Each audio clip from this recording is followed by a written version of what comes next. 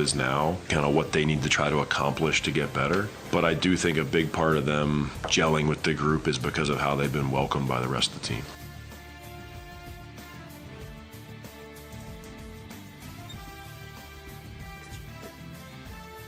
There's Will Hardy.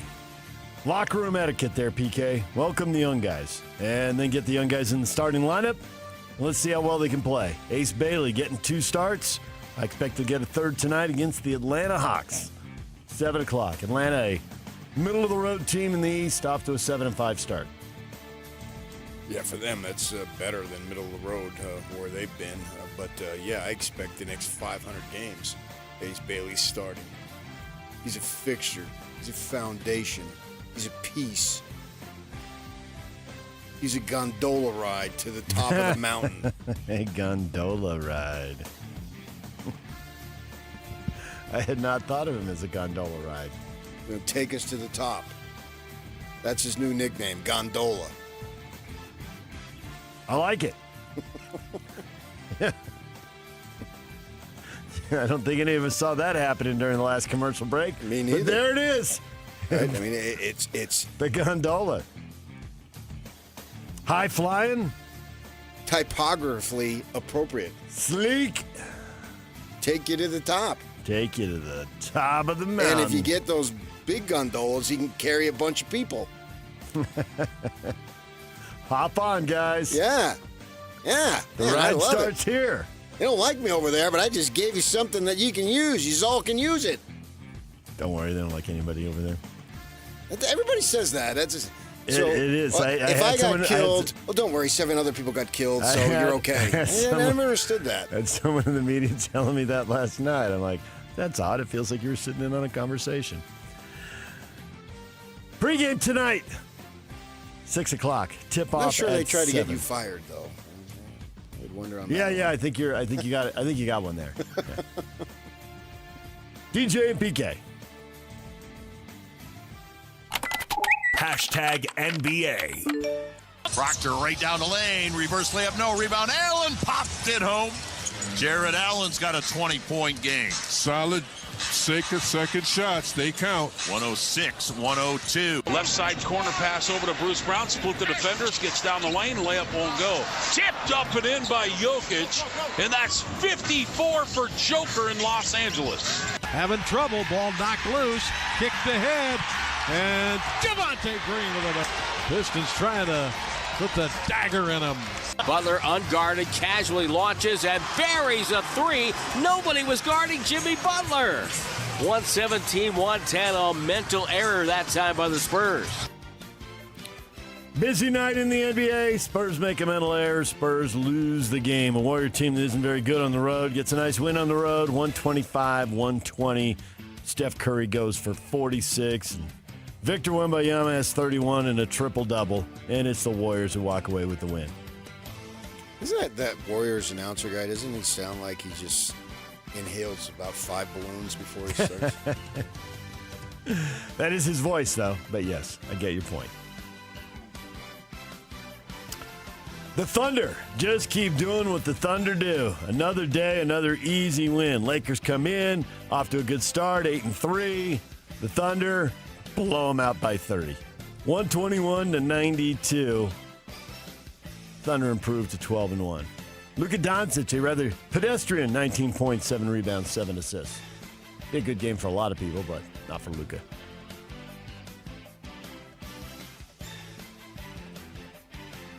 Luka Doncic was asked about the firing of Nico Harris in Dallas, and he said, "The city of Dallas, the fans, the players, will always have a special place in my heart. I thought it was going to stay there forever, but I didn't. So that'll always be a special place for me.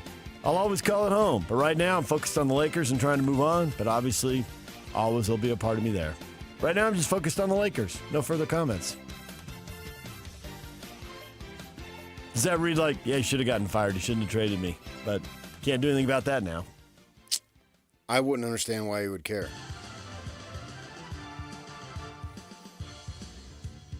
Not mad at the guy who made you do something you didn't want to do? Leave Dallas? Well, then play out your contract and go back if it's that big of a deal. Lakers legend LeBron James practiced with the South Bay Lakers the G League team, his first full team on court work as he works his way back from a lower body nerve issue. Sciatica. BYU can sign LeBron James. Yeah, he's in the G League. There was a running joke online yesterday. How much eligibility has he got? Yeah, he hasn't had any. Until you play 4 years in the G League, you've got eligibility. That's the way I read it.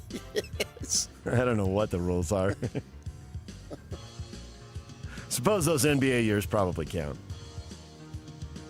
Kawhi Leonard out indefinitely as he deals with a sprained ankle and a sprained foot. He's missed the past 5 games. Clippers also lost Bradley Beal, season-ending hip injury. There are a lot of NBA players out right now, PK. Do other leagues have this? Do we notice that? Are there that many star football players out or star MLB guys out? Seems like there's a higher percentage, more big names. Well, hockey doesn't because they bleed on the ice. They bleed on the ice. Thank you, Bill Armstrong. I didn't mention the Joker going for 50. Does that even surprise you? 55. Let's not cheat him out of 5 points. No, let's not. He had the double nickel. Denver Nuggets beat the Clippers 130-116. You got it all. DJ and PK. Hashtag college basketball. In-state game. Weber State on the road again. After going to Utah and losing in overtime, they go to Utah State and they lose by 10, 83-73. Kept that close for a long time. Aggies never did shoot the 3 in that. I guess that's something to watch going forward. How well will this team shoot the 3? But they're a good shooting team, King says. But the coach, Calhoun, says that was miserable. It was miserable. 3 of 23 or something like that? Yeah, 3 of 23 from the three-point line. Nobody able to shoot better than 25% individually. It was a bad night, but they were at home, and they got the win 83-73. So Utah State improves to 3-0. Weber State falls to 1-2. But maybe the Wildcats can be encouraged. Going on the road to play Mountain West and Big 12 teams. They've hung in there in both games. DJ and PK. Hashtag NFL. Everything been good though, like you know what I'm saying? Everything been straight. You know what I'm saying? Mental good, kids good, you know what I'm saying? Wife good, everything. I mean, where have you been? No, I'm just checking up. You my dog. Like I still got, you know what I'm saying? I gotta check up. You know what I'm saying? Like, yeah. You know what I'm saying? Like family good, yeah. Yeah. Everything else, no. Man, everything gonna click. Trust me. That's Philadelphia Eagles wide receiver A.J. Brown saying things with the Eagles offense are a bleep show. Was he the giggler or was he the high-pitched guy? He was the guy giggling going, no. The high-pitched guy must have been the host. I took a swig every time he said, you know what I'm saying, and I'm now drunk. There you go. You can't keep slapping a Band-Aid over that and expect to win late in the year and think you're going to go to do that at the end of the year. It's not bleeping going to happen. Part of his comments about the struggles for the Eagles on offense. Why not? Why is late in the year different? Because I think he thinks they're just basically flawed, and they're not going to figure it out. Okay, but if you can win in November, why can't you win in December that way? Yeah, I suppose you could. I mean, crazy things happen in the NFL, so I don't want to sit here and say it couldn't possibly happen. I mean, he's down right now. It's not like they're terrible. I mean, they're 7-2. Everybody in the NFL has 2 losses right now. So I don't know if they're that more or... Wow. The entire league has the same record? Has at least 2 losses. That'd be awesome. They're one of 5 2-loss teams in the league. If he wants to say you're not going to win in the playoffs that way, but he just said late in the year. The playoffs literally are a new year. They literally are. You get to 2026, and you get to 0-0. Yeah. Maybe that's what he meant.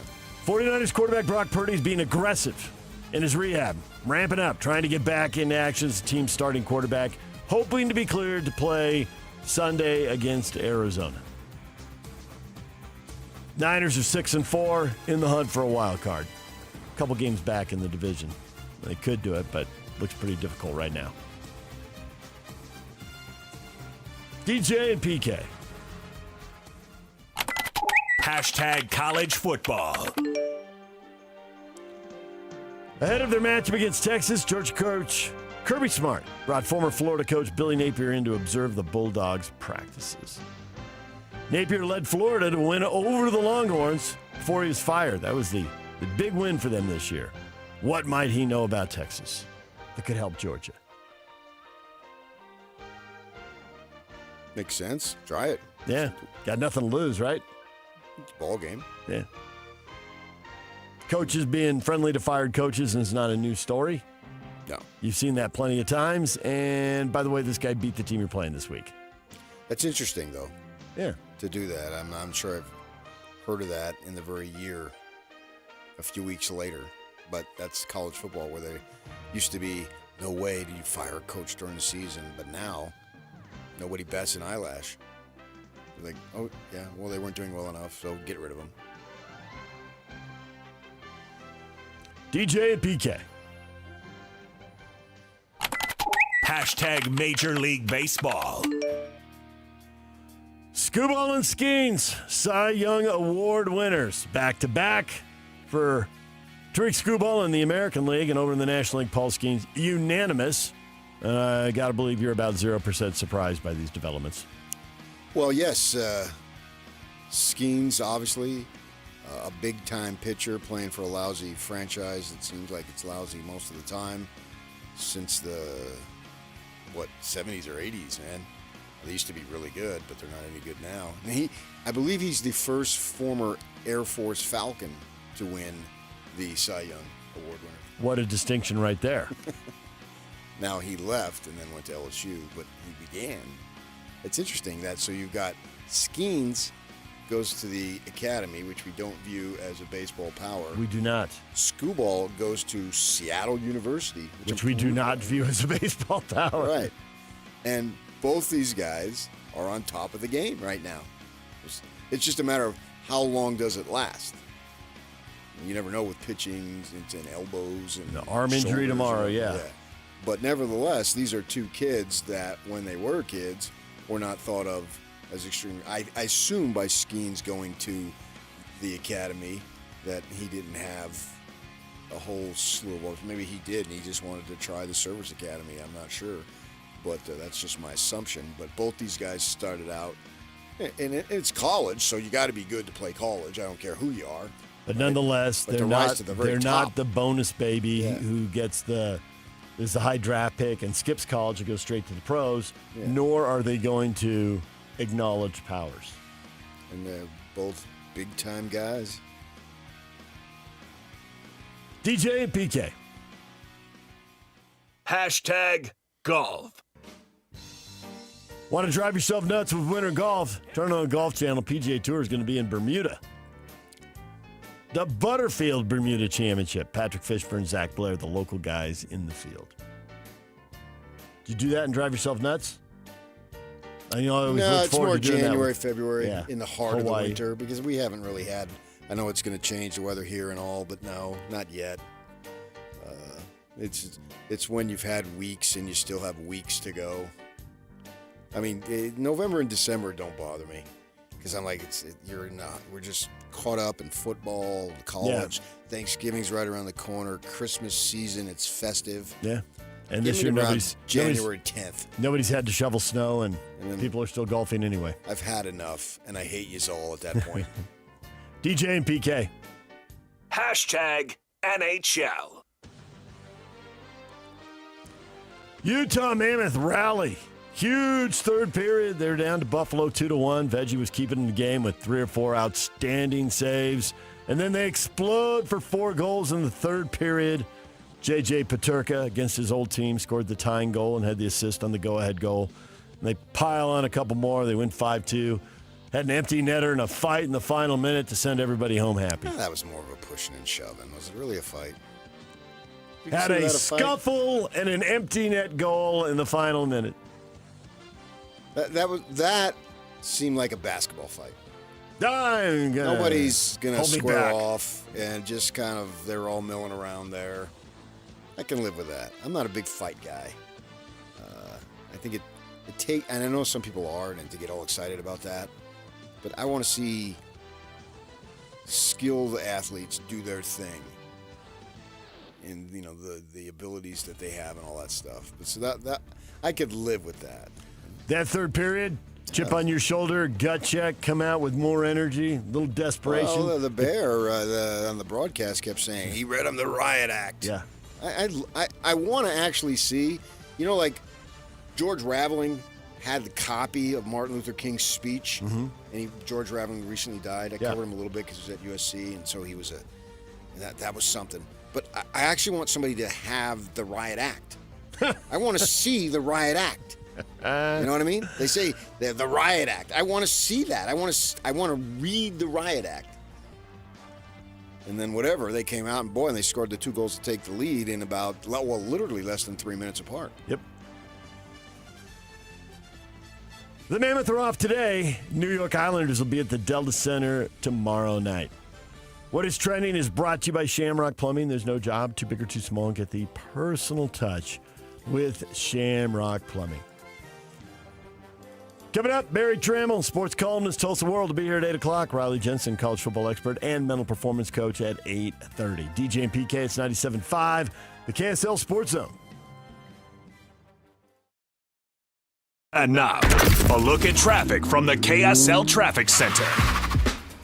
Delays are growing northbound on I-215's eastbound due to a vehicle fire earlier this morning. They're still cleaning that up. Brake lights are reaching all the way to 2000 east currently. Also, 2 crashes on northbound I-15 just after 3300 south are causing delays beginning at 90 to south as you head in towards downtown. This update is brought to you by Advanced Window Products, offering Graber window coverings, high-end quality, the best warranty. Save 30% off when you mention KSL. Go to advancedwindows.com. With your KSL traffic update, I'm Jake Hatcher on 97.5, the KSL Sports Zone.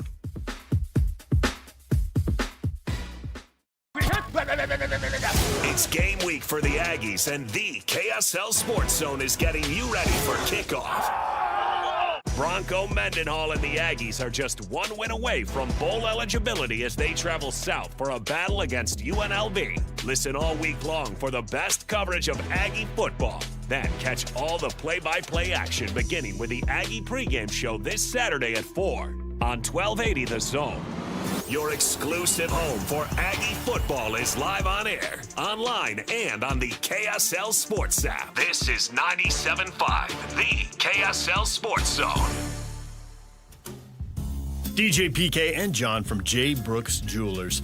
John, whenever someone loses a parent or a grandparent, it's difficult. Things get passed down inside the family. But if someone doesn't want a watch or a piece of jewelry, what's the next best step? At J. Brooks Jewelers, we're happy to help you sort through such a collection of things to help you know what is real and what has value. Of course, repurposing the items for the family is always the best solution, but if no one loves or wants the piece, the estate experts at J. Brooks Jewelers can help guide you on the best way to handle the liquidation and, of course, in complete confidentiality. We have buyers all over the country that we've established to get the largest return possible for your jewelry, coins, or watches to retain as much money as possible for the family. So whether you want to repurpose and create a new heirloom or liquidate part or all of the estate, let me and my team help you decide the best way to proceed. Call and make an appointment today at J. Brooks Jewelers in Murray and Lehigh or online at jbrooksjewelers.com, your trusted custom and estate jeweler.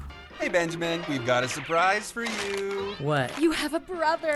A $100 bill just like you. Hey, I'm Ben. What? We just got him for joining America First Credit Union and opening a new checking account. And you're going to live together at America First. What? This is nice. For a limited time, new members get a $100 cash bonus when they open a checking account or $50 when they open a youth checking account. So head to AmericaFirst.com and get your money working today. Membership eligibility, terms, and conditions apply. Federally insured by NCUA.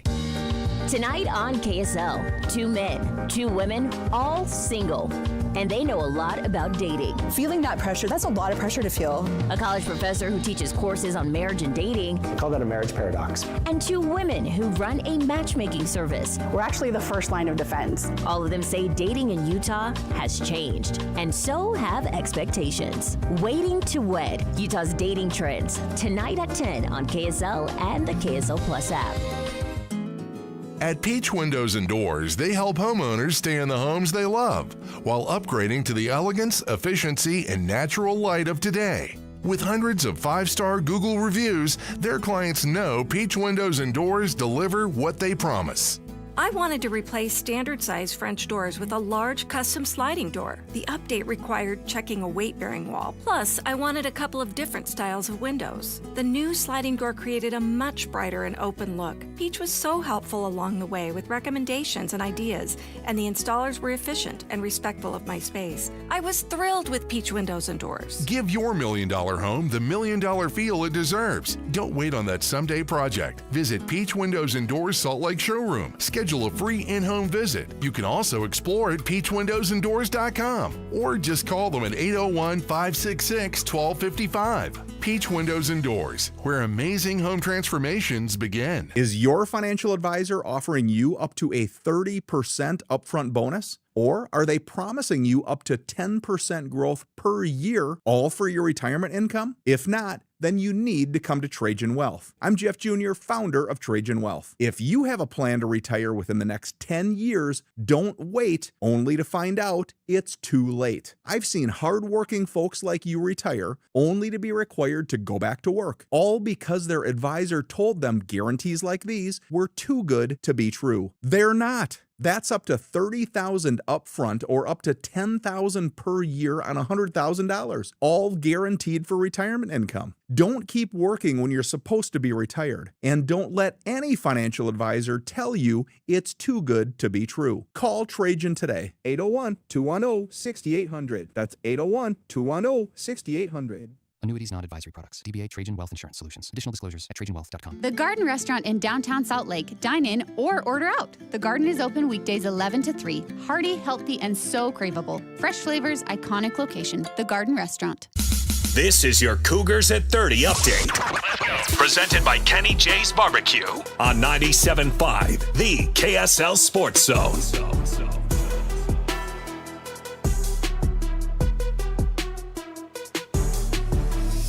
BYU head coach Kalani Sitake asked about facing TCU quarterback Josh Hoover Saturday night. Yeah, he's even more deadlier. Now he has more experience. He understands the offense. You see him making checks. He's just a veteran now. You see in the way he distributes the ball to all the different receivers, the way that they run the ball, the way that he reads RPOs. And I mean, he's a really good quarterback, coached really well. This isn't going to be easy, but we're going to have to find ways to be better than we were against him the first time around. And we get to have him at home, which is going to be helpful for us. This Cougar Update is brought to you by Kenny J's Barbecue. Make this Thanksgiving unforgettable with Kenny J's Barbecue. Skip the stress and bring home slow, smoked perfection. Pre-order your Thanksgiving meal today by reaching out to them at 801-230-5396. Kenny J's Barbecue, 801-230-5396.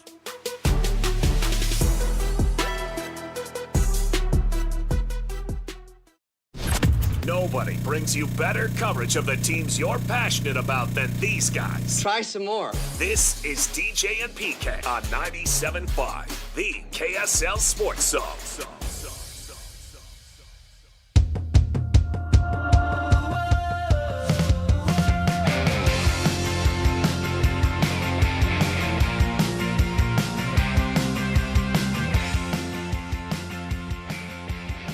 DJ PK, it's 97.5, the KSL Sports Zone.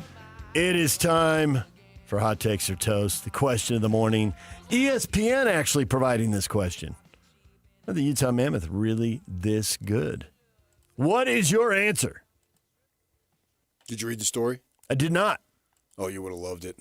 Oh, yeah? Because it went way in depth. I kept scrolling thinking it's going to end. It kept going. Yeah, it really went long, and they had all these different metrics as far as it being sustainable, and you and Rebel would have loved all the stats. Ooh, excellent.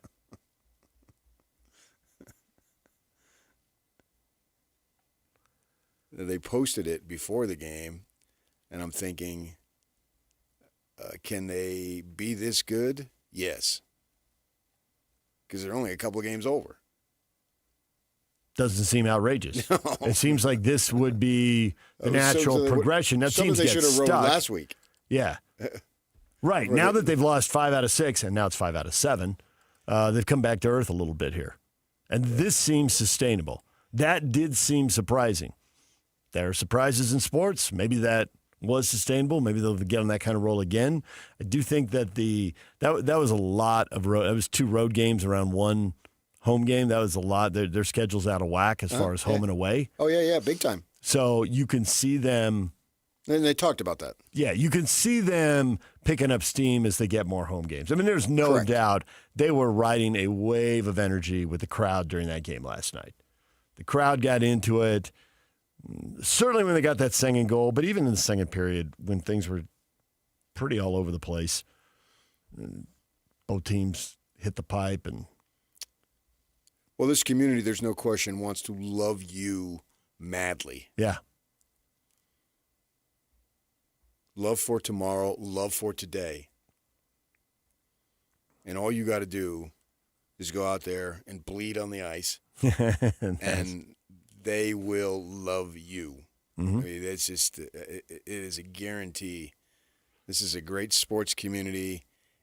I don't want to say it's starving because they've had a lot of other stuff. That's too disrespectful for what the Jazz have been able to do to say that they're starving for a winner. No, the fan base is starving for a winner would be the Buffalo Sabres, who've been down for a couple of decades.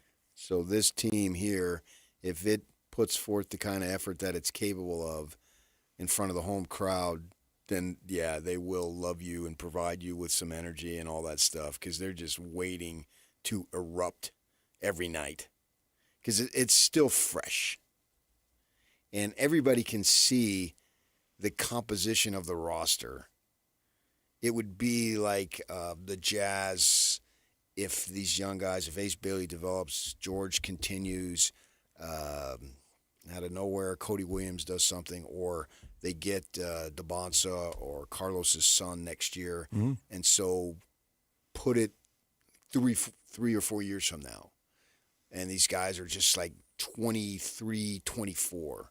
And we see that with the hockey team. Everybody knows there's no reason why they're not competitive. Whether they're going to be able to have deep playoff runs, that remains to be seen. But we're talking about being consistently competitive for several years. And everybody around here expects this organization to do that. And I love the way Armstrong says organization. Very Canadian of him. Yeah. I was down in Vegas last Monday, not this past week, but the week before, and I was covering the BYU Villanova game, right?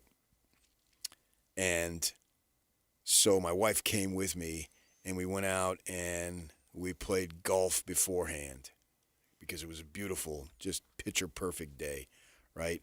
And we teed off around 1:45.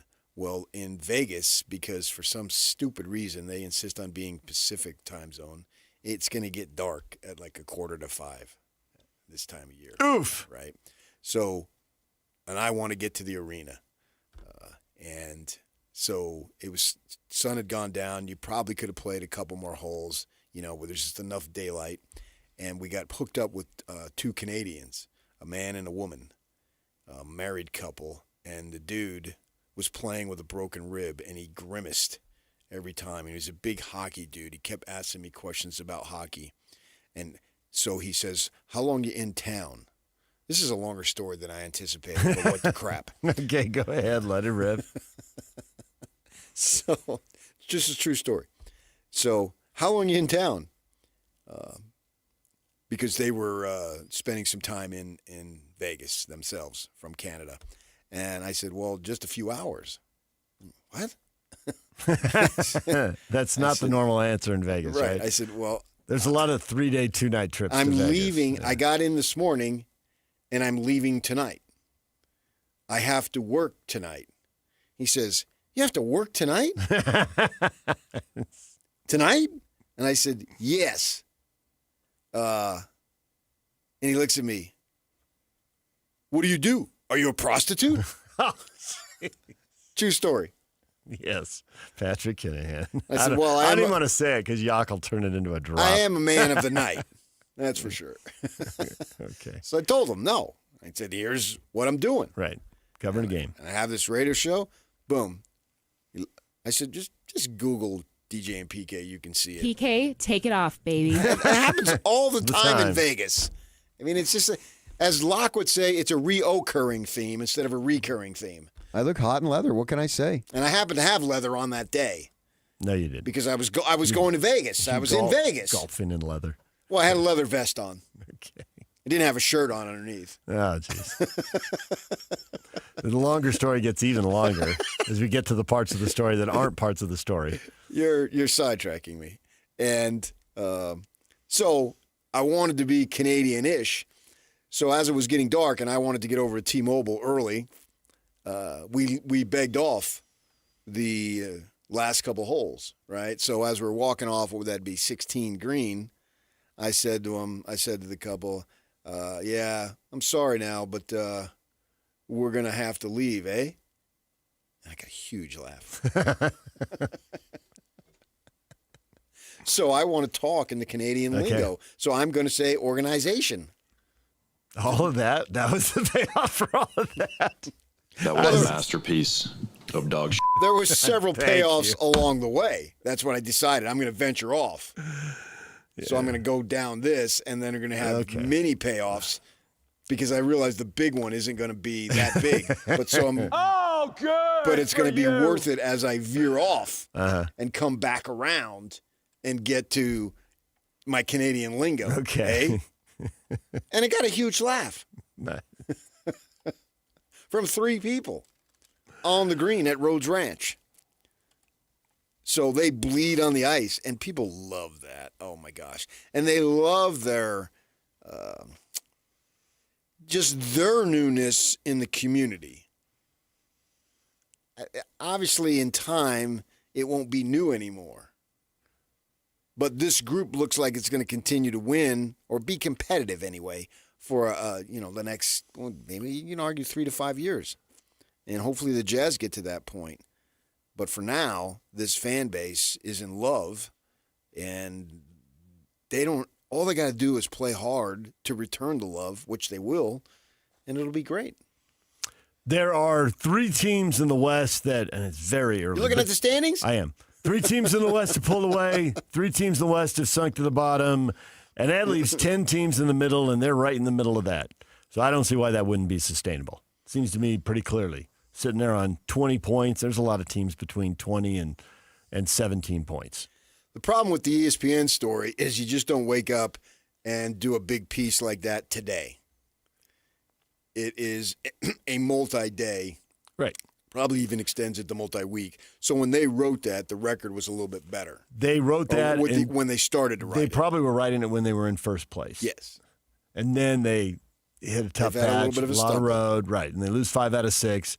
So it was a better question because it was a more dramatic start. But it also then, in 2 weeks, can be right back together again. Yeah, as they get a bunch of home games now and the Yeah. schedule evens out, they may go on a tear and be back up there near Colorado. Right. Who's the big dog? Right. And didn't they beat Colorado?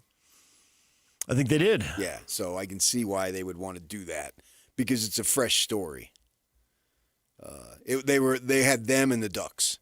It was a combo story, but the Mammoth were at the top and had substantially longer in terms of words and all that stuff. I guess we should be clear. They have split with the Colorado. I know, Avalanche. but I mean, Yeah. they still beat them. I didn't. Yeah, they did beat them, though. They got them in overtime in the second game. Yeah. Their conclusion was that, yes, the Mammoth, this is probably sustainable, and that I think they used the phrase house of cards while discussing Anaheim. So expecting them to fade away here a little bit. Okay. Yeah. But the cool thing is that you would get, even if they sucked, they're the suckiest bunch that ever sucked, you would have a honeymoon phase. And by not naming them last year, it's like they got 2 honeymoon phases. In a sense. They extended the honeymoon. And they weren't bad last year. No. They just didn't make it, but they weren't bad. And so now the step up. And when the Golden Knights were starting, I had reasons where I was in Vegas way more than I thought I would ever be, but nevertheless I was.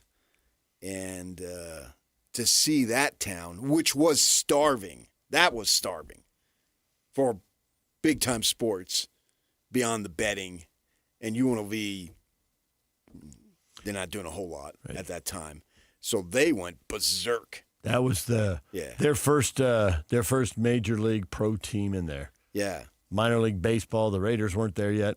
No, now look at them. My gosh, and they're going to have... They're going to get baseball here in a couple of years and have 3. Yeah, wow. I don't think they necessarily deserve it as a community. But they're going to get it. But it's there. I mean, I've seen the construction on the stadium. You can drive right by it and look at it. It's right there off the strip on the south side of it. And so, there it is. So they're going to get it. Be interesting to see how that plays out with 82 games and all that, and what their level of enthusiasm is. Because I mean that's literally a daily thing. So you got that going on there. So we'll see. But our community, I don't think, was in the position of Vegas. We weren't starving. It was a welcome addition for sure, and we made a nice big deal about it. But I think in a sense, we've gotten past that, not completely. Now it's going to be how the team performs. And the good thing is, and I feel bad for the Phoenix people because I know a few people, obviously, that I think they would have done the same thing there, all things being equal. The fan base would have rallied around the team as it got better. I believe so. If only they'd had an arena. Right, and they had other stuff. It makes sense having watched that city rally around other teams from a distance. And everybody rallies around a winner. Yeah, but I don't watch a Padre Diamondback game and think, where is everybody? What's going on in this town? I watched a Padre Marlin game and thought in that, where is everybody? Thoughtin', is that a word? And I've thoughtin'. That was a past tense of thought. Tense, I got it. Yeah, it's No, like bottin'. I'm with you. Yeah. It makes sense. if I just lean into that more, I can make that a word the way you made irregardless a word. I didn't make it. Webster did. Eventually, following your lead. Blame Webby, not me. I'm not blaming Webby. I'm crediting you. I don't make no words. They make themselves. I've often wondered, how did we end up with words, and how are they concocted? And like we'd label these planets. You're Mars. Suppose the people on Mars don't want to be Mars. Well, deal with it. I know the people on Uranus don't want to be Uranus. That's a fact. Nobody wants to be part of that.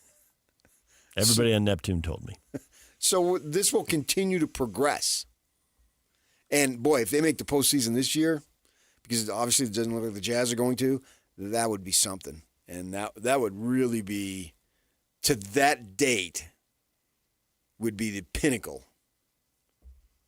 for this hockey franchise or organization. I want all these Canadians that are in the management to see what our community is like on playoff day, because it's in the spring, probably have a decent chance for decent weather. It could be rainy, but when there's decent weather, because we've all been there, the plaza just is electric. And I want the Armstrongs and the Bear and even the young guys on the team to see that when they're driving to the arena, to see all the commotion and all the energy. You'll get energy before you even go down the ramp to park in the back. Well, just to be on the freeway and see all the cars with all the flags. It's way cool. Yeah. We all know it. Everybody knows it. All of our listeners know it. We've known it for years. It's been a long time since we've seen it. Been a long time since I've rock and rolled. Exactly. And since I took the stroll, carry me back to the Jazz playoffs. Because when they are in, and it's a home game, particularly most of the time with the Statues, they started at home. But I liked it when they started the road and got a split. Then game 3, you felt more energy than you did game 1 and 2 if they opened at home. Because, hey, man, we've got this. And we saw it fairly recently, when they would do that with the guys that they had. They had a decent team a few years back when Snyder was coaching, and they got a split and then come back here, and we would do pregame shows. I mean, you could just feel it. Yeah. Yeah. Super, super cool. And I think that will equate that very, very similar. The Jazz will always be the first love in the manner that the Suns down there will always be the first love. But nonetheless, you've seen down there, you've seen teams rally around the Cardinals when they made their Super Bowl run and rally around the Diamondbacks when they won the World Series. Yeah, absolutely. Yeah, because I always said that after I got here and tasted the community, so to speak, metaphorically, I got a feel for it. I always felt like when I first got here in the 90s, it was like when I left the Phoenix area in the early 80s or the mid 80s. Yeah. Right? And you can just track it with the population growth. Right, exactly. Very, very similar. And so now that we got the hockey, the Jazz will always be the big-time love, and that's great. That's fine. But that doesn't mean you can't have more love. And in a community that understands more love, they know exactly what I'm talking about. There it is. I mean, Kyle Whittingham said that this very week. They expect us to have our assistant coaches have 6 wives. Man, that would be tough to coach and have 6 wives. Sounds difficult. You know what I mean? No, I don't. I don't know, but it does sound difficult. Well, they weren't wives. I'll just leave it at that. Hey-o. Pre-med Friday night at Arizona State. There you go, ladies and gentlemen. Put your hands together. So all of it has this level of positivity. And all they got to do, which is not easy, is win. There's that. Right? But when I say win, I'm just talking about just get to January and be solidly in playoff positioning. And they'll get everything they want. They'll love it. And if you feel like that crowd gave them the energy, then that will be there all the time. And then when it gets to the postseason, it'll ramp up more. It'll ramp up more. Yeah. And I think the one of the keys, and maybe this is just because it strikes me as odd, I don't know how much of an impact it's having down on the ice, but there are a lot of visiting fans there. I go to a handful of games. I probably went to 8 to 10 games last year. Uh-huh. I went to last night's game. That was the first one I've been to this year. And there were a ton of Sabre fans. You know where they sit because it's the exact same media section as for Jazz games. Right. And I walked in on the right-hand side of it. And so right there, so you're probably sort of even with the face-off circle. And there were probably 2 rows of 4 each, 8 to 10 Sabre fans sitting right there. Yeah, that'll continue to happen. And they went nuts on those first 2 goals. But there's some teams that come through, I get it. And there's other teams... There was a lot of noise when the Sabres scored. Now, I will say it was maybe on the smaller end, and I wonder if the Mammoth fans will start to squeeze them out. Now, maybe it's the nature of the secondary market. Maybe you can never really squeeze them out now. No. When I was down in California, I covered Clippers in high schools, but I was also like a utility player. So I covered a lot of Kings games.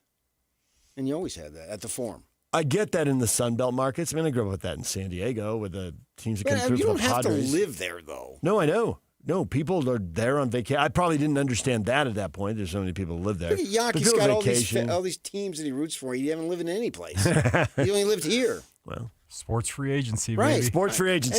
And so you latch on to whatever you latch on to. My nephew is a huge Red Sox fan. He was born in Arizona. He's literally lived every day of his life That's outside a sports of free vacations. agency. That's selling them out. But no, because he was born before the Red Sox. I mean, before the Diamondbacks were there. Oh, so he did have sports free agency then. Yeah, He's in his 40s. Yeah. Okay. All right. Got it. My sisters are way older than me. Yeah. Yep. Yeah. So he was already hooked before they showed up. Now, he doesn't dislike the Diamondbacks. Sure. And they're in the other league. But he had the passion for the Red Sox sitting 2,500 miles away. Yep. I don't even remember. All I know is he's a Red Sox fan. He's a Red Sox fan to the point, so his dad was my mentor. You've heard me talk about his soccer coach, right? So he takes a sabbatical from teaching. He wants to really learn Spanish. He goes down to Peru and 3 days before he's due to come back in 2008, he has an aneurysm and dies. At 58 years old. Big time tragedy, right? And so they have outside of Fenway, you can put memorials in the bricks. Mm-hmm. Well, I go to Fenway and their 100-year anniversary, and he says, I want you to go and I want you to find that and video it for me and send it back to me.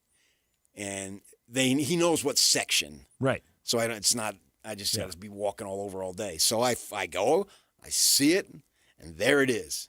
And that means something big time to him from some dude in the desert there. So, and that's how committed he is to the Red Sox. So I think you're going to always have that here, but that's okay. Their money counts just the same. It does. It does. Yeah.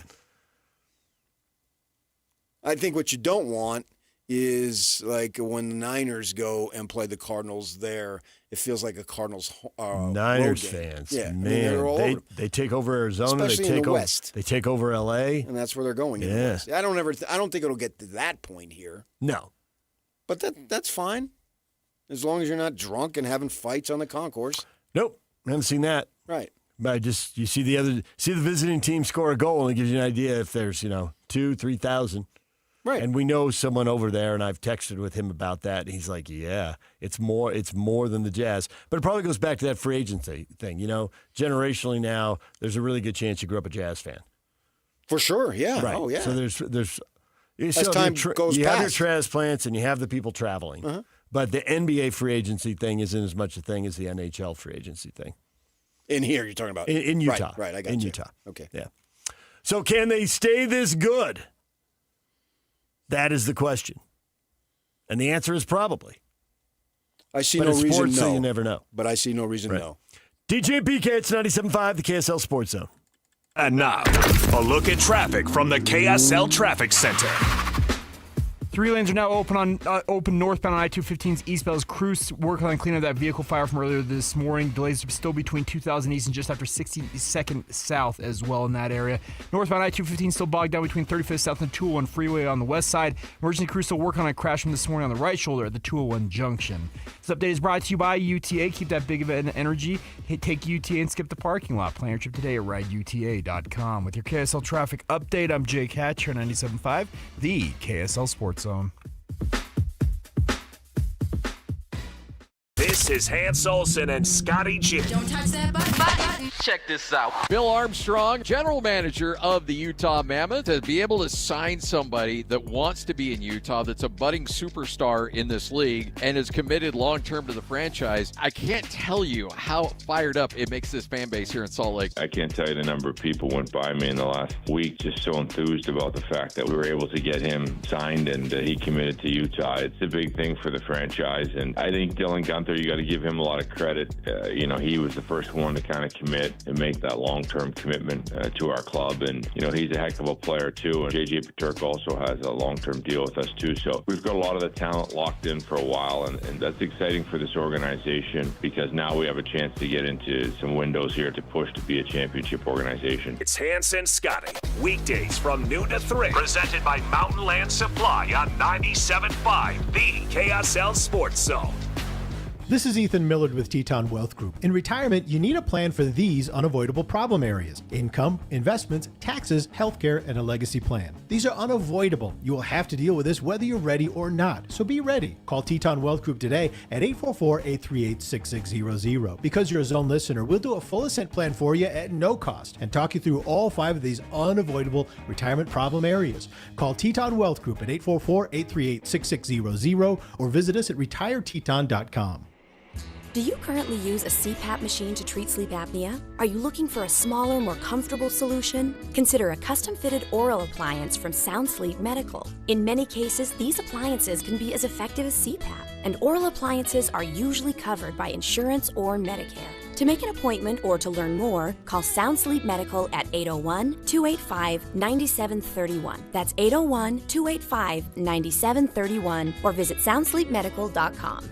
SLC Fat Loss is having a huge holiday sale. Over $400 off, making it our lowest prices of the entire year now through December 31st. With a doctor-developed plan designed for busy adults, imagine starting now and finishing the holidays lighter, healthier, and more confident, while others are gaining those dreaded extra 5 to 10 holiday pounds. With our proven plan, you could lose 10 to 20% of your body weight and still enjoy those holiday meals with friends and family. Go to slcfatloss.com now and save big now through December 31st only. Alex here. JJ and I have been on this program for more than a year. I've dropped 65 pounds, but more importantly, I've kept it off. JJ here. I lost 40 pounds in 60 days. Go to slcfatloss.com. Take advantage of the lowest prices of the entire year. But hurry, limited spots available. You can even start the plan in January, but you must call now to lock in your $400 off holiday savings. Schedule your free consultation now at slcfatloss.com. That's slcfatloss.com. Results may vary.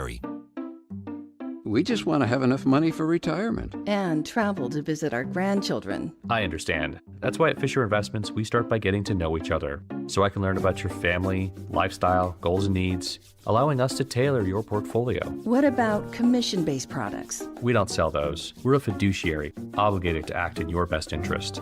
So how do your management fees work? We have a simple management fee based on the value of your portfolio, so we do better when you do better. We appreciate that kind of transparency. We also check in with you regularly to keep you up to date on the markets and your portfolio. Well, what other services do you offer? As a client, you have access to resources on investing, financial planning, estate planning, Social Security, Medicare, and more. Wow, sounds like Fisher Investments has everything we need. At Fisher Investments, we're clearly different. Learn more at fisherinvestments.com. Investing in securities involves the risk of loss. Turnpike Troubadours are coming to Utah. Picking up barges on a long hot summer day. Well, good Lord. Wild America Tour. Friday, March 27th at Maverick Center. Special guests Charles Wesley Godwin and Buffalo Traffic Jam. Turnpike Troubadours. On sale this Friday, 10 a.m. through Ticketmaster. Produced by Mammoth. Chevy trucks have you covered when the road takes you from smooth sailing to Chevy Colorado will eat up some of the toughest terrains with 5 available drive modes. And Silverado and Silverado HD have the muscle to take you out for some serious. With multiple engine options and impressive towing, while Silverado EV is the perfect combo of performance and capability. Nice. Making it a snap to hitch up this electric truck and hit the road. Wherever the road leads, Chevy trucks are right there with you. See your Rocky Mountain Chevy dealers. 3, 2, 1. This is your Utes at 50 update. 58! Presented by Kenny J's Barbecue on 97.5, the KSL Sports Zone.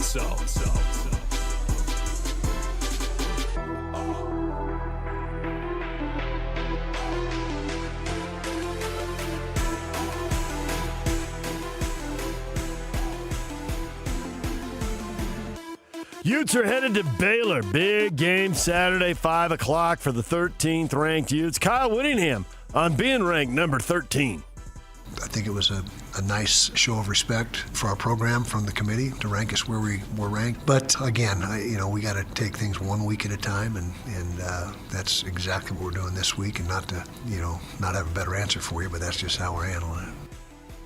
This Ute Update brought to you by Kenny J's Barbecue. Make this Thanksgiving unforgettable with Kenny J's Barbecue. Skip the stress and bring home slow smoked perfection. Pre-order your Thanksgiving meal today by reaching out to Kenny J's Barbecue at 801-230-5396. That's 801-230-5396. This is Utah's best coverage of the Utes, Cougars, Jazz, and Mammoth. Here we go. From the guys who have been there for all the biggest moments in Utah sports history. You're listening to DJ and PK on 97.5, the KSL Sports Zone.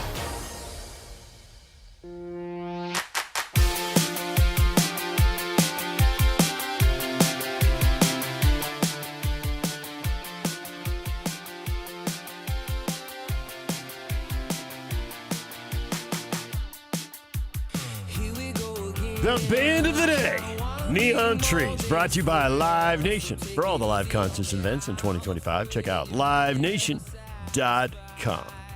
Here we go again. Live events, concerts and live events. So, like, Nate Bargatze's coming to the Delta Center, and comedian. So is that an event? Yeah. Is that a show? Absolutely, it's an event. Not a concert. It's a spectacle. Yeah, it's a spectacle. It's a show. Yeah. Yeah, it's a show. Can't be a concert. That's got to be music. And- We have to use the term the vendor Right, show. which is so cool with us is that you get both each morning. Here we go again. Both with you and neither with me. Yeah, so we get. I'm not funny and I'm not singing. Deal with it. I got some standings over here, though. Want to break down the Atlantic Division? Okay, everybody's got their role. The checks are cashed. So all good. We all got roles. Football news. You brought this up earlier this morning that you didn't fire college coaches in the middle of the year. What are you doing? And now it happens every week. Yeah, to the point now that the new coach is getting hired in the middle of the year. Not yet. Not yet. We're not quite there. But Nittany Central at Nittany Central. Penn State's coaching search may have gotten even narrower with reports of Jeff Brom nearing an extension. Because they've got a small list of candidates, and he's one on, and so cross him off. He gets the extension. Presumably, he's not coming. Matt Rule gets the extension. Presumably, he's not coming. So Penn State getting closer to announce. Now, will they announce it before the last game? Are they, time this out? Then that has to be someone who's not in coaching right now. If we ever get to the day where he's got to coach a regular season game, because we've had coaches coach bowl games. No. That's not where I was going. Oh, okay. If we get a standing, hired, employed coach quitting during the season and taking another job during the same season, I will go nuts. Well, what if they're playing out the string? What if they're 6-5, they're already bowl eligible, they're playing the last game, and he takes the job? No, they already have that. I'm talking about you fire somebody in the middle of October, and the first couple weeks in November, he takes another job. Or he quits that job to take another job. It's already part of the deal. See what I'm saying there? Yeah, I do. He's the fourth coach who's got an extension off this Penn State vacancy. Kurt Cignetti was the initial thing in Indiana, and he got an extension. And then it was Matt Rule, Rhett Lashley, and now Jeff Brom. And I think there might be some others there that just haven't been announced. Absolutely. Totally believe that. Might have been a little more on the quiet side. I get that. I view this stuff to an extent like one big merry-go-round.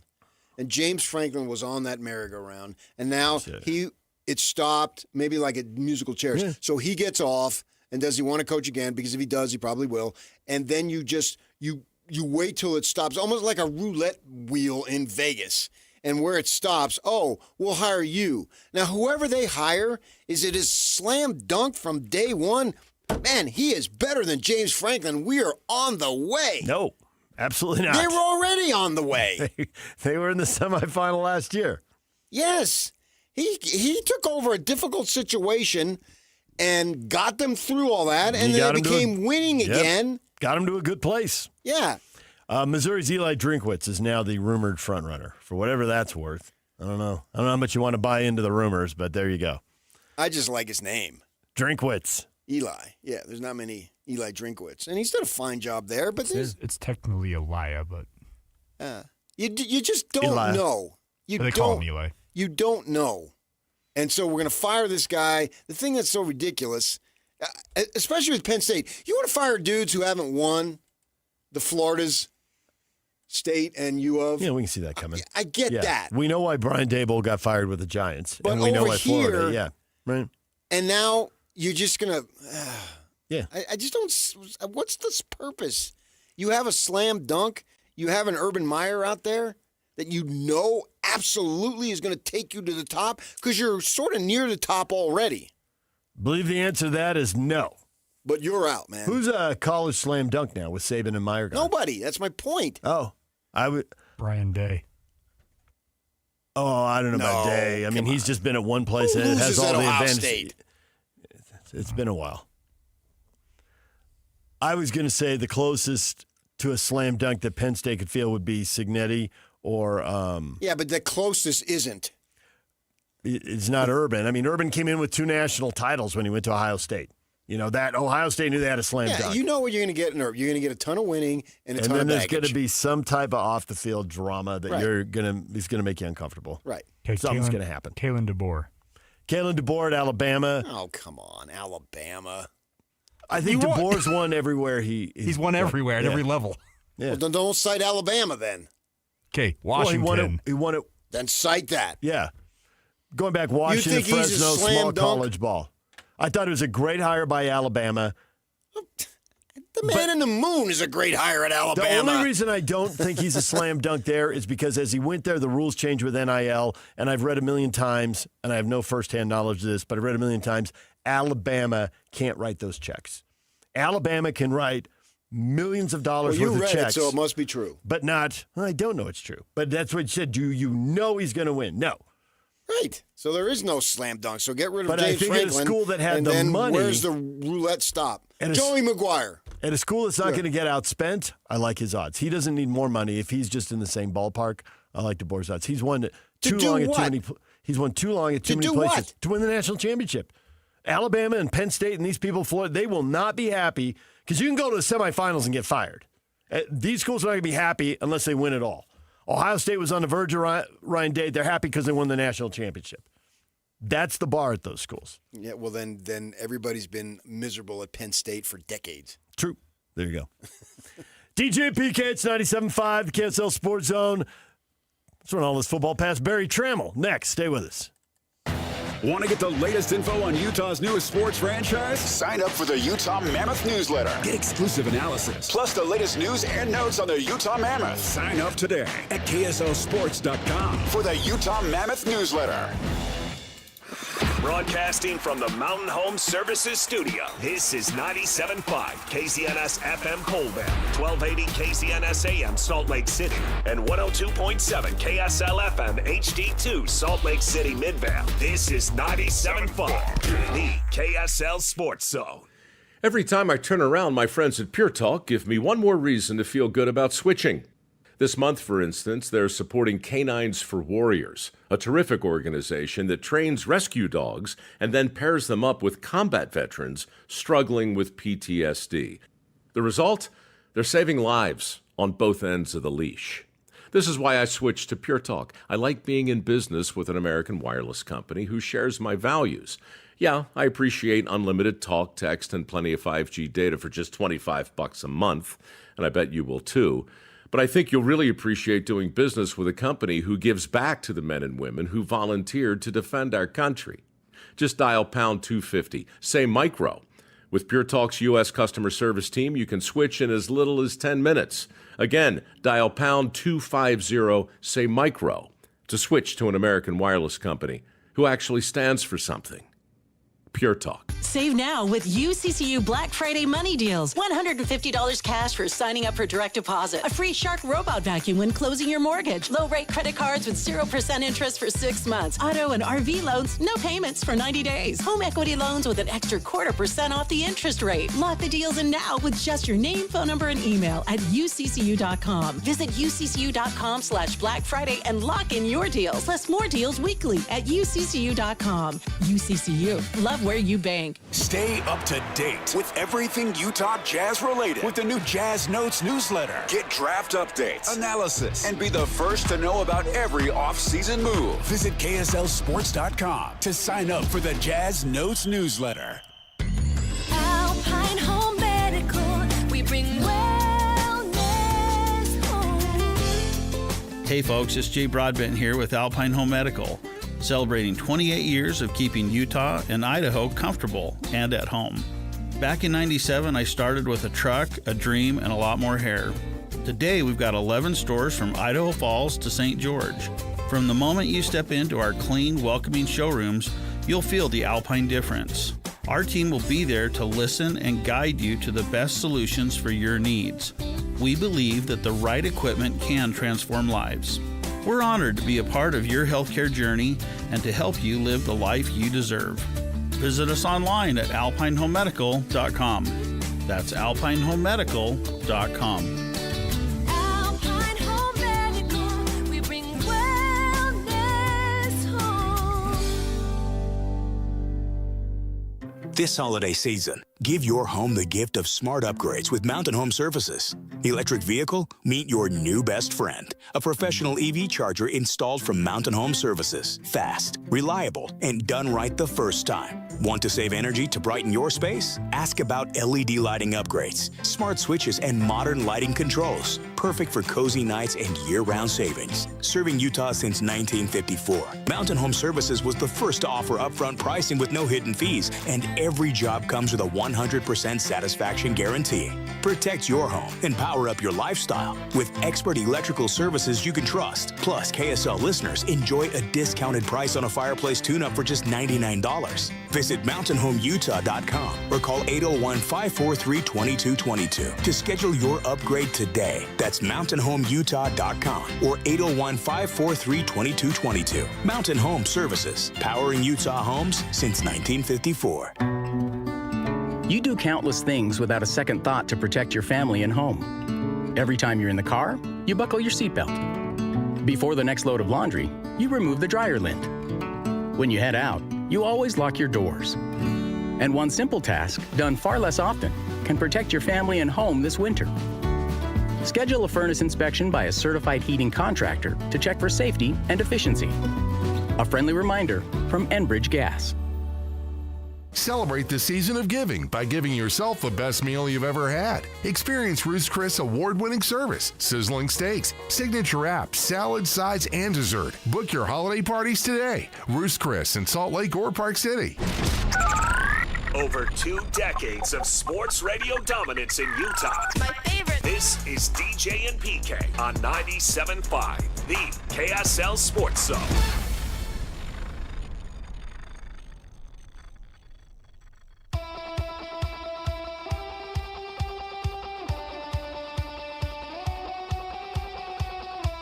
Got close to your skin while you were sleeping. I taste the salt on your hands.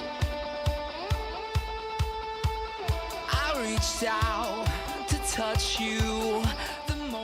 DJ PK and Barry Trammell joins us once again to talk all things Big 12 football.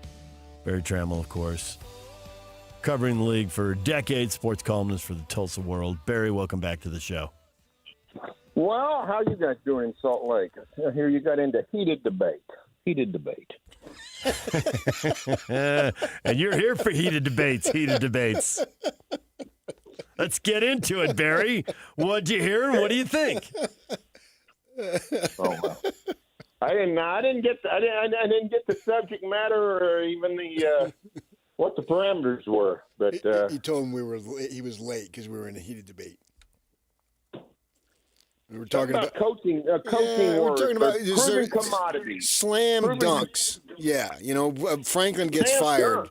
So now slam dunks is a good one. Yeah, the Barry Trammell seal of approval. I can think of two. Mm-hmm.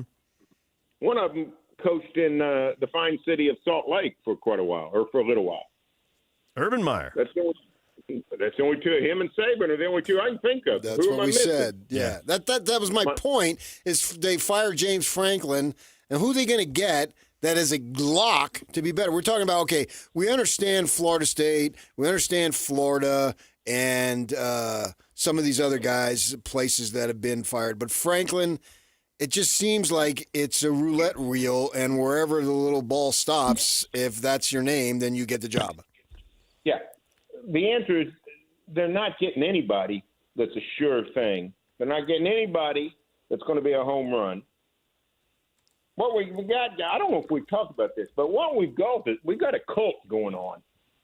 The cult of coaches. Just the belief that one guy can save us.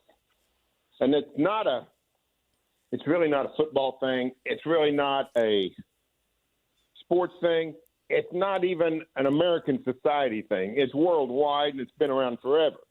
This idea that we got to pay this guy $15 million because he's the only guy that can save us. Right. That's just madness. I've been telling people forever. We got way more good coaches in America than we do good football jobs. So why are you paying them so much money? There's a guy down the street just as good who you can pay, 3/4 of that for, and go buy yourself some linebackers and wide receivers that'll make a difference on Saturday. Especially now, yeah. I'm really waiting for that to take hold, and that doesn't seem to be taking hold. So the players make more than the coach? All these guys. Well, it's pro sports. That's what happens in pro sports. Yeah, I know. If college is pro sports, when do we get to that? Because that seems obvious, but that's not the way we're going. There's at least, we were just reading a story that set us off on this. I saw a story that 4 coaches now have leveraged the Penn State vacancy to get extensions. Maybe they were serious candidates, maybe they weren't, but the schools were scared enough they gave them more years and more money. Well, and you know what? And they're scared that coaches are going to leave, and some of these administrators think it'll alienate their fan base and whatnot.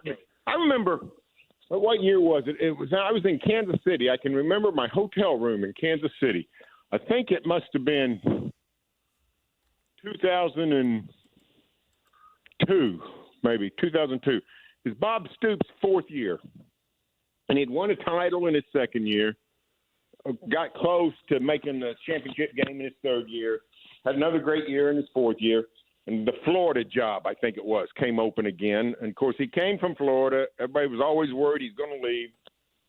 And Bob really didn't do anything wrong. I mean, he never, as far as I know, he never really leveraged in any kind of meaningful way what we're seeing today. But hot and heavy story. Bob Stoops is going to go to Florida or might go to Florida. And I wrote a column that said, listen, we all love Bob Stoops. He's done great, blah, blah, blah. But if he goes, he goes. If he wants to go to Florida, you got to let him go and tell the entire nation, hey, Oklahoma football is bigger than Bob Stoops. And this is, right on the cusp of the Big 12 championship game. And anytime you write something like that, of course, half the state just goes into a tizzy because you're affecting the psyche of the young lads in the shoulder pads. And you can't believe the positive response I got from that. Oh, yeah? All kinds of people emailed me that night, the next morning, saying, that's exactly right. This is crazy. If he wants to go, let him go. We love him, but if he wants to go, I think some of this is false alarm on the part of administrators. On this, we got to keep this coach. We got to have that coach. Okay. The cult of coaching a lot of it emanates from the university itself. How about half the ADs have the sweetest job they're ever going to have, and if they make a misstep on a coach, they're not going to get to hire another coach, and that's where the panic comes from. And not only ADs, but presidents. Yeah, that could be right. That could be part of it, no doubt about it. We've seen we only lost one AD this season. Woodward down at LSU. Is he the only guy that's been fired and sent out the door with the coach? Can't remember, but it's just nuts, and it's not that way in the NFL. It's not that way. Every once in a while, somebody like Belichick stays forever, and then you have fiefdoms and kingdoms and Game of Thrones stuff going on. But otherwise, hey pal, we're paying you a lot of money. Win football games, or the next guy's going to get the chance to. Yeah. And that's just the way it works. I would say that of the slam dunks, I went to Kalen DeBoer because he's 121-17 or something like that. That is pretty good. A phenomenal, and he's good. He's won at the NAI level. He won in the Mountain West with Washington and now Alabama. He was at Fresno State in the Mountain West, and that guy doesn't seem to fall down. That bad year, that time he went 9-3 at Fresno State, that was terrible. Well, and that's a good point. And if you're going to extend the line that far, we might need to go to Kurt Signetti. It's my understanding that he wins a lot. You can Google it up. Yep. So, it's interesting because Signetti and DeBoer are from the family of. Yeah, he hasn't coached at big time places, but he's won everywhere he goes. Would you put Willie Fritz? Would you put Willie Fritz in that group? He's not quite as high, but I would put him in that group because he has done a great job. To me, it goes back to the MAC. In fact, I was sitting down thinking about writing about this today. I was going to tell OSU to go shopping at the Mac store for a coach, because all kinds of people have turned their programs around and had long, great runs because they went and hired a Mac coach. Gary Pinkel at Missouri, Matt Campbell at Iowa State. This guy hadn't won big, but P.J. Fleck at Minnesota has been their best coach since Murray Warmath or somebody. And then was somebody else. Urban at Utah. Urban Meyer and Rick Majerus, both hired by Chris Hill. So you can call Chris Hill and get a quote on those. And then there's one more. There's one more. Lance Leopold at Kansas, Miracle Man. However, it's looking like all the candidates are coming from the American Conference this year. You got 5 prime candidates, not counting the coaches at Army and Navy who really don't fit anywhere. But anyway, I think rather than going after somebody that's won big at, like Lincoln at Oklahoma going to USC, Brian Kelly at Notre Dame going to LSU. In the MAC, it's egalitarian. Everybody's living the same life. You got the same resources. Akron and Kent State maybe a little bit less than anybody, but everybody else is on the same plane. And you got the same opportunity, and it's almost like the video game. Everybody's got the same console. And the best coaches win. And that seems to me to be a pretty good plan to go, a good place to go and have a plan, is go someplace where the coach is proven. To quote Bum Phillips, talking about Don Shula, he said, when he said he can take urine and he can take hisn and beat urine, or he can take urine and beat hisn. So getting a guy that can just flat coach doesn't seem like a terrible idea. We have a high school coach in our community. His record is 110 wins and 9 losses. Is that pretty good? Well, it seems pretty good. I'd have to know the particulars. Let me ask you guys, Utah high school football,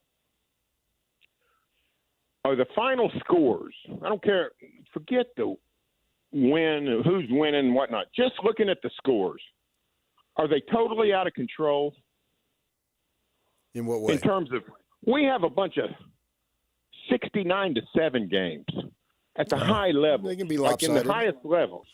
We have open enrollment, so if you're at one public school, you can go to another. And so that leads, especially, we have 6 classes, and in the biggest class especially, you see the best players congregating at a handful of programs. And over time, that's changed, but that's been an ongoing story for the 30 years that PK and I have worked here. Different schools, it was Skyline, it was Bingham, it's Corner Canyon, it's Sky Ridge, Lone Peak, whatever. It's different schools, but that's when you get to the smaller classes like 4A and 5A, I think you see a little less of that, and you see some better games and more competition and more drama. Well, we don't have 30 years of free agency, but we're coming up on 10 or so. It's just getting bad, and I mean, we got pretty good team. We got the best team in the state. They're beating people 72-3. Yeah. So, I mean, pretty good teams, and so I don't know. It's not the kind of athletic competition that interests me. You got to know Mike Leach well, didn't you? Oh, sure. Yeah. Well, this guy is 110 and 9. He's a disciple of Mike Leach because Mike, he went to BYU. His family all lives in town still, and so he used to come back in the summers when he was at Tech because his high school buddy was a high school coach. And the coach, who's 110 and 9, was the offensive coordinator. And so Mike would teach these guys the offensive philosophies that he had. And now at the time he was a young man, now he's in his 40s, learned at the foot of Mike Leach, and then has gone on and has won 110 games and has only lost 9. My wife taught at the school for many years, so I know the guy really well. And Jackson Dart and what's the kid? Zach Wilson, they were there. His quarterbacks, just to give you a reference point. So the philosophies of Mike Leach, and obviously he died way too young, still lives on in high school football in Utah. Interesting story. Let me ask you guys.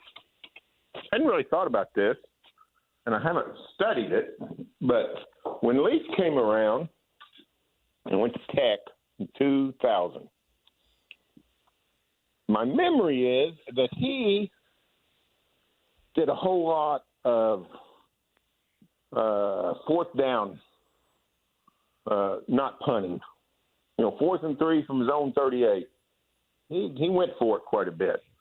Is he the father of the newfangled analytics of don't punt unless you really have to? Yeah, I think you can make that argument. I certainly can't throw out anybody else. No, I can't either. Right. I didn't thought of that. I always thought that was the best way to go. Because if I'm watching a football game where I have a vested interest, I want one team to win. And the other team has the ball at midfield, let's say third quarter, close game. It's not a pivotal point in the game. 4th and 3 at midfield. The other team has the ball. What do you want that team to do? You want them to go for it or punt? Well, the new phrase these days is complementary football, so what's the level of your defense? If you have zero confidence in your defense, you ought to go for it. But if you think your punter's decent and your defense is decent, you can get the ball back at the 50 with a new set of downs in 3 minutes. Yeah, well, that's true. But if I'm playing defense right there, I want them to punt. Oh, for sure. Yeah, no question. You want them to punt. Give me the ball. Yeah. I agree. So why would a team, unless you're just not any good on offense, why would you punt? The other team wants you. Why were you doing what the other team wants? I think a lot of the new analytics is not numbers based as much as just common sense. We finally figured out we don't have to act like the masses. We don't have to do what everybody else does. Right. We can sort of think for ourselves. I like that, but I think the bigger question, and we had it here with Utah and BYU, is you've got 4th and 3 on the 28-yard line. Do you go for a field goal or do you go for the first down? And the Utes went for first downs, and they didn't get them. And theoretically, you don't know what's going to happen, but theoretically they left points out on the field, and then they lose by 3. And then the next week they come back, and Kyle Whittingham is basically taunting us in the crowd. You think you know more than analytics? You don't. And as the thing is winding up, they give you 15. You get 2 minutes on Tuesday to talk to them, and you get 15 minutes on Monday, and then you get about 7 to 10 minutes after the game. That's pretty much the way it is in terms of how they've regulated his accessibility to the media. And I guess he does a coach's show. I don't listen to it. But anyway, he does that. And so as that thing is winding up on Monday, if any of you want to go check the analytics, come with me right now. And that's about as, what's the word? Fiery or confrontational maybe is combative. a better word. Combative. That he gets these days. He'll be 66 a week from today, I think. So he's got it made in the shade. Obviously, he's not going to get fired. But he was willing to die on that hill that analytics says you go for it. And they didn't get it multiple times. And then they end up leaving points potentially. A field goal could have been blocked, returned for a touchdown. Who knows? Missed. But it could obviously have been missed. But that was his. I think that's the bigger issue. What do you do in that situation as opposed to that? Yeah, go for it at midfield. But when you have an opportunity to have a realistic field goal to put points on the board, what do you do then? Yeah, it's a better argument in the NFL. Be a better debate because part of it is assured. You're going to make the field goal. If you got a kicker that can't make a 46-yard field goal, then next week you'll have a different kicker who can. Right.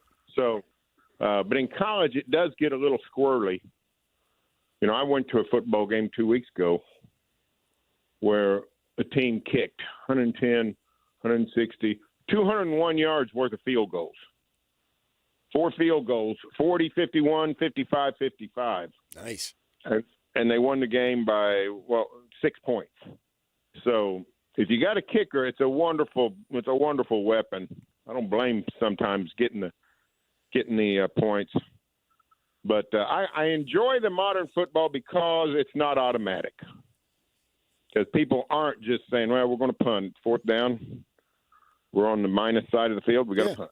I agree. And I think it's fun to we've gotten a crust out of coaches' eyes, and they're starting to do different things, and I like that.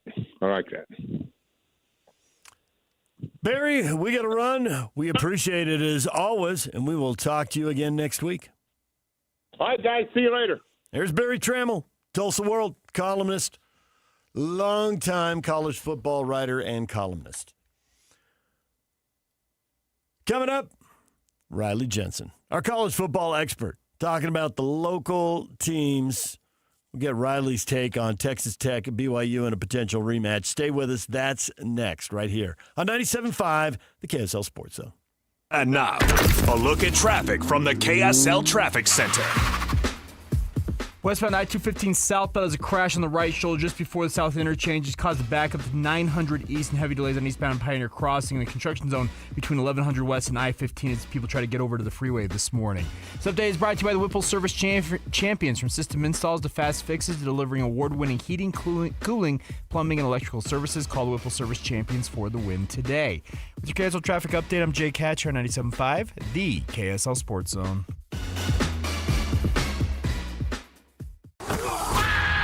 It's game week for the Utes, and the KSL Sports Zone is getting you ready for kickoff.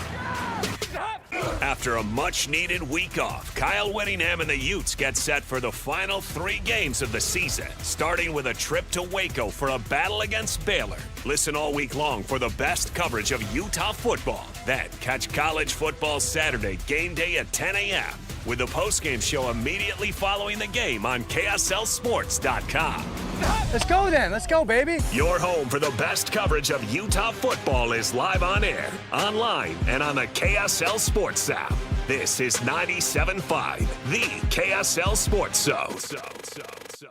Bar Dub Grill is where roadside classics meet ranch-raised flavor. Sink your teeth into juicy, handcrafted burgers made with premium Bar W beef straight from the local Utah farm. From the bold cowboy barbecue burger to the sweet and savory Aloha burger, paired with crispy cowboy fries, hand-spun shakes, or signature spud nuts. Soft, airy, and unforgettable. Bar Dub Grill delivers honest eats with cowboy swagger. Bar Dub Grill in Nephi with easy access right off exit 222 in Nephi. If you're getting new gutters, make absolutely sure that you don't get screwed. I mean literally, don't get screwed. Tim Jr. here from RGS Exteriors. And every single gutter company out there uses screws to hold their gutters together at the corners and downspouts. They use screws because they're fast and cheap and easy. But man, they're terrible for your gutters, aside from possibly cutting your hand.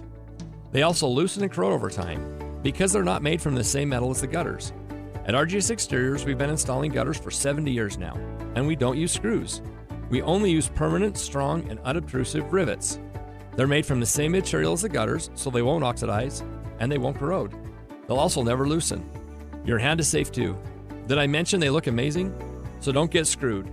Call RGS and get riveted gutters. Our number is 801-280-3110, or visit us at rgsutah.com. That's 801-280-3110, or rgsutah.com.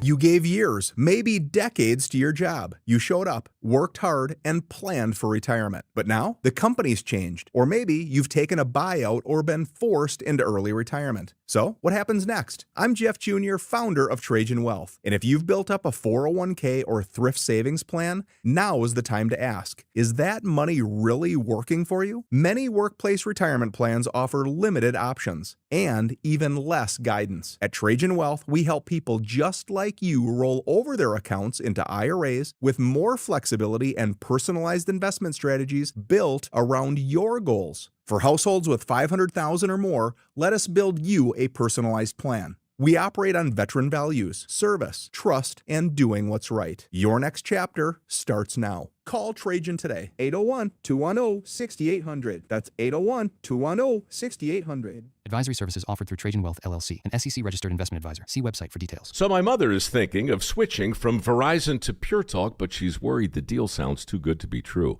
Michael, she said, how can those Pure Talk people offer me the same basic service as Verizon for so much less money? I said, Ma, go ask Google how much Verizon spends on advertising and promotions. A few seconds later, my mother said, oh my goodness, $12 billion a year? That must be a typo. I'll tell you what I told my mom. It's not a typo. Verizon spends $12 billion a year on advertising and promotions, and their customers are paying for it. Well, Pure Talk doesn't spend that kind of money on commercials. Trust me, I would know. That's why they can offer you and my mother unlimited talk, text, and plenty of data on a crazy fast 5G network for just $25 a month. And if you're a business owner, you could really save a fortune. Dial pound 250, say the words Mike Rowe, and you'll get an additional 50% off your first month. That's pound 250 Mike Rowe. Pure Talk. Everything you need and nothing you don't. These days, many companies have turned to influencers to tout their products or services. But here at John Watson Chevrolet, the only endorsement we need is from our customers. Because of their feedback, we're proud to be Utah's best reviewed Chevy dealer. Visit us today to see why we get reviews like, buying a car should be a fun experience, like a kid getting a new toy. And at John Watson Chevrolet, it was. John Watson Chevrolet, your 5-star Chevy dealer, 3535 Wall Avenue, Ogden. Chevrolet. Together, let's drive. The KSL Sports Zone and Hercules Credit Union are highlighting people that impact youth sports. Nominate the youth sports volunteer you know for the Hercules Hero of the Week at KSLSports.com. This is your Cougars at 30 update. Presented by Kenny J's Barbecue on 97.5, the KSL Sports Zone.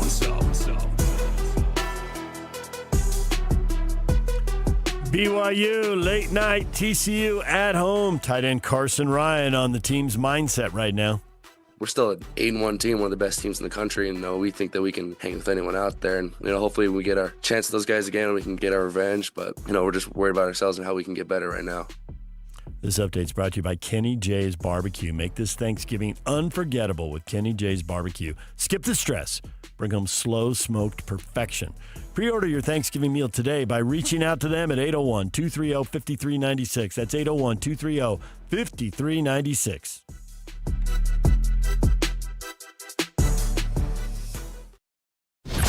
Nobody brings you better coverage of the teams you're passionate about than these guys. Try some more. This is DJ and PK on 97.5, the KSL Sports Zone.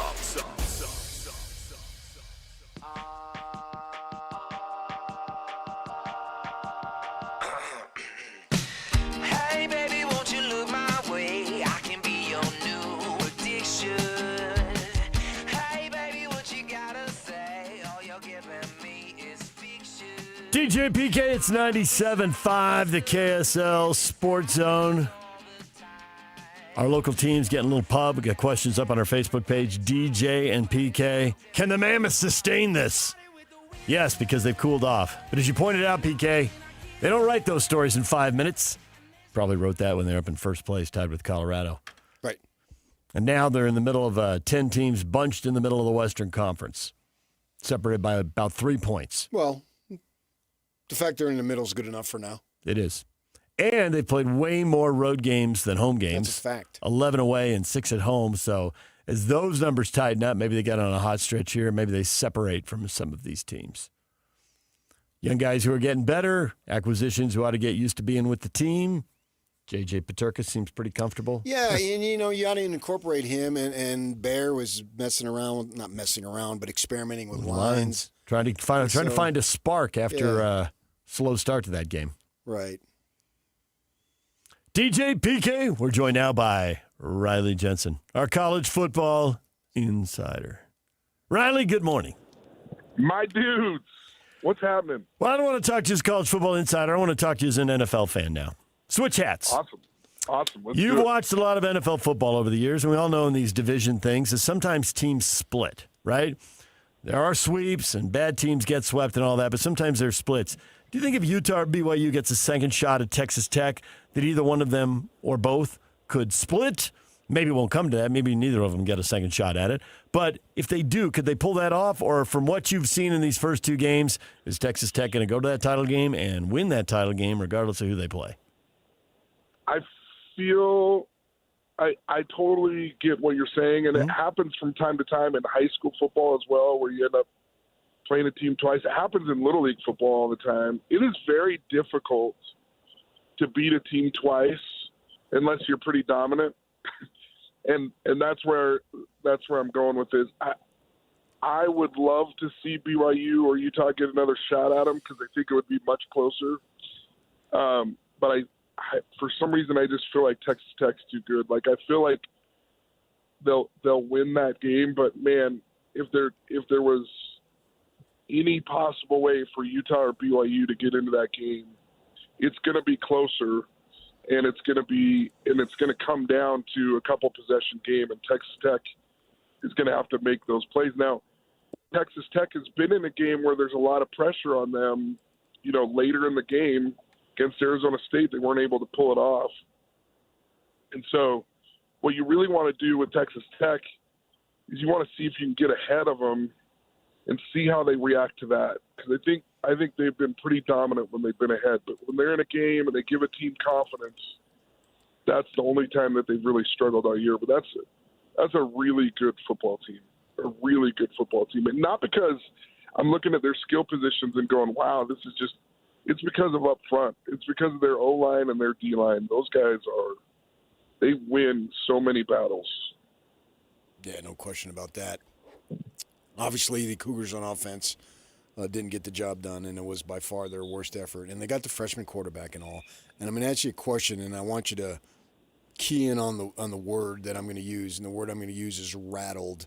Did you see Bear Bachmeier at all be rattled? Obviously, they didn't play well, but I think there's a difference between not playing well and being rattled. So I don't know if the exact word is rattled. He saw some things that he's never seen before. Right. Because I don't think he was rattled. I don't think he was rattled. I think my look at him on the sideline and some of the different things that were going on was, ooh, this is different, and I need to learn. Like, I felt like he went immediately into learning mode. And I kind of like that about him. And look, there's not a tougher kid, and I think this was more what I was expecting against other teams, not just the best team that they were going to play against.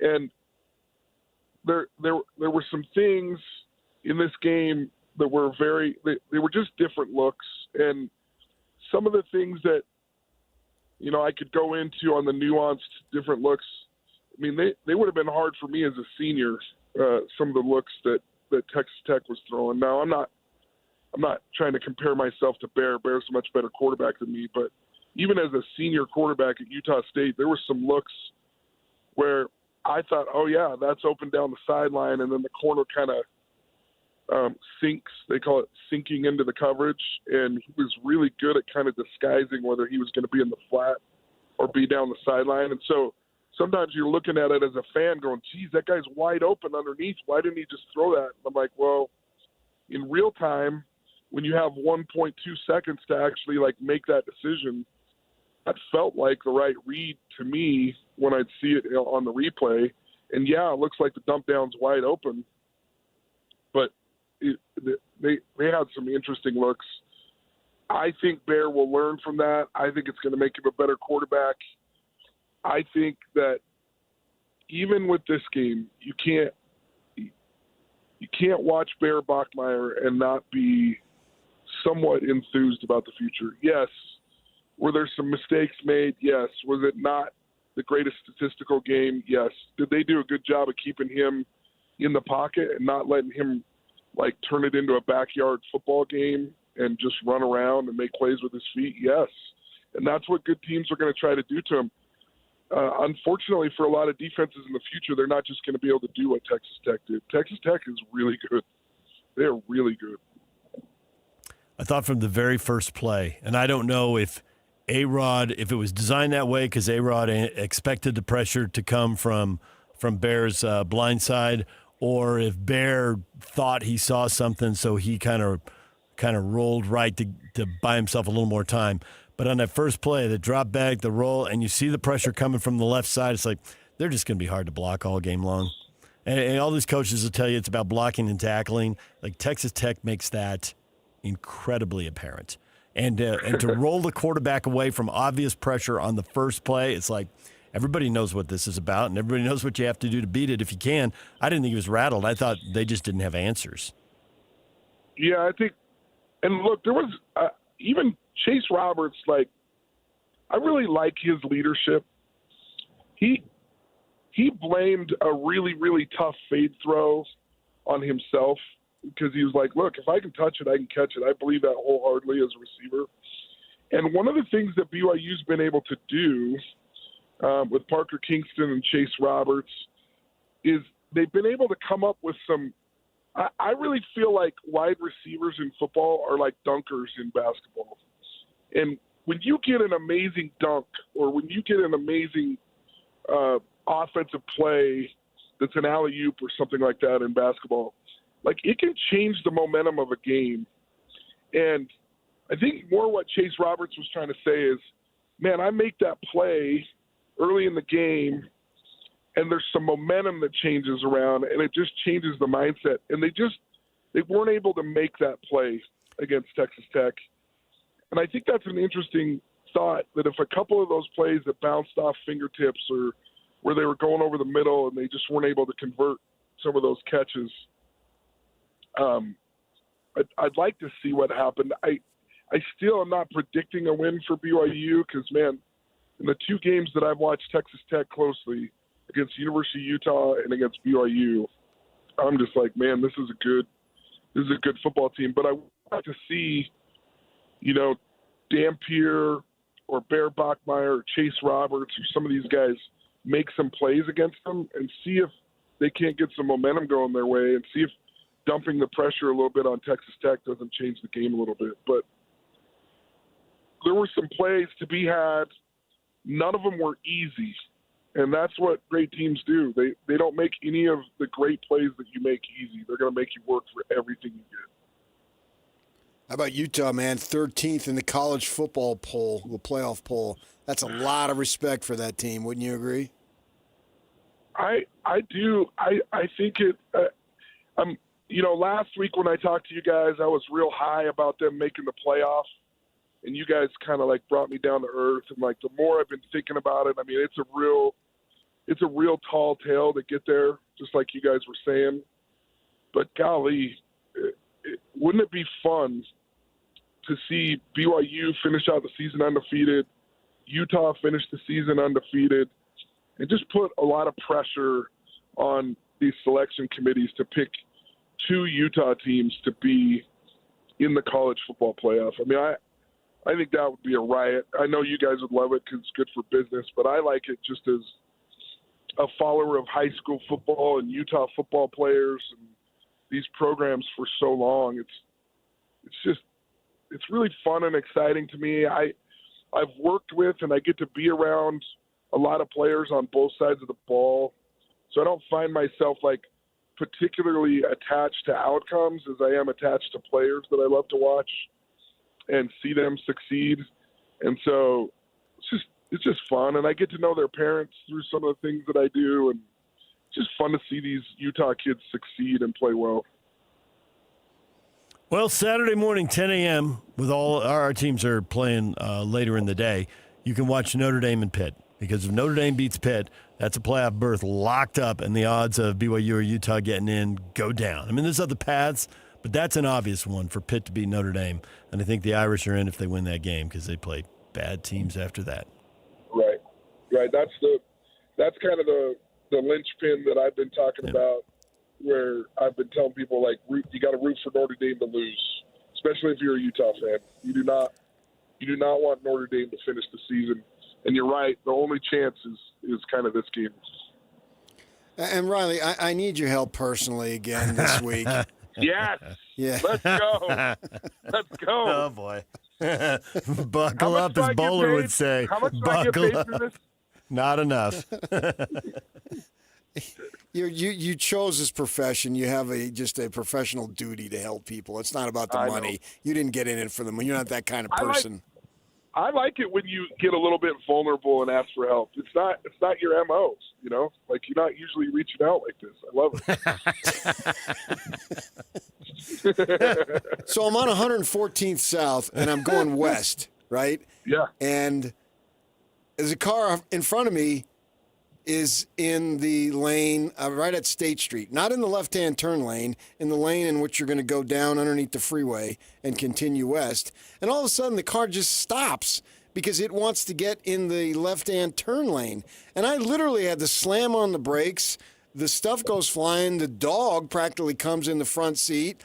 I lay down the horn hard, and I got because you're from New Jersey. I got because you're upset. From New Jersey. No. Nope. I've been criticizing my family because I'll use the horn too, and I'm not from Jersey. And I yelled, but fortunately, no digits were separated in the vertical position, so I didn't do that. But is there a better way I could have handled that moment? Can you teach me something? Because I lost it briefly, and then I think, is that really the human being I want to be? Well, okay, so there's a big difference between emotions and reactions, and then your response. So I'm much more worried about your second thought or your second reaction than I am your first. Because your first is pretty natural. Your second seems to be really, really good right now because you're trying to be a better person. You're trying to figure out how you can do better in those situations, and that's all we can ask. In the military, they have a phrase that says, "Embrace the suck, don't stay in the suck." So you gave suck a big hug. And I live in the suck. I don't embrace it. I know you do. But what I'm saying is sometimes you got to give it a time limit and just say, okay, I got mad there for a second. Time to move on and be the person I want to be. And give yourself a little bit of grace. I mean, dude, we all love you. We love you, and we like to be around you. So, things are going to happen, and we all – look, one of the things that's really hard about my job is if I overreact at a Little League basketball game or something like that, I got everybody going, oh, I thought you were a sports psychologist. Oh, I thought you had it all figured out. I thought you're perfect, So okay, Jesus. Right? And sometimes, in my job, I feel like that marriage and family counselor that's divorced. Sometimes I have. Oh wow. I have a lot of really good answers. I haven't quite mastered it yet either. So give yourself a little bit of grace, love yourself, and move forward and just try and do better next time. You're doing great, man. I mean, dude, just the fact that you had this conversation on air is just a beautiful thing to me. Just beautiful. Even in his prime, Tiger Woods didn't hit every green. Even in his prime. Right. All right, last thing before we let you go. You have an interesting theory. You would advocate a bold coaching hire. Would you care to advocate for it on the air? Ooh. Yeah. You're all about, you just said, you're all about the people and you're less about the teams. You just told us that. And there's a person you're very intrigued by and you think it would go very well. Well, I think there's two, actually. Oh, I think there's okay. two bold hires, and I work at Weber State, and I think that these guys at least deserve an interview. I think that Ed Larson, who recently retired from Lehigh, and Eric Kerr should be interviewed for the job at Weber State. And the reason why I think that is because both of these guys have been head coaches. Obviously, Eric Kerr, I mean, his record and everything speaks for itself. Ed Larson had 3 state championships in the last 10 years, but has also coached 7 college All-Americans. Every single quarterback he's ever coached in high school has been All-State. He's even had an Elite 11 quarterback. And these guys know how to coach. And so, to me, I think they both merit an interview because I think it would be good, number one, for Weber State to get a pulse for how things are going just in the high school ranks, how people are feeling about Weber State. Both of those guys understand the Ron McBride and Lavelle Edwards theory of using returned missionaries, Polynesian athletes, and out-of-state athletes that both Kalani and Kyle have replicated so well, and Jay Hill replicated it at Weber State. And I think those are important conversations to have. Do you go all the way and hire them? Maybe, if you like them enough in the interview, but I think they both merit an interview. And so that's where I'm at. These guys are great guys. I know them really well. I know their presence with their players. I know how much their players love them. And I just think it would be, man, I put myself in Tim Crompton's in his seat, and it's a hard decision because Weber State does have a proud history, and it does have, a history of putting guys in the NFL now, and there's been some good hires there. But at the same time, if you're really trying to make the best call, you sometimes have to put the pressure on the outside and say, what is really the best decision for Weber State? And I think that would be hard for me because I'm terrible at that. I buckle to peer pressure all the time. So I don't envy these ADs sometimes when they have to make a tough decision. Riley, we appreciate it. Thank you. Okay. Take care, guys. There is Riley Jensen, our college football I thought he was Merlin Olsen and you're Dick Enberg. Here you're calling prep games. We did call one prep game, yes. Maybe there'll be more in the future. Oh, yeah. Well, Dick and Merlin had to start somewhere. they did, yeah. Yeah. We'll sell some flowers. And Tom Brookshire and Pat Summerall had to start somewhere. Old school. Look at you go. The games of your youth. Yeah, we were at the Skyline Green Canyon game. Of course you were. On KSLSports.com. That's what I heard. Came right down to a 2-point conversion with 3 seconds left or something like that. It was awesome. Good finish. All right, DJ and PK, it's 97.5, the KSL Sports Zone. And now, a look at traffic from the KSL Traffic Center. The crash westbound on I-215 southbound is blocking the right lane shoulder. They're also blocking the exit at 300 East. The delay started as you approach 900 East. Northbound I-15 still seeing its heaviest delays as you approach the south interchange, and also slowing between 45th South and 33rd South as you head towards downtown Salt Lake City. This update is brought to you by our friends over at GoPave Utah. Traffic's rough, but your parking lot doesn't have to be. GoPave Utah keeps things smooth with expert asphalt maintenance. Go to GoPaveUtah.com. That's GoPaveUtah.com. Call them today or go to GoPaveUtah.com. With your KSL traffic update, I'm Jake Hatcher on 97.5, the KSL Sports Zone. It's game week for the Cougars, and the KSL Sports Zone is getting you ready for kickoff. Even after their first loss of the season, the Cougars' dream of a spot in the Big 12 title game is still alive and well as they welcome TCU to Provo on Saturday. Listen all week long for the best coverage of Cougar football. Then catch College Football Saturday game day at 10 a.m.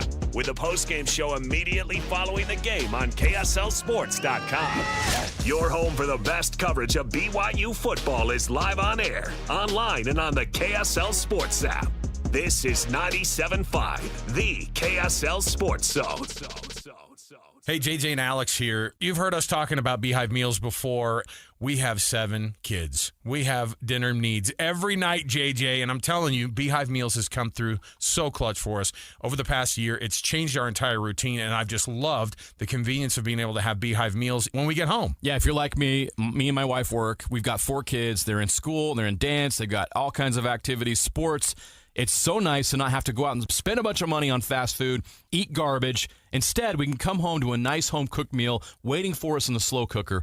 Beehive Meals is a game changer for you. Beehive Meals, Utah-based meal prep service. You know these folks. They have been doing this for a while now, and they just revolutionized how to be able to make that dinner time so much more simple for you. Let me give you even more incentive to be able to do it. All you have to do is type in the promo code THEZONE at beehivemeals.com. That's THEZONE. Just tell them that JJ and Alex sent you, and you're going to get that discount, and you're going to love it, just like we have. Just go to beehivemeals.com. Throughout life, we have plenty of special occasions and events, whether it's a prom, a graduation, a mission call, a new job, or how about a wedding? Mr. Mac has always been there to help serve you for all of your monumental moments. Mr. Mac has been family-owned for more than 50 years, and that's important. And they'll make sure that you look and feel great, with affordability always in mind. The Mr. Mac family creates long-lasting relationships with their customers, and they've been doing it for generations. 9 locations across the Wasatch beachfront or online at MrMac.com. Upgrades? Repairs? Hercules has the rate for you. Open a home equity line of credit with Hercules First Federal Credit Union now through November 30th and get an introductory 4.99% APR for the first 6 months. Use your home's equity for that kitchen refresh, roof repair, or new deck you've been dreaming about. But don't wait. This limited time offer ends November 30th. Visit HerculesCU.com to get started. Hercules First Federal Credit Union, growing stronger together. So many commercials you encounter these days include generic people engaged in generic activities, frolicking in generic locations, accompanied by generic music and a generic voiceover. Pharmaceutical commercials are on the cutting edge of this phenomenon. In fact, I find myself less worried about the risk of lockjaw, intermittent loss of smell, or explosive diarrhea, and more concerned that the drug might turn me into a mannequin at Kmart. So what does this have to do with Shamrock Plumbing? Nothing, really. But if you find our commercials over the top, just remember it could be worse. They could be generic.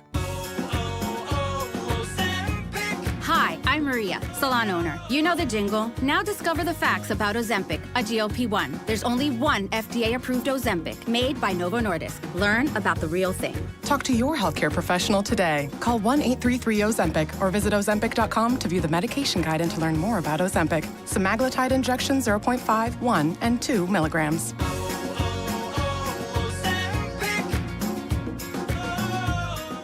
With the new IHOP value menu, $6 is all it takes to go to your happy place, where stacks of pancakes with bacon and eggs are just $6 every day. French toast, sausage, and eggs are, you guessed it, $6. And fluffy omelets come with a side of pancakes and only cost $6. Go to your happy plates every day at IHOP. $7 in some locations. Available every day for a limited time at participating restaurants in the U.S. Hours may vary. No substitutions. Not valid with other discounts or promotions. Prices may vary.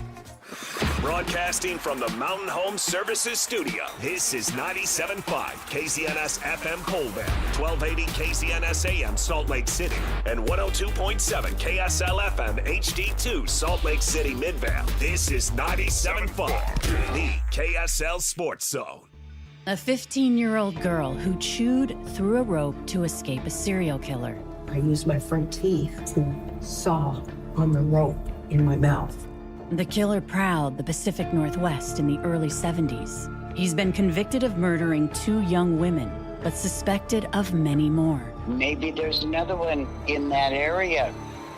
Follow and binge all episodes of Stolen Voices of Dole Valley, available now wherever you listen. 3, 2, 1. This is your Utes at 50 update. 58! Presented by Kenny J's Barbecue on 97.5, the KSL Sports Zone. Utes headed to Baylor. Mike assignment on Ryan Davis standing out at wide receiver. Yeah, he's just completely, bought in. Last year he was bought in at the other place, but just being here, he's really stepped into that leadership role, stepped into a role where he's really allowed himself to just grow, on and off the field. He's gotten so much better. This Utah Update brought to you by Kenny J's Barbecue. Make this Thanksgiving unforgettable with Kenny J's Barbecue. Skip the stress and bring home slow smoked perfection. Pre-order your Thanksgiving meal today by reaching out to them at 801-230-5396. That's 801-230-5396. This is Utah's best coverage of the Utes, Cougars, Jazz, and Mammoth. Here we go. From the guys who have been there for all the biggest moments in Utah sports history. You're listening to DJ and PK on 97.5, the KSL Sports Zone.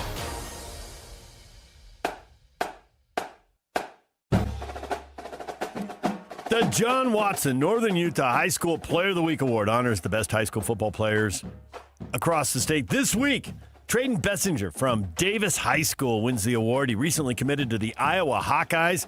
He went 40 of 48 for 327 yards and 3 touchdowns as the Darts season ended with a 41-38 overtime loss to Lone Peak in the state quarterfinals. Don't miss KSL Sports coverage of the UHSAA state semifinals at Rice Stadium.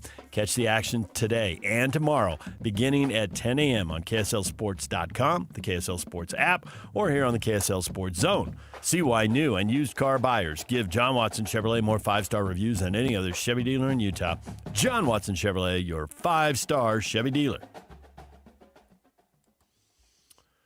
State semifinal triple headers. Enjoy all the high school football. All right, PK. Yeah. Yeah. What do you got, PK? You tell me. Well, we've got Utah Mammoth. We've got college football. We've got the Utah Jazz back in action tonight. Ace Bailey back in the starting lineup for a third straight game. The fixture. The gondola. The gondola nickname bequeathed upon him earlier today by you in a moment of inspiration. We're going to ride him to the top. Nice. And you can fit several people on there. The gondola. I can view a group of people who love that nickname, and I can view a group of people who will hate that Why? nickname. Why would you hate that, man? It puts too much pressure on him. It builds him up too soon. Slow and steady wins the race. Don't put that kind of hype on him. Come on, you know the arguments. They're ageless. They are timeless. Same arguments that have been had over rookies and many sports for many years. And Bronco Mendenhall will tell you that the expectation that you set will be the one that's met. Oh, I totally believe that. Set your expectations high, and even if you miss them, you still end up in a really good place. You set your expectations low and you miss them, you end up in a bad place. Set the high expectation, and you're not likely to overachieve your expectations. That's just... I know, I never have. Yeah, right. That's just so unlikely. The gondola. The gondola. I'm staying with it. All right. DJ and PK, it's 97.5, the KSL Sports Zone. Get the latest Utah sports headlines delivered to your inbox with the KSL Sports Newsletter. From the Jazz, Utah Hockey Club, BYU, Utah, Real Salt Lake, and more. Be in the know of all things sports in the state of Utah. Visit KSLSports.com to sign up for the KSL Sports Newsletter. Hans Olsen, Scott Gerard. Hans, you feel it outside. It's football weather, but that also means it's colder outside, and that means your furnace, if you haven't fired it up already, you will be soon. So you want to keep that warm air in your house? Well, it's all about having the right windows, and Advanced Windows can make sure you have the best windows in the state of Utah. Remember, they've got the lifetime warranty. It's transferable to the next owner. It covers all labor, glass, and parts. And these are original windows built right here in the state of Utah. They eliminate the middleman, so they make it more affordable for you. And they've got great financing plans, including 60 months, no interest, no payment, or no interest for 24 months. They'll set it up so it's affordable for you. Go to advancedwindows.com. That's advancedwindows.com and find out how they can save you money. In fact, $2,500 off when you swap out 10 windows or more. That's Advanced Windows. Call them now, 801-850-9100. It's Advanced Windows at advancedwindows.com, 801-850-9100. Utah Mammoth Hockey is back at Delta Center. Don't miss your chance to be part of the excitement as the Mammoth hit the ice all season long. Grab your friends, rally the family, and lock in your seats for the fast-paced, hard-hitting action. Great seats are available for most games, but they're selling fast. Head to UtahMammoth.com to get your tickets today. That's UtahMammoth.com. Your home for all things Mammoth hockey. Want to get the latest info on Utah's newest sports franchise? Sign up for the Utah Mammoth newsletter. Get exclusive analysis, plus the latest news and notes on the Utah Mammoth. Sign up today at KSLSports.com for the Utah Mammoth newsletter. Whoa. More fiber? What? Down here, buddy. It's me, your spoon. Constipation with belly pain still coming back. Yeah. Talk to your doctor. It could be irritable bowel syndrome with constipation, or IBS-C, but Linzess could help you get ahead of it. Linzess linaclotide is a prescription medicine that treats IBS-C in adults. It's not a laxative. It's a once-daily pill that helps you get ahead of your symptoms. It's proven to help you have more frequent and complete bowel movements and helps relieve overall abdominal symptoms, belly pain, discomfort, and bloating. These symptoms were studied in combination, not individually. Do not give Linzess to children less than 2. It may harm them. Do not take Linzess if you have a bowel blockage. Get immediate help if you develop unusual or severe stomach pain, especially with bloody or black stools. The most common side effect is diarrhea, sometimes severe. If it's severe, stop taking Linzess and call your doctor right away. Other side effects include gas, stomach area pain, and swelling. Talk to your doctor and say yes to Linzess. Learn more at linzess.com or call 1-800-LINZESS. Turnpike Troubadours are coming to Utah. Picking up barges on a long hot summer day. Well, good Lord. Wild America Tour. Friday, March 27th at Maverick Center. Special guests Charles Wesley Godwin and Buffalo Traffic Jam. Turnpike Troubadours. On sale this Friday, 10 a.m. through Ticketmaster. Produced by Mammoth. Tim Jr. here from RGS Exteriors. Did you know that we offer 3 distinct styles of gutter protection? Each one meant to handle a specific leaf problem. You might not even know there are different styles of gutter protection, but there are. And if you pick the wrong one, it could be a huge waste of money. Now, the big gutter guard companies won't tell you this. They try to sell you a one-size-fits-all gutter guard. And it could be completely wrong for the amount and types of trees and leaves you have. Not RGS Exteriors. We understand which kind of leaf problem needs which kind of gutter guard. We'll do an in-depth evaluation to assess the types, locations, and numbers of trees in your yard. Based on that data, we match your home to the right gutter guard. So don't risk wasting money on the wrong gutter protection. For a free evaluation and estimate, call RGS Exteriors at 801-280-3110 or visit rgsexteriors.com. That's 801-280-3110 or rgsexteriors.com. Over 2 decades of sports radio dominance in Utah. My favorite. This is DJ and PK on 97.5, the KSL Sports Zone.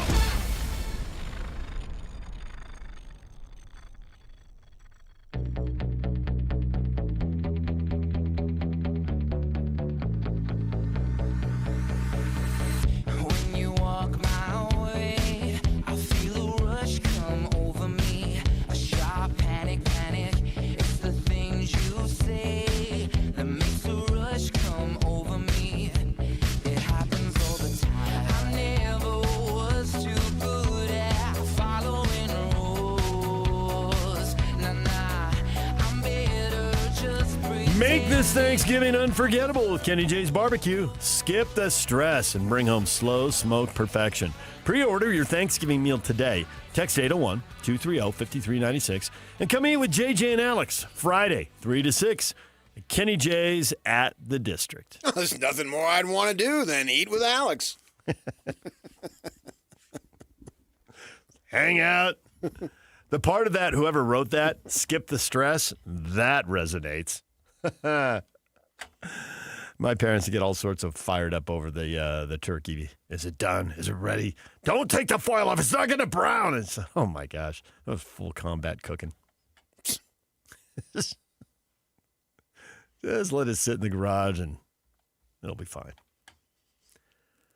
Oh, you guys had a garage? Yep. That forced Yock to leave. The timing in our ear was awesome. You guys had a garage. Yep. Back in a second. Yock needed a break from this. I had a garage, too. Yeah, well, not in Phoenix. We had a carport. Oh, yeah. Yeah, my relatives in Hawaii have carports. Yeah. Weather's a little nicer there. A little bit. Yeah. All right.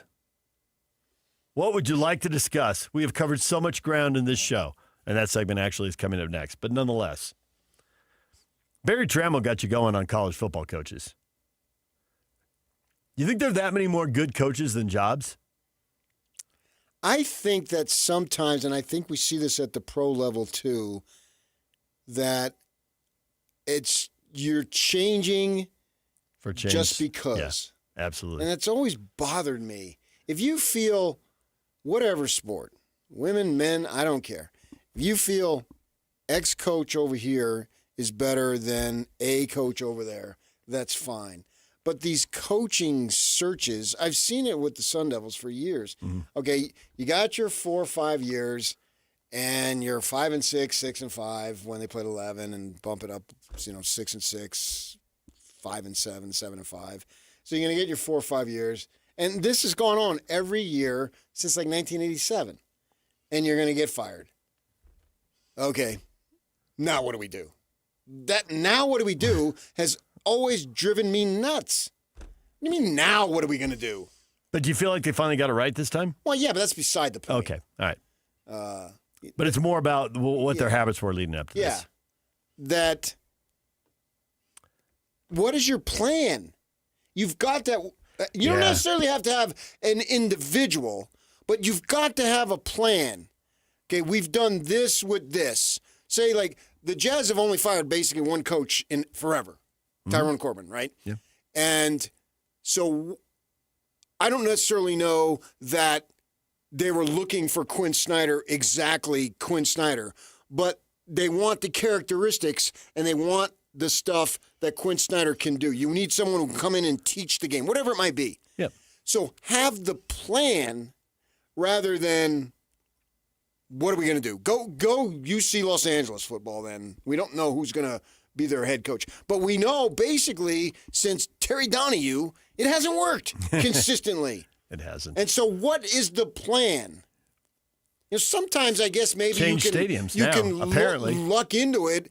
And some guys, I think Dennis Erickson turned down SC, some other guys maybe, and then you get Pete Carroll, and then voila. You get a glorious and then they decade. get what was considered cheating, which is now Quaint. pedestrian, Quaint. whatever. Yeah.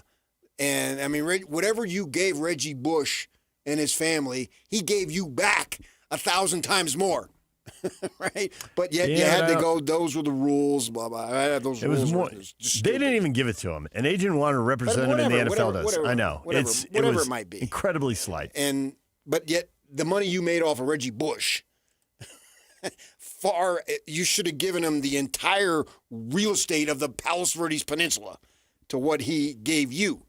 And they hit it gold with Pete Carroll. All right. Great, and that worked. But I think that's more the exception. So I don't necessarily mind changing coaches, but what is the plan? And I just sometimes get the feel of, now what? And what do we do? What do we do tomorrow? So I look at the Giants, and I think, okay, it's not working with Brian Daboll. There's just been too much losing. And now they're blowing leads, too. And the win percentage is just awful. If you just read the numbers, you'd think, well, whoever that coach is getting fired. But I do think with their Giants, there's some of what you're talking about because they have these 2 Super Bowls with Eli Manning where they catch, lightning in a bottle. But there's actually, when you look at their list of seasons year by year, it's like they've kind of been off the map here for 10 or 15 years. Yeah, they're the old Florida Marlins. Yes, same deal, right? Yeah. And it's like, you guys need a plan. Your glory days are receding over the hill, and even they were lightning in a bottle-ish, and that quarterback and that coach aren't coming back anyway. Eli, of course, not Parcells. Eli. Right. So the Eli. The Parcells Super Bowls are back further than that. I'm talking about the 2 Eli Super Bowls. Right. No, in the Parcells era, they were relevant year after year. Yeah. They had a good 15, 20-year run. I mean, they had a great run. That was awesome. Do that. But how do you get back to that? How do you find your Well, I do think there's a lot to go into coaching trees because when you see great coaches, they mostly worked with great coaches. The list of coaches who just figure it out, super short. Great coaches worked for great coaches. And UNLV, they're having a great season, and their coach worked for Urban Meyer. And Urban Meyer worked for a guy at Ohio State who worked for Woody Hayes. I mean, you trace them all back to these coaches. The whole Andy Reid's having this awesome run, right? And he worked for Holmgren, and Holmgren worked for Walsh, and Walsh worked for Paul Brown. I mean, you trace them back to these. But Odom started the UNLV run. Odom did, and yes. Mullen is taken. Yes. You just have to have a plan, and you got to go with instinct. The greatest move, or maybe the second greatest, but the greatest move Tom Homo did was hiring Bronco Mendenhall, which was not what they had planned. Mm-hmm. They literally had testimonials by players who were in the NFL. They were going to play them at the hiring date, and because this was told to me, and Tom, they decide, no, we're going to go with Bronco, and Bronco practically needs a statue for what he did for BYU, because that program was an embarrassment on the field and a disgrace off the field, and he was there right at the end when that was happening, and he came in and he just turned the thing entirely around. And I don't think people respect or understand the level that he did. So I think that was instinct, but Tom going in that direction. There was no track record. I think he hadn't been a head coach before. Right. I think there's the thought that it got messed up, but it's BYU, so inevitably it was going to get fixed. No. I think a lot of people believe that, and you and I don't. No. And I definitely don't. You don't win. There are plenty of programs that have been good for a long time, and they get off track and they hire the wrong person, and they can't get it back. Right. Utah basketball would be a great example now, but we could sit here and list 50 of them. I revere what Bronco did at BYU, and I was a beat writer at the time, so I was eyeball deep. Mm-hmm. So you have to be careful, because if that had gone on, say another 2 years, now you're putting together 5.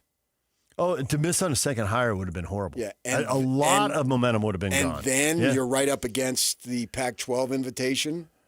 Yeah, no, I totally get it. You would have been buried for over a decade. I don't know. The Big 12 comes calling. And could the stadium empty out? And you say no because it's always full. It's always full because they always win. It would have been full because it would have been for UVU football. UCLA is emptied out. That place used to be full. Arizona State went through a stretch where it was pretty empty, and now it's full again. But there's no automatics. You don't win because of the letters on the jersey or the letters on the helmet or whatever. You win because of the right people. Especially today, because he has to be, we're just using college football, so I'll go with the gender of the male. He has to be charismatic. He has to have the ability to get people to reach into their wallets. If you don't have that, you're not doing anything anymore. And so I could argue that the hiring today might be the most difficult it's ever been in that way. Because you have to have the cash to do it. And Joey McGuire, he is a folksy kind of guy. Now, he's hired from the high school ranks, a folksy kind of guy. And then Campbell, once everything came about where we can legally do it, well, we're in. But still, he's got to be able to. You got to play it. Because you got to suck up to people. Basically, you have to suck up to boosters and you have to suck up to kids. You're doing a lot of sucking up when you think about it. You got to talk to a lot of people about what you need them to do so you can be successful. Right, and that's not even. You're not even teaching anybody how to block the A gap. How to put your hand in the dirt. That's why a chip block. That's why football coaches, the head coach at the college level, is referred to as a CEO. Because you're right, there are all of these other things you have to do before you put on the T-shirt and the whistle and you go to practice. And maybe Penn State can hit gold. But it just seems like, okay, you lost a few ball games, you're out. Now, I have no idea. I'm not close to the situation whatsoever. So maybe there's more to it behind the scenes. There was an AD who once told me when they fired a coach, he said, I had to put out fires every day that this coach was starting around not just the athletic department, but the campus. And they got sick of it. Yeah. And he literally told me I had to put out a fire every single day.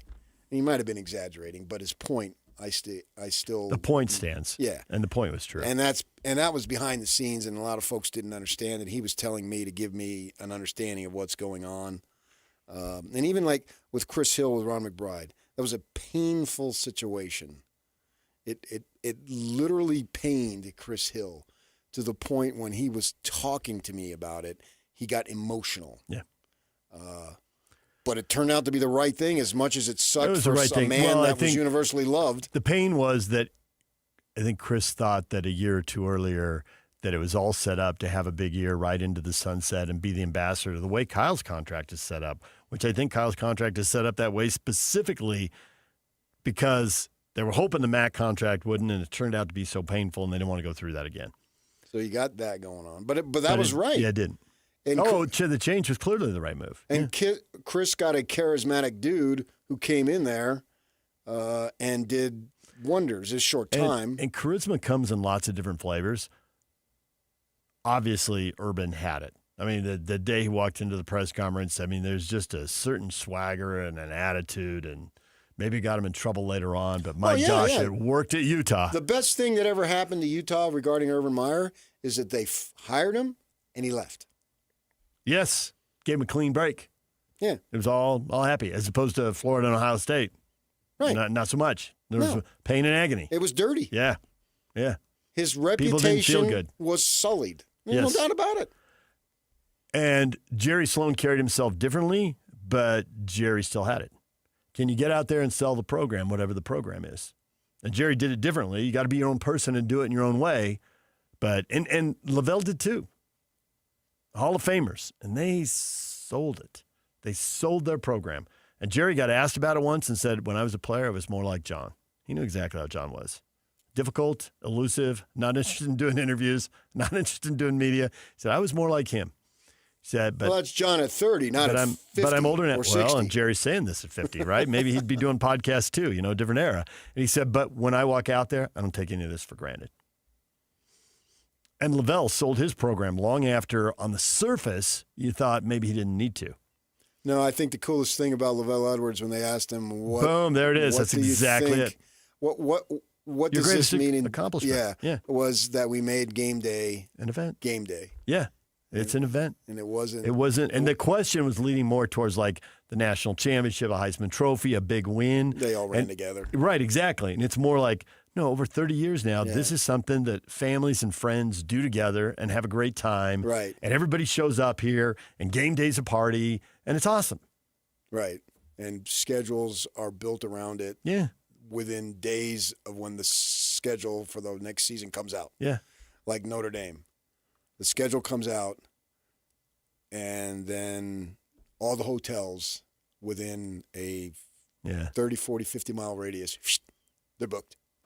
And then all the seats at where they play, sold. Not at home games. They're already sold. Maybe it was when Utah played Notre Dame. Utah and BYU both played Notre Dame, and I remember seeing these hour-long press conferences that Brian Kelly did, sitting in a chair, so relaxed, talking so in depth about Notre Dame for the people who, probably like people in your family, just, so hardcore and they want to know. And I'm like, he individually is way past the point he has to do this. And Notre Dame as an institution is way past the point they have to do this. But because they still do this is why Notre Dame is still Notre Dame. Yeah. They just let people in and they're like, I'm going to let you love us. I can remember watching him thinking he is so patient. And it was so crazy to see him go to LSU, and I guess it's just the whole fish out of water thing. And the New Mexico coach, Fraschilla told you, I was a New Yorker in New Mexico. It wasn't a good fit. It just wasn't a good fit. They put a cowboy hat and boots on me. Yeah, and that's Brian Kelly to LSU. I guess that's it, because it's just like, he just so thoroughly understood what had to be done at Notre Dame and why it worked. And there's no way like he wanted to sit there for an hour every week when they're blowing teams out. But it's like, it's part of the gig. And it's what makes the whole magic work. It goes back to your point about coaches have to suck up to so many people. Media, fans, boosters, players. But it's like, that's what makes the circus go round. Right. It's a crazy situation, and it's getting crazier in college football. And then we're about, 3 weeks away from it really taking off. Yeah. I wonder how many more people get fired. In some ways, I wonder if it'll be fewer firings in December because so many of them already happened. Yes. I was thinking more along the hirings. The hirings. And I also think that because there's so many Vanderbilts and Indianas and Texas Techs, schools that have traditionally been in the middle or at the bottom are now way up towards the top. So these name brands are like, they just can't handle it. They're freaking out. Most of the coaches are getting fired at brand name schools. We'll probably still have a few bottom feeders that change because they change every 4 years. Uh-huh. Then we'll have the jobs that change because somebody there's probably a handful of Mountain West coaches who might get hired away to better jobs. We'll have to see how that plays out. See how the end of their seasons play out. See what happens with Jay Hill, and Riley has an interesting proposition. Mm-hmm. Would they go with high school coaches at the college level? I would love to see it. I love stories. I think it'd be super intriguing. Oh, obviously. I think the Kerr story especially, because he does have that offense down, and because I think Weber State does need something different, and they do need to tap into understanding that whole mix of in-state and out-of-state and return missionaries and poly play and that whole, and Mac figured that out. You know, he looked at what Lavelle did, and he largely copied it, but he tweaked it a little bit for his school. And we've seen it work now at Weber State and Utah State as well. Mm-hmm. And Weber State needs to get back to it. It feels like they got away from it, and it didn't go well. Yeah, I think that's an institution that needs to get one of our own up there. And we've heard, yes, and we've heard over and over that offensive coaches have an advantage over defensive coaches, although obviously Kalani and Kyle are defensive coaches here who made it to head coach. But you need to entertain. Weber needs to entertain. And Kerr's going to get out there and he's going to throw the ball around. And he's going to, my guess is, get a good in-state quarterback and throw it around some more. So it feels like it ought to work. Oh, so I don't know if he even wants it, though. Maybe you do. I have no idea. I've never heard him talk Wilson about it. and Kerr reunite. See? Yeah, I like it. DJ and PK, it's 97.5, the KSL Sports Zone. And now, a look at traffic from the KSL Traffic Center.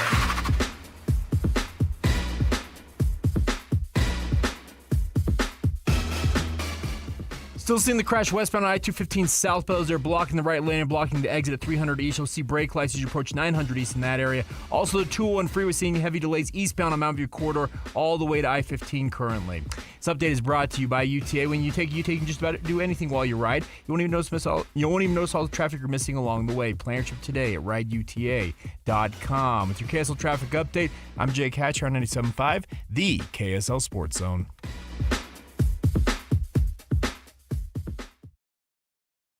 Hear us every day with our crazy opinions. Hey, what are you doing? Well, now it's time to hear from you. Hey, great show. Download the KSL Sports app and fire off your thoughts with the call-in tab on the bottom of your screen. Your show is fantastic. It's the one that captivates me the most. You can tell PK to stop singing. Cheap bass.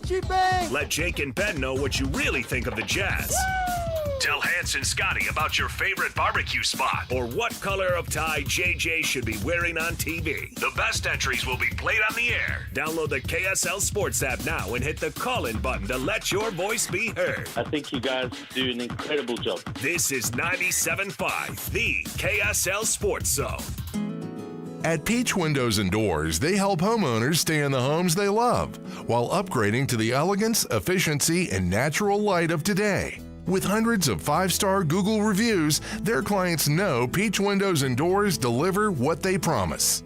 I wanted to replace standard-size French doors with a large custom sliding door. The update required checking a weight-bearing wall. Plus, I wanted a couple of different styles of windows. The new sliding door created a much brighter and open look. Peach was so helpful along the way with recommendations and ideas, and the installers were efficient and respectful of my space. I was thrilled with Peach Windows and Doors. Give your $1 million home the $1 million feel it deserves. Don't wait on that someday project. Visit Peach Windows and Doors Salt Lake Showroom. Schedule a free in-home visit. You can also explore at peachwindowsanddoors.com or just call them at 801-566-1255. Peach Windows and Doors, where amazing home transformations begin. Tonight on KSL, 2 men, 2 women, all single.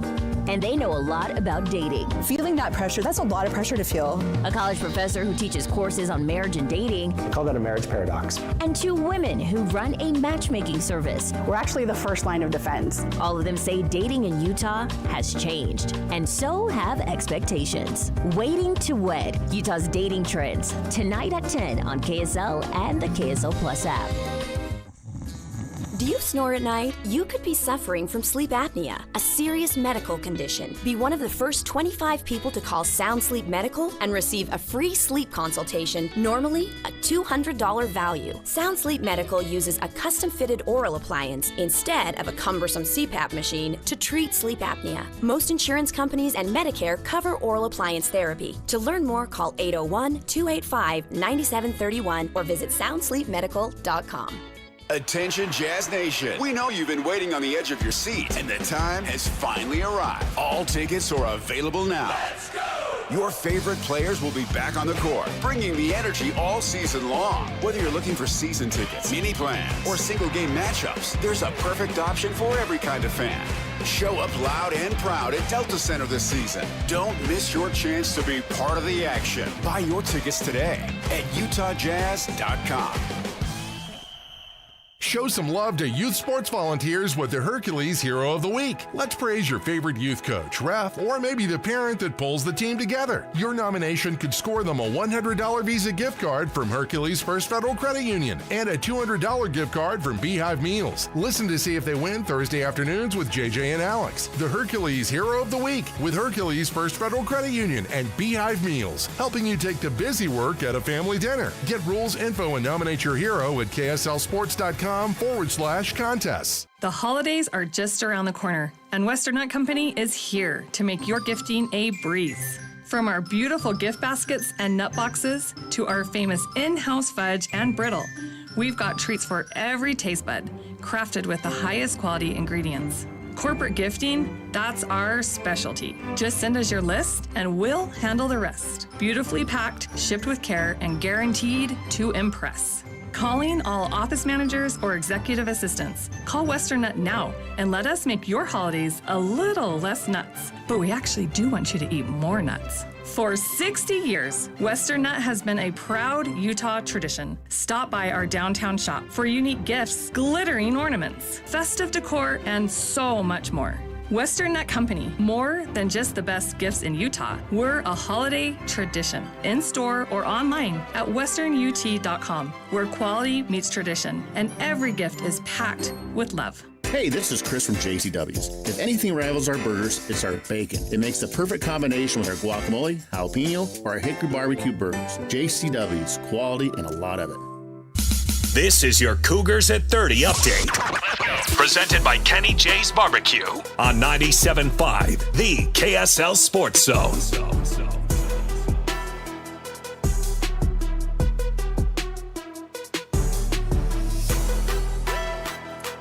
BYU at home, late night game with TCU. They need the win with 3 games left in the regular season.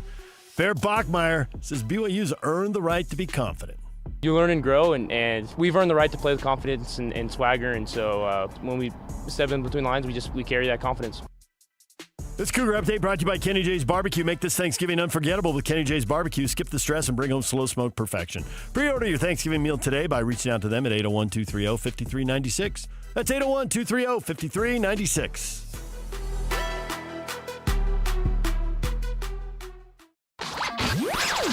For all of you, less motivated listeners, it's time for your 9 o'clock. Where the heck have you been headlines? Where you at? With DJ and PK on 97.5, the KSL Sports Zone.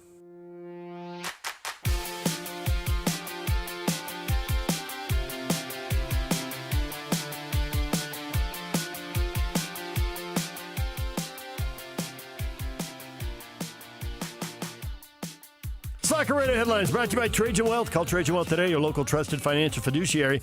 Call them at 801-210-6800 or visit their website at TrajanWealth.com. Talked a lot of football this morning, PK. You are intrigued. Big game this weekend, which could have an impact on Utah and BYU and how high they climb in the college football rankings. Texas is playing Georgia, and Texas is sitting just a few spots in front. So I would think the local fans here would be rooting for Georgia to win, give Texas a third loss. I don't know if the third loss knocks Texas out. They might be the first three-loss team to get in. Potentially. Well, but given they could the complexion of the game. Right, but they could be given a fourth loss by A&M in the season finale. So they got a really tough schedule. They really do. Those are 2 big-time programs Yep. you got to play. And Texas is a big-time program, too. That's why you went to Texas, to play those games. And you're playing them. Start with Ohio State, finish with Texas A&M, undefeated teams, 2 of the last 3 undefeated teams. And in between, they've had a nice dose of games as well. Having been to Texas, as we all have many, many times for over the years, because I travel there for sports, for work assignments, the Longhorns are basically the Cowboys light. You got the Cowboys, mm-hmm. and then I think the Longhorns, I think they're bigger in terms of attention than anything you got coming out of Houston, right? And yeah, are the Longhorns a bigger deal than the Houston Texans? I would say absolutely. Yeah, whatever you got over there. And bigger than the Spurs when they were winning their titles. The Mavs obviously got one. The Rangers in baseball got one a couple years back. But the Longhorns are a big, big deal if they win, and they're a big, big deal if they trip over themselves. I'm wondering how they're going to handle that. How are they handling that? Texas Longhorn people, are you still the biggest program in the state? Can it be Lubbock, Texas? If A&M and Tech Yeah. get a ton of money and suddenly Texas is third best, oof. Yeah. That's gotten plenty of people fired. I don't think it's happened very often, but when it has happened, people have gotten fired. It'll be an interesting development because Tech is cleaning up the recruiting.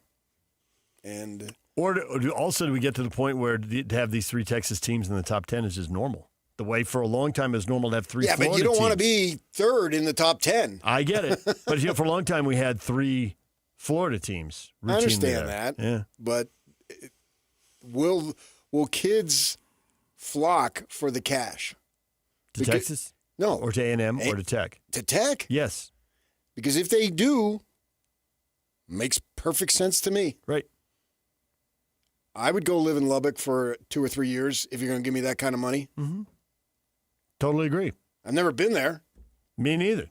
We had a producer who was there for a couple of years. He didn't have a lot to say about it. He had a lot to say about it. He didn't have a lot positive to say about it. Yeah. I've been to Austin several times. The wind blows and you choke on the dust. That was what I remember Terry South saying. I'm fine with Austin. I've been to most places in Texas for work, but I have not been to Lubbock. So in advance of this game, Georgia coach Kirby Smart has brought in former Florida coach Billy Napier to observe the Bulldogs' practices. Now, a hired coach being nice to a fired coach, that's a very common story. But the twist is that Billy Napier got fired at Florida, and the only big game he won was beating Texas. What could he possibly say to Kirby Smart? Kirby's like, give me one thing. I'll take just one. You don't have to give me 10 things. Give me one. One thing I haven't thought of. One reason you beat him. What happened? Who can we pick on? Yeah, Who's vulnerable? I think that's cool. I also think it's overstated. Yeah, both those things are probably true. Yeah. But nonetheless, if it's one thing. Why not? Yeah, and why not? And, the one thing, it And may not be Napier's the probably thing. looking for something to do. But if it gives, he's probably looking for something to do. But also if it gives players confidence, even if it's the old false confidence you talk. Yeah, I've got this edge now. Yeah, I'm looking forward to that game. Just to see what the heck happens? Yeah. And that game will also have an impact potentially on BYU And it could. Utah. That's another reason. That's the reason to watch Notre Dame Pittsburgh, and that's the reason to watch that Texas Georgia game, and also Oklahoma. The problem with Texas Georgia, Alabama as well. 1:30. Yep. That one's easier to watch at 1:30. The problem with Texas Georgia is it's at 5:30. The Utes are playing then, the Aggies are playing then, and BYU basketball's playing UConn then. I got enough to do from 5 to 8. Well, I don't have a big TV. I've got several smaller ones. That's a lie. And I also used to use a quad box with a certain TV service that's still in a dispute with a certain network. Texas Georgia is an ABC game, as is the Alabama game. Yeah. Come on over. I'll wonder. I guess as are the Utes and in Cougars. Sandy, okay? As are the Utes and Cougars, right? Because the Cougars are ESPN and the Utes are ESPN too. Correct. Yes. Now, I have heard there's stories out there, they're making headway. They don't want to lose another Monday night game. Yeah, but does that help us on Saturday, or do they solve this Monday morning at 9:30? Disney had an earnings call this morning. It's hit their pocketbook pretty hard, it looks like, in the stock report. They're saying that may be the impetus for them to make a deal. Yeah. That stuff feels We overblown. need the impetus. You lead your lives with as much impetus as you can have. That's motivation. I like it. Impetus is a word that does not get used as much as it should. It's an outstanding word. I think Pablo Mastrioni learned it from his English teacher, Mr. Sargent. Besides the swear words he learned in Spanish from his uncles. That's more a reference to the fact that PK had the same English teacher at Thunderbird High. Fair. I can still see you out of the corner of my eye. No way. Oh, you're not going to believe this. When you found out that he went to Thunderbird High. Oh, we were over at the arena. Yes, and they had made the change. Who was the other guy who went up to Seattle? The Hispanic guy? Freddie Warris. Yeah. It's like, okay, I'm not a big soccer guy, but it's part of the job, and I got to get some info about this guy. So type in, No! You're not going to believe this, DJ. And little did I know, he's a phenomenal interview. That he is. The fact that his form is soccer is irrelevant to the interview process, largely. I mean, not completely.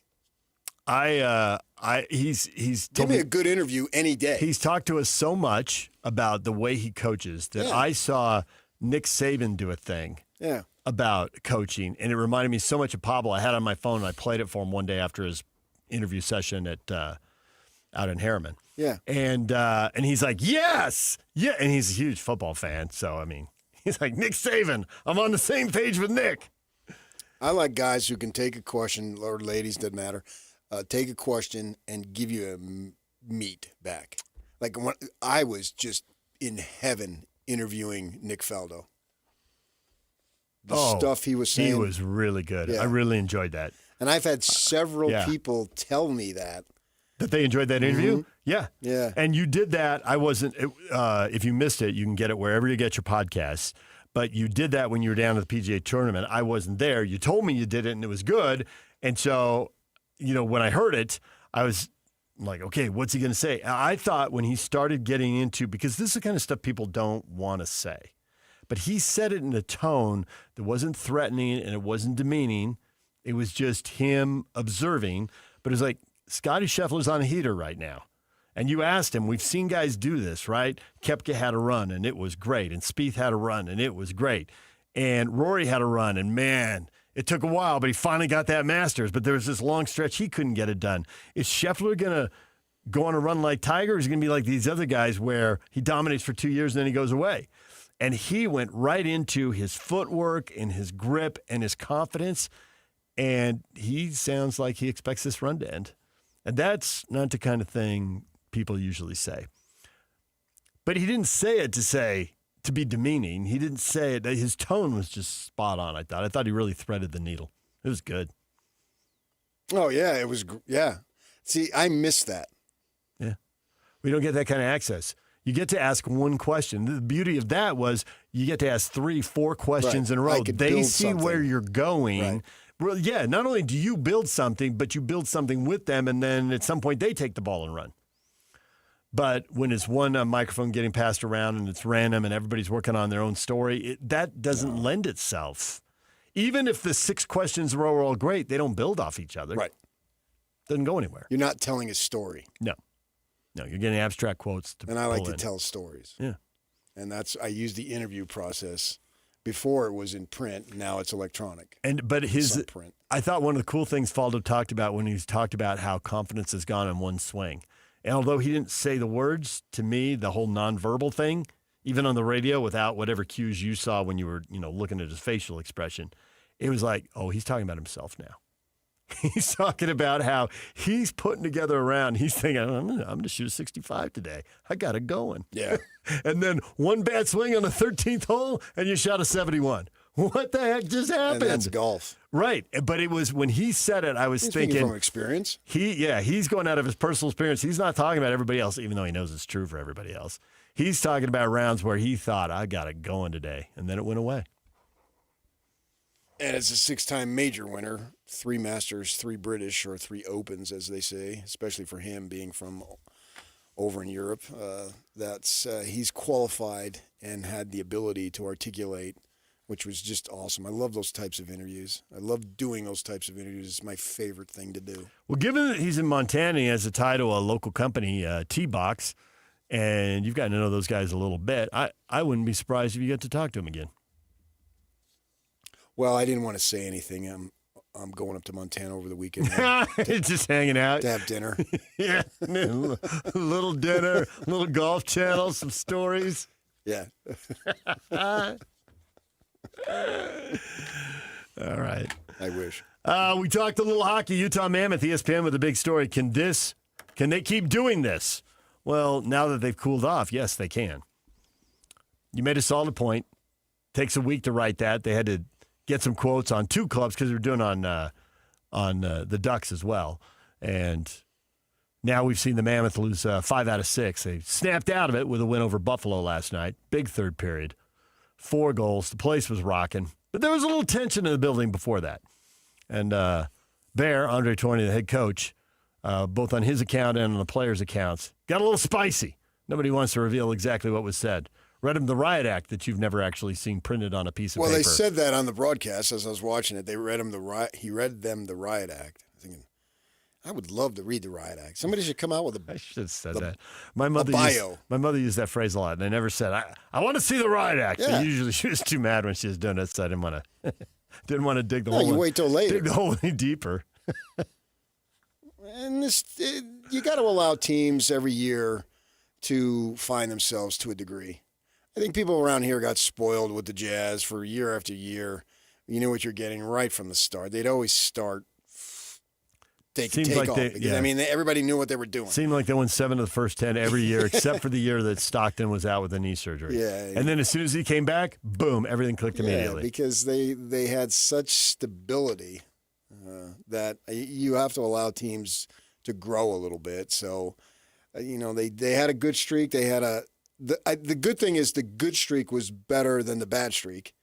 So they're still right where they need to be and have opportunities. Off a bad streak, they are at the top of the middle, if that makes sense. Right, it does. Yeah, so with that in mind, they came out of it, if they're out of it, which I hope they are, then they'll be fine. And then they'll continue to, maybe they won't play as well as they did in terms of winning games early, but then they don't have losing streaks of 4 out of 5, 5 out of 6 type thing. If they started writing that and came up with that whole premise when they were in first place, tied with the Avs, yeah, I think they did. I think the answer to that is no. They can't sustain that. I'd be surprised if they won the division or were the 1 or 2 seed in the conference.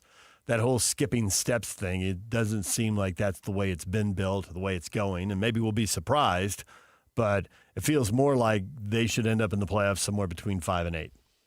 And home ice in the home court doesn't mean what it used to in the NBA, and home ice has never meant even that. So just get in. No, it just means you're where you're playing. Yeah. Just get in and see where they it goes. They need to get in. They've said that 1,000 times over. 8s take down 1s and 7 seeds take down 2 seeds. They just need to get in. DJ PK, when we come back, your feedback next. Stay with us. And it's all over almost here. Don't go nowhere. You've been listening to The Zone for decades. Yes! But now you can watch the guys break down your favorite teams. Some viewers may find the following video disturbing. Viewer discretion is advised. Catch the video stream of DJ and PK, Jake and Ben, Hanson, Scotty, and JJ and Alex right now at KSLSports.com or by searching KSL Sports on YouTube. Utah's best sports radio is on air, online, and on the KSL Sports app. This is 97.5, the KSL Sports Zone. Hey, Utah County golfers, the Back 9 Indoor Golf Lounge in Orem is now open right across from Costco. It's your new go-to for golf, games, and good times. Become a founding member today for just $25 down and lock in their biggest discounts for life. And Back 9 will donate $50 to a high school golf team of your choice. Experience 4 full-swing simulator bays with comfy seating, 75-inch TVs, and 4D massage chairs. Perfect for date nights, parties, and corporate events. Plus 2 putting greens, an Xbox gaming lounge, free drinks, and Wi-Fi. Trained like the pros with secure 24/7 access so you can play in leagues and tournaments on your schedule. With locations in Pleasant View, Murray, Lehigh, American Fork, Spanish Fork, Cedar City, and St. George, there's a Back 9 near you. A Back 9 membership makes the perfect gift for the golfer in your life. They'll thank you all year long, whether you're golfing with them or relaxing in a massage chair. Sign up for a free demo at theback9golf.com. The holidays are coming. Is your home ready? Whether you're hosting a holiday party or reading a book, a brighter home makes your home more comfortable. Mountain Home Services can save you energy and brighten your space. Mountain Home Services can improve your home with LED lighting upgrades, smart switches, and modern lighting controls, perfect for cozy holiday nights and year-round savings. And KSL listeners can save with exclusive offers to brighten your holidays. Serving Utah since 1954, Mountain Home Services was the first to offer upfront pricing with no hidden fees and 100% 100% satisfaction guarantee. Protect your home with an electrical inspection, surge protection, and keep your family warm this winter with a generator. And KSL listeners enjoy a discounted price on a fireplace tune-up for just $99. Visit mountainhomeutah.com or call 801-543-2222. That's mountainhomeutah.com or 801-543-2222. Mountain Home Services, keeping Utah homes safe and warm since 1954. High school football is back for another exciting season. And Trucordia, the group name for a nationwide insurance brokerage based here in Utah, is proud to be a Game Night Live sponsor. The Trucordia companies deliver insurance solutions to help you protect what matters most. Home plus auto, employee benefits, construction, cyber. Trucordia blocks risks to help ensure your goals. Learn more at Trucordia, spelled TRUCORDIA.com. Hey, Utah! Are you ready for the Utah Mammoth to hit the ice? From game-winning goals to behind-the-scenes moments, Mammoth Plus brings the action to you all season long. Whether you're at home, on the go, or in the stands, don't miss a single shift. Visit UtahMammothPlus.com and start streaming today. That's UtahMammothPlus.com. Every game, every goal, live on Mammoth Plus. Upgrades, repairs? Hercules has the rate for you. Open a home equity line of credit with Hercules First Federal Credit Union now through November 30th and get an introductory 4.99% APR for the first 6 months. Use your home's equity for that kitchen refresh, roof repair, or new deck you've been dreaming about. But don't wait. This limited time offer ends November 30th. Visit HerculesCU.com to get started. Hercules First Federal Credit Union, growing stronger together. At University of Utah Health, we're mapping DNA to find the cause and the cure. Because 1 in a million is really just one. One person facing one incredibly difficult diagnosis. Looking for one thing: hope. Learn more at uofuhealth.org. Listen every Monday morning to DJ and PK and Monday afternoon with JJ and Alex for your Chevy Strong Play of the Game. Win great prizes from Rocky Mountain Chevy.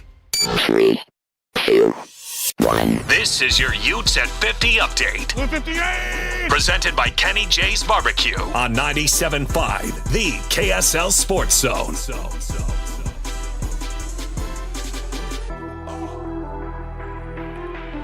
The Utes are getting ready to chase win number 8. Kyle Whittingham on why this team's been able to win 7 so far. Great leadership. You know, we have tremendous captains this year, not that we haven't in the past, but fortunately they've all been able to stay healthy and intact. That's a big part of it. And then not just the captains, but the upperclassmen, you know, because we had a couple of really disappointing games that we had to bounce back from, and I credit the leaders for really making that happen. And that's probably the number one thing that has really driven this team and helped us get 7 wins. This Utah Update is brought to you by Kenny J's Barbecue. Make this Thanksgiving unforgettable with Kenny J's Barbecue. Skip the stress and bring home slow smoke perfection. Pre-order your Thanksgiving meal today by reaching out to them at 801-230-5396. That's 801-230-5396. And now, enough of us. It's time to hear from you. From all your texts, tweets, and posts. This is the best feedback of the day. Ooh, oh, I was there. It's the best game of my life. With DJ and PK on 97.5, the KSL Sports Zone.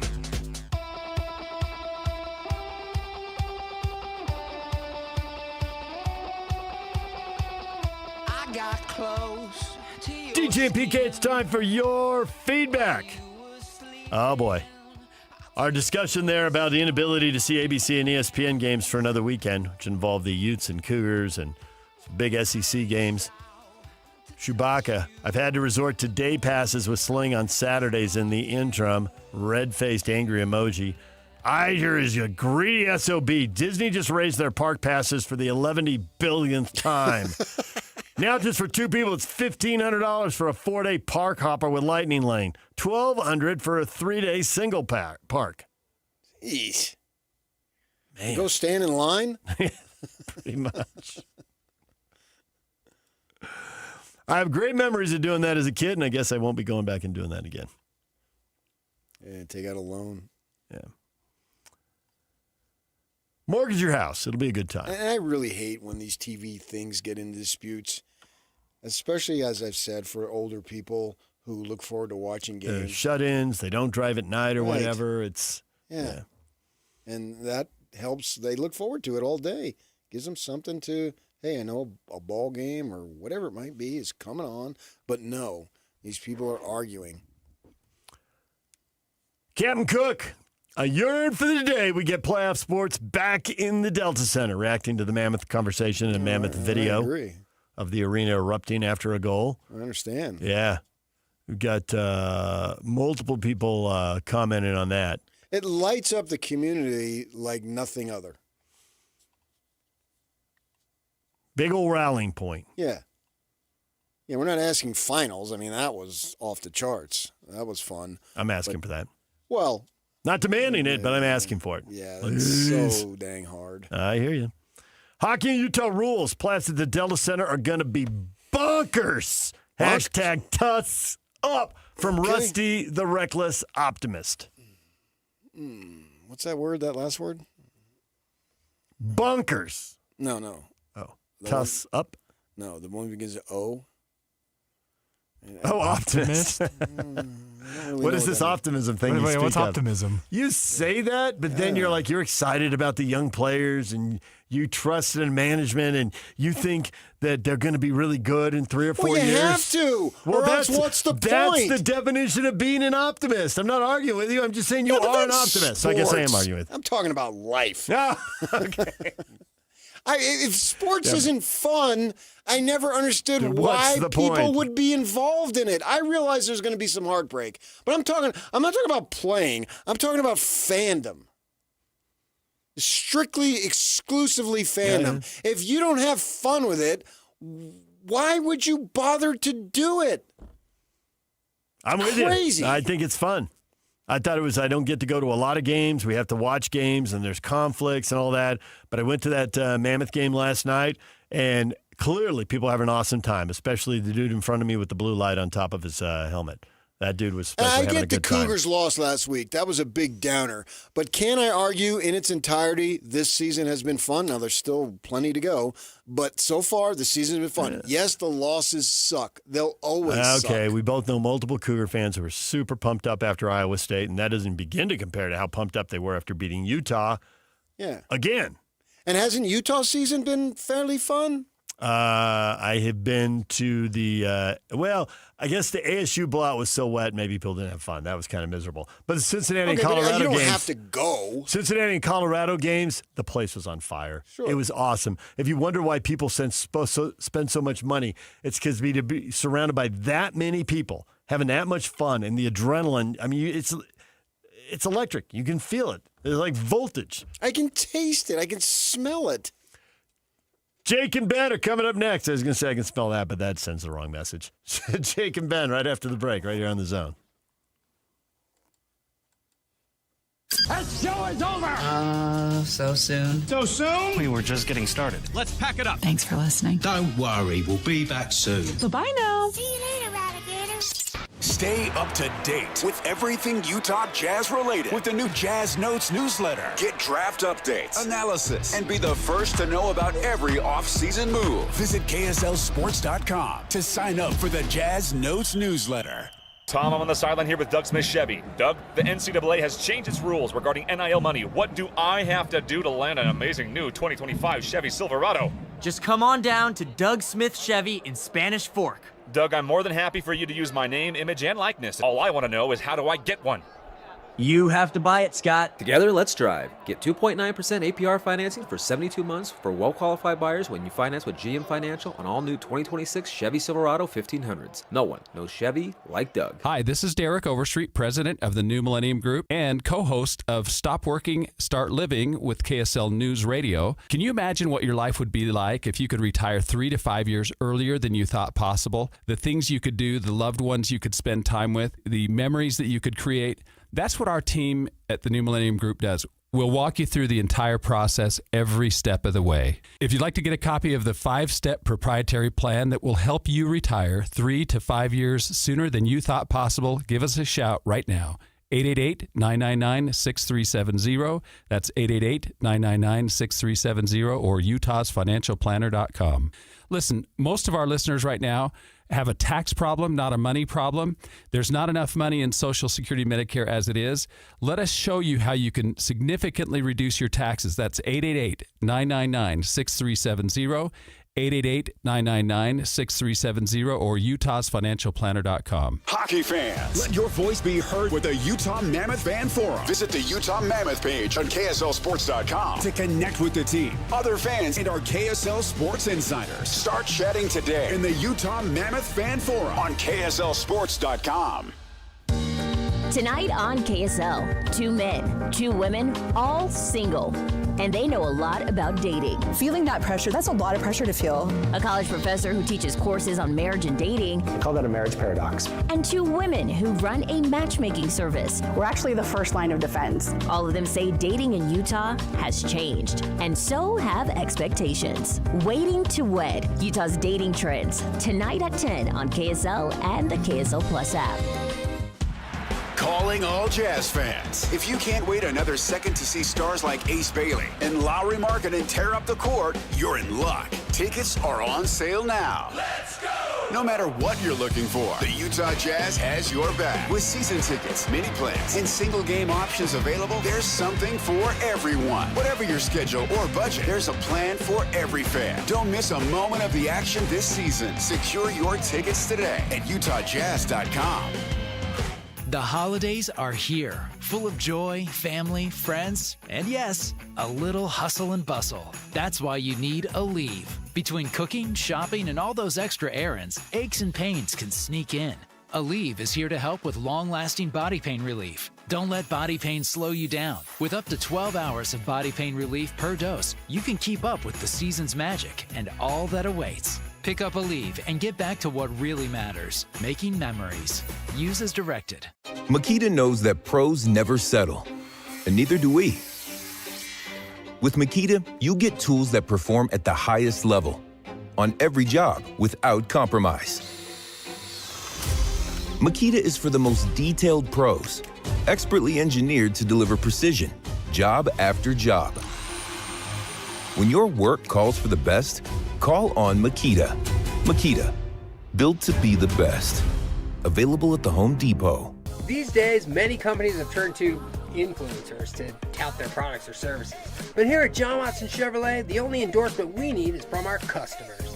Because of their feedback, we're proud to be Utah's best reviewed Chevy dealer. Visit us today to see why we get reviews like, their sales team is the best. Didn't put on any pressure, just super helpful and fun. They made the process a breeze. John Watson Chevrolet, your 5-star Chevy dealer. 3535 Wall Avenue, Ogden. Chevrolet. Together, let's drive. Broadcasting from the Mountain Home Services Studio, this is 97.5 KZNS FM Colville, 1280 KZNS AM Salt Lake City, and 102.7 KSL FM HD2 Salt Lake City Midvale. This is 97.5, the KSL Sports Zone. And now, it's 10 a.m. Let's just get down to it. And it's time for your sports fix. Strap yourselves in, folks. From 2 guys who have covered the teams you're passionate about for years. We are professionals. This is Jake Scott and Ben Anderson on 97.5, the KSL Sports Zone.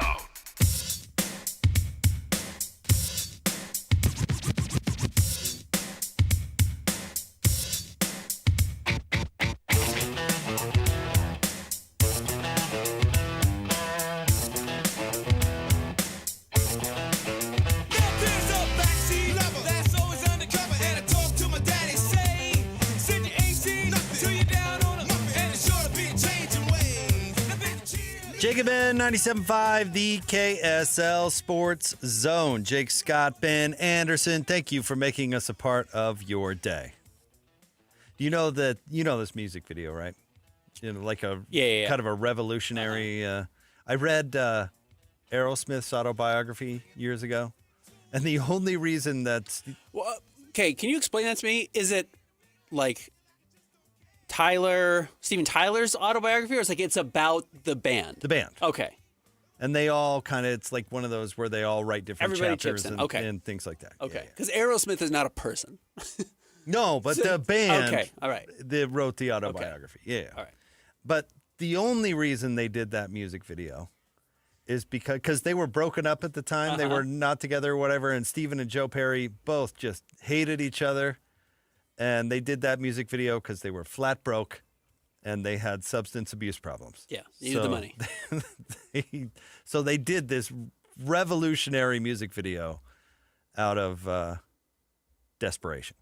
Run DMC on their side, they had no idea the song was even called Walk This Way. They thought it was called Toys in the Attic. Huh. Because the name of the album it was on was Toys in the Attic, and they weren't Aerosmith fans. They just were looking for something to rap over. I wonder what's the greatest desperation Hail Mary for somebody's career that has absolutely changed their life. That just pays off? Just absolutely, resurrected their life or paid for everything they have. You know, 'Tis the Season, Mariah Carey's. Oh, the Christmas song, The Christmas song. But that wasn't a Hail Mary. She was at the peak of her powers. Right. You know, she was already awesome, and then she released a huge hit, and it has kept her going. But if she never wrote that song, she would be just fine. Now, she's at another level financially because of it, but she didn't need that song. No. They needed this moment. Mariah's wasn't a Hail Mary. Mariah's was running up the score. Yeah, exactly right. Exactly. It was the QB Neil. Yeah. Yeah, the fake Neil. The like, fake Neil, and then, Yeah. That's running up the score. That's, you're already a huge hit maker and can live off royalties as a wealthy woman for the rest of your life. Oh, why don't you just throw the most popular Christmas song ever created in there just to make sure you can buy that extra island in the South Pacific. But there truly have to be some people who are like, my last dime. This is it. My last second of recording studio time or whatever it is. Well, honestly, I'm not my trying. Last movie. I'm not trying to be political in any way, shape, or form, but didn't Trump have like 4 of those? Yeah, so you wonder if it actually ever got to the last one. Because if he just keeps getting them. Yeah. But you're right, maybe it has just kept him going. With like bankruptcies or whatever, where. But I'm sure there's a bunch of success stories where people have lost it all and gained it all. Like the Napster guy was basically flat broke and then took a chance on Facebook and now he's worth billions. Yep, exactly right. What's his name? Timberlake played him in the stupid movie. Yeah, your last investment, your last little this is my money's running out. I'm facing legal consequences for Napster. Here we go. Luckily, I live across the street from this kid or whatever, and I told him to drop the probably some substance abuse issues. Absolutely, yeah, mixed in. Definitely part of that story. Hail Mary. Yeah. Yeah, I'm sure there's some great ones out there. There's probably more horrible ones where the Hail Mary fell flat in the end zone. You know what I mean? Oh, yeah. A lot of never were's or I'm pushing it all in on this blockbuster video location. Oh, I'm sure with Thanksgiving 2 weeks away from today, there's a lot of people sitting at the dinner table talking about how close they were. I was right there. They just didn't understand it. They didn't understand my genius. The concept was just launching. Yeah. Yeah. Anyways. Tons of those. What credit Aerosmith? And then it's always followed up with, and anywho, I need a little dough for my next investment. Check out this. I got another Hail Mary coming up. Yeah. I'm sleeping in my car, but yeah. This one's going to be a hit. Huge hit. All right, Ben. We have lots to talk about today. Of course, the college football weekend, and the Jazz are back in action tonight as Quinn Snyder and the entire former Jazz coaching staff is in town. It's funny. You look down Quinn Snyder, all the names on his staff. It's all the familiar faces. It's all the same people. And I don't know, Ben, I always get a little reflexive when the Jazz play the Hawks nowadays, looking back at that era. And I think the way that it ended now has become somewhat controversial because the rebuild has become, and I think this might have been inevitable somewhat, but it's become a bit of a desert now that we're moving into season number 4 in the reboot. Mm-hmm. Even though you could argue season number 1 wasn't really a rebuild year because it took them a year to break down the roster. Yeah. And then even then they didn't break it down entirely. So I don't know. It's interesting. Like if Quinn Snyder would have stayed and they would have just had Donovan, hey, relax for a little bit and we'll see where it goes in a season or two because he was under contract. Yeah. I wonder what the story would be. I mean, the big story in the NBA is Nico Harrison, getting fired and that crazy Luka deal out of nowhere. What would the landscape look like if Nico had kept Luka? And you can go on and on. But with the Jazz, what would happen if they said, Quinn, tape your back together. Donovan, get over it. Yeah. Rudy, stop being weird, and let's go try to make another run at it. What would the story be? Or Quinn, you're gone. Fine. If you don't want to be here, that's fine. But we're going to bring in somebody else, and we're going to see if they can make it work with Rudy and Donovan. Yeah. Or Rudy or Donovan. Maybe this next guy can work with Donovan, and we'll trade Rudy and try and find some different pieces to work around him and see how that works. Which is what you argued for at the time, if memory serves. Yeah, and you were right. You said if one's gone, they're all going to be gone. And you were right. That's what they did. But it doesn't mean that it was the right thing to do. No, absolutely not. You just read the tea leaves that you thought that's what would happen. Yeah. So, no, it's really still a fascinating conversation. And actually, I thought about it a lot during the Pacers game. Because the Pacers are undergoing one of the strangest things I've ever seen, which is they were in the finals. They were, until Tyrese Halliburton blew out his Achilles in Game 7 of a game they were leading. And if you don't remember the finals last year, I don't blame you. The world moves too fast. Remember they were up like 18 points or something in the third quarter at halftime of Game 4 to take a 3-1 lead? Like, you take a 3-1 lead, you're going to win the finals. They are now 1-10 on the season, or whatever it is. They're the worst team in the NBA. And what it had me thinking is, what's not hard is tanking. It stinks. It's not fun, but it's not hard to get to this point. They were literally 3 quarters away before Tyrese Halliburton blew out his Achilles from winning the championship. And over one summer, and yes, there was a huge injury involved, and they decided not to pay Miles Turner. They've decided, we can just get back into the very top of the lottery if we want to, because we can just be the worst team in the NBA next season by choice. And they are choosing to do it. They didn't play TJ McConnell in the second half of that game. So I don't think there is gravitas around it. I don't think anyone's necessarily tipped their cap to the Jazz for tanking. But there has been this patience with the idea of break it down. Bottom out slowly. Don't just cash out and get rid of everybody immediately. And maybe that's just the wrong move. Maybe you do just need to sink so fast and then hope you bounce back quickly, and don't treat it with some kind of romance about, this is going to be a long process and we're going to really try and build it that way. Maybe you don't need to do it that way, but I don't know. Maybe it doesn't work out for Indy. I have never thought that planning your entire franchise around ridiculous odds is a good plan. I think the Jazz do have integrity regardless of last year, and I think maybe that's part. They thought they'd be organically worse than they were at the beginning of the quote-unquote rebuild, right? And Will came in and turned out to be a pretty good head coach and made some pretty good game plan adjustments in both years, 1 and year 2, and all of a sudden they're like, oh my gosh, we have to totally pull the plug on this thing at the end of the year just to keep our draft pick, which again, planning, how silly is that stupid draft pick that they've planned their whole lives around retaining that pick is just wild to me. But I don't think they want to do intentionally boot games. I don't think the Jazz actually want to do that. I think the Jazz organization, and this is me probably projecting, I honestly have no idea. They could tell you absolutely different. But I don't think they liked last year from an integrity standpoint. I don't think they. I think they figured out what it takes to be a 17-win team, and I don't think they want any part of it. I wouldn't. I mean, I'm not even. I'm just doing pre and post game shows, and it's hard to watch. I don't think anybody feels good about it. Yeah, I cover the team, differently than you do, and I didn't take any pleasure from it. It didn't cause me to lose sleep, but certainly was less enjoyable. So what the Pacers are doing is wrong. Okay. It might work.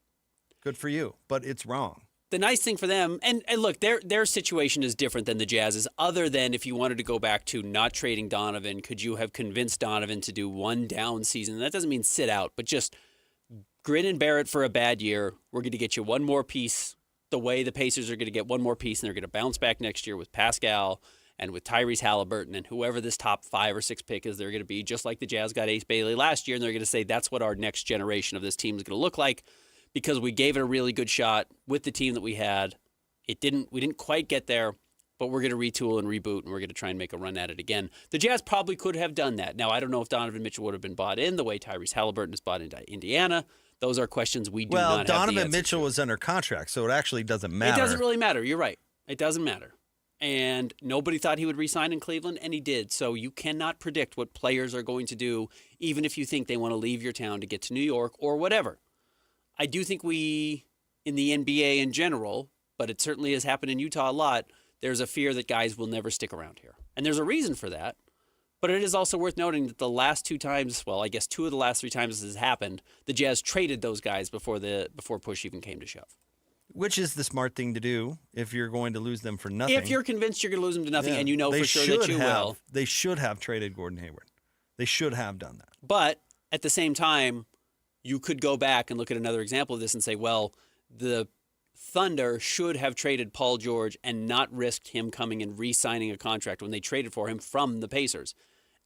And he re-signed with them, and it turned into the greatest deal they've ever made because they then traded him after he re-signed for the best player in franchise history in Shai Gilgeous-Alexander and Jalen Williams and all these pieces. So I understand why this market is sensitive to that. I see the Utah misinformation that's out there where people just don't have any sort of concept as to what it is like to live here, for better or for worse. Of course. And so I understand. I understand that Gordon left.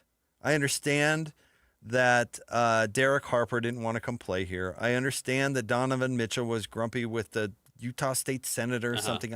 I understand. But to just assume that nobody's going to want to stay here, I think is ridiculous. Karl Malone was a guy from rural Louisiana. I know he lives in Arkansas now, but originally from a small middle of nowhere Louisiana who went to Louisiana Tech. Can you think of anyone, if we were just speculating and you read Carl's demographics, would you have ever guessed in 1,000 years he would be happy and well-adjusted in the state of Utah? No, of course not. So, no, you're right. You're trying to predict human behavior in a weird way that doesn't apply. Shai Gilgeous-Alexander should want to flee Oklahoma City because it was on fire. Yep. So should J-Dub. So should all these guys. He's a Canadian basketball player that picked Kentucky. Yeah. Right. A true phenom. He didn't pick Illinois State. He picked Kentucky. Right. Drafted in L.A. Jalen Williams makes a little more sense. Moved around his whole life. Military kid. Went to Santa Clara. Where'd he go? St. Mary's? Where did... Oh, he went to St. Mary's. St. Mary's. Yeah, that makes a little bit more sense, right? Kind of underappreciated kid, small town, lived, strong family life, go live in Oklahoma City. That makes a little bit more sense. But you're right, it doesn't make sense for Shai. At all? No. So I don't like that line of thinking. I actually think it's kind of small. I mean, I could come up with any number, and I'm glad our conversation has kind of gone this way. I think it's fairly interesting, and it was born because Quinn Snyder's in town, and we're looking at the ifs and buts and all that sort of thing of the last generation of the Jazz. But Derek Favors is an Atlanta guy. Grew up in Atlanta, big city Atlanta, Right. He's the star of college basketball for his 1 year that he's there. He's picked 4th to go to New York. Third, to go to, was it Brooklyn at the time? Yep. Or no, it was still New Jersey. Regardless. Yeah. But to go there, he gets traded halfway through his rookie year. He's 19 years old. Barely shaving. Right. Comes to Utah, and it took a minute. And the more he got adjusted, all of a sudden he's starting to speak more and come out of his shell. And I would argue that this market was terrific for that young man. Yeah. But again, on the flip side, Gordon Hayward is a white person from Indiana who fits the demographics of our state extraordinarily well. Trump has guy. a religious background, a conservative person, and couldn't get out of Utah quick enough. Right. You would never have pegged it. And you know what? The Jazz bet on that. I don't know this. You'd have to ask Dennis Lindsay. But I bet you they looked at his demographic and said, "Oh, okay, this is the guy. X, Y, and Z this boxes. is the guy who's going to stay." Yeah. So to think like that is somewhat ridiculous, in my opinion. Agreed. I'm totally with you. I mean, it's like predicting how I'm going to vote because I live on the east bench of Salt Lake City. Right. And that's not to say that if you want to get out of Salt Lake or Utah because you belong to a certain demographic or don't feel like you belong, whatever it is, I think that's fine. You get to feel that way. You get to hit free agency and you get to make your choice. That is fully a thing that is negotiated into the CBA specifically for that reason. But yes, trying to build your whole franchise around that is not a great plan. The best thing you can do is use the information at hand and then love up your guys and treat them honestly, which I think is very important from a coaching standpoint. And the fans are going to love them here. And if they are willing to be well-adjusted people, they're going to be happy here. If they're not, then they're not. I mean, there's not much you can do about it. And this is interesting because I wrote a story last night about the uneasy feeling I know Jazz fans get after every win. There is a feeling in your stomach right now, not every Jazz fan, but a lot of Jazz fans, and I can see it in the responses to the story, of, ooh, should we have won that game? Ooh, we won. Was that a good one? Should we be losing all of these games? The tank note And crowd. basically my story was, it's okay. You don't need to feel anxiety about every win, especially 11 games into the season. Wait, hold the phone. I can't believe those people still exist. Are you serious? I'll just read you tweets. Yeah. And here's the headline of my tweet. It says, are Utah Jazz fans allowed to enjoy wins again? Utah's 4-7 start isn't tank-worthy, and that's okay. Let the kids cook. Worry about the lottery later. And there are 15 responses, and 11 of them are, you're insane. This is the stupidest article. It says, they've already, and I understand the argument. You've invested in it. You need one more pick. This is a good draft, et cetera, et cetera. What I will agree with you is the Jazz know that. When the Jazz need to pull the plug on this season, they will. Okay. If the Jazz are at risk of losing their draft pick, they will fix that, and they will make sure that they keep their draft pick. But this idea that you can't beat Indiana or Boston or Phoenix or the Clippers early in the year, I don't think you need to feel bad about it. Okay. You're not a snarky, trolly person for the most part. Right. That's not how I write my That's stories. not really your personality. No. Or just in general. That's, I don't know. That I hold down more of that camp on this show, I think, than you do. But one thing that you did last year that I found really funny was what game was it that you kept retweeting your tweet from? It's the Brooklyn game. Jazz beat Brooklyn in overtime. In like December In or December. something. And everyone said, that's it. What are they doing? It's over. I mean, we were going to get Cooper Flag, and now we're not. Yeah. Yeah. In December. Yeah. And so every time some random crappy team won a game, you would quote tweet it. Quote tweet with the that, score. which I found really funny. And you're right, it was very snarky of me. And I was making fun of people. But it was funny. And you know what ended up being funny? But hold the phone. Keep going. These my last. But here's where I'm going. Those people that were they in a coma last year because the Jazz had the worst dang record. They only won 17 games. Yeah. And it didn't matter. They got the 5th pick. So why on earth would you live and die by a random win over a terrible Indiana team in November? Right. Why? Right. Why? I was alive last year. I saw it happen. How do people forget about this stuff? No, here's the thing. This isn't their fault. This isn't the fans' fault. This is the Jazz's fault. This is the fault of the organization that said, we're doing this for a reason. We're going to lose. You've got to be okay with us losing because the reward of us losing is greater than the pain you feel now. And they might be right. Tanking works.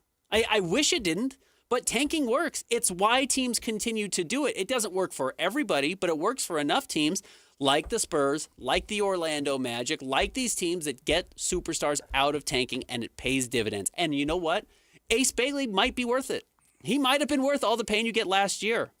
You may tank again this year at the end of the season, and whoever you get might be worth it. But to the point, you have to recognize that the Jazz knew that this was a possibility. There was a reason that Austin Ainge came out and did say, we're not worried about that right now. We're not tanking right now. That's not the plan this season. He still knows the value of that top 8 pick. Can I ask you this? Who has, like you say, like tanking works. It's kind of like saying buying a lottery ticket works. Okay. In a very extreme example. Of course. But can we go through franchises where tanking does not work? Right, the Sacramento or has Kings, it does not work. They've tanked forever. I would argue that it didn't work in Philly. Okay. Do they have a title? Right, they don't have a title. The closest they got was one Eastern Conference Finals. Never got to the conference finals. Never got did. the second round. Embiid's never got did that work? Right? No, it didn't. Did it work in Charlotte? No, of course not. Has it worked in New Orleans where they got Zion? Oh, get a parade! Do you remember the 2 number 1 picks? Remember who was the bozo clown who used to be at in Cleveland and then recently got fired? Why am I blanking? Griffin. Yeah. Remember David him Griffin. doing a celebration when they got the number 1 pick for Zion? How did tanking work out for them? Right. So I'm not maybe as anti-tank as you are. I do think it can pay off. I do think the Jazz know how it can pay off. I just don't think you need to be stressing about a 4-7 record at this point. Bingo. I believe in a rebuild. Like you break it down and you go young. Yeah. But living and dying with every game, cheering for your team to lose and freaking out when they actually win is crazy. Yeah. Because it doesn't matter that much. It just doesn't. Dallas almost made the playoffs last year, Ben. What, they had to tank like 2 games at the end to make sure that they didn't. Right. They got the first pick. Yeah. The first pick. San Antonio got the second pick. Yeah. And I do think that's the other thing people do need to realize. The lottery odds flattening out have really changed how the lottery works. It is legitimate. You know what the odds are? Low. For really low. For everybody. Yeah. Think about it this way. If San Antonio would have won an extra game last year, they wouldn't have gotten the number 2 pick. Right. Or lost an extra game. That's the randomness of it. So why would you flip out about a win in November? Why would you flip out? Now, if the Jazz are battling for a play-in spot in February and it comes down to, well, do you want to keep the pick or not? Okay, I guess I'll listen to you, but I am not going to listen to you in November. I am absolutely not. If you're dying over a win in November, take a Z-Quil and get some sleep. I'm trying to count the number of I'm an idiot responses. They didn't say I'm an idiot, but really, I got a few. Such a freaking bozo. I got a few of those "you're an idiot" responses yesterday, actually, about a different matter. Anyway, I mean, honestly, there's 15 responses to this tweet. 80% of them are, this is the wrong approach. My idea that you can win games and it's okay right now. You don't need to feel about every win. It's an interesting perspective. It's an interesting spot that a lot of fans are in. Do you think they came to that conclusion before or after they read the article? I don't think they read the article. Right. Bingo. Yeah, I think they saw the tweet, and I think they responded. And then, yes, maybe they read the article after, or maybe they never clicked on the article at all. And that's the gamble you take by putting anything on social media. This Ben guy makes some sense when you read his article. Yeah. Which I would say go read the article, KSLSports.com. I got to tell you, I'm so stoked that I'm mopping the floor with you in What You Got Wednesday. Oh, are you? In both? Oh, yeah, both. Ugh. Right now, it's 70-30 and 80-20. Yeah, I didn't even retweet it yesterday. Did I get tagged in it? You sure did. Okay. All right, stay tuned. If you haven't voted, you still have a couple hours to vote. We did players from the Quinn Snyder era and television personalities. Huh. You're cooking me. More Jake and Ben coming up next. 97.5, the KSL Sports Zone. It's game week for the Utes, and the KSL Sports Zone is getting you ready for kickoff. After a much-needed week off, Kyle Whittingham and the Utes get set for the final 3 games of the season, starting with a trip to Waco for a battle against Baylor. Listen all week long for the best coverage of Utah football. Then catch college football Saturday game day at 10 a.m. with the postgame show immediately following the game on KSLSports.com. Let's go then. Let's go, baby. Your home for the best coverage of Utah football is live on air, online, and on the KSL Sports app. This is 97.5, the KSL Sports Zone. Hi, this is Derek Overstreet, president of the New Millennium Group and co-host of Stop Working, Start Living with KSL News Radio. Can you imagine what your life would be like if you could retire 3 to 5 years earlier than you thought possible? The things you could do, the loved ones you could spend time with, the memories that you could create. That's what our team at the New Millennium Group does. We'll walk you through the entire process every step of the way. If you'd like to get a copy of the 5-step proprietary plan that will help you retire 3 to 5 years sooner than you thought possible, give us a shout right now. 888-999-6370. That's 888-999-6370 or utahsfinancialplanner.com. Listen, most of our listeners right now have a tax problem, not a money problem. There's not enough money in Social Security Medicare as it is. Let us show you how you can significantly reduce your taxes. That's 888-999-6370. 888-999-6370 or utahsfinancialplanner.com. Hans Olsen, Scott Gerard. Hans, you feel it outside. It's football weather, but that also means it's colder outside, and that means your furnace, if you haven't fired it up already, you will be soon. So you want to keep that warm air in your house? Well, it's all about having the right windows, and Advanced Windows can make sure you have the best windows in the state of Utah. Remember, they've got the lifetime warranty. It's transferable to the next owner. It covers all labor, glass, and parts. And these are original windows built right here in the state of Utah. They eliminate the middleman, so they make it more affordable for you. And they've got great financing plans, including 60 months, no interest, no payment, or no interest for 24 months. They'll set it up so it's affordable for you. Go to advancedwindows.com. That's advancedwindows.com and find out how they can save you money. In fact, $2,500 off when you swap out 10 windows or more. That's Advanced Windows. Call them now, 801-850-9100. It's Advanced Windows at advancedwindows.com, 801-850-9100. Ready for a home upgrade? Hercules has the rate for you. Open a home equity line of credit before November 30th and enjoy an introductory 4.99% APR for 6 months. Perfect for projects like a new deck, roof repair, or kitchen refresh. Don't wait. This limited time offer won't last. Apply today at HerculesCU.com. That's HerculesCU.com. Hercules First Federal Credit Union, growing stronger together. Attention Jazz Nation, the long wait is finally over. Mountain basketball is back and better than ever. Let's go! All tickets are on sale now, and you won't want to miss the action. Jump on the opportunity to watch your favorite players live and in person. Whether you're after season tickets, mini plans, or single game matchups, the Utah Jazz has got your back. There's a plan for every fan. Don't miss out. Secure your seats today and be part of the excitement all season long. Let's go! Visit UtahJazz.com today. If you're getting new gutters, make absolutely sure that you don't get screwed. I mean literally, don't get screwed. Tim Jr. here from RGS Exteriors. And every single gutter company out there uses screws to hold their gutters together at the corners and downspouts. They use screws because they're fast and cheap and easy. But man, they're terrible for your gutters, aside from possibly cutting your hand. They also loosen and corrode over time because they're not made from the same metal as the gutters. At RGS Exteriors, we've been installing gutters for 70 years now, and we don't use screws. We only use permanent, strong, and unobtrusive rivets. They're made from the same material as the gutters, so they won't oxidize, and they won't corrode. They'll also never loosen. Your hand is safe too. Did I mention they look amazing? So don't get screwed. Call RGS and get riveted gutters. Our number is 801-280-3110, or visit us at rgsutah.com. That's 801-280-3110, or rgsutah.com. Listen every Monday morning to DJ and PK and Monday afternoon with JJ and Alex for your Chevy Strong Play of the Game. Win great prizes from Rocky Mountain Chevy. This is your Cougars at 30 update. Presented by Kenny J's Barbecue on 97.5, the KSL Sports Zone.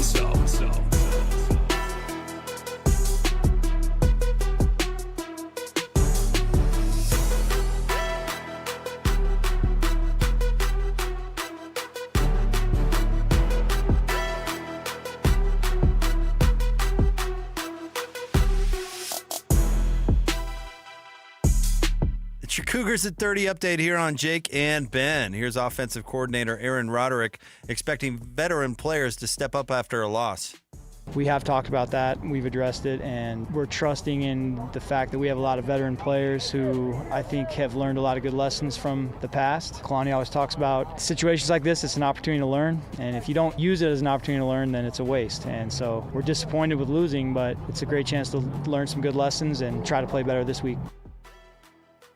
This update is brought to you by Kenny J's. Make this Thanksgiving unforgettable with Kenny J's Barbecue. Skip the stress and bring home slow smoked perfection. Pre-order your Thanksgiving meal today. Text 801-230-5396. That's 801-230-5396. Kenny J's.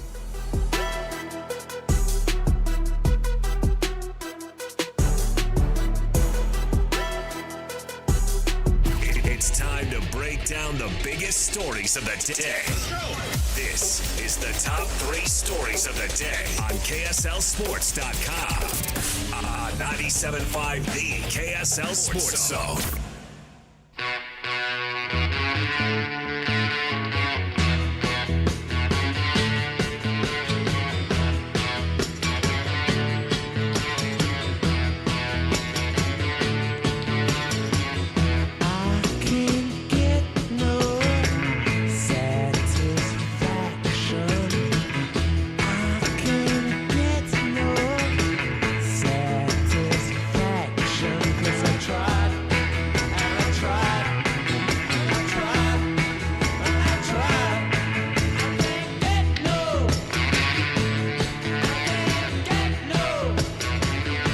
Jacob in 97.5, the KSL Sports Zone. It is time for the top 3 stories of the day at KSLSports.com. Brought to you by our friends at J. Brooks Jewelers. Cherish your love with J. Brooks Jewelers. Explore their expertly crafted engagement rings made from the finest materials. J.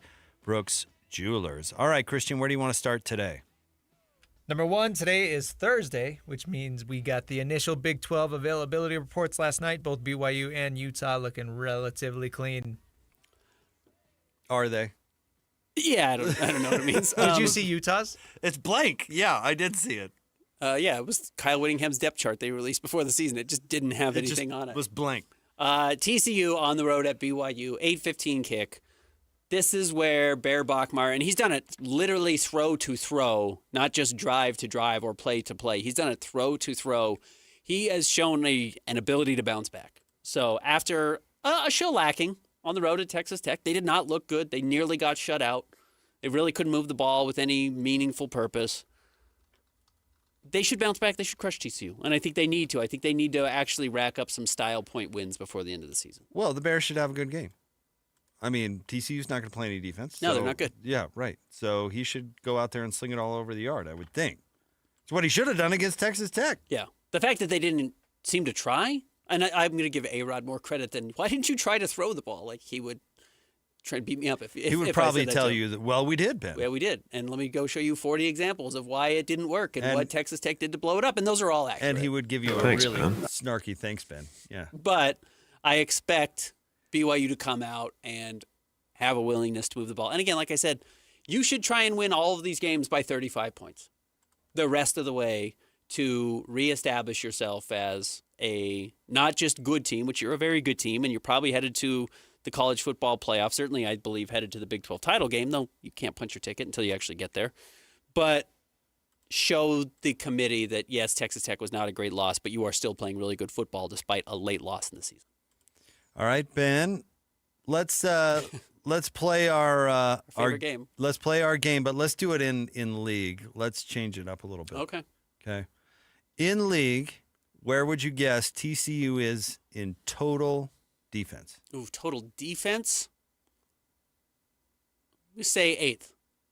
Right on the money. Right on the money. Okay. Wow, right on the money. Yeah, because they can't be atrocious because, A, there are truly horrendous teams in the Big 12. And TCU's got a good record. Yeah. I know they just lost last week, but they didn't give up 55 points. They gave up 20 points in Now, hold on, because there is some nuance. I get the point you're making, but there is some nuance. Okay. Let's start with this. Where would you guess TCU ranks in rushing defense in the Big 12? Okay, honestly, do they give up a lot of passing yards and they're pretty good against the run, or nobody runs because you can throw it all over them, which is not usually actually how it works? I bet they're okay. I'm going to say they're 5th. 3rd. Okay, they're pretty good. 3rd. Trusting my instincts here. Stout. Yeah. And the other team has run it 335 times, which is basically normal. Okay. So it's not the case where the other teams haven't run on them. Where are they against the pass?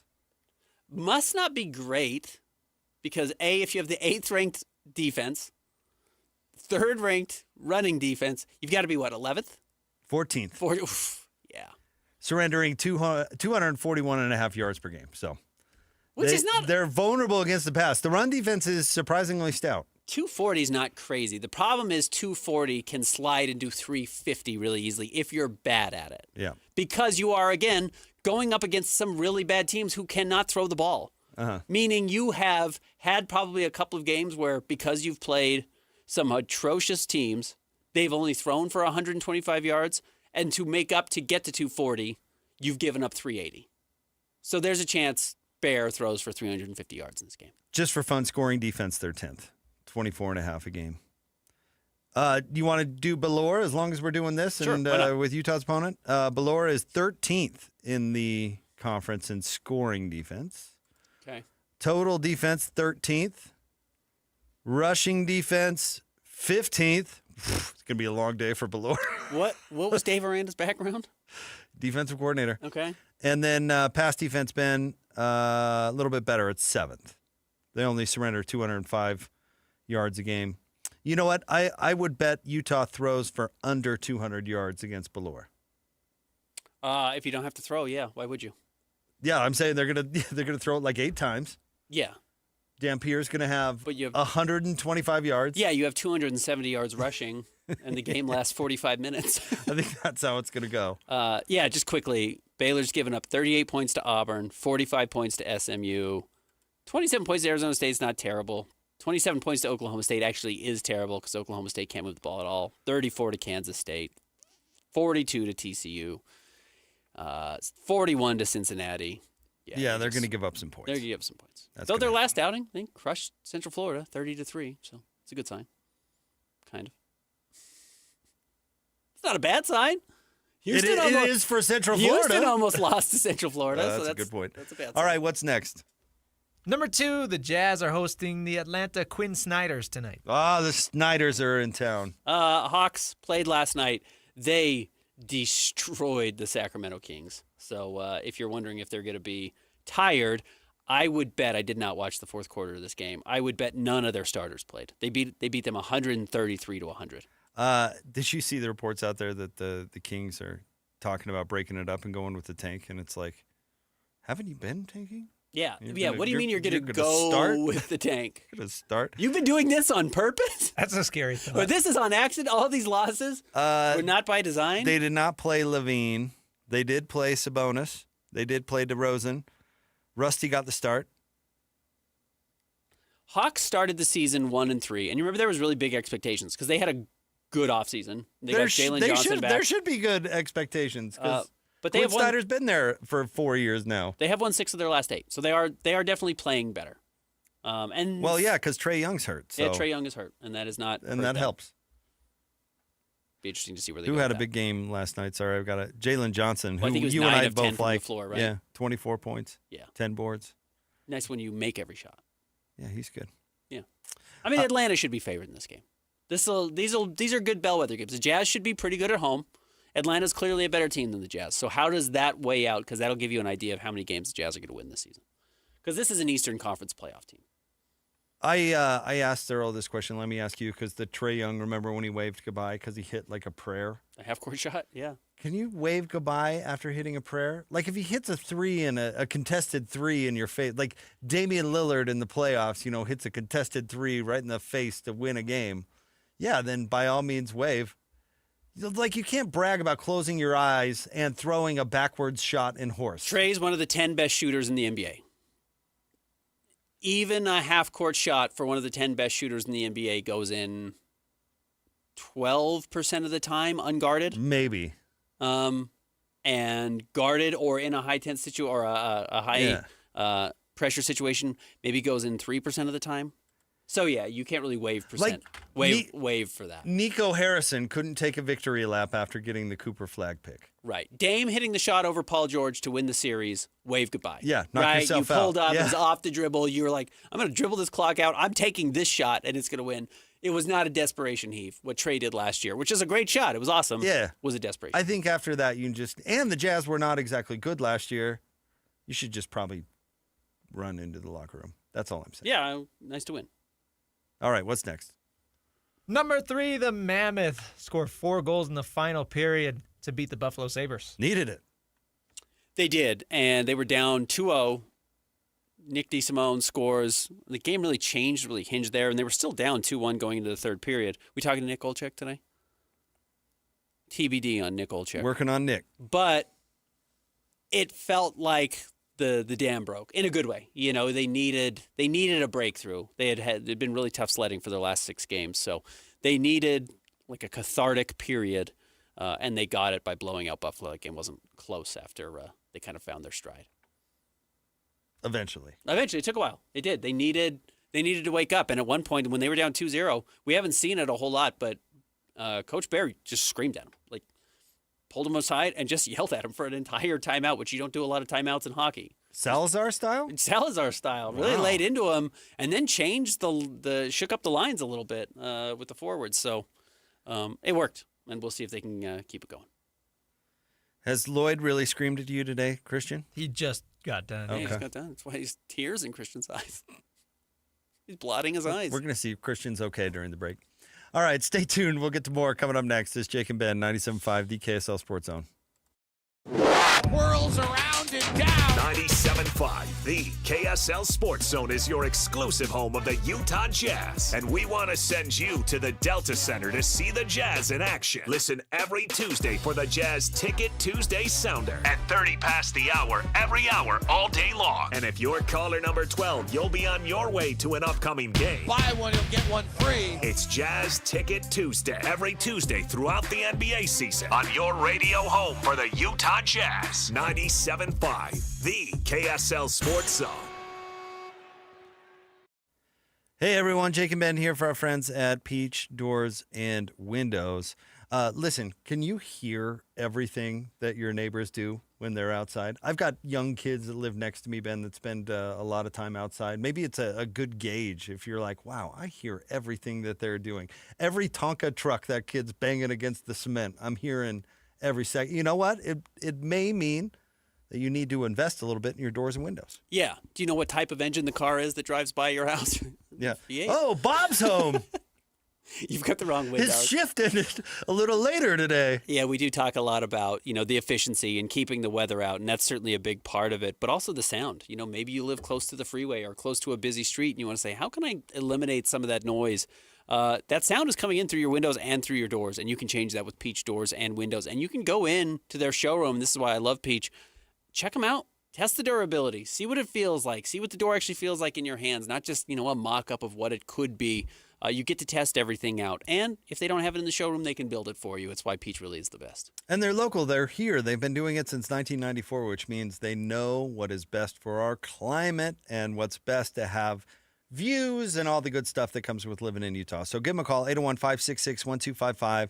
They do free in-home visits. They can help you with ideas too, 801-566-1255. You can also go to peachbuildingproducts.com or simply drop by the showroom, 2940 South, 300 West in Salt Lake. It's Peach Doors and Windows. Bar Dub Grill is where roadside classics meet ranch-raised flavor. Sink your teeth into juicy, handcrafted burgers made with premium Bar W beef straight from the local Utah farm. From the bold cowboy barbecue burger to the sweet and savory Aloha burger, paired with crispy cowboy fries, hand-spun shakes, or signature spud nuts. Soft, airy, and unforgettable. Bar Dub Grill delivers honest eats with cowboy swagger. Bar Dub Grill in Nephi with easy access right off exit 222 in Nephi. These days, many companies have turned to influencers to tout their products or services. But here at John Watson Chevrolet, the only endorsement we need is from our customers. Because of their feedback, we're proud to be Utah's best reviewed Chevy dealer. Visit us today to see why we get reviews like, buying a car should be a fun experience, like a kid getting a new toy. And at John Watson Chevrolet, it was. John Watson Chevrolet, your 5-star Chevy dealer. 3535 Wall Avenue, Ogden. Chevrolet. Together, let's drive. Do you currently use a CPAP machine to treat sleep apnea? Are you looking for a smaller, more comfortable solution? Consider a custom-fitted oral appliance from Sound Sleep Medical. In many cases, these appliances can be as effective as CPAP, and oral appliances are usually covered by insurance or Medicare. To make an appointment or to learn more, call Sound Sleep Medical at 801-285-9731. That's 801-285-9731, or visit soundsleepmedical.com. You don't show up to Lavelle Edwards Stadium halfway. Neither should your energy drink. Bucked Up Energy gives you smooth, long-lasting power. No jitters, no crash. Just focus, flavor, and pure Cougar drive. Grab a can of Sour Bucks or Rocket Pop on your way to the game and taste why athletes and fans everywhere get bucked up. Visit your local Bucked Up retail store today or go to buckedup.com and use code ZONE to claim 20%. Bucked Up Energy, built for game day, made for every day. Get ready, Utah. Mountainland Supply is bringing Milwaukee Counter Days to a branch near you. Join us for a one-day only savings. 10% off all Milwaukee power tools, hand tools, and accessories. Plus, free sale day only items. Start your morning with a light breakfast, stick around for a delicious barbecue lunch, and connect with the Milwaukee team. We'll be in Nephi on November 11th, St. George on November 13th, and Orem on November 20th. Don't miss it. Mountainland Milwaukee Counter Days. Food, freebies, and fantastic savings. Tonight on KSL, 2 men, 2 women, all single. And they know a lot about dating. Feeling that pressure, that's a lot of pressure to feel. A college professor who teaches courses on marriage and dating. I call that a marriage paradox. And 2 women who run a matchmaking service. We're actually the first line of defense. All of them say dating in Utah has changed. And so have expectations. Waiting to Wed, Utah's dating trends. Tonight at 10 on KSL and the KSL Plus app.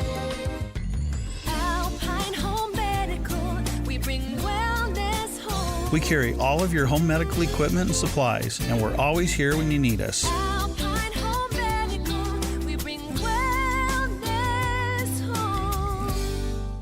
3, 2, 1. This is your Utes at 50 update. 58! Presented by Kenny J's Barbecue on 97.5, the KSL Sports Zone.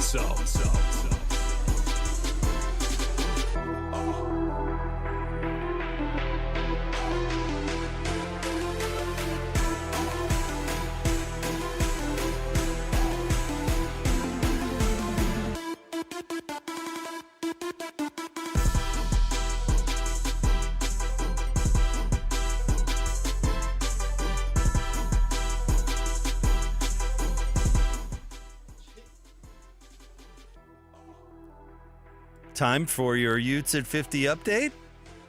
Here on Jake and Ben. Here is Kyle Whittingham talking about Wayshawn Parker, how he's separated himself as RB1. First of all, we're giving him more opportunity, which is a good thing. He's had more carries. He's shown a lot of explosiveness. You talk about explosive throws, you also need explosive runs. That's another way to get explosive plays, and so he's given us several of those. He's a really good back, and he is really starting to hit his stride. As I mentioned 2 Saturdays ago against Cincinnati, that he has really separated himself right now as running back 1. This update is brought to you by our friends at Kenny J's Barbecue. Makes Thanksgiving unforgettable with Kenny J's. Skip the stress and bring home slow smoked perfection. Pre-order your Thanksgiving meal today. Text 801-230-5396. That's 801-230-5396. It's Kenny J's. Let's go! Complete game coverage of the Cougars is right here on the KSL Sports Zone. The Cougars return home for a battle against TCU. Your home for the best coverage of Cougar football is right here on 97.5, the KSL Sports Zone. You're listening to Jake Scott and Ben Anderson on 97.5, the KSL Sports Zone. Woo!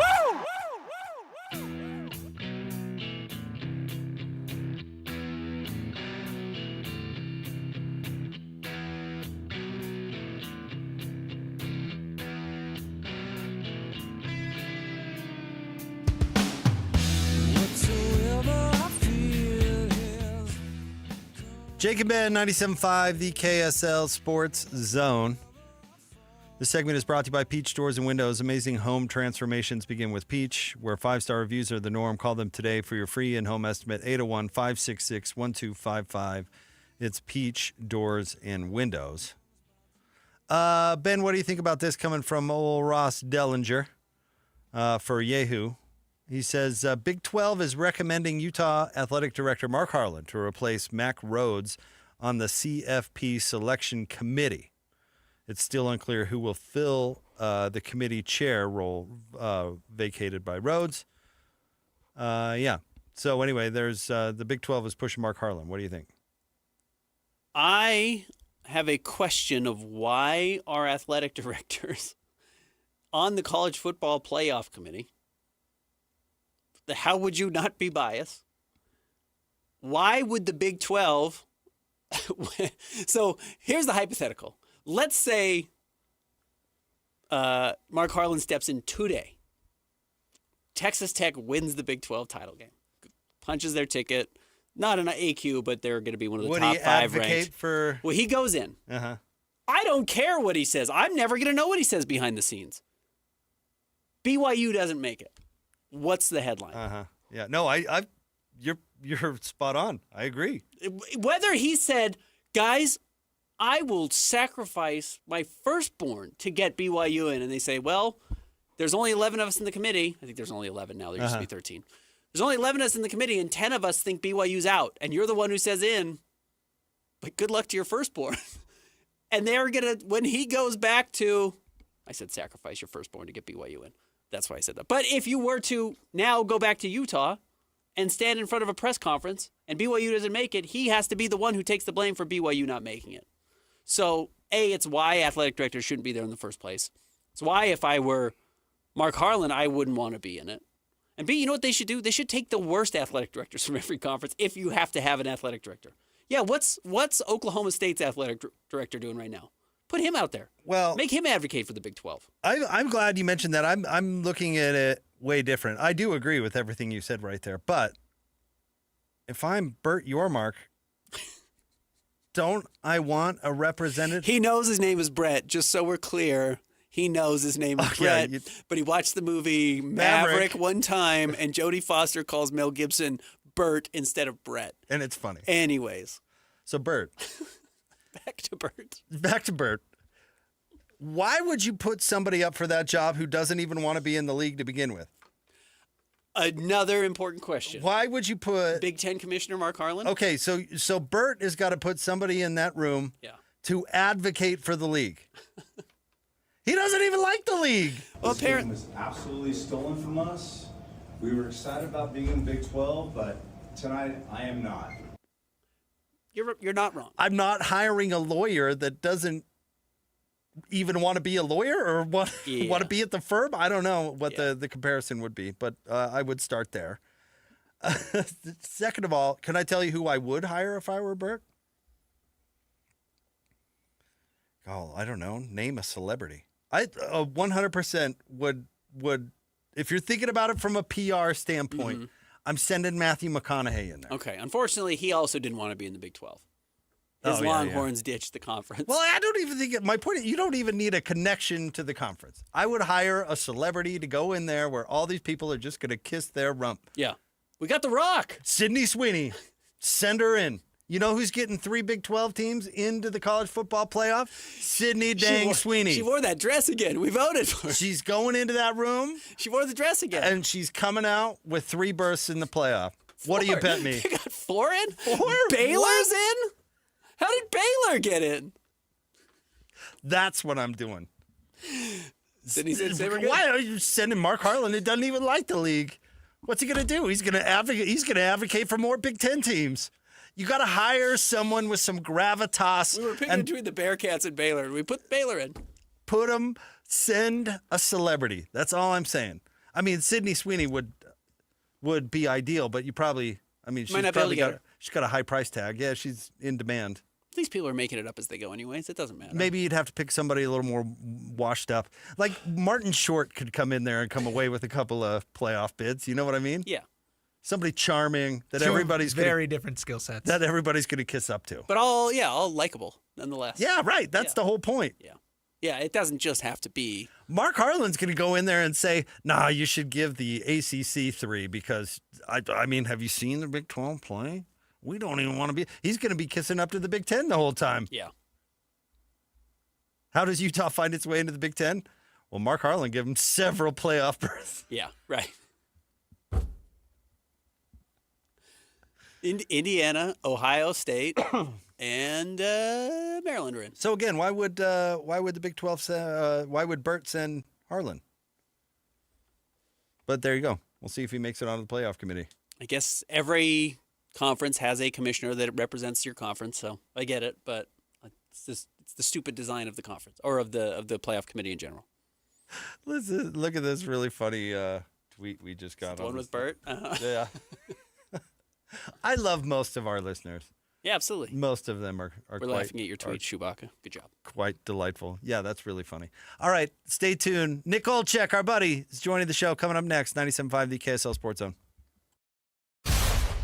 Whether you're stuck in the office, I believe you have my stapler, in your car, or at your in-laws. You want a piece of me? You bet I do.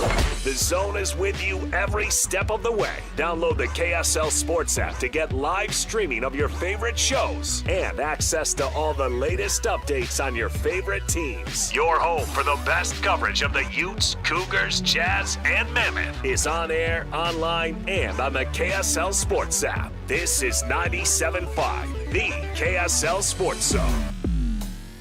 It's that time again. The Reams Boots and Jeans semi-annual work boot and outdoor clothing sale. Right now is the perfect time to save money and get the boots and clothing you need for cooler weather ahead. With the change of seasons, it's time to gear up. And Reams has the absolute best prices on the brands you know and trust. Save big on Ariat, Justin, Tony Lama, Georgia, and Timberland Pro Boots. Built tough for the work you do every day. And that's not all. Stock up and save on Carhartt brand jackets, hoodies, bibs, pants, and vests. Whether you're working hard or heading outdoors, Reams has you covered from head to toe. Reams Boots and Jeans, Utah's largest boot dealer. Come in today for the best selection and the best prices on the boots and clothing you need. Look great, feel great, and save money. Reams Boots and Jeans, Utah family owned and operated for over 80 years. Reams Boots and Jeans. After 30 years of plumbing experience in Utah, we've compiled a list of items we plumbers commonly find in sewer systems. First off, hair. Lots of hair, like so much hair. Oh. Roots, dental floss, marbles, and every other toy imaginable. Dentures, watches, coins, live animals, also dead ones. Photographs, we assume from active and very healthy relationships. Wigs, kitty litter. Look, the point is, don't use the toilet as a landfill. This has been a public service announcement from your buddies down at Shamrock Plumbing. At University of Utah Health, we're mapping DNA to find the cause and the cure. Because 1 in a million is really just one. One person facing one incredibly difficult diagnosis. Looking for one thing: hope. Learn more at uofuhealth.org. Hi, this is Doug Wright. The other day I was reading an article, and it talked about the finest restaurants around the United States. And right at the very top of the list, it was Ruth's Chris Steakhouse. And I'm quoting now. They say, high-quality food in an atmosphere that is sure to impress. Isn't that the perfect description of Ruth's Chris Steakhouse? And here in the state of Utah, we have 2 locations. Hotel Park City, that's where Dee and I celebrated our anniversary the other night, and downtown Salt Lake City at 275 South West Temple. And at this time of year, it's not too early to call and make your reservations for a special holiday event or a corporate party, whatever it might be. And remember, too, everybody loves a gift card from Ruth's Chris Steakhouse. It is the best meal you will ever have. You're going to love your dining experience at Ruth's Chris Steakhouse. Helping your money do more means making sure you get the most out of every dollar. That's why, for a limited time, when you open a new America First Visa credit card and spend $3,000 within 90 days, we'll give you $300. That's like getting a 10% discount on everything you pay for with your card. Before you spend another cent, head to AmericaFirst.com and apply for your low-rate Visa credit card today. Membership eligibility, terms, creditworthiness, change, and conditions apply. Subject to additional criteria. Federally insured by NCUA. Equal opportunity lender. Attention Jazz Nation. We know you've been waiting on the edge of your seat, and the time has finally arrived. All tickets are available now. Let's go! Your favorite players will be back on the court, bringing the energy all season long. Whether you're looking for season tickets, mini plans, or single game matchups, there's a perfect option for every kind of fan. Show up loud and proud at Delta Center this season. Don't miss your chance to be part of the action. Buy your tickets today at utahjazz.com. Broadcasting from the Mountain Home Services Studio, this is 97.5 KZNS FM Colville, 1280 KZNS AM Salt Lake City, and 102.7 KSL FM HD2 Salt Lake City Midvale. This is 97.5, the KSL Sports Zone. The exclusive home of the Utah Mammoth is on 97.5, the KSL Sports Zone. Peterka down the middle. Peterka shoots and scores! They love him here in Utah. J.J. Peterka scores against his former team to tie the game. Small to head for Keller. Keller from center scores. Clayton Keller makes it 5 goals in a row, and it's 5-2. Mammoth on top and in charge.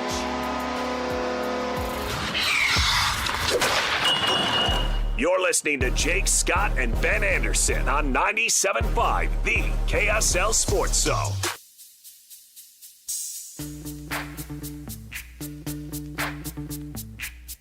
Yo, VIP. Let's kick it. Jacob Ben, 97.5, the KSL Sports Zone. It's time to talk some Mammoth hockey. Of course, he's on the Utah Mammoth broadcast, both radio and television, and he's nice enough to jump on with us once a week. He's our buddy Nick Olchek. What's going on, Nick? What's up, boys? Happy to join you guys as always, but I do got a little bit of a bone to pick. Oh, boy. Just a little bit of a bone to pick. I heard as I was putting down my phone after our last chat that was someone making a little fun of me with me handling some spice? Is that what I heard? Did I hear that correctly? Yes, you did, and yeah, it was 100%. all Ben. It was me, and I said, "Yeah, you're a tough guy." But I said, I don't think these hockey players are maybe as tough as they look on the ice because the spice is a little bit too much. I did say the spice level you are eating is a novelty spice. It's designed to give you the reaction that you did have, not that you were struggling with the jalapenos. Though you did mention you don't really eat the jalapenos either. No. You guys are right on board with my consumption of spice. I avoid it at all costs. So that hurt. That hurt. That wasn't just like, oh yeah, I'm just sweating. That was for 2 hours, even though I was pounding milk. That one definitely hurt the trachea and the esophagus. But it's okay. We're back. We're good, and I'm able to digest food and and not have to hurt every time I swallow now. Far be it for me to tell you how you should react to something, Nick, a tough guy like you. But if I were you, I think fisticuffs are probably in order. Yeah, the good news is, Nick, I would never say that to your face. I think you should probably beat Ben up. I'm just saying. I think we could make something happen. Maybe put some hockey gloves on, and I think we'd have a couple of good rounds. Yeah. Listen, Ben could have a chainsaw and he'd still lose. Yeah, you put me on ice skates, I'm in trouble. Be looking like Bambi out there. Hey, this could have been a much harder interview today had the Mammoth not ran off 5 straight goals. Nick DeSimone kind of breaks the floodgates open last night. What changed? And obviously, we did see changes to the lineups from Coach Bear, but it just felt like a weight was lifted off their shoulders after a bad couple of weeks of hockey. Yeah, but I don't. Here's what I will say. And there are certain respects that I will agree with you, but I don't think anything really changed that much in terms of schematic, in terms of tactics, in terms of the structure that they're trying to play in all 3 zones. I just thought that the mental effort was there more than it's been in the past couple of games. And when you look at that stretch where, after the 7-game win streak where they went on to lose 5 of 6, where they sat before last night's game for their defensive metrics were some of the best in the league for a pretty decent sample size being those 6 games. They allowed the fewest shot attempts. They allowed the second fewest shots on goal. So shot suppression in their own zone, pretty good. A lot of things coming from the perimeter. In terms of cycle chances, and for those of our newer fans who may not know, it's pretty much when a team passes the puck around down low behind the net, and they come out from behind the net along the sideboards and then kind of curl in towards the net. That's a cycle chance. They were sitting fourth in the league in that number. Also fourth in the league for rush chances, where the opposition is skating through the neutral zone, the area of the ice in between the two blue lines, and they try to make a play as they were to enter Utah's zone. So anytime you're top 5 in those categories and you're allowing not many of those chances, more times than not, you're going to give yourself a really good chance to win, especially with how you're playing defensively. But the issue was, I thought, is some mental errors, doubled up coverage, missed assignments, breakdowns in the defensive zone, as well as a couple of goals that Utah goalies definitely wanted to have back. So you wrap all of that together with the fact that the offense was drying up, especially from the top 6.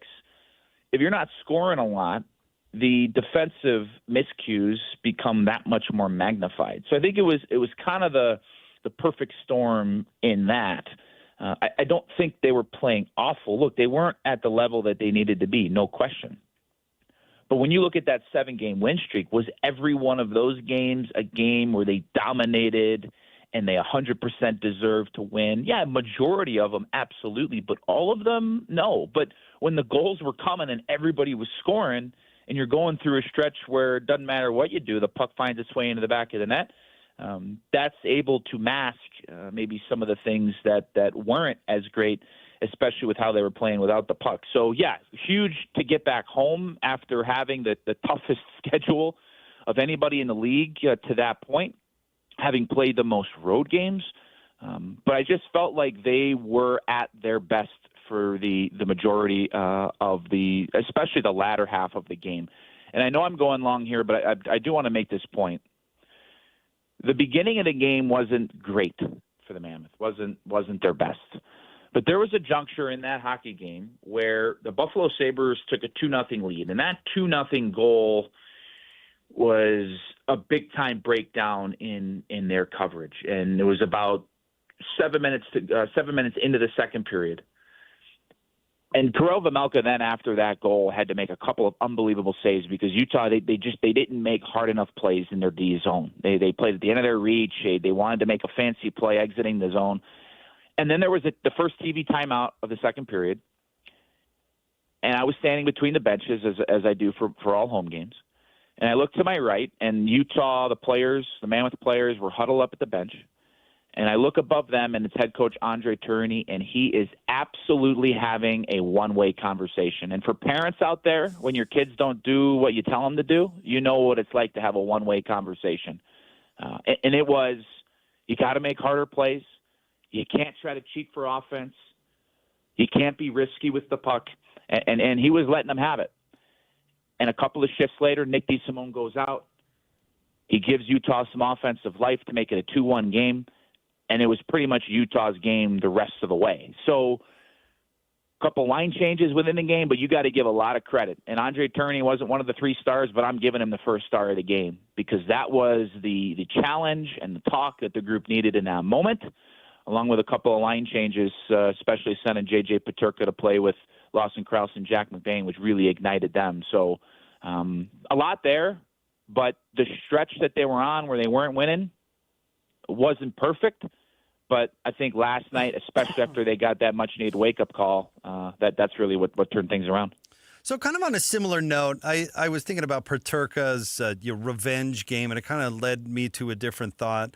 Ben and I used to work with a former college football lineman, right? And he once told me, he said, if they weren't emotional, if you weren't emotionally up for the game, you were going to get creamed out there. And that's a football lineman, right? Where you look at somebody like Scotty Scheffler in golf, and that guy is so unemotional, he's basically a robot.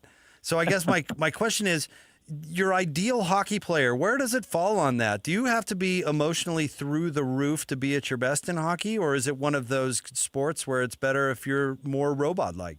You have to find a balance. It's a really good question because I think the easy thought is, okay, you have to be one or the other. Well, the hardest thing and one of the most difficult things to I think, acquire mentally as a player, and it's through experience. It's through playing a lot. Just like anything, you get better by having more repetitions of it. But if you're too far to one side, where you're almost disinterested and you're just going to just make a play on the puck whenever it comes to you, you're going to play on the outside. You're going to be perimeter. In the game of hockey, you want to score, you want to win. You got to play hard on the inside of the ice. It's easy to stand on the outside.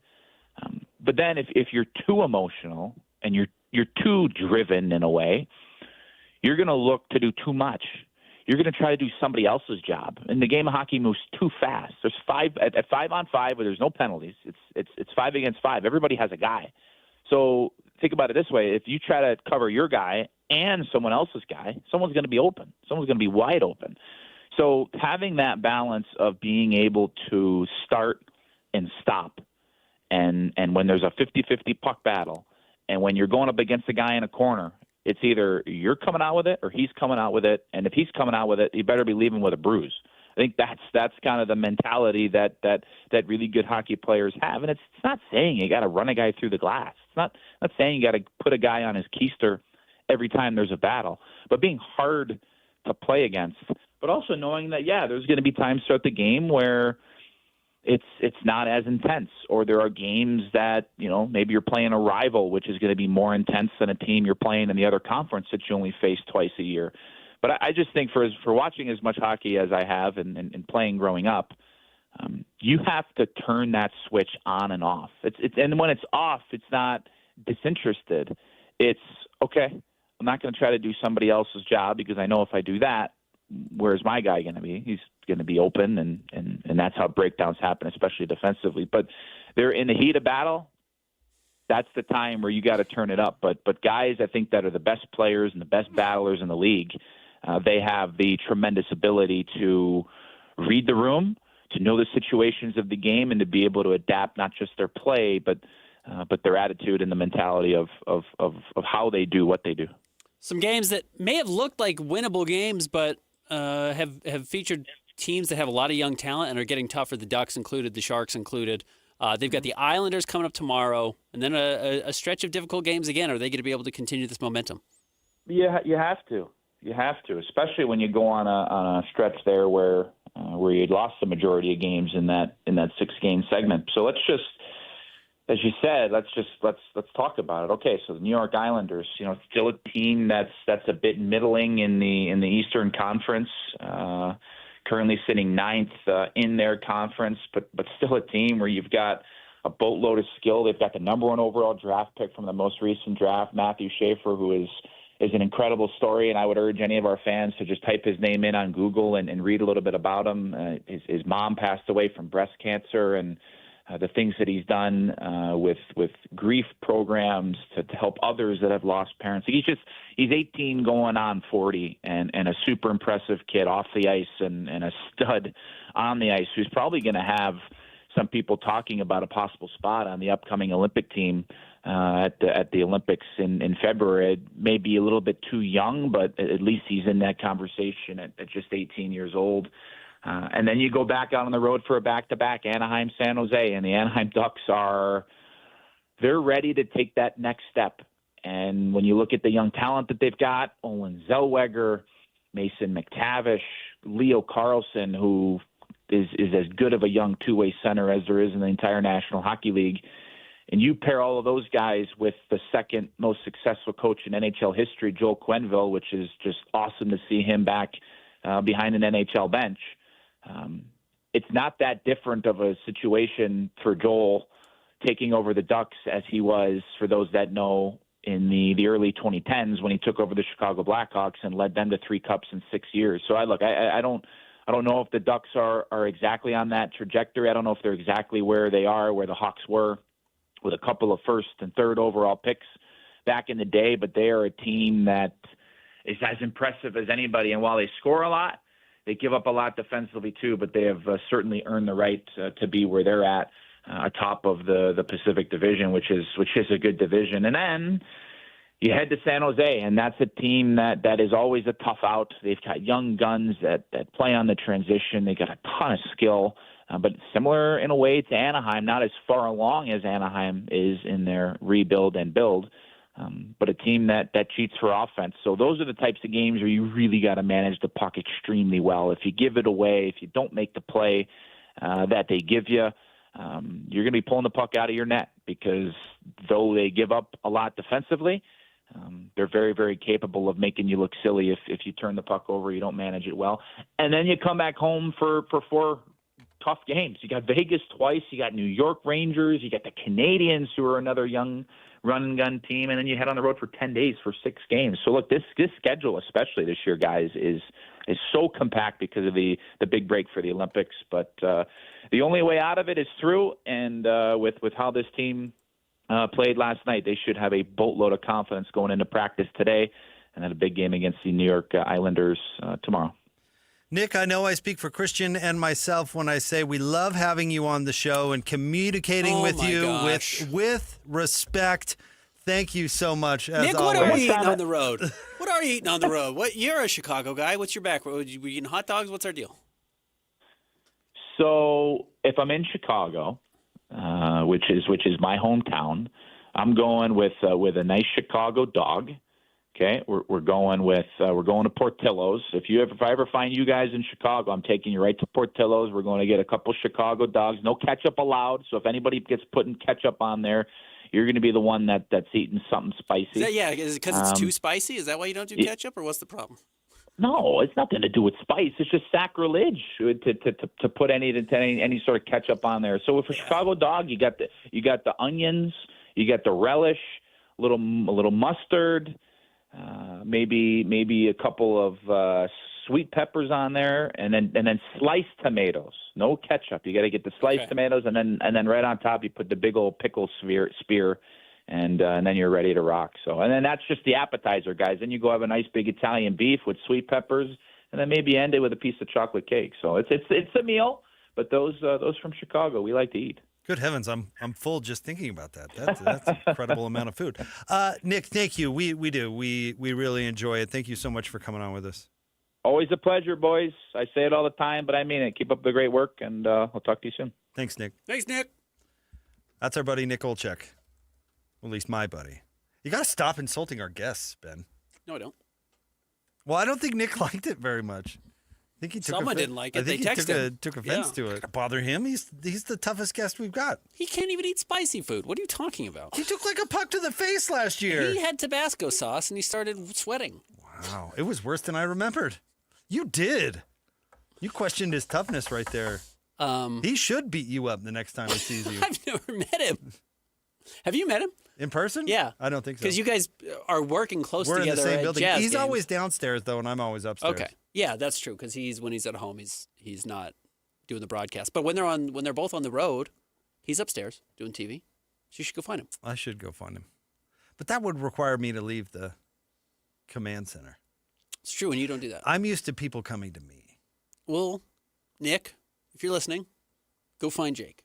We have big celebrities come to us. Yeah. Thurl Bailey. Yeah, comes and you mean does big by post-game. height. Well, Yeah, big celebs. Tall people. In all honesty, if there was a list of celebrities living in Utah, Thurl's like top 3. Nick's 2. Thurl's 3. Oh, you can't put Nick. No offense. Now, here's the one I'm going to insult our guest. You can't put Thurl behind Nick. Thurl goes behind no one. Maybe Phil Dunphy. Yeah, Phil's 1, clearly. Maybe a tie. Where you fall on ketchup on a hot dog? It's fine. Absolutely not. It's fine, right? No. It's just fine. You eat your hot dog however you want to do it. I like ketchup. I'm not hating on ketchup, but it is not the best condiment for a hot dog, no. Okay. You obviously do put ketchup on your hot dog, which is so predictable. I'm a mustard guy. I like mustard. I like yellow mustard. I like sure you cheap, bad do. mustard. My fiance does not eat mustard, so if we do like the Costco dog or whatever, we generally have to do half and half. You split You a split hot a dog? Costco dog? Occasionally.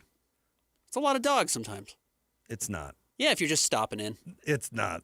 Yeah. Or we'll do like a pizza and a dog. She'll get a slice of pizza, I'll get a dog, and we'll go half and half. That's Whose cute. idea was it to split the Costco dog? Hers. And you said yes? Jake, do we need to talk about your relationship with your wife? I don't split hot dogs. She does ask me occasionally to split meals, but not like a small hot dog. It's a snack. Yeah, we're picking it up for the road. Yeah. Okay. You a Malort guy? You ever A had what? Malort? No. The Chicago hairspray pickle juice liquor? No. You've never had Malort? Oh, interesting. You're well-traveled. I thought that would have been one Is of it your things. good? No. It doesn't sound particularly Pickle good. juice and hairspray? No, it's Oh, terrible. it's literal hairspray? No, that's just what it tastes like. Oh. I wonder if you Yeah, why are you drinking hairspray? I don't know. Why do people drink anything they drink? But Malort specifically is a Chicago thing. Okay. No, haven't done it. I get the impression Nick, not a drinker. I don't know why. You can I just ask get him the next time. impression. Yeah, I get the impression no. Stay tuned. We'll have more coming up next. Jake and Ben, 97.5, the KSL Sports Zone. It's game week for the Cougars, and the KSL Sports Zone is getting you ready for kickoff. Even after their first loss of the season, the Cougars' dream of a spot in the Big 12 title game is still alive and well as they welcome TCU to Provo on Saturday. Listen all week long for the best coverage of Cougar football. Then catch College Football Saturday game day at 10 a.m. with a postgame show immediately following the game on KSLSports.com. Your home for the best coverage of BYU football is live on air, online, and on the KSL Sports app. This is 97.5, the KSL Sports Zone. Save now with UCCU Black Friday money deals. $150 cash for signing up for direct deposit. A free Shark robot vacuum when closing your mortgage. Low-rate credit cards with 0% interest for 6 months. Auto and RV loans, no payments for 90 days. Home equity loans with an extra 0.25% off the interest rate. Lock the deals in now with just your name, phone number, and email at uccu.com. Visit uccu.com/Black Friday and lock in your deals. Plus more deals weekly at uccu.com. UCCU. Love where you bank. Chevy trucks have you covered when the road takes you from smooth sailing to Chevy Colorado will eat up some of the toughest terrains with 5 available drive modes. And Silverado and Silverado HD have the muscle to take you out for some serious with multiple engine options and impressive towing. While Silverado EV is the perfect combo of performance and capability, making it a snap to hitch up this electric truck and hit the road. Wherever the road leads, Chevy trucks are right there with you. See your Rocky Mountain Chevy dealers. Calling all Jazz fans. If you can't wait another second to see stars like Ace Bailey and Lowry Markkanen tear up the court, you're in luck. Tickets are on sale now. Let's go! No matter what you're looking for, the Utah Jazz has your back. With season tickets, mini plans, and single game options available, there's something for everyone. Whatever your schedule or budget, there's a plan for every fan. Don't miss a moment of the action this season. Secure your tickets today at utahjazz.com. Bar Dub Grill is where roadside classics meet ranch-raised flavor. Sink your teeth into juicy, handcrafted burgers made with premium Bar W beef straight from the local Utah farm. From the bold cowboy barbecue burger to the sweet and savory Aloha burger, paired with crispy cowboy fries, hand-spun shakes, or signature spud nuts. Soft, airy, and unforgettable. Bar Dub Grill delivers honest eats with cowboy swagger. Bar Dub Grill in Nephi with easy access right off exit 222 in Nephi. Hans Olsen, Scott Gerard. Hans, you feel it outside. It's football weather, but that also means it's colder outside, and that means your furnace, if you haven't fired it up already, you will be soon. So you want to keep that warm air in your house? Well, it's all about having the right windows, and Advanced Windows can make sure you have the best windows in the state of Utah. Remember, they've got the lifetime warranty. It's transferable to the next owner. It covers all labor, glass, and parts. And these are original windows built right here in the state of Utah. They eliminate the middleman, so they make it more affordable for you.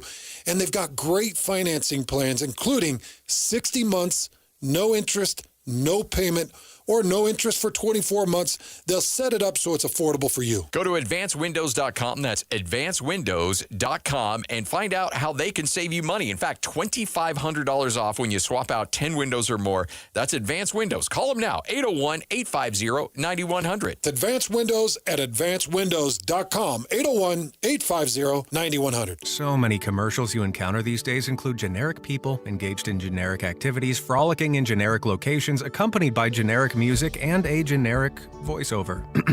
Pharmaceutical commercials are on the cutting edge of this phenomenon. In fact, I find myself less worried about the risk of lockjaw, intermittent loss of smell, or explosive diarrhea, and more concerned that the drug might turn me into a mannequin at Kmart. So what does this have to do with Shamrock Plumbing? Nothing, really. But if you find our commercials over the top, just remember it could be worse. They could be generic. Hey, this is Chris with JCW's. Drop in for one of our delicious gourmet burgers made with 100% choice Grand Chuck. We're in Lehigh, American Fork, Provo, South Jordan, and Harriman. JCW's, quality and a lot of it. This is your Cougars at 30 update. Presented by Kenny J's Barbecue on 97.5, the KSL Sports Zone.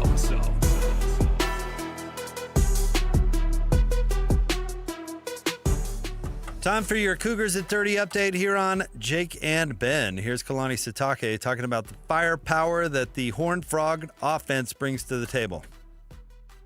They can run the ball if they want, and they can pass the ball every down if they want to. It's not like you're just going to go out there and impose your will on them. They have different ways to attack you, and they can throw the ball downfield. He's an accurate thrower where he can thread the needle if he needs to. We have to be a complete defense and defend it all, and that's easier said than done. That's why teams that are coached by Sonny Dykes usually find ways to score a lot of points. They're a well-coached team, man. The coaches, I've known them for years, and those guys have amazing reputations, and there's a reason why those guys played for a national championship a couple of years ago.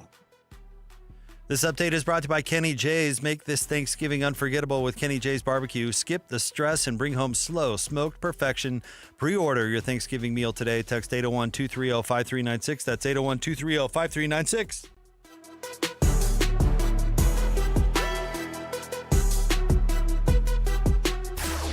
Nobody gets you ready for Utah football more than the KSL Sports Zone. Ready? Kyle Whittingham and the Utes hit the road to Waco for a showdown against Baylor. Your home for the best coverage of Utah football is right here on 97.5, the KSL Sports Zone. You're listening to Jake Scott and Ben Anderson on 97.5, the KSL Sports Zone.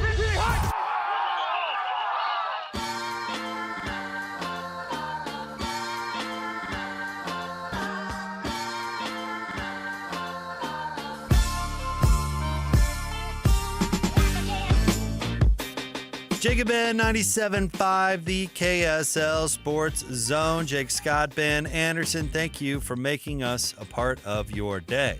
All right, Ben, we brought this up earlier, but this is the big story of the day, and there's kind of some nuance to it. And Utah, interestingly enough, is involved, certainly the Big 12.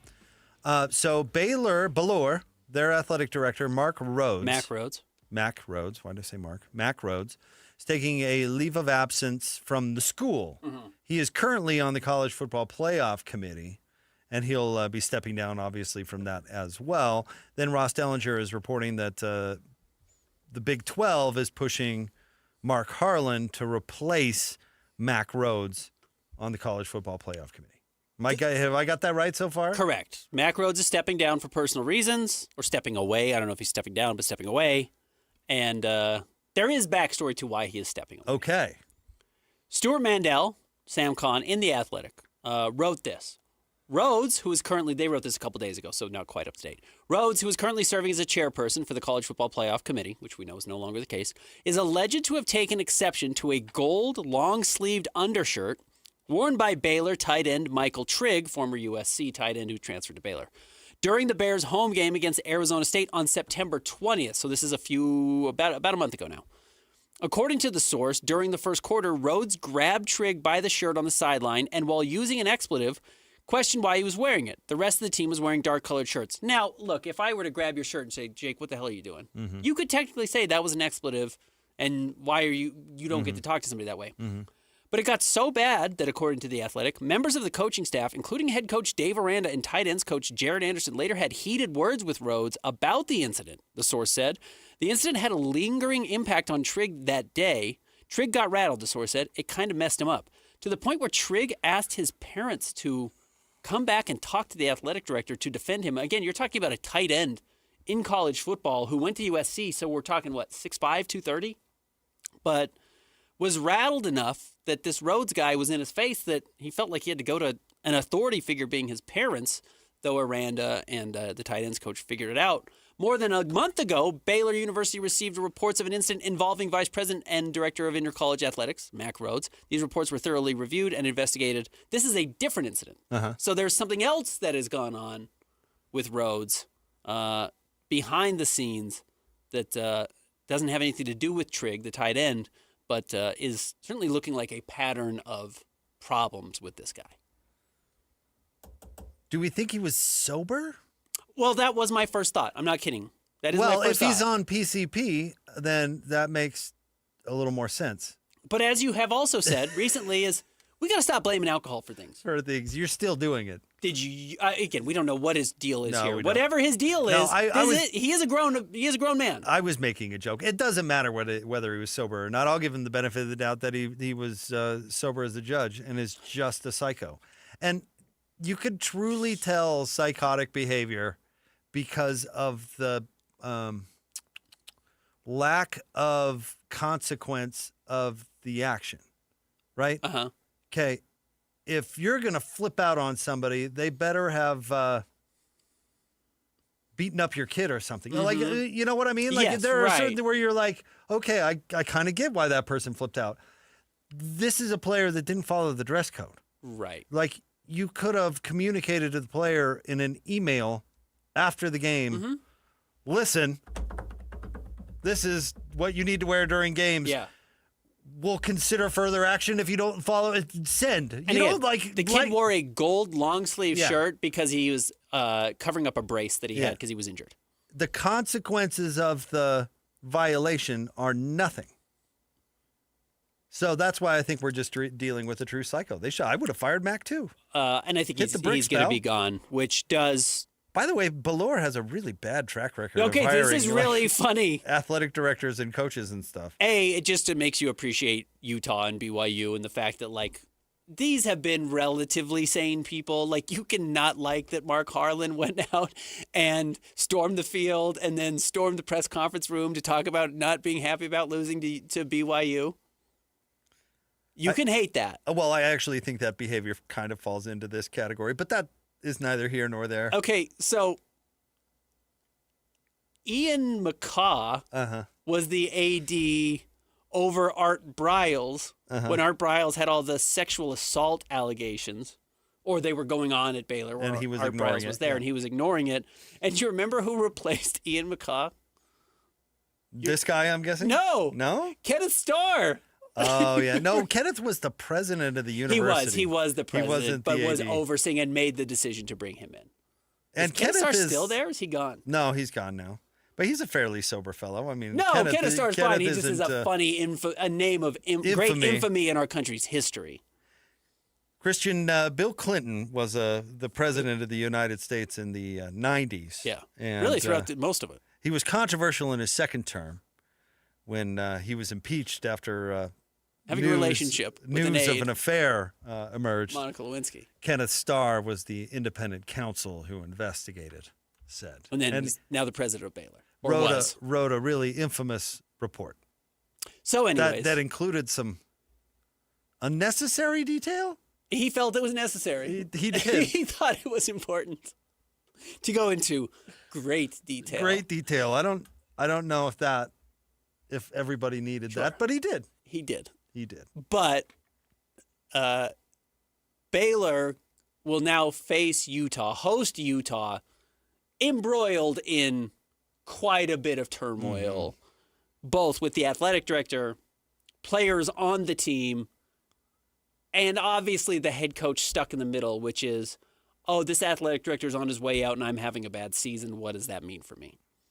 This is not the type of, and maybe I'll sing a different tune on Monday. Maybe it is. But generally, this does not lend itself to the rallying cry response of, who was the horrible coach at UCLA who got fired to start the year? What was his name?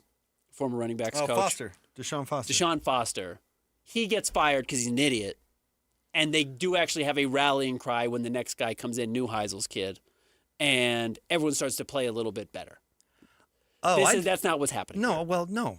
It's the athletic director. The players don't care about the athletic director. Unless he's on the sidelines yelling at them. Utah players don't care about Mark Harlan. Unless he got a flag thrown, then they probably would care. But I don't know. You've talked to student athletes. They don't care about the athletic director. A lot of them probably couldn't tell you they're who not it going is. to rally around anybody. That tight end is pretty stoked he's gone, but I doubt anybody else cares.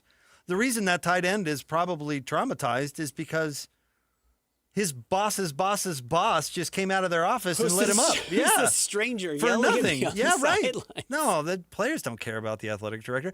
This isn't going to have an effect on the game one way or another unless, like, Dave Aranda reads the writing on the wall and decides to do bath salts before the game or something. I don't think this will have an effect on the I think it does. or on the Utah Baylor game at all. I think it speaks to the condition of the program, and when a condition is in when a program is in the dumps, like I think Baylor appears to be or is bordering on, I do think that can have an effect on the game. But that's not why Mac's getting canned. No, he's not getting canned because the program's in a yeah. So no, I don't think. But this are they has, in a bad spot because he's a bozo? No, I don't think it matters. I think potentially yes. I think it does matter. I don't think not in one game. I don't think it matters at all. Well, no, I think it's a hint of why they are where they are. If they overall. canned the coach, then okay. But the athletic director, who cares about the athletic director? If Mark Harlan got fired today, you think it would affect how Utah football played tomorrow? No, but if Kyle Whittingham was actively fighting Mark Harlan, was having to defend his players from Mark Harlan putting their hands on him, well, apparently. That's not what it was. He talked to the athletic director after it happened. It's not like he dragged the athletic director off the field. But if Witt had to go yell at Mark Harlan for swearing at his players, yes, I think that would impact the game. Talked to Mark Harlan about running onto the field like a lunatic? Witt did it first. Witt kicked the chair at the press conference. It's his prerogative. And, well, He's to be the fair, coach. what happened to Utah after that game? They completely imploded, right? Yeah. Well, I don't know. I'm sure Kyle Whittingham said, listen, Mark, you should have gotten a penalty thrown on you. And if that would have happened, I would have had to end your life. I'm sure he had that conversation. No, I think this speaks to the state of Baylor. And I think if you're Utah, you're catching a team that's in a very vulnerable spot that already wasn't very good, and things are feeling worse. This is big cultural stuff. This is a big storm cloud over an already bad season. Hey, you're talking to somebody who loves reading into things. I mean, that's what I do. But I don't know if I'm coming that far. I don't think it's going to have an effect one way or another. Well, I mean, I think Utah should have been favored to win this game. Yeah, regardless. I don't think it's going to have anything to do with the idiot athletic director. But we'll see if Baylor no-shows. I'll be curious. I'll be curious if this is, the warning sign of what's to come. And look, the record is the warning sign of what's to come for Dave Aranda, but yeah, it's the already same coming. way Avery Johnson's dad beating up his brother in Ireland ended up being a bad omen for the rest of the season. I do think you are seeing some of that with Baylor. Well, you just said the word omen. That implies some sort of bad omen is some sort of a storm cloud, but an indicator of how bad things actually are behind the scenes. I'm saying, yeah, you can say omen, I guess, in that situation, but I don't think the old man beating up Avery Johnson's brother had anything to do with their loss the next week.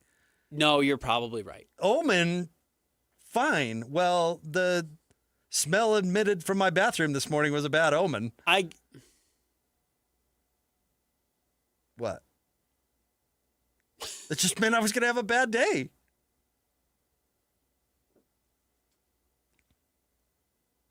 What did you do to your bathroom? I don't know. That's the first thing that came to my mind. No, I think it's an indicator that this is a program potentially in shambles. I think it's maybe more so than it has been, and they've been able to tape it together. This type of stuff is the straw that breaks the camel's back. But I think it's not causal. I think it's a result. Yeah, or a reflection, or even a coincidence. I would doubt it's a coincidence.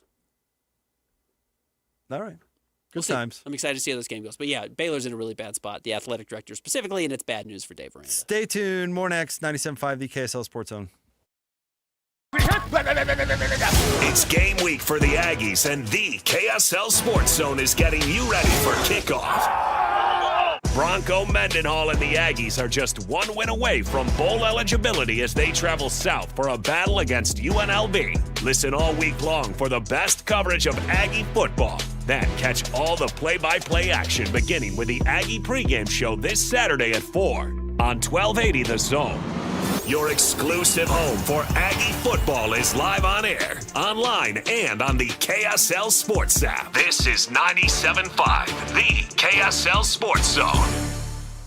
The holidays are just around the corner, and Western Nut Company is here to make your gifting a breeze. From our beautiful gift baskets and nut boxes to our famous in-house fudge and brittle, We've got treats for every taste bud, crafted with the highest quality ingredients. Corporate gifting, that's our specialty. Just send us your list and we'll handle the rest. Beautifully packed, shipped with care, and guaranteed to impress. Calling all office managers or executive assistants. Call Western Nut now and let us make your holidays a little less nuts. But we actually do want you to eat more nuts. For 60 years, Western Nut has been a proud Utah tradition. Stop by our downtown shop for unique gifts, glittering ornaments, festive decor, and so much more.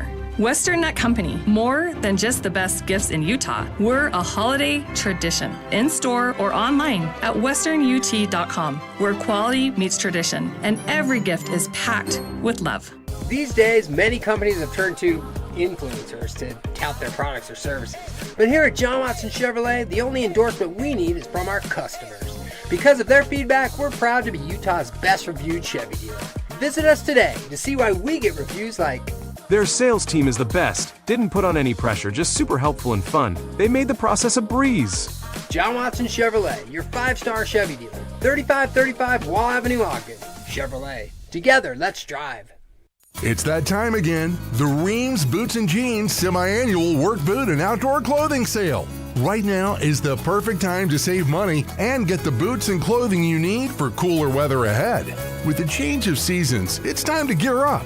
And Reams has the absolute best prices on the brands you know and trust. Save big on Ariat, Justin, Tony Lama, Georgia, and Timberland Pro Boots. Built tough for the work you do every day. And that's not all. Stock up and save on Carhartt brand jackets, hoodies, bibs, pants, and vests. Whether you're working hard or heading outdoors, Reams has you covered from head to toe. Reams Boots and Jeans, Utah's largest boot dealer. Come in today for the best selection and the best prices on the boots and clothing you need.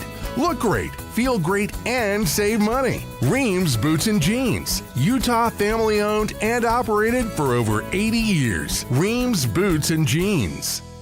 Is your financial advisor offering you up to a 30% upfront bonus? Or are they promising you up to 10% growth per year, all for your retirement income? If not, then you need to come to Trajan Wealth. I'm Jeff Jr., founder of Trajan Wealth. If you have a plan to retire within the next 10 years, don't wait only to find out it's too late. I've seen hardworking folks like you retire only to be required to go back to work, all because their advisor told them guarantees like these were too good to be true. They're not. That's up to $30,000 upfront or up to $10,000 per year on $100,000, all guaranteed for retirement income. Don't keep working when you're supposed to be retired, and don't let any financial advisor tell you it's too good to be true. Call Trajan today, 801-210-6800. That's 801-210-6800. Annuities, non-advisory products. DBA Trajan Wealth Insurance Solutions. Additional disclosures at TrajanWealth.com. Tom, I'm on the sideline here with Doug Smith Chevy. Doug, the NCAA has changed its rules regarding NIL money. What do I have to do to land an amazing new 2025 Chevy Silverado?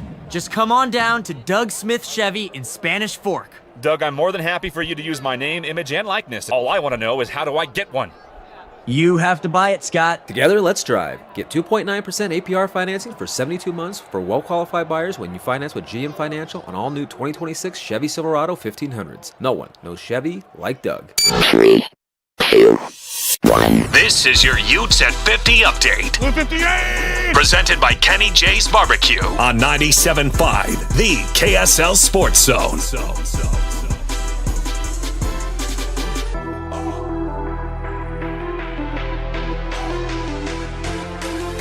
Utes at 50 update. Here's wide receiver coach Micah Simon likes what he sees from the young guys. There was a stretch there where I was only playing a handful of guys, and they took all the snaps. They stuck with it in practice and continued to work, continued to gain my trust, Coach Beck's trust, Coach Witt's trust, and were ready when their number was called. 2 plays, 2 targets, and one of them caught it and made 4 guys miss and scored a touchdown. So it's huge for him, and I think a confidence boost for him as well. And love the way he's been practicing, so looking forward to the next few weeks. Utes at 50 brought to you by Kenny J's Barbecue. Make this Thanksgiving unforgettable with Kenny J's. Skip the stress and bring home slow smoked perfection. Pre-order your Thanksgiving meal today. Text 801-230-5396. That's Kenny J's Barbecue. 801-230-5396.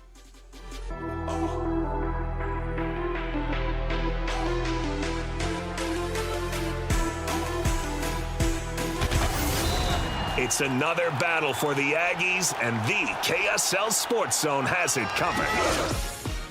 The Aggies head south to Las Vegas for a Saturday afternoon showdown against UNLV. Your home for all the play-by-play coverage of Aggie football is right here on 97.5, the KSL Sports Zone. You're listening to Jake Scott and Ben Anderson. Let's lock in. On 97.5, the KSL Sports Zone. Two amigos on the airways, talking sports. They got it made, Jake's and also loves his tie-dye. Ben's got style with his scarves. Oh my.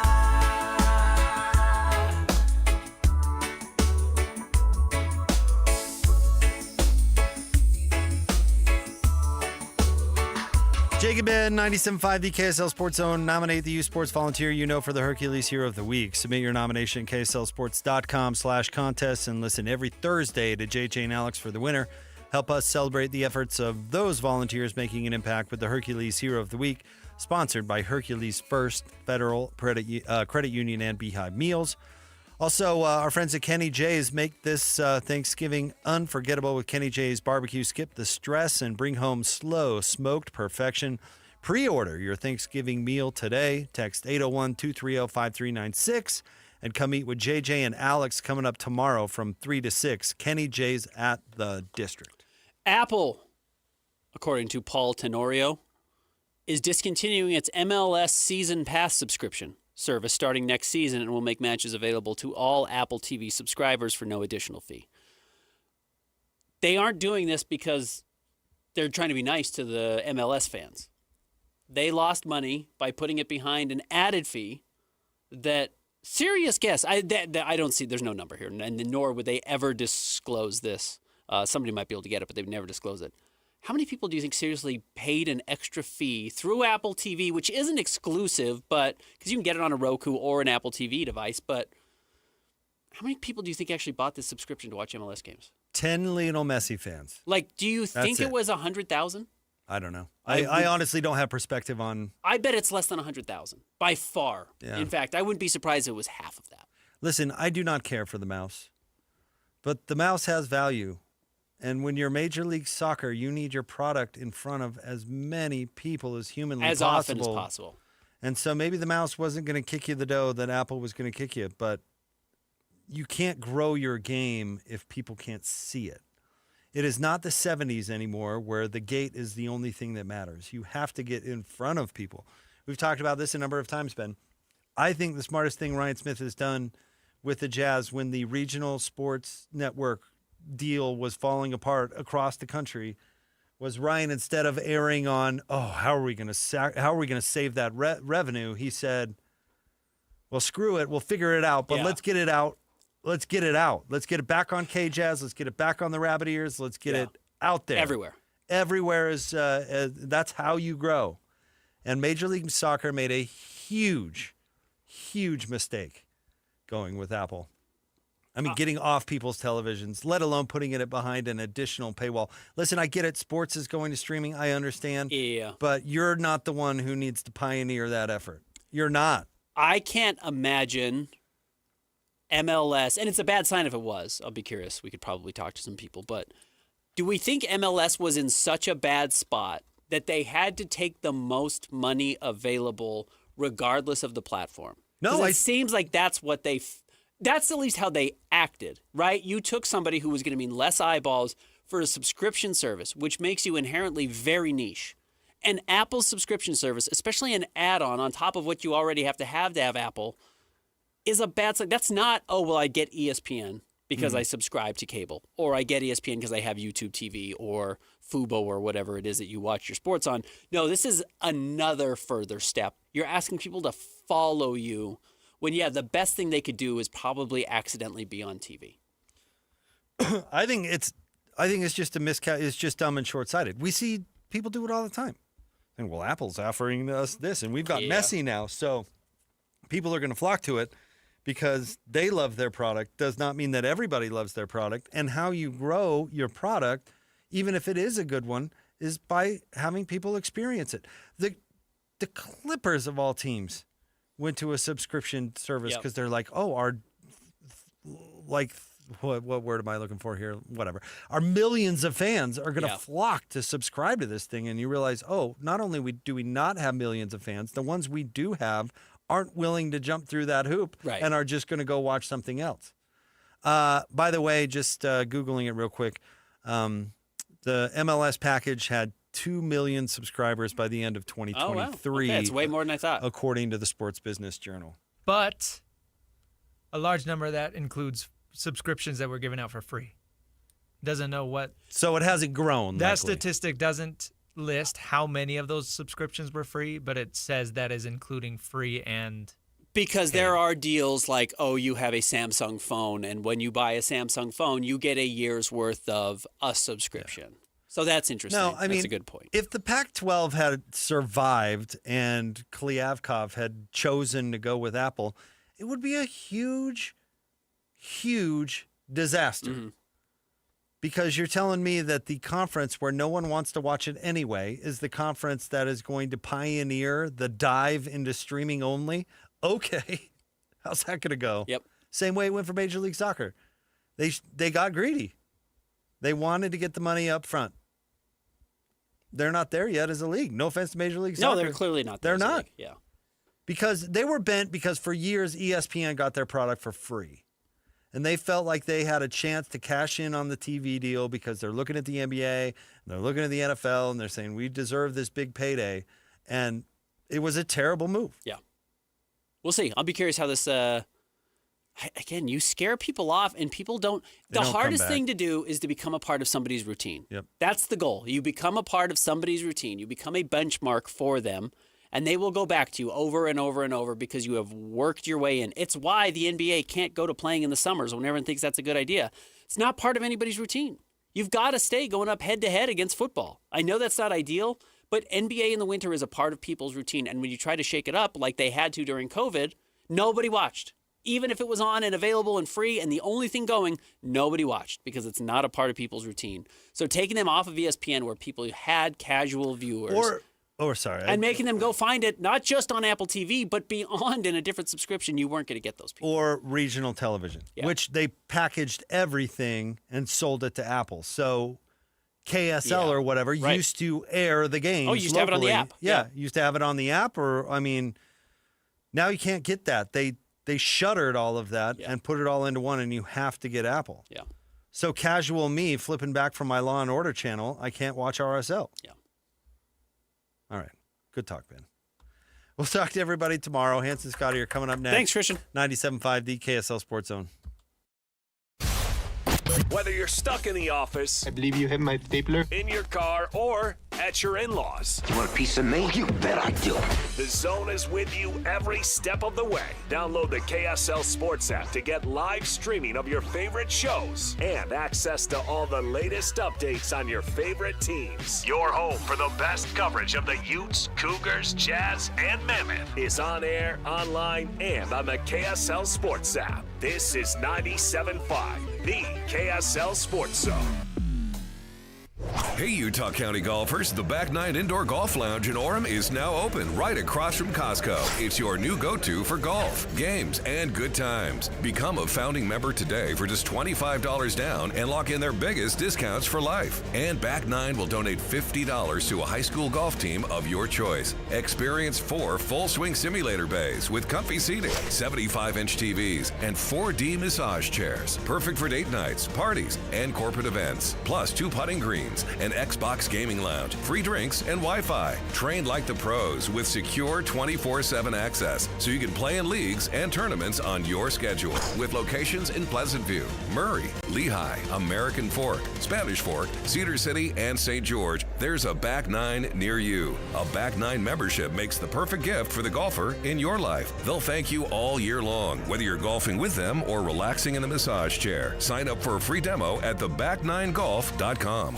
This is Devin Dampier. As a new quarterback for the Utes, preparation is everything. Every practice, every play, every decision. And that preparation starts long before I step on the field. It starts with what I put in my body. That's why I choose Culligan Water, Salt Lake City. Their healthy, clean water isn't about quenching thirst. It's about optimal hydration, faster recovery, peak performance. It's the foundation of staying sharp on and off the field. For me and for my game, it's got to be Culligan of Salt Lake City. Drink what I drink. Visit CulliganSLC.com or call 801-509-9602. Show some love to youth sports volunteers with the Hercules Hero of the Week. Let's praise your favorite youth coach, ref, or maybe the parent that pulls the team together. Your nomination could score them a $100 Visa gift card from Hercules First Federal Credit Union and a $200 gift card from Beehive Meals. Listen to see if they win Thursday afternoons with JJ and Alex. The Hercules Hero of the Week with Hercules First Federal Credit Union and Beehive Meals, helping you take the busy work at a family dinner. Get rules, info, and nominate your hero at KSLSports.com/contests. At Peach Windows and Doors, they help homeowners stay in the homes they love while upgrading to the elegance, efficiency, and natural light of today. With hundreds of 5-star Google reviews, their clients know Peach Windows and Doors deliver what they promise.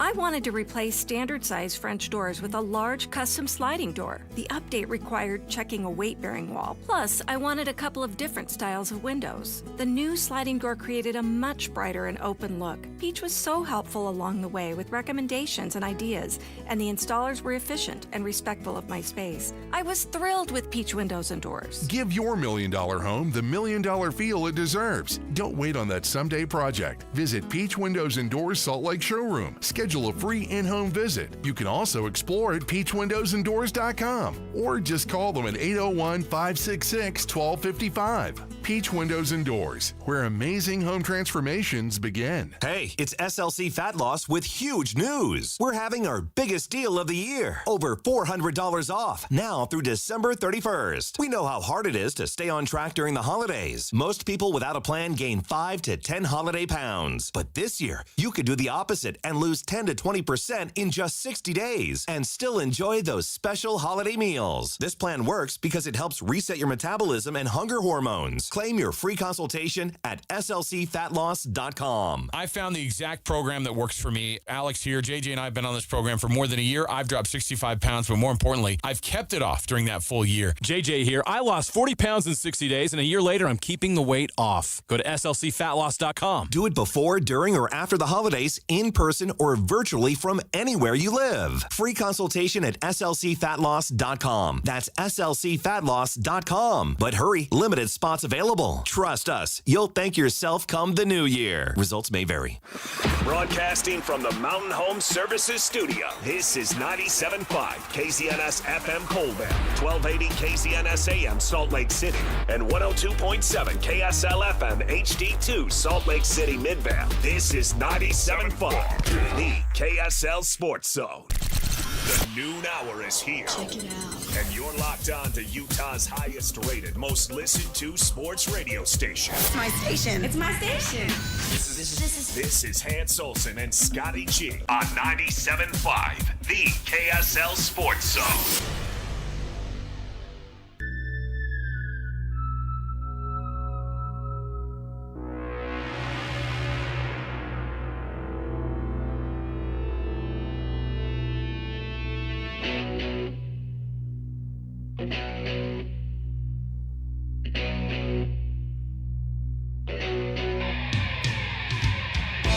Hans Olsen, Scott Gerard, 97.5, the KSL Sports Zone. Let's not waste any time. Let's get to it. Kicking off the show with the man himself, Bill Armstrong.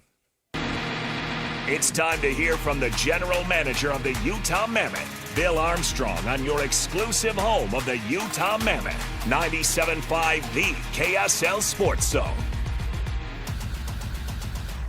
Big third period last night for the Mammoth. Bill Armstrong, kind enough to join us. How are you, sir? Hello, Bill. I'm doing great, gentlemen. How are we doing today? It's always nice to chat after a big game like that. What fueled that comeback? It was me yelling. Yes! They could hear you. Yeah. They could hear you. That's good. No. It took us a while. We were when you get off the road and you play at home, there's a little bit of time it takes to kind of get comfortable out there. We hadn't been home in a while. So once we did, we kind of tuned it in the third period, and guys played great. J.J. Paterka came out firing, and everybody. I mean, it was a real team effort from top to bottom, and Veggie was solid in the net. So it was a great night for us. Hey, I wanted to check real quick before we get into the details of this game. Did you get your box yet, Bill? I want to thank you guys so much. A whole house, a whole truckload of meat showed up in my house, and my wife was like, because I was like, she's like, what is this box here for? And I'm like, just open it, just open it. You guys have sent me enough food that we're going to be good for a whole year. I want to have you over the house so we can have a big barbecue. And we're gonna cook one of everything. I love it. I love it. Let's go. That Bar W beef, man. It's you're going to notice the difference. Those cattle are born here in Utah.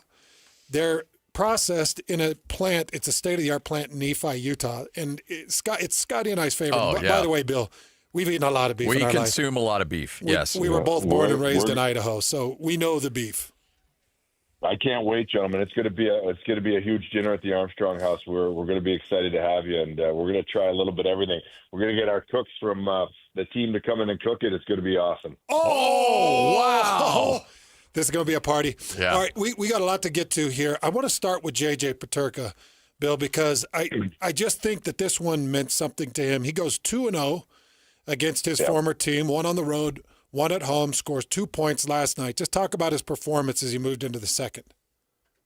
Well, he's a guy that's he can make a difference for us. When he's scoring, we're winning. It's that simple. And he's a guy that's elite with his skating and his skills, and when he has the puck, he's pretty dominant. So I like what he did last night. Coach mixed it up. He put him with Krause and Boehner coming out for the third, and JJ responded, and I thought that line was one of our best lines in the third. But he's a goal scorer. He's a skilled guy. He's a difference maker. He tilts the ice when he's on, and he showed up in the third for a huge game for us. He kind of makes our team go when he's putting the puck in the net. But he's been a great addition for us. You're down 2-1 going into the fourth period. I'm still stuck in football mode, but you're going into the third. And what was really fascinating is that there's no panic. There's no like, this team was never felt like they were on tilt. It was like, okay, let's just take care of business. Is that just the growth and maturity of this team? It is. And I felt the same way from watching up top. I had a really good feeling about the third period. The team is kind of settled in. They know who they are. And I think everybody was playing the right way. I mean, that's one of the things about our road trip. I thought, we were a little bit in and out. We were playing a lot of good offense, but not a lot of good defense. And we paid the price on the road for it. I thought everybody played really, really disciplined in the right way. And you could feel it. I had a good feeling going into the third. Yeah, I was doing the math on this too, just looking at the games so far. 5-1 at home. You've got 6 home games as opposed to 11 road games. Just feels like it's a heavy road load to start this season. How much did the home crowd help you in that comeback in the third? Well, let me tell you something. Our crowds are incredible. You can feel that energy, and we've played a lot of games on the road, 11 games on the road, and I think we've had the third toughest schedule in the National Hockey League. So I think it wore on us at the end of the trip. Coming home, you get kind of revived and refreshed, and you hear your crowd go crazy, and they wanted to see a goal badly, and you could feel it in the building, and we delivered. But the crowd is a huge thing for us to play in Utah, and you're in your house, and you practice at your practice rig. It's just we've been on the road. We were beaten up a little bit from the early road trips. You've been great at home, and I know there's been that adjustment period. You mentioned last year the team wanted so badly to play well that in front of that home crowd that sometimes it may have held them back a little bit. But now they've settled in here in Utah. But the practice facility and the routine in having everything established, how much do you think that's helped in your team playing so well in Salt Lake City? Well, it really has, to be honest with you. We have elite facilities, just from our video systems to being on ice with the 2 rinks and all our skills training that we have here at our practice facility out here in Sandy. So it helps. I think when you're on the road a lot, you're not practicing, and you kind of get away from your skills a little bit. So getting home, getting to our elite facility allows us to kind of get refreshed and kind of up our skill and get back to business. So it's been nice to be home. You know, Bill, one of the most dominant things in the game of football is the victory formation and the kneel down. It's rewarding. It's incredible. And as I watch NHL, I feel like the reward is an empty net and an empty net opportunity. And I haven't talked to you about the empty netters, but what's the mindset with the guys on the ice when that net goes empty? Are they all fighting for the glory and the opportunity to fire one? What is the responsibility and what is the mindset in an empty net situation? It is a fabulous question. It has changed over the years because somebody that did math in your high school class that was really smart at it figured out it's better to shoot for the empty net than trying to get to center ice and shoot from there. It's not icing. Just shoot from anywhere. The odds are better that your team wins. That is not totally true. So it's kind of skewed a little bit. You see guys just grabbing the puck and they're winging it at the net, and the length of the ice, it's an icing. Before, in my time, you had to make center, and then you had an opportunity to shoot it. But really, the object is to get it to center and then take a shot at the net. And I think, as time goes by, there's some guys that can shoot at the length of the ice and put it in almost every time, but there's some guys that can't. So there's a little bit of coach's feel who he's got to put on the ice and how to get the puck and make sure no matter what, it gets out of our zone. That's the most important thing, is that it gets out of our zone. And it's a tricky thing, 6-on-5. Sometimes the other team just wings pucks to the net and they go in. So, but our team was good at it last night. And St. Louis lost a whole series over it last year where they shot for the empty net and they iced it when they had time to make a play to someone in front of them, and they could have put it in the empty net and it wouldn't have cost them a series. So a little tricky with the analytics. I'm not a firm believer totally on shooting for everywhere for the empty net. I love how much goes into it, though. Yeah. But the nerds like to get themselves into everything, don't they? Yeah, they do. Yeah, they do. Hey, tell us a little bit about Nick DeSimone and what he's meant to your squad, especially last night. Well, and Nick's our 7th D, and he embraces the role, never complains about it. And he's got a quiet confidence about himself. When he gets in our lineup, he can have a huge impact. He's got a bullet of a shot. He pumped one in from the point last night, and then he also hit the post, jumping up into the rush. But he gives us something that we don't have with most of our Ds. He's got some offensive instinct back there, and he's got a cannon of a shot. So he's come in and given us a little bit of juice and a little bit of excitement on the backside. So he's a big part of our team. He might be our extra D some nights, but he does have impact for our team. You get another game at home. That's nice. You get to stay at home and take on a good New York team. Just talk about this next game coming up tomorrow. Well, New York, they're coming in here. They're playing well. They're a solid, hard team. Patrick Watt does a great job coaching them. They've got some exciting first overall pick, Matthew Schaefer, on that team, and they play hard every single minute of the game. So it's going to be a battle for us. It's going to be another close game. I feel like, for us, we've got some rest. We've been home. We're moving in the right way now. So I have a good feeling about the game, and I like how we stack up against them. But they're a hard-fought team. It's going to be a battle. You guys get to take a breath tonight, and New York's on the road against the Golden Knights, a really tough game. How much difference does that make? How much do you, Bill, as a GM, how much does Coach Bear, how much do the guys look at it and say, okay, they're coming on a back-to-back? How much does it affect a team, and how much do you weigh that as they come into Delta Center? We try not to think about it because you don't want to, put too much stock into it, because there are teams that play really well back-to-back, Some of the older teams are pretty smart about it. And if they can get through the first 2 periods and keep it close, they can get a little bit of energy from that. So for us, if we can come out and have a great first period, a little bit of the altitude change a little bit, them getting in here late at night and jump all over them, that could help us. But you don't want to put too much stock into that. They've got a lot of veterans on that team. They know how to play when they're tired. You're 17 games into the season. Do you feel like you got a good feel as to who your team is? Yeah, I do. I still think when Coach, moves lines around at times, you kind of learn a little bit more about your team. So I don't think it's ever set in stone. There's always things that you can't anticipate that come with different chemistry when people are put together. But you can see who we are. We're a fast team. We're a team that's got to play north all the time, go north as fast as we can, and attack the other team's goal. It's not we can't complicate things, and I think that's one thing we've learned in the early part of the season is don't be too fancy. When we get too fancy, it goes the other way and ends up in our net. So the simpler we can play, the faster we can play, the more effective we are. Well, first things first, Bill, that tomahawk steak, man, just get that thing out. Oh, yes. Hit the broiler up. You can get it up to 500 degrees. Really char the outside. Get a nice medium rare. Pull it at about 115, 118 internal, and you're going to love that thing. Yeah. And just a little bit of salt, a little bit of pepper. That's all you need. Yep. Nothing crazy. Oh, boys, thank you very much. It's unbelievable. We're going to have you guys for dinner, and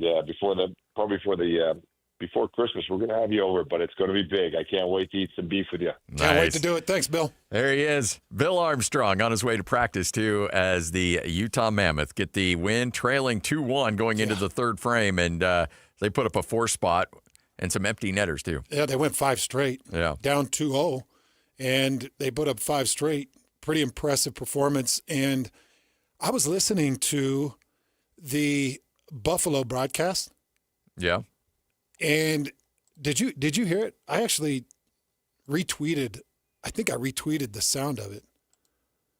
The Buffalo announcers, the Sabres announcers, I didn't see it. Said JJ Peterka, something along the lines of per usual or in classic JJ Peterka fashion, was doing nothing, and a puck ended up on his stick and in the net.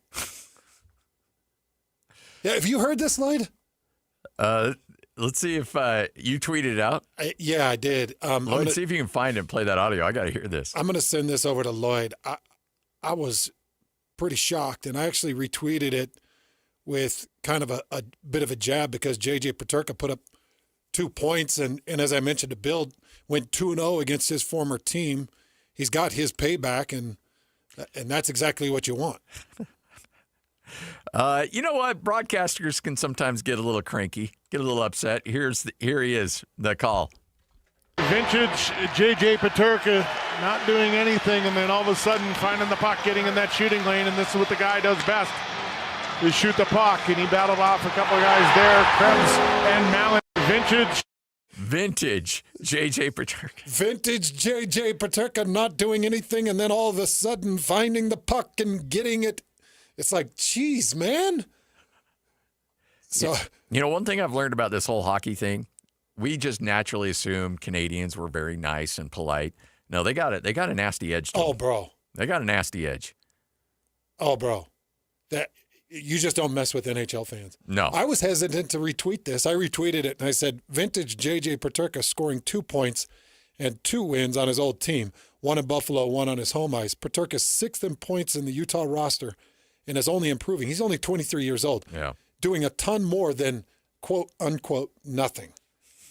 But, you know, you're like, I'm hesitant with the NHL crew. Oh, yeah. Because especially when the Canadians sink into you, yeah, the Canadiens or the Maple Leafs or any one of them. Yeah, the Canucks. The Flames. It's the worst, dude. Yeah. Oh, I know. And fortunately, I've not been on the receiving end. But, you know, here locally, you know, Utah Twitter, once they get a hold of you, they'll get grumpy. And they make it personal. But as rough as they can be, they don't hold a candle to when NHL fans sink their teeth into you. No. That's a turn off the mentions till the end of the year kind of situation there. So I don't know if it's hit the West yet. I think the East and the South are pretty nasty. I got mixed up with some Panther fans. Even though I'm a Panther guy, I mean, my first love in the NHL was the Florida Panthers. Yep. So, but I got mixed up with them.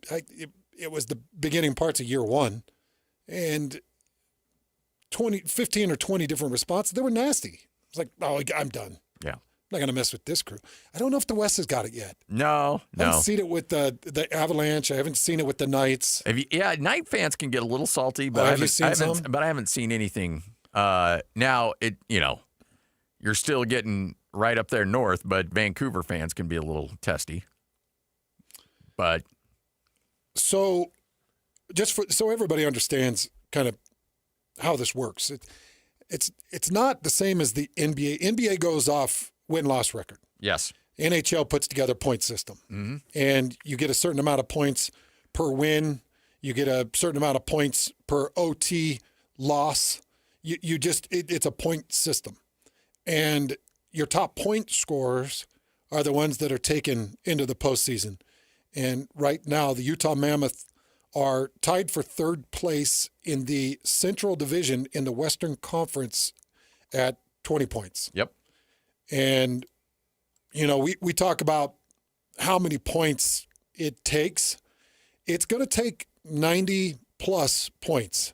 For instance, last year in the Central Division, Scotty, it took 96 points. Remember, the St. Louis Blues got on a heater in the Central Division and got to 96 points. Utah Hockey Club at the time got to 89 points. And remember, we were talking about that 90 threshold. It's more 95 to 98 points to be able to secure your spot. But right now they're on pace. I mean, you're 17 games into the season. You got 20 points after 17. You're nearly 25% through the season. If you could stretch that by the time you hit to 20 games to 23, 24 points, you're exactly where you want to be. You're well on pace. Yeah. And as Bill mentioned, third toughest schedule. Yes. 11 road games out of the first 17 played. I was looking at it, and I think somewhere in December. Wait, is it somewhere in December or maybe January? They have like a 7-game homestand or a 6 or 7-game homestand. They're going to have a couple of home runs that are going to be real nice. They've got a 4-game homestand coming up. It's like November 20th to the 26th. There's a 4-game homestand coming up. They'll put some hay in the barn here on home ice. I think it's catching on faster and more furious than I thought it would. Yeah. Now, people understand supply and demand. The tickets are just going to be expensive.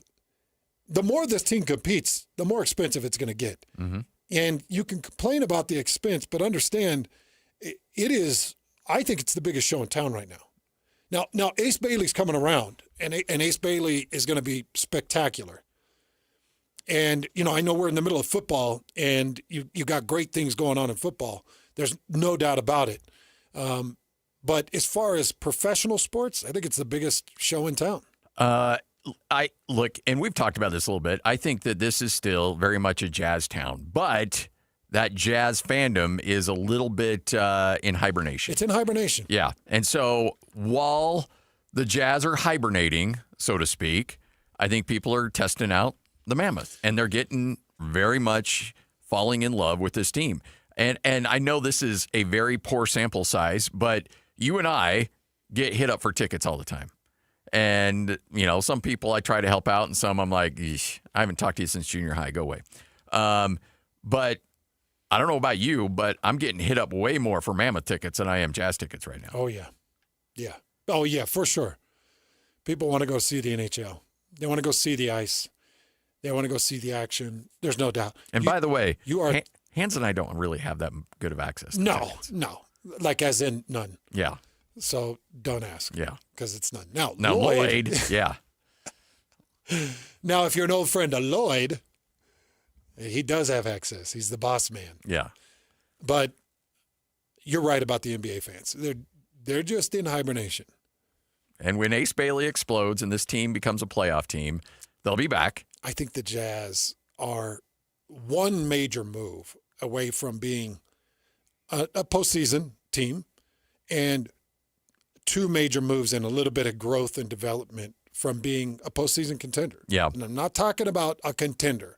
Just saying getting in there first, maybe a second round exit. A contender for the postseason. Exactly. So there's not a ton of work. There's some really good pieces. And the more I watch Larry Markkinen, the more I think, just don't let him go anywhere. Yeah.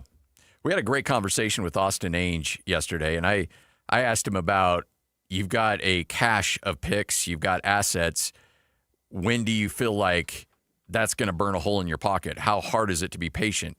And, his response, and it was a very smart response, is, look, we've got a lot of young players right now.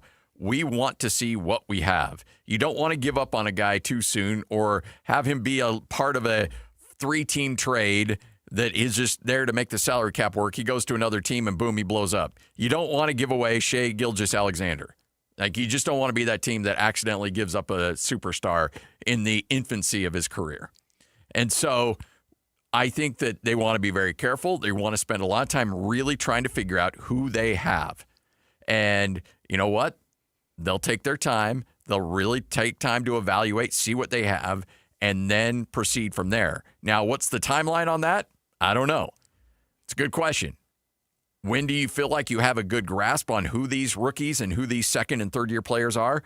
Another good question. But once they do find out who they've got, who they feel comfortable, who they really want to hitch their wagon to, then I think Austin Ainge wants to wheel and deal and be really aggressive. Then you know what you can and are willing to move. What do you think of Isaiah Collier? I think that he can be. He continues to grab my eye. And the problem is that you want to be a little careful because somebody is going to get assists. Somebody's going to get points. Somebody's got to play that position. So somebody's going to put up some decent numbers. Is that him being really good and a good up-and-comer, or is it just him, getting the necessity of him? Just the necessity of being out on the court. Just the reaping the rewards of being out there. I guess I like the explosion. I do like too. The toughness, and I do like his vision. The bulldog in him. Yeah, I like the bulldog in him. I think he needs to continue to cultivate that, lean into it. I hope somebody has told him, hey, just so you understand, you are in the market where the bulldog is loved. Yes. Forever loved. And you've got this idiot football clown on the radio that he gloms on to anything that shows toughness and props them up like they're the king be-all. So just go after it. Like, I hope that he knows that this is the market to be a tough guy in. Yeah. I mean, we wrapped Not a fake tough guy. Who was the cereal guy that everybody fell in love with? Captain. Well, no, that was Milt Palacio. Was Captain Crunch. But yeah, Trevor Booker. Everybody loved that guy. Trevor Booker shouldn't have owned Salt Lake City, but he did because medium. why? He was medium. He was tough. Yeah, he was medium player, tough Yeah, dude. really tough, angry dude, and people fell in love with that. Same with Earl Watson. Exactly, Earl Watson. The pit bull. Jay Crowder. People love Jay Crowder. Jay was a stinking black hole, man. There wasn't a three-point shot he didn't love, and he was like a 32% three-point shooter. He was not good, but you know what? People loved the toughness. They loved the aggressiveness. They loved the way he played to the crowd.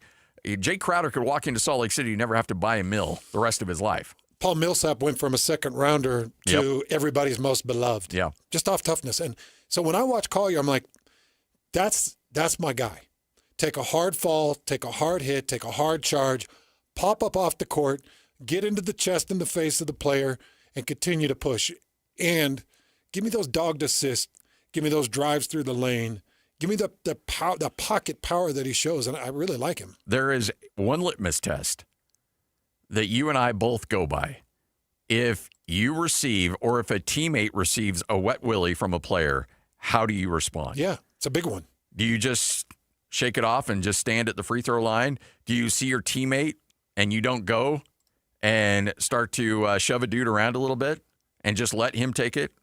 No, you don't. And if you get up into a dude's face and you feel like, hey, we're going to go, because nobody's going to fight in the league. You just have to act like you want to fight. Yeah. Nobody's actually going to do it. You can be a tough, it's like, when somebody cuts you off in traffic and you honk your horn like, hey, idiot, and you're acting all tough, like you're going to throw fists at the next red light. Nobody's going to do that. It's never going to happen, but you want to at least say, hey, I'm angry and I don't like it. And, ooh, if you push me enough, I could snap. Well, I like the guy that, if he does get pushed enough and he gets slapped or pushed or hit, that he brings the heat. Yeah. Like he pours it on. That's the guy. Like nobody messed with Ron Artest, Meta World Peace. Nobody messed with Meta World Peace because they knew if he snaps, I don't know what's going to happen. Yeah. So he's just going to get under my skin. And then do you remember that elbow he threw on Harden? Oh, yeah. That spinning elbow, it nearly killed James Harden. Hit him right in the tip of his. Dropped it. It's the nastiest illegal shot I've seen in the NBA in the 20 years I've covered it. Just a spinning elbow right to the temple of James Harden. I want you to be that type of crazy. Yeah. I want that guy on a Jazz roster. And I think Collier's the closest the Jazz have to it right now. Yeah. Do you agree with that? Or, yeah, I'm just thinking. Oh, no, I agree with you. Or do you think there's somebody else that's that guy? I just think I heard an analogy once. You have two guys with a gun. One guy has it properly stored, has it in his everywhere it needs to be, has it cleaned and has it well protected. And then you got another guy who's just waving it around like crazy. Like, who are you scared of? The crazy guy with the gun. Yeah. Who should you? Yeah. Yeah, who should you fear? Yeah, that's the guy you need to be worried about because you never know what that guy's going to be up to. Yep. All right, 12:29, Hans and Scotty, 97.5, the KSL Sports Zone. Hey, it's a Thursday. It's a Ute preview show. However, minus Frank Dolce. But that's all right. We got a lot of people to help out. We'll talk Utes from 1 to 3 right here on 97.5, the KSL Sports Zone. It's game week for the Utes, and the KSL Sports Zone is getting you ready for kickoff.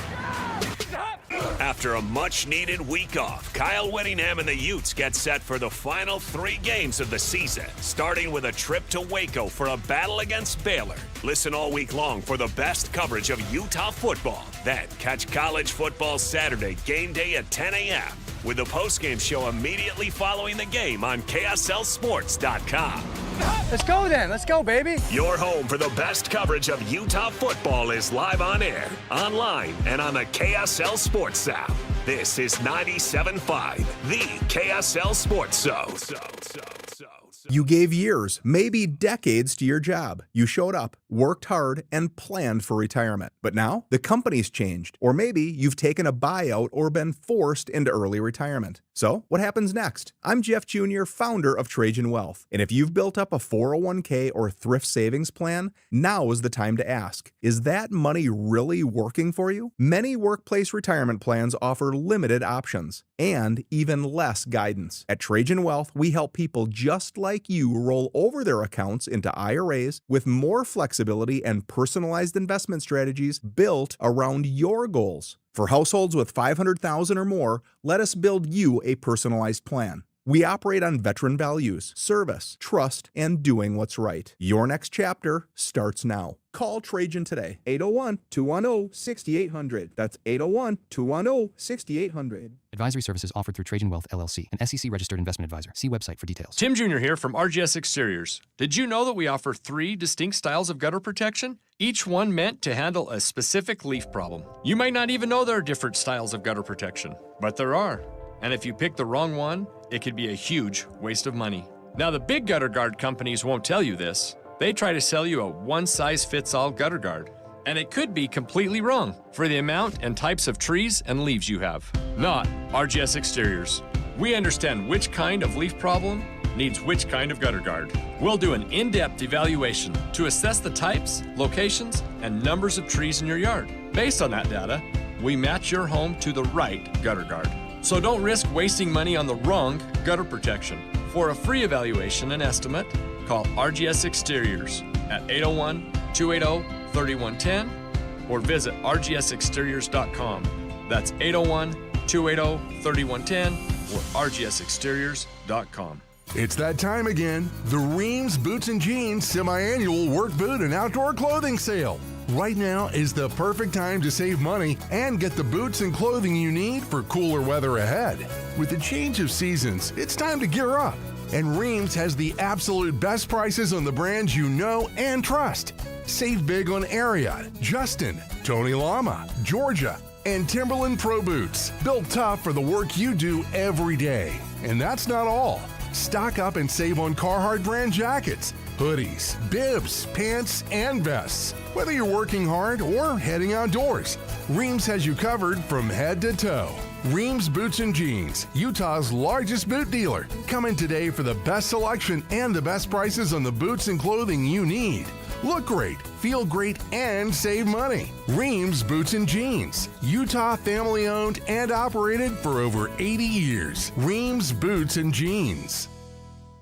Hey, Utah County golfers, the Back Nine Indoor Golf Lounge in Orem is now open right across from Costco. It's your new go-to for golf, games, and good times. Become a founding member today for just $25 down and lock in their biggest discounts for life. And Back Nine will donate $50 to a high school golf team of your choice. Experience 4 full swing simulator bays with comfy seating, 75-inch TVs, and 4D massage chairs. Perfect for date nights, parties, and corporate events. Plus 2 putting greens, an Xbox gaming lounge, free drinks, and Wi-Fi. Trained like the pros with secure 24/7 access so you can play in leagues and tournaments on your schedule. With locations in Pleasant View, Murray, Lehigh, American Fork, Spanish Fork, Cedar City, and St. George, there's a Back Nine near you. A Back Nine membership makes the perfect gift for the golfer in your life. They'll thank you all year long, whether you're golfing with them or relaxing in a massage chair. Sign up for a free demo at theback9golf.com.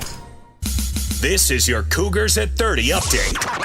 Presented by Kenny J's Barbecue on 97.5, the KSL Sports Zone.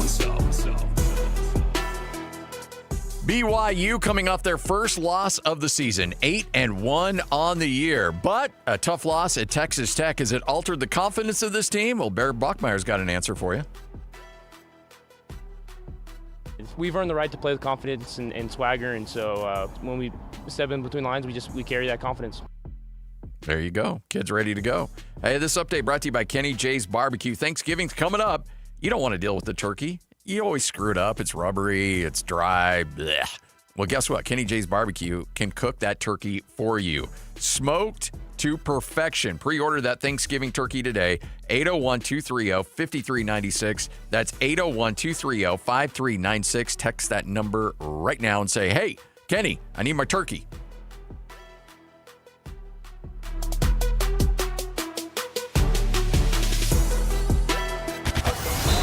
It's another battle for the Aggies, and the KSL Sports Zone has it covered.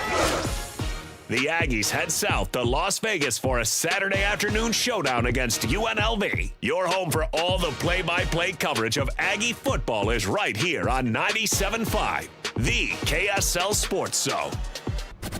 This is Hans Olsen and Scotty G, presented by Mountain Land Supply on 97.5, the KSL Sports Zone.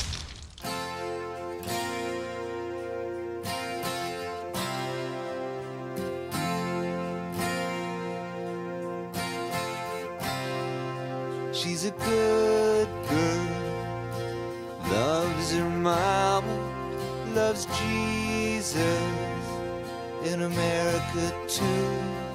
She's a good girl, is crazy about Elvis, loves horses, and her boyfriend too. And we're back. Hans and Scotty, 97.5, the KSL Sports Zone. Hans walking in. Those smell good. Is puffing out his chest a little bit more. Yes, he Guess is. who's got the blue check mark on the old X machine? Everybody look at me. I'm growing up, aren't I? Yeah. I'm really growing up. Elon got your $8 a month. Yeah, he did. He got mine. He did. I do love, I like this version of Twitter better. I just feel like it's more hard-edged and you get more truth and everything's not blocked out. So I like this form of Twitter better. I don't like paying for Twitter. But you get a nice broad reach, apparently, if you get a verification. But as I was telling Lloyd, I had to send my driver's license, social security number, and bank account to an Egyptian prince. And now, fingers crossed. Fingers crossed. Yeah, I think it'll work out for you. I'm hoping that it all goes well. Yeah. Luckily, you're protected by AFCU, so you're good. Yeah, well, that's true. Yeah. That is true. You're like calling up Dave Nellis like, hey, I've got all these withdrawals on my account from Uzbekistan. Can you help me with this? And he's like, you know what? We'll refund that money and we'll have a Pez dispenser coming your way. Oh, that's our boy. Yep. Dave Nellis, he's not messing around. You know what's funny? So that I was telling you, I've got an America First Credit Union account. And I love this. And I put extra protections on it. Did you? Oh, yeah. Yeah? Oh, yeah. Yep. It's this one is non-detectable. Although you had it for like a day before you spilled the beans. I know. I'm the worst. I am the worst. It was supposed to be a nice slush fund. Oh, Mama's got you wrapped around her finger. I wanted my own money for the first time. And so This is mine. I told you guys I'm taking a stand. Yeah, So I'm going to open my own account. I opened up an account, and I put $20 of my own money in it. And I came to Scotty 2 days later. I'm like, I told Amanda. So she knows. She knows. But and I think she's happy to see her baby growing up. Yeah, look, her baby Tatanka's grown up, has his own account. But she did have asked to have access. So, that and that's fine. That's all right. That's fine. She's We like, share everything. So $100 came out of the super private account. What was that for? Oh. So you're back to square one. Not our trip to Hawaii, baby. Is this a what's this ATM charge in Mesquite? Oh, I can't hide anything from her. Oh boy. But when you love a woman, hey, Scotty, absolutely. When you love a woman, you share everything. Yeah. Even your secrets. Even your secret accounts. My wife's like, you can't even lie to me because apparently she thinks I'm a bad liar. I don't know. Am I? But anyway. What do you think, Lloyd? I don't know. But no, I think you lie pretty well. I saw your phone call this morning. I promise. Well, yeah. Anyway, she says, "Yeah, you're full of crap." Like I'll say something, she's like, "That's not right," and I'm like, "Oh, yeah, you're right." Yeah, but it's good. Hey, you heard Bear Bachmeier there? Like, hey, we're still confident. We're still fine. I'm not worried about BYU. I was a little like yesterday. We were talking about it, and I was trying to convince myself that BYU could have themselves a hangover. That emotionally they may not be in a good place, coming off that first loss, and like last year where they strung back-to-back losses after starting off the season 9-0. I don't think that's going to happen here. I don't. And I thought you did a great job yesterday breaking down the numbers. Not only should BYU win, BYU should handle this. Yeah, I do. And TCU's in a little bit of trouble. We had Brian Estridge on yesterday. You remember he was talking about Kavorian Barnes? Yes. Kavorian Barnes was listed as out of this game. Yeah, he's out. On the initial injury report. Kavorian Barnes has 100 carries, 443 yards, and 3 touchdowns. Your next guy is Trent Battle with 57 carries, 326 yards, and 6 touchdowns. Now, he does lead backs in touchdowns. He leads backs in average yards per carry, but Kavorian Barnes has been your workhorse. Trent Battle has 8 catches for 44 yards. So Trent really becomes the highlight and focus of the run game. So why is that important? Well, I think that BYU's got the defense to disrupt Josh Hoover.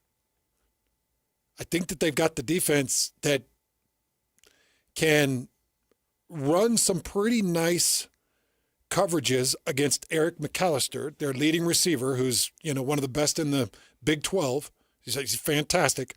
But I think BYU's got the personnel that they can run the protections on Eric McAllister. They can run protections on Jordan Dwyer, and they can make it hard. They do have a good tight end in DJ Rogers that does some good things, 29 catches, 281 yards, and a couple of touchdowns. But I think TCU's in a little bit of trouble. They were already the 107th rushing offense in the country. Yeah. They were only rushing 123 a game. Now, a lot of people say, well, that's because they're getting in their pass game. Well, they're getting it in their pass game when they're going against a defense they can pass against. The problem is if you go niche against Jay Hill in this defense, I think that this defense can sniff you out. When you're one-sided, yes, you're in trouble. Yes. Now, I know Texas Tech, to a degree, was considered one-sided with Baron Morton. That's not the truth. No. That is not the truth. They use their pass game to get activated in a run game, and they've got a decent run game. It's not great. It's a decent run game, and they work a lot of play action off of it. If there's no consideration for Kavorian Barnes and Trent Battle can't get the job done, then I feel like you can get a certain disguised rush. You can get pressures, maybe not sacks, even though you got, was it 4 sacks against? Yes, 4. Texas Tech. You got 4 sacks against Texas Tech. Why? Well, because you were focused on a non-dual threat quarterback, so you can rush a little bit more loose, a little bit more freely to see if you can get some pressure on the quarterback. So that's what you're going to do against Josh Hoover. So I think that this is the wrong defense to be pigeonholed against. Speaking about BYU, I feel like the matchup really goes heavy towards BYU's favor. Another part, TCU's third down defense, not good. TCU's passing defense, not good. We're talking about bottom 100 in the country. It's just not good. Giving up 250 yards a game through the air, and their third down defense, they've only stopped teams 55 times out of 133 attempts. So I like that. Now, look, BYU's third down offense is not good either. 85th in the country. They've converted 45 of 118. But TCU, their defense really struggles to get you off the field. They're 77th in fourth down defense. BYU's been great in fourth down offense and great in fourth down defense. So they've got some real advantages there. I just look at the matchup from most angles, and it's like BYU will be favored. They should be well favored in this game, and they know it's do or die right now. Yes. It is do or die for them. And Vegas only has them as a 3.5-point favorite. Yeah, I would take BYU. Now, we've talked about the lines. Yes. We know what Vegas is trying to do. 100%. They're just trying to get you to bet money. That's it. What they're trying to do is, I think Vegas is having some fun with Provo this year. I think Vegas is just kind of poking the beast like, hey, you know what? You're just an app away from throwing some money in. Yeah. You're just a quick drive. Look, 3.5, isn't that? Come on, 3.5. You want to put some money on that, right? You feel good about your team? Come on. Do you know, I forgot to tell you, I had at least 5 Texas Tech fans at one point on that trip out to Lubbock say to me, either your team lost me money, because I'm in my broadcasting gear. Yeah. Your team either lost me money or walking into the stadium, hey, bumping me, I got that 11.5. It's like they're pulling in Lubbock fans because they're trying to even the line. Yes. And it's cracking me up because people don't get it. Yeah, they think it's a disrespect. Yeah, they love to look at it and say, oh, no, to a large degree it does say, no, Vegas thinks BYU will win. Yes. But understand that the line is set to even out the betting. That's how it goes. Yeah. So, they've got them as a 3.5-point favorite. BYU should win this game by double digits. They should. I mean, I don't want to get over my skis because the last time I called a BYU TCU game, it really sucked. It sucked. Josh Hoover. Yeah, that was a bad one. And that TCU defense, and that's a good TCU defense. Yeah. It was. Oh, it was, yeah. Yeah, it's really slowed down. This defense, they're 65th in total defense in the country, giving up 366 yards. 104th in passing defense, 250, and 35th in rushing defense, giving up 124. I feel like you can force feed these guys ground yards, personally. Yep.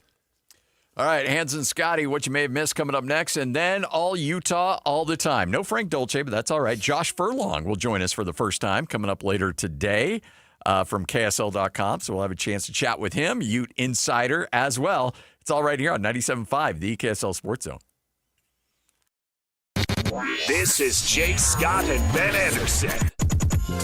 Will Hardy had his annual play hard and pass rant after the game. Ben, why do you ask your kids to clean the house? It's not because they're going to do a good job. They're not going to do a spectacular job. I'm going to do a better job. That's not why you're asking them to clean the house. Right. No, you're setting the tone in your house, and I'm trying to do this with my girls too. We're going to be responsible for doing the hard things. You're not going to be able to get away with doing a half-hearted effort, even though I know that you're still going to not be great at cleaning the house. What I'm doing is setting a tone. And I think when he says that, I think that's what he's doing, is setting the tone, especially now. Like, I'm going to take my team back, and you're going to do what I'm going to say, and I'm going to tell you to do some things that you don't want to do, and there's some hard things, but if you don't do them, you're not going to play.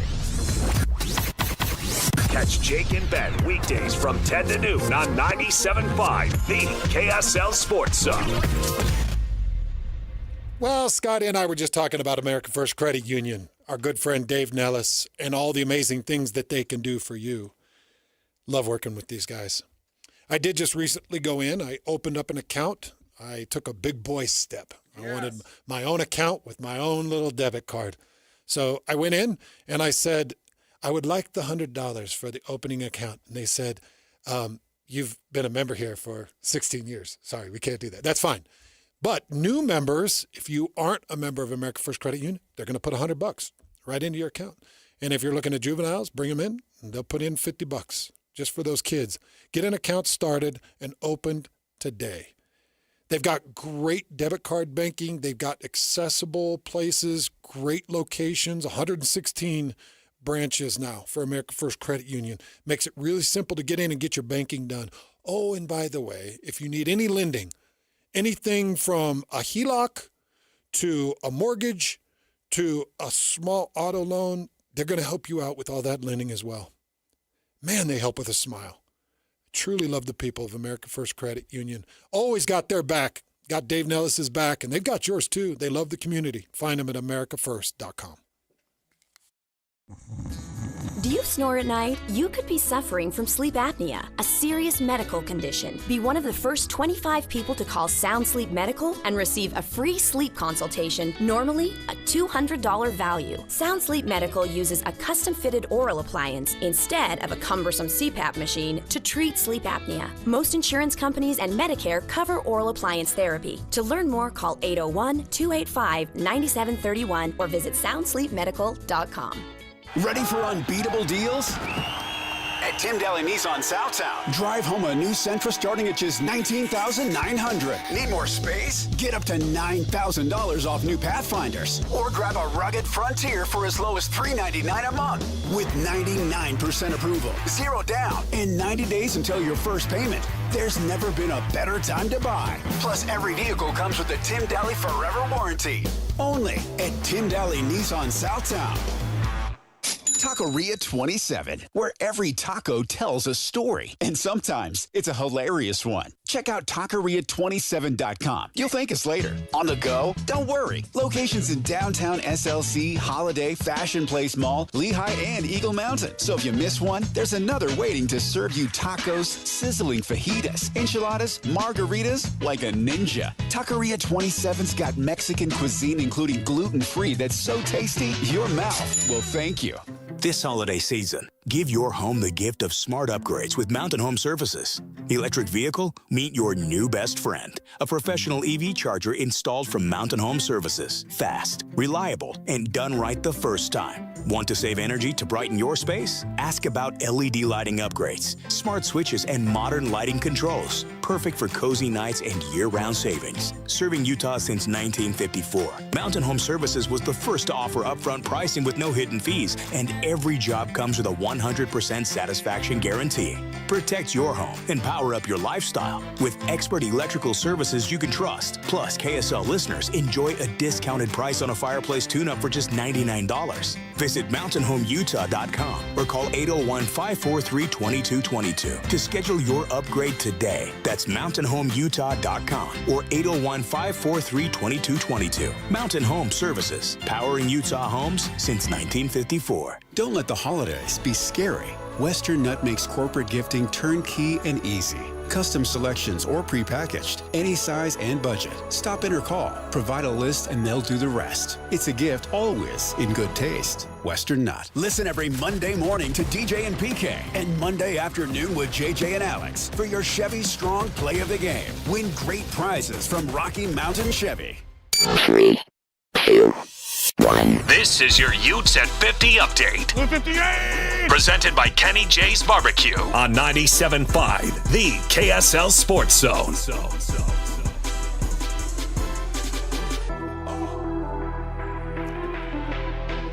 Utes at 50 update here on 97.5, the KSL Sports Zone. Utah coming out of the bye and playing well. 2 back-to-back blowout victories. Why is that the case? Well, Kyle Whittingham has a theory. great leadership. We have tremendous captains this year, not that we haven't in the past, but fortunately they've all been able to stay healthy and intact. That's a big part of it. And then not just the captains, but the upperclassmen, because we had a couple of really disappointing games that we had to bounce back from, and I credit the leaders for really making that happen. And that's probably the number one thing that has really driven this team and helped us get 7 wins. That is your Utes at 50 update, brought to you by Kenny J's Barbecue. Text Kenny J's right now. They'll take care of that Thanksgiving turkey, have it smoked to perfection, ready to go for you on Thanksgiving morning. Text 801-230-5396. That's 801-230-5396. Let's go! Complete game coverage of the Cougars is right here on the KSL Sports Zone. The Cougars return home for a battle against TCU. Your home for the best coverage of Cougar football is right here on 97.5, the KSL Sports Zone. This is Hans Olsen and Scotty G, presented by Mountain Land Supply on 97.5, the KSL Sports Zone. A long, long time ago, I can still remember how that music used to make me smile.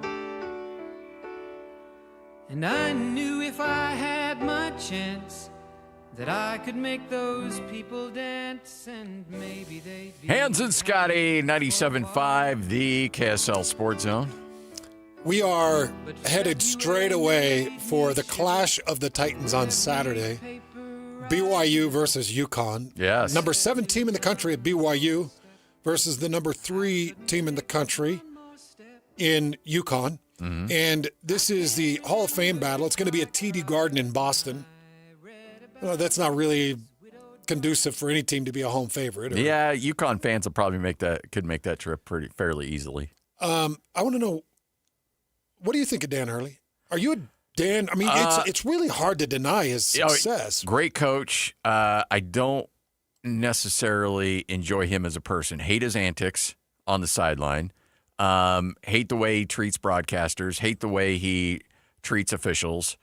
So there's not a lot of things I like about Dan Hurley. But, hey, the dude can recruit. The dude can flat out coach. Well, he was pretty diplomatic. He was talking about this game coming up, and here's a couple of his comments talking about this BYU team he's going to match up with on Saturday. Clips of BYU and AJ and Saunders, and they got one of the best point guards in the country. I mean, when you see that quality on film, I mean, you get scared straight. You get things that worked the first 3 games won't work, but. It's fun. We're excited to get a chance to go play in Boston this weekend versus one of the best teams in the country. So it should be fun. When you watch clips of. So obviously this is going to be, as you mentioned, Clash of the Titans. Great test for BYU out of the gate, and I love that Kevin Young. He's been on a radio station. We've asked him personally about scheduling, and he's like, "Hey, look, you know what? One of the joys of being able to put this roster together is taking them out for a test drive and see what they can do and challenge them early so that when you do try to make that run in March, they're already battle tested." Do you think he's playing the massage him and sweet talk him? Oh, 100%. Yes. That's what I think, too. No, that dude. I mean, look, does he have respect for BYU? Yes. Is he nervous about those matchups? Certainly. But he is very much going to play the game. Well, it's going to be great because we'll get to see Terrace Reed. You get to see Solo Ball, who's phenomenal. You get to see Alex Karabin. These are some of the big-time ballers, big-time recruits, NBA draft perspectives and all these great things that you got going.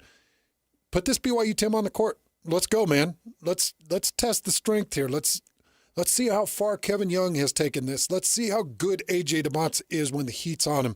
This is was it a 5 o'clock tip on Fox? Ooh, I'm not sure on that one. Don't know. I can't remember if it's 5 or 6. But this is on Fox Saturday. It'll be it is a 5 o'clock tip, local? Or is that Eastern? No, it's Mountain. 5 o'clock Mountain. So Scotty, this is the one, man. This is the one. Now, I'll be headed to Provo to start the pregame at 6. Is Greg calling football or basketball? Boy, I hope football. I would imagine football. They probably would have let you know if it wasn't. I would hope football. I think your boy Shep. I think your boy Shep's got the basketball call. I hope I'm not solo. Well, no. Oh boy, that'd be great. I'd be like Garth when Wayne leaves the room. This is weird. Oh, I don't know, man. It would be really uncomfortable. I guess it would be Jason Shepard. yeah, Shep would step in and do that. But I would imagine with the football team playing as well as they are, Greg will stay with football and he'll ship Shep out to Boston. For sure, right? Yeah.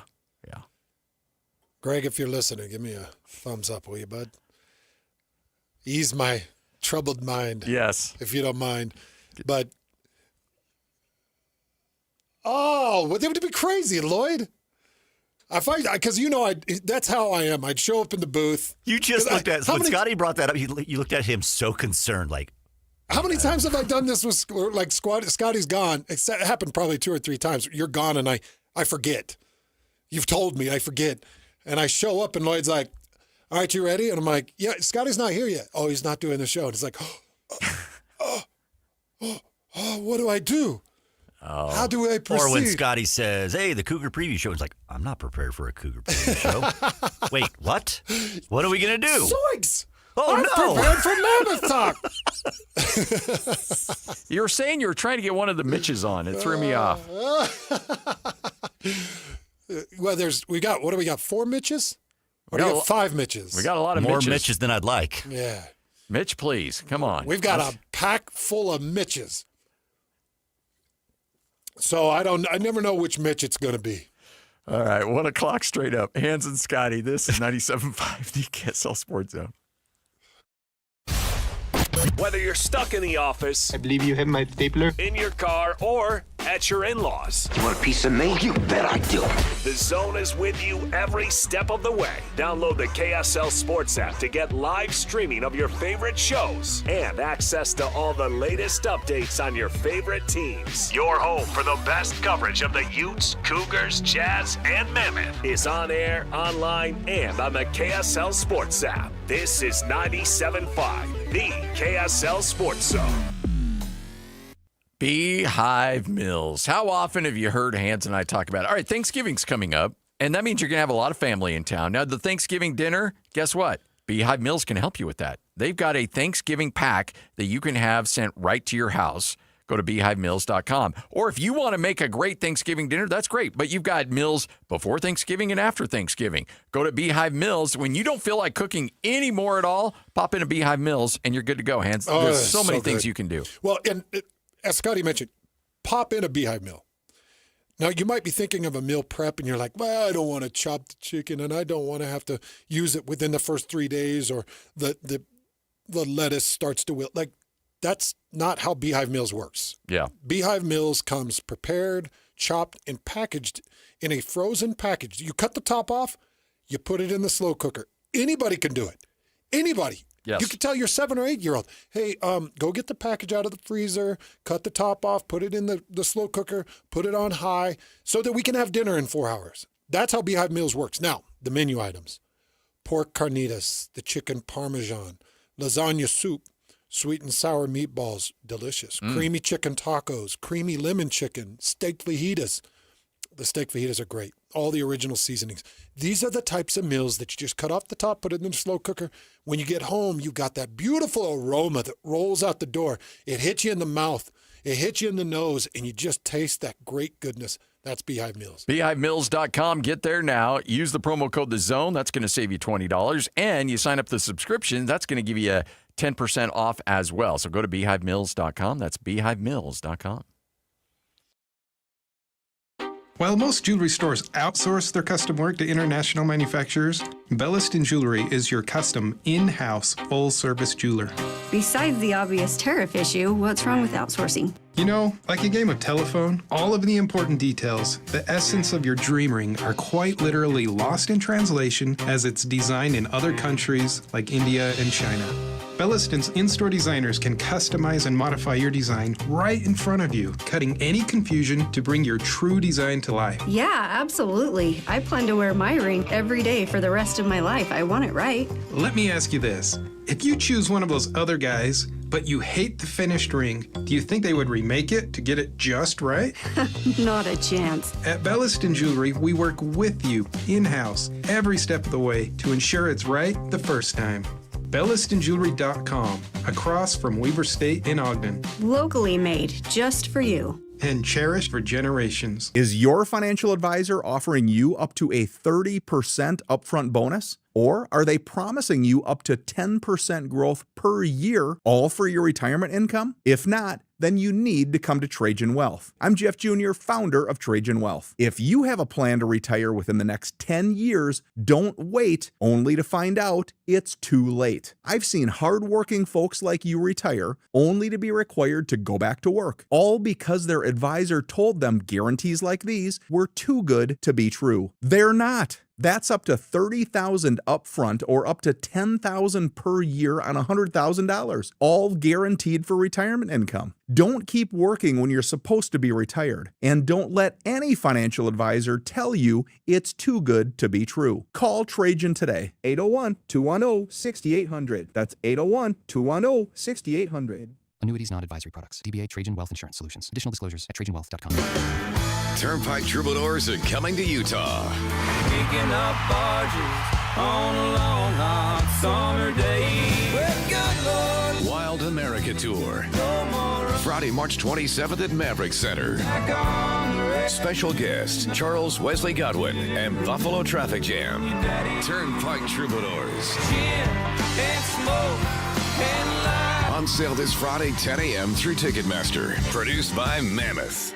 Bar Dub Grill is where roadside classics meet ranch-raised flavor. Sink your teeth into juicy, handcrafted burgers made with premium Bar W beef straight from the local Utah farm. From the bold cowboy barbecue burger to the sweet and savory Aloha burger, paired with crispy cowboy fries, hand-spun shakes, or signature spud nuts. Soft, airy, and unforgettable. Bar Dub Grill delivers honest eats with cowboy swagger. Bar Dub Grill in Nephi with easy access right off exit 222 in Nephi. The KSL Sports Zone and Hercules Credit Union are highlighting people that impact youth sports. Nominate the youth sports volunteer you know for the Hercules Hero of the Week at KSLSports.com.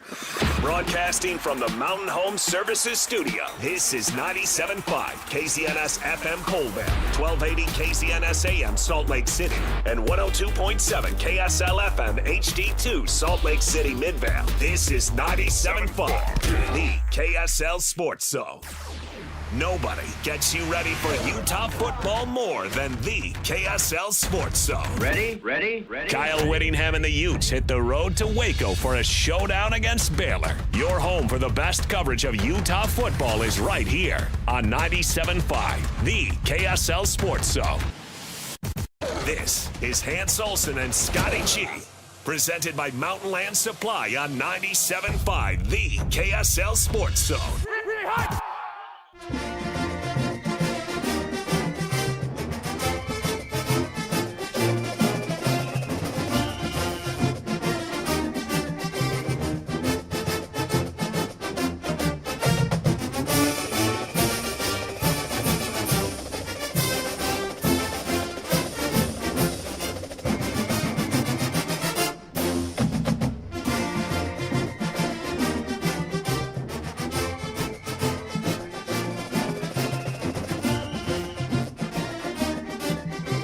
All right, folks, let's get it. It's your Ute preview show. Hans Olsen, Scott Gerard, Frank. Oh, no, Frankie. Frank. Frank's not here. Frankie, no breaks. Oh, man.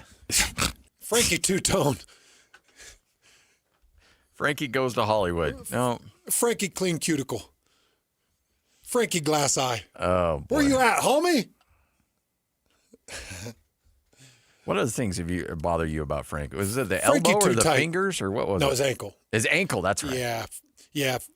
Frankie Jack ankle. Yeah. He's got the Well, weirdest. his feet are like pointing in the other direction, isn't it? Yeah, his ankle. It looks like something that would be on Boban. You know, if you took Boban's ankle and put it on Frank's foot. Look, Frank is the one of the most beautiful human beings we ever associate with. Yeah. He and Christian Cox. And so it's okay for Frank to have one deformity that we can make fun of. It's like webbed toes. Yeah, it's like that ankle is like, okay, you know what? There's still one part of you that isn't great. But that's it. And he keeps it covered with a nice sock, probably an $80 sock. Oh, yeah. And he throws it away. He's got new $80 socks that he wears fresh every day. The sock's just bigger than the other sock. And his corduroy covers what is left. Yeah. So no, that one sock, somebody could use it for a sleeping bag after he gets done with it. Well, it already looks like you're storing a chunk of wood in it. It is quite the ankle. It's like the show Misery. It's like the movie Misery. Yeah. He's hobbled. Frank's been hobbled. And never run away. Frank, this is what you get for missing our show. Yes. Scotty and I don't like to do this show without you, bud. I know. It just doesn't feel right. But Utah with a big one as they take on Baylor. Yeah. Utah with back-to-back blowout victories and then a bye week. And again, there was a lot of conversations. Is it a bad time for a bye week? Good time for a bye week? Well, it doesn't matter. It's over now. But Utah's got to channel whatever they had rolling into those first two games into this game against Baylor, because you string together another blowout victory, another 10, 13, 20-point victory. People are going to start to notice, and you have to get style points. Not only just win, but win big. As I was putting the numbers together this morning, getting ready for the Utah preview show, something jumped off the page to me. TCU and Baylor are the same freaking team. Yes. Yep. They are the same freaking team, man. Baylor's a little bit better offensively. TCU's a little bit better defensively. But they're both 3-3 in conference play. They both have a non-mobile quarterback. They both throw the ball all over the world. TCU's number 9 in the country in passing, 303. Baylor's number 5 in the country, 313. Only 10 yards more per game through the air, but both of them, they'll ball this thing out. Baylor can't run the ball to save their life. They are number 84 in rushing offense, only putting up 140 yards a game. Just like I was talking about with BYU and TCU, this game slots in really well for Utah, because Utah can niche them. They can kind of pigeonhole them into a passing offense. I think that they've got the dogs to run with them. You saw Utah's injury report. Oh, yeah. Or lack thereof. Yeah. It's wide open. Nobody on the injury report. Now, never heard of the player, none. Lloyd, let me tell you, is that gamesmanship, or what is it? Is this when there's a couple players that don't play in the game and people are he's like, well, we thought they were going to play up until 5 minutes before kickoff, and then they twisted their ankle, and so now they're not twisted their ankle in warm-ups. Yeah, I find it's like there's got to be somebody that's got to be a little bit banged up, just a little bit. That's what I would think. Not according, even then, it would be a probable. Not according to the reports that are coming out. Like, I would love to see a good dose of Dallas Vakale. That would be nice. Like, just give me a healthy portion of all this defensive front. If you were a coach and you hated the injury reports, much like Kyle Whittingham does, would you do that, or would you list everybody on your entire roster as either questionable or probable? No, I just would. How would I manage it? Yeah, you just have your GA do it. I gamesmanship. Yeah. You know what I'm finding about Kalani? He doesn't game it up. No.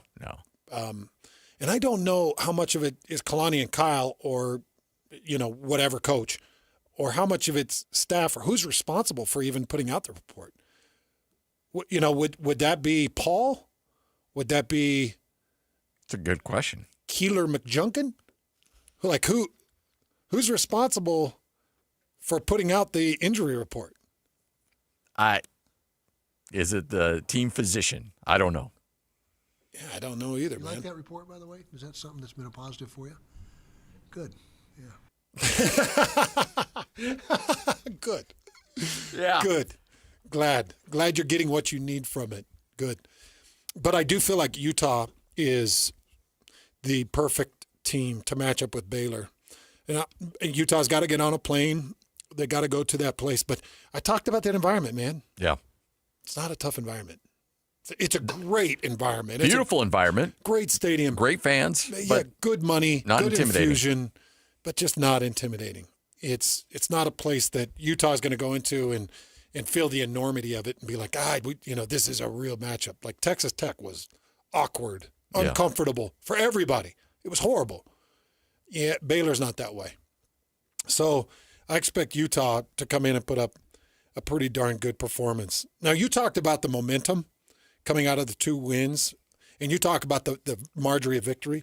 By the way, I think their margin of victory is number 3 or number 4 in the country. Really?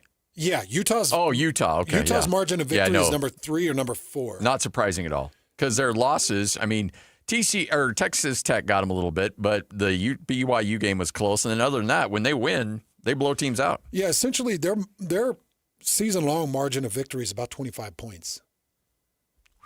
They're beating teams by 4 scores.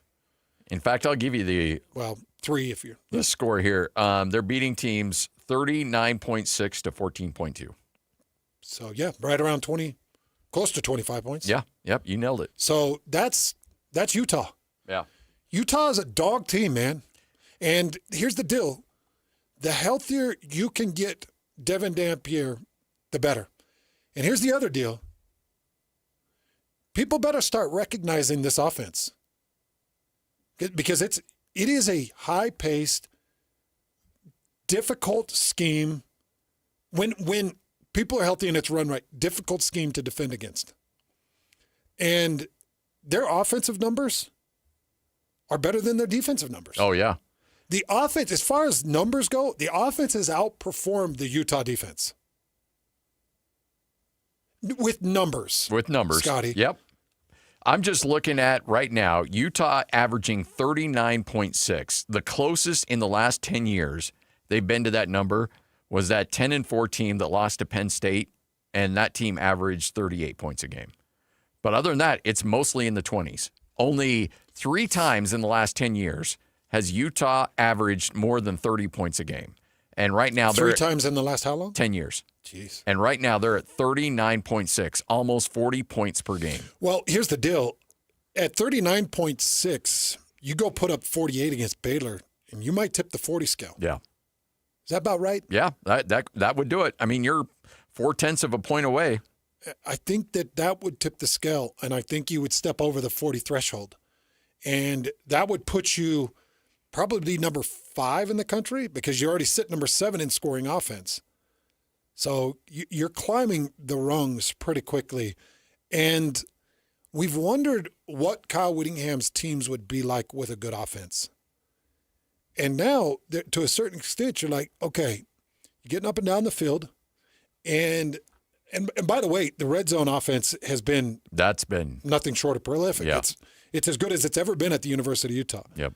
Scoring 32 touchdowns on 37 red zone attempts. 78% touchdown to attempt ratio. That number's ridiculous. Yeah, it's number 4 in the country. It's as good as it gets. So when they get to the red zone, they're getting touchdowns. Now you go to Devin Dampier, and we talked about this. I wanted a 3-to-1 touchdown to interception ratio, like minimum 3-to-1. And right now, Devin Dampier is exactly that. He has a 3-to-1. Now, finishing stretch, it can't be 3-to-1. When the chips are stacked against you and you don't have margin, that's when you got to be the ultimate competitor. It can't be 3-to-1. It's got to be 5-to-1. It's got to be 5-0. Like you cannot turn the ball over from here on out. Yeah. You've got to play clean, and you've got to show the CFP committee that even if BYU doesn't lose another one, even if Texas Tech doesn't lose another one, even if you don't get an opportunity at the Big 12 championship game to seal your position into the CFP, we've got to see more of this team. You've got to make the CFP say, we got to see more of this team.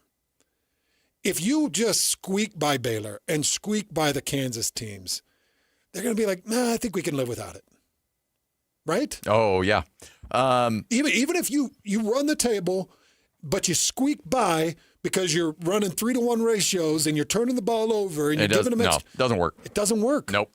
But if you continue to blow teams out and he finishes the season pushing that to 4-to-1 or 5-to-1 overall on the season and doesn't throw an interception the last 3 games of the year, then, yeah, you got to consider Utah. And you may actually be a blessing in disguise if you don't play in the Big 12 title game because let's say, for example, Texas Tech beats BYU again 29-7. Well, then people are looking at, well, geez, Utah's got 5 consecutive blowouts. Yes, they lost to BYU, but that was 2 months ago. Yeah. And Utah might get the edge. I don't think so, but they might. But here's the thing. You can't control that. What you can't control is if you're Devin Dampier, you can't throw those weird, what the hell was that interception? Like he threw in the end zone a couple of weeks ago. Like you're like, wait, what were you doing there? What was that? Like you can't have that. No more brain farts. You can't do it. Yep. Because more often than not, he's dialed in. But and that every was a now 10-second hold, too. Yeah. But every now and then there's that weird thing where it's like, no, none of that. Yeah, and I think you can do it. I do too. Absolutely. Yeah, I think you can do it. Just laser focus, stay healthy, and trust your players, trust yourself. Take the sack. Yes. Take the sack, man. Go down, take the sack. It's fine. Your offensive line will live to fight another day. They'll probably blame it on a tight end or a running back and say it was their fault anyways. It's just live to fight another day, man. Don't throw that. Yeah. Just kick the field goal. You go up by 13. Instead of taking the interception, take the sack. You kick a 48-yard field goal. You go up by 13. Everything's locked and loaded. Instead, you throw the interception. You're like, no, don't keep it close. Don't make the fourth quarter this pressured. I want to give you 3 guys that I think play hero ball down the stretch. So through 3 games, the 3 names we'll call and we'll see the most. Wayshawn Parker, J.J. Buchanan, and John Henry Daly. Those are the 3 guys. I think coming out of this Baylor game, as I worked the numbers and looked at the matchups, getting ready for the Utah preview show, the 3 guys that'll do the most damage against Baylor are Wayshawn Parker, J.J. Buchanan, and John Henry Daly. We talk about keeping the momentum. I want John Henry Daly, JHD, to keep the momentum. If John Henry Daly keeps the momentum and Wayshawn Parker keep the momentum, everybody else is right there. Like Scotty, the leaders do it all. Everybody else follows. Leaders do it, everybody else follows. That 1996 Cotton Bowl championship team that went 14-1, that I was on as just a green, know-nothing, dummy true freshman, everybody just followed Shea Muirbrook. Yeah. Everybody followed Chad Lewis and Etuli Mili. Like, everybody just followed those guys. I gave you 2 names of guys that will lead, that will shepherd this flock. And it's those 2. It's Wayshawn Parker and it's John Henry Daly. If those dudes ball out, if John Henry Daly gets a blindside hit on Sawyer and Wayshawn Parker breaks off a 24-yarder in the first quarter, it's game on. Now everybody's on high alert. The Kansas teams are looking at them. Baylor's like, we quit. And everybody else just comes along with those guys. Well, Kyle Whittingham's been a real big fan, and Kyle pays attention to this. He knows he's been around so many different teams that have had good leadership, bad leadership, and this is one of the good ones. Great leadership. We have tremendous captains this year, not that we haven't in the past, but fortunately they've all been able to stay healthy and intact. That's a big part of it. And then not just the captains, but the upperclassmen, because we had a couple of really disappointing games that we had to bounce back from, and I credit the leaders for really making that happen. And that's probably the number one thing that has really driven this team and helped us get 7 wins. That's an interesting point, too, that they're healthy. Because you had Lander Barton, you had guys that you wanted to be in a leadership, but Hans, I got to imagine if you're tied up in the training room trying to rehab a knee or trying to get you can't your voice doesn't carry any weight in a locker room, man. No, people are like, "What are you talking about? Shut up, man! You didn't run the gassers." Yeah. What are you talking about? Shut up, dude! You weren't in there repping out 225. What are you talking about, man? Hustle. You hustle. Yeah. You hustle and get your stupid knee or elbow or concussion better. How about that? Shut your mouth until you're back out there sweating with us. You're right. Nobody cares about the guy in the tub. So got to be on the field to lead. I talked about Wayshawn Parker and the momentum. Wayshawn Parker going into the bye week put up 145 yards at 14.5 yards per carry on Colorado. Then put up 104 yards at 6.1 yards per carry on Cincinnati. Number 17, Cincinnati. That's the Wayshawn Parker that's got to finish. What does Coach Mack call Marky Atawaya? Oh.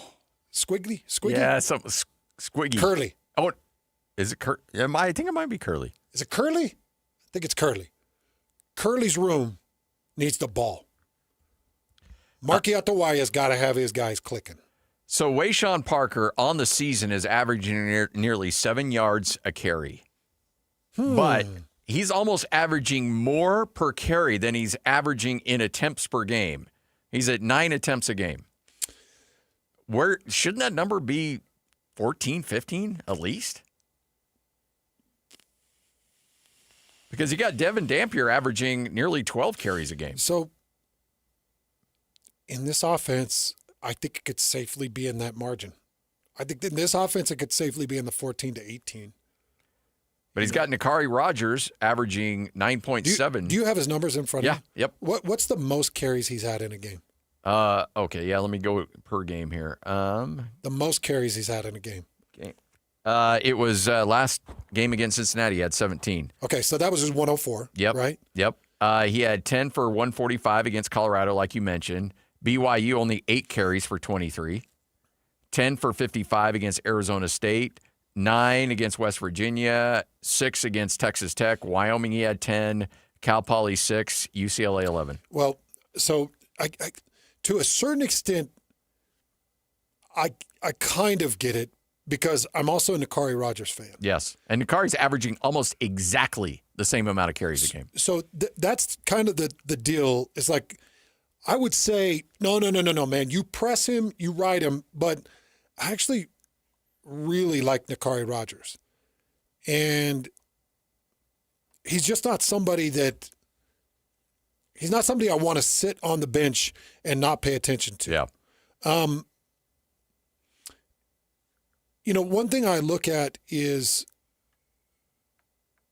the passing usage of Wayshawn Parker. Mm-hmm. They just don't use him in the passing game.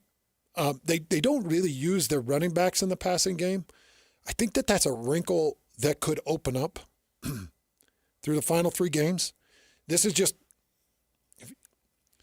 there's just opportunity there, and I think that's a wrinkle that could open up. I think Wayshawn and Nakari have soft hands, and I think both of them could make a difference there. But there's just not a lot of passing usage to either one of them. Okay, so give me 14 carries by Wayshawn and give me 14 carries by Nakari against Baylor. Yeah. A team that gives up 178 yards a game on the ground. Utah's going to come out of that game with 200 yards rushing. They should come out of it with 230. Yeah. I think so. Between those 3, Dampier, Nakari, and Wayshawn. I think against Baylor, this is just how I would attack Baylor. Against Baylor, I'm going to my offensive front and I'm saying, hey, boys, we're going to make a name for ourselves and we're going to run combos and we are going to shove Wayshawn, Dampier, and Nakari down their throat. We're going to go for 230 plus. We're going to keep it on the ground and we'll use our pass game to kind of entertain the fans. But this is going to be our identity through these next 3 games because I do think Kansas State, and Baylor, I think there's all opportunities to put your powerful foot on them. Because Texas Tech is the only one that's proven against both BYU and Utah that they can get in the game of toughness and interior fight. I don't think Baylor, Kansas, or Kansas State can do that. Hans and Scotty, 97.5, the KSL Sports Zone. Coming up a little bit later on, Josh Furlong will join us. Josh Furlong will join us coming up next. 97.5, the KSL Sports Zone. It's game week for the Cougars, and the KSL Sports Zone is getting you ready for kickoff. Even after their first loss of the season, the Cougars' dream of a spot in the Big 12 title game is still alive and well as they welcome TCU to Provo on Saturday. Listen all week long for the best coverage of Cougar football. Then catch College Football Saturday game day at 10 a.m. with a postgame show immediately following the game on KSLSports.com. Your home for the best coverage of BYU football is live on air, online, and on the KSL Sports app. This is 97.5, the KSL Sports Zone. Tom, I'm on the sideline here with Doug Smith Chevy. Doug, the NCAA has changed its rules regarding NIL money. What do I have to do to land an amazing new 2025 Chevy Silverado? Just come on down to Doug Smith Chevy in Spanish Fork. Doug, I'm more than happy for you to use my name, image, and likeness. All I want to know is how do I get one? You have to buy it, Scott. Together, let's drive. Get 2.9% APR financing for 72 months for well-qualified buyers when you finance with GM Financial on all new 2026 Chevy Silverado 1500s. No one knows Chevy like Doug. Hey, Utah County golfers, the Back Nine Indoor Golf Lounge in Orem is now open right across from Costco. It's your new go-to for golf, games, and good times. Become a founding member today for just $25 down and lock in their biggest discounts for life. And Back Nine will donate $50 to a high school golf team of your choice. Experience 4 full swing simulator bays with comfy seating, 75-inch TVs, and 4D massage chairs. Perfect for date nights, parties, and corporate events. Plus 2 putting greens, an Xbox gaming lounge, free drinks, and Wi-Fi. Trained like the pros with secure 24/7 access so you can play in leagues and tournaments on your schedule. With locations in Pleasant View, Murray, Lehigh, American Fork, Spanish Fork, Cedar City, and St. George, there's a Back Nine near you. A Back Nine membership makes the perfect gift for the golfer in your life. They'll thank you all year long, whether you're golfing with them or relaxing in a massage chair. Sign up for a free demo at theback9golf.com. Hi, this is Doug Wright. The other day I was reading an article, and it talked about the finest restaurants around the United States. And right at the very top of the list, it was Ruth's Chris Steakhouse. And I'm quoting now. They say, high-quality food in an atmosphere that is sure to impress. Isn't that the perfect description of Ruth's Chris Steakhouse? And here in the state of Utah, we have 2 locations. Hotel Park City, that's where Dee and I celebrated our anniversary the other night, and downtown Salt Lake City at 275 Southwest Temple. And at this time of year, it's not too early to call and make your reservations for a special holiday event or a corporate party, whatever it might be. And remember, too, everybody loves a gift card from Ruth's Chris Steakhouse. It is the best meal you will ever have. You're going to love your dining experience at Ruth's Chris Steakhouse. Vanity Fair calls BritBox a delicious streamer. Collider says everyone should be watching. Catch Britain's next best series with BritBox. Stream acclaimed new originals like Code of Silence. You read lips, right? And Linley, based on the best-selling mystery series. Say hi, Linley. Take it from here. And don't miss the new season of Karen Piri, coming this October. You don't look like police. I'll take that as a compliment. See it differently when you stream the best of British TV with BritBox. Watch with a free trial today. Oh no, stomach issues again? Stomach issues? Who are you? Your pancreas. I could be the real reason for your diarrhea, gas, bloating, stomach pain, or loose oily stools. I thought it was my stomach. People often do, but any of these symptoms could mean having a condition called exocrine pancreatic insufficiency, or EPI. With EPI, the pancreas doesn't release enough enzymes to break down food, but EPI is manageable. Use the symptom checker on identifyepi.com and speak with your doctor. That's identifyepi.com. Sponsored by AbbVie. Attention Jazz Nation. The long wait is finally over. Mountain basketball is back and better than ever. Let's go!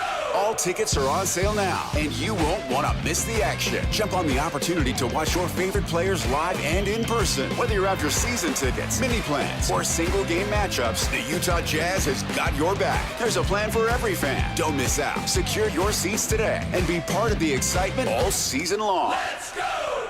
Visit UtahJazz.com today. UCCU, proud sponsor of GNL. Get cash and save on loans this Black Friday season. Check out UCCU Black Friday money deals now at UCCU.com. UCCU, love where you bank. This is your Cougars at 30 update. Presented by Kenny J's Barbecue on 97.5, the KSL Sports Zone.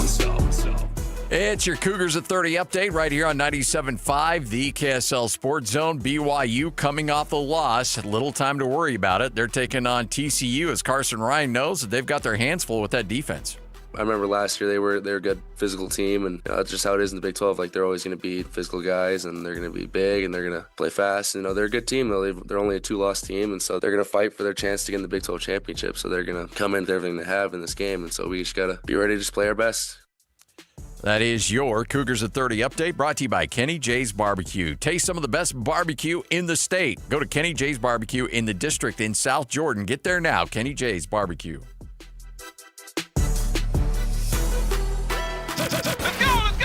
Complete game coverage of the Cougars is right here on the KSL Sports Zone. The Cougars return home for a battle against TCU. Your home for the best coverage of Cougar football is right here on 97.5, the KSL Sports Zone. This is Hans Olsen and Scotty G, presented by Mountain Land Supply on 97.5, the KSL Sports Zone. Woo!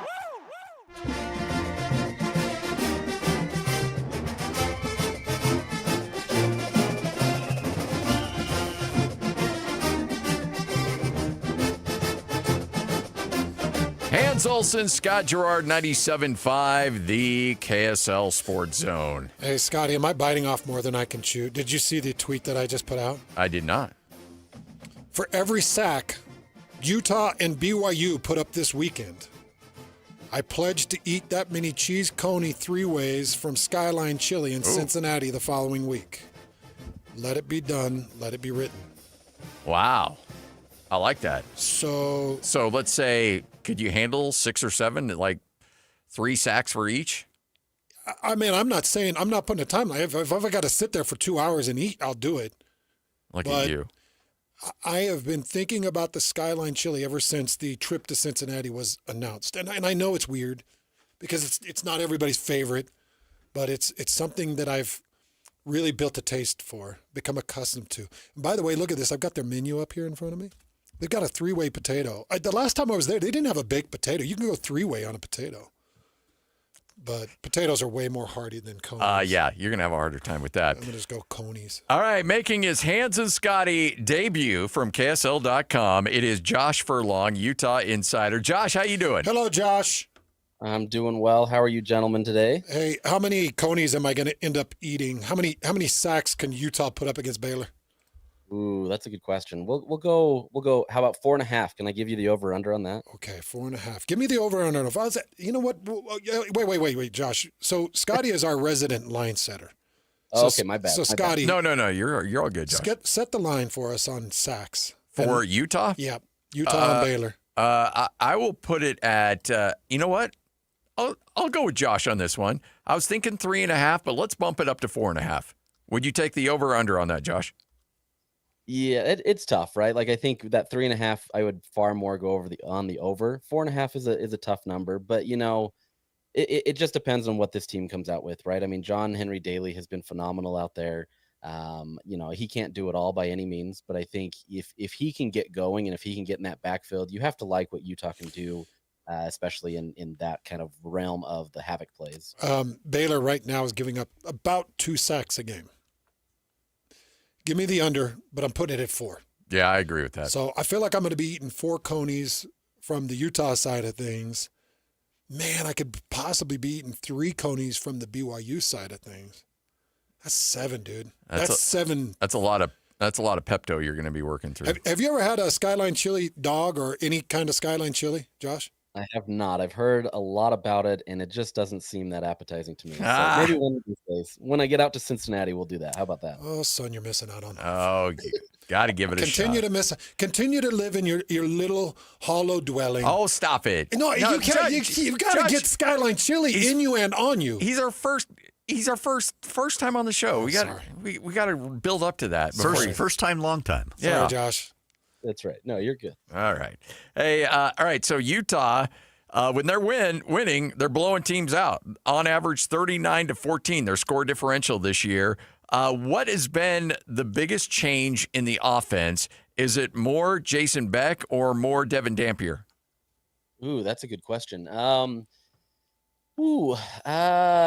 would lean probably more on Devin Dampier just because of what he's able to do on the defenses, right? Like they don't know exactly what he's going to provide. And so is he going to throw it? Is he going to run? Is he going to have a keeper?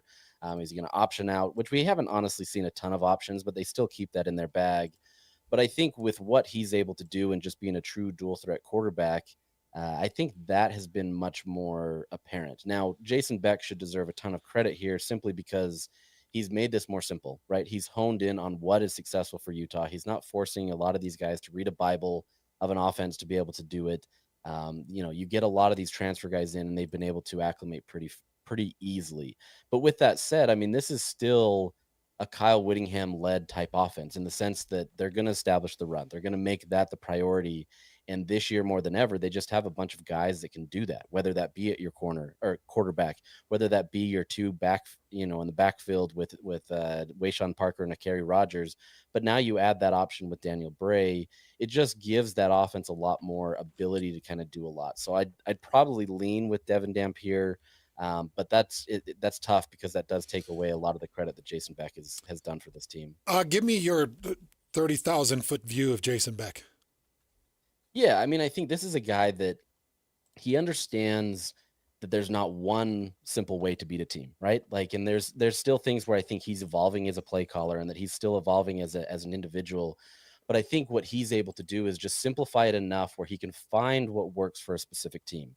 In years past, he hasn't always had a Devin Dampier. He hasn't always had a guy that can be a mobile quarterback, but he's finding ways to be able to be effective in what he does and with what the talent that he has. And you hear this with coaches all the time, like, oh yeah, we're gonna style our offense based off of the personnel we have. There's very few that actually can do that, and I feel like Jason has done a really good job of actually cementing that and being able to do that in a way where he really is leaning in on that. It helps that they have a phenomenal offensive line that can kind of lead the charge there. But I think with Jason Beck, he's willing to try new things. He's willing to adapt, and he's willing to kind of go with the times where in the transfer portal era, you're not going to have an offense that's going to stay consistent for 2-3 years. It's going to be one that's going to continually evolve and change every single year. Josh Furlong, KSL.com, joining us right here on 97.5, the KSL Sports Zone. Did you see the emergence of John Henry Daly and what he's meant to this Utah defense before the season started? Well, it's funny because like there was always talk about him as being a guy that could potentially get in the mix, but the conversations that I'd had with people before that, it was, he's part of it, but he's probably not the guy that's going to be the leader of that. Logan Fano was still going to be the guy that was leading that room. You had him with Paul Fitzgerald that was going to kind of be mixing it up as 1A, 1B type mentality. And something clicked, right? Like he got on that field and something clicked, and he's been this phenomenal athlete that has this high motor. He refuses to quit. He just is everything that this defense needs. And, he's one of those players that just kind of shines when the bright lights are on. And I think you can't teach that, right? You can't simulate that in practice. You can't kind of understand what that's going to be. And that's been the world of difference. Now, that's not to take any credit away from him because he's always been this guy, whether it be at BYU or now at Utah, he's always been there. It's now just kind of showing up and manifesting itself on the field. Josh, it feels like Kyle Whittingham's defenses have always been top 15 in run stop defense. What is it about this defense that's struggling to stop the run at times? Yeah, I mean, I think they have the talent.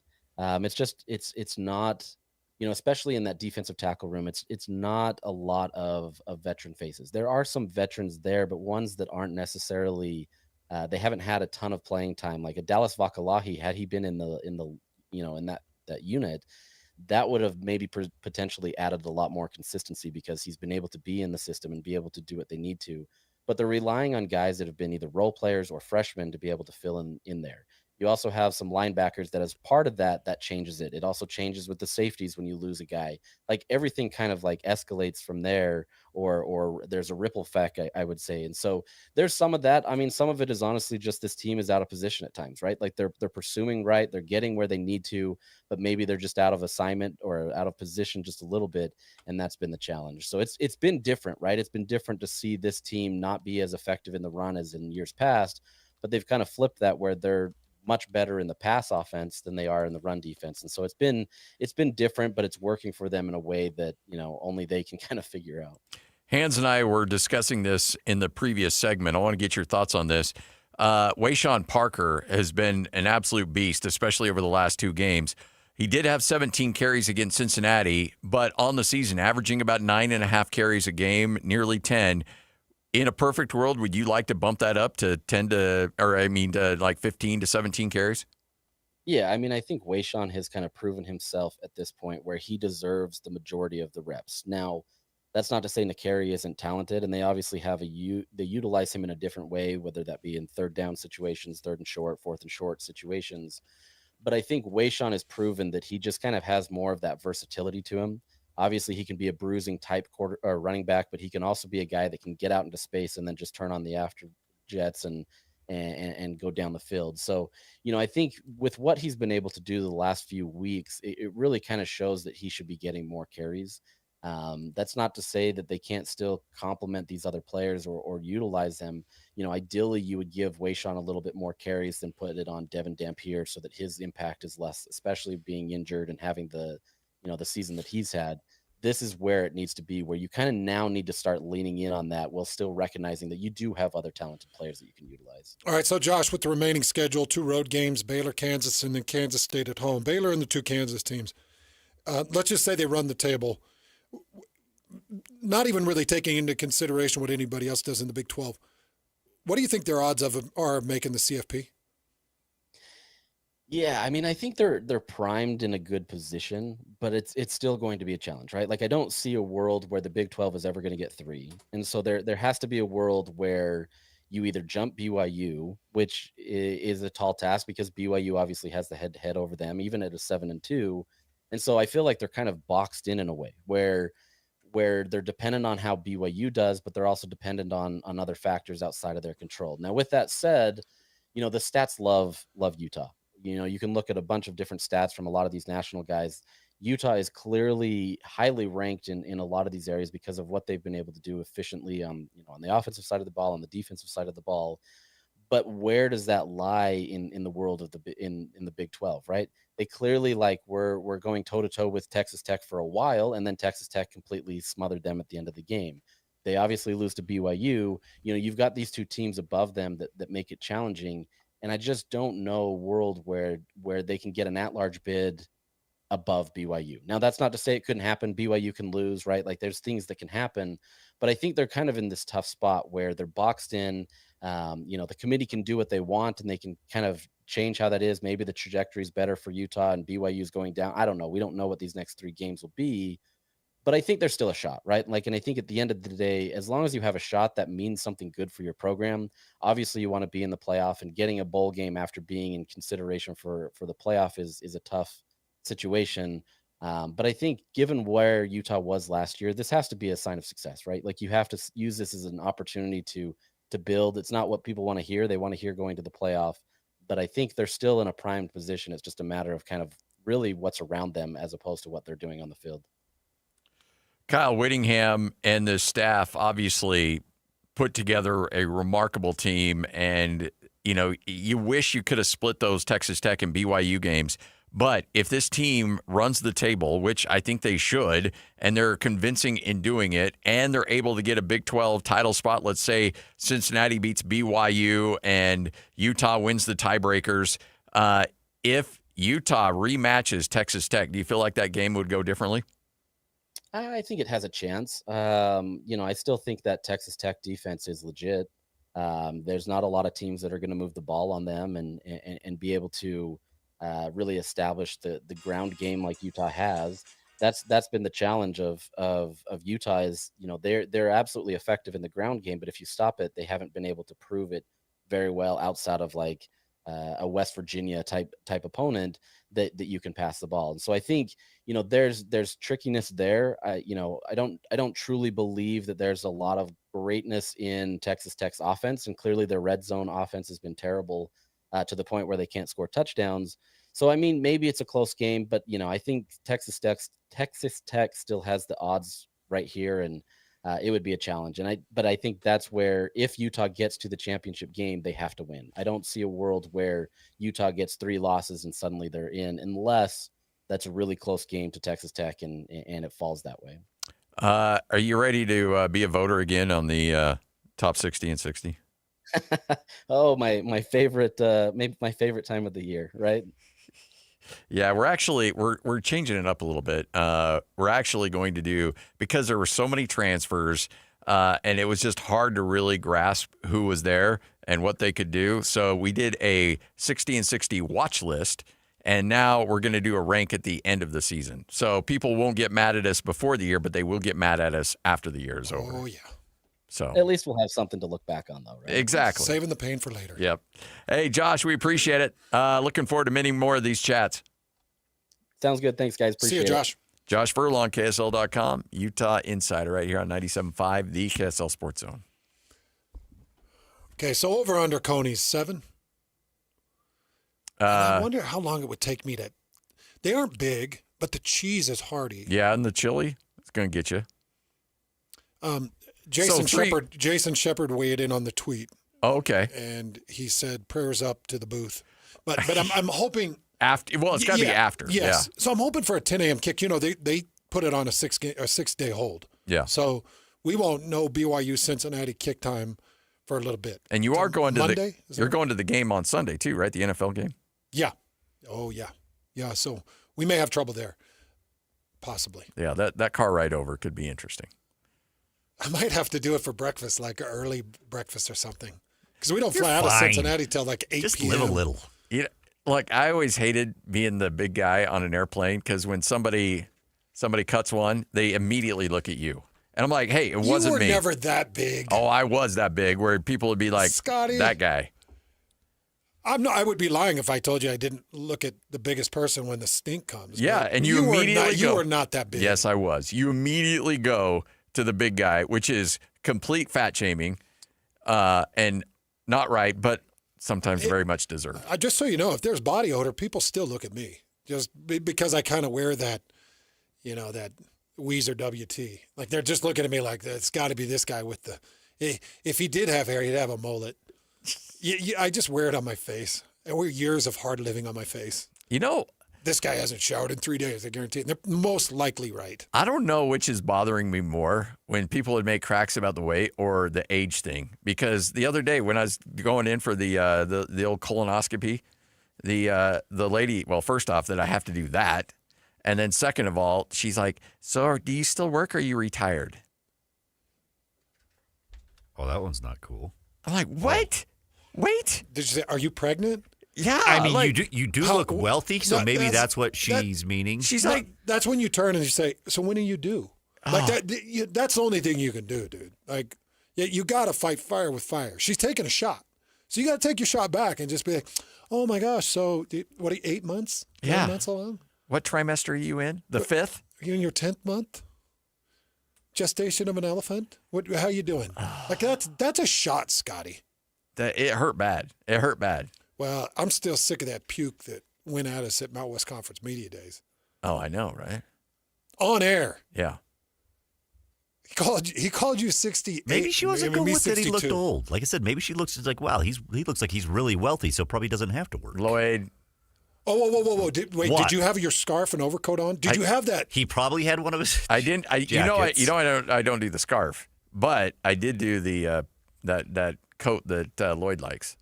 That's enough to think wealthy. What do you call that? Like it's an overcoat, but I don't know. There's a duster? I don't know. It's not a duster. No, it's the lawyer coat. Oh, I call it it's the Craig Hansen. It's the lawyer coat.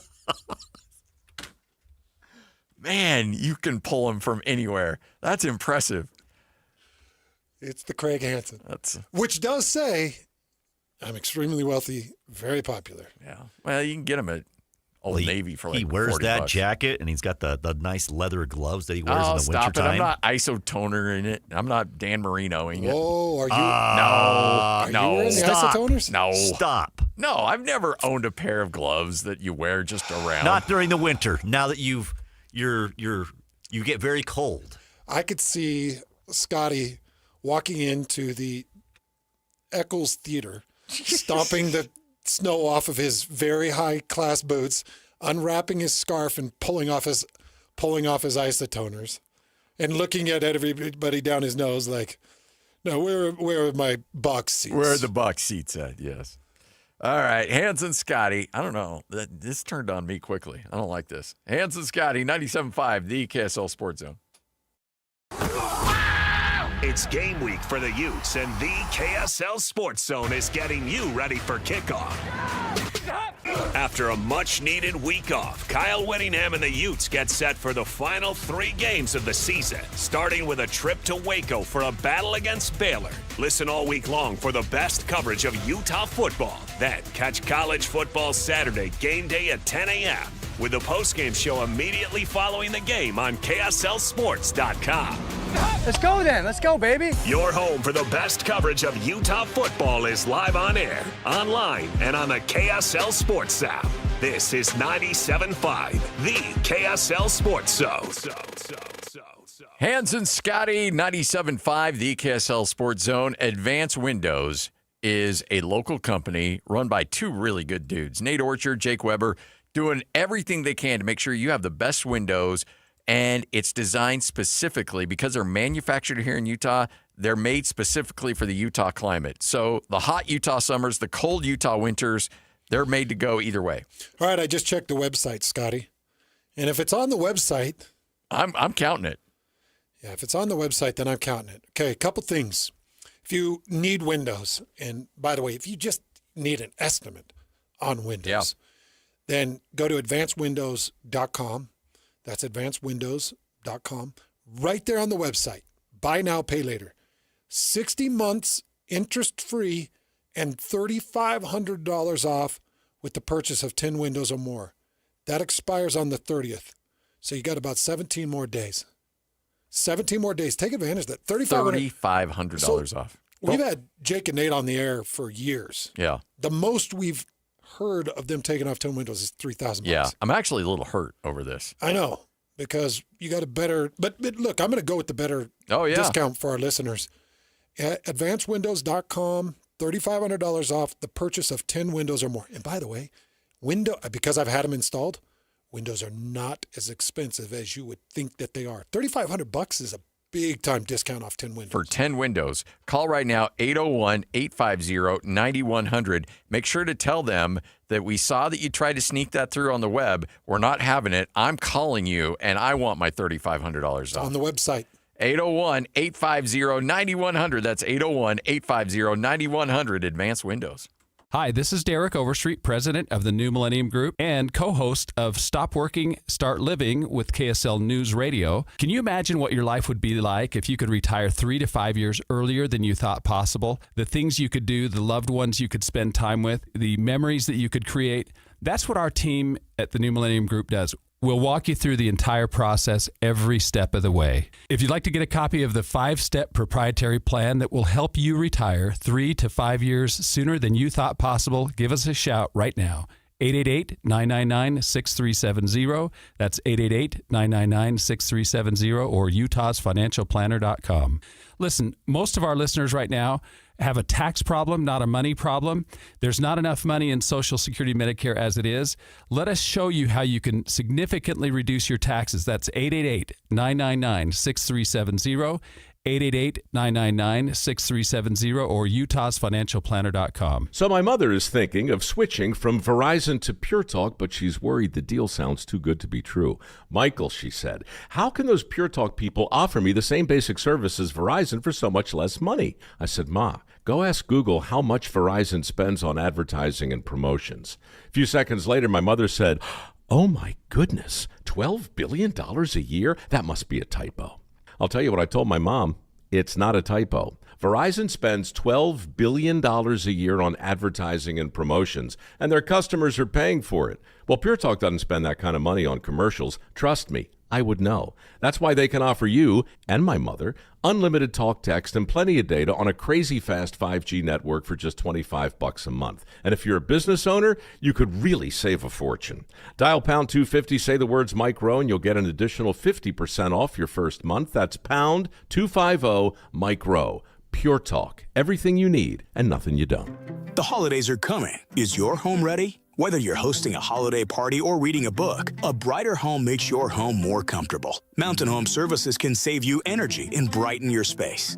Mountain Home Services can improve your home with LED lighting upgrades, smart switches, and modern lighting controls, perfect for cozy holiday nights and year-round savings. And KSL listeners can save with exclusive offers to brighten your holidays. Serving Utah since 1954, Mountain Home Services was the first to offer upfront pricing with no hidden fees and 100% satisfaction guarantee. Protect your home with an electrical inspection, surge protection, and keep your family warm this winter with a generator. And KSL listeners enjoy a discounted price on a fireplace tune-up for just $99. Visit mountainhomeutah.com or call 801-543-2222. That's mountainhomeutah.com or 801-543-2222. Mountain Home Services, keeping Utah homes safe and warm since 1954. Listen every Monday morning to DJ and PK and Monday afternoon with JJ and Alex for your Chevy Strong Play of the Game. Win great prizes from Rocky Mountain Chevy. Nobody gets you ready for Utah football more than the KSL Sports Zone. Ready? Kyle Whittingham and the Utes hit the road to Waco for a showdown against Baylor. Your home for the best coverage of Utah football is right here on 97.5, the KSL Sports Zone. This is Hans Olsen and Scotty G, presented by Mountain Land Supply on 97.5, the KSL Sports Zone.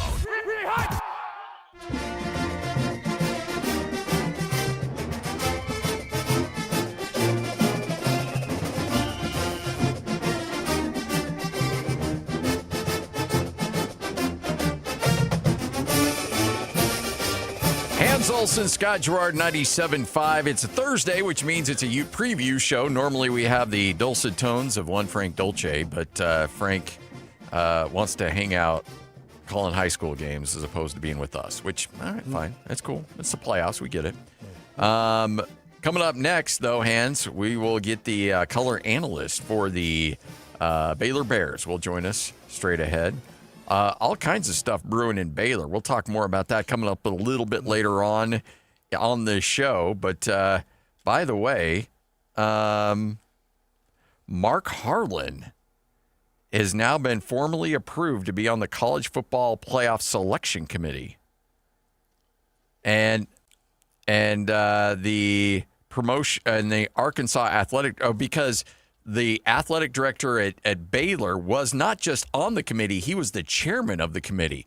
Well, there's some stuff brewing in Baylor. He's been taken off that.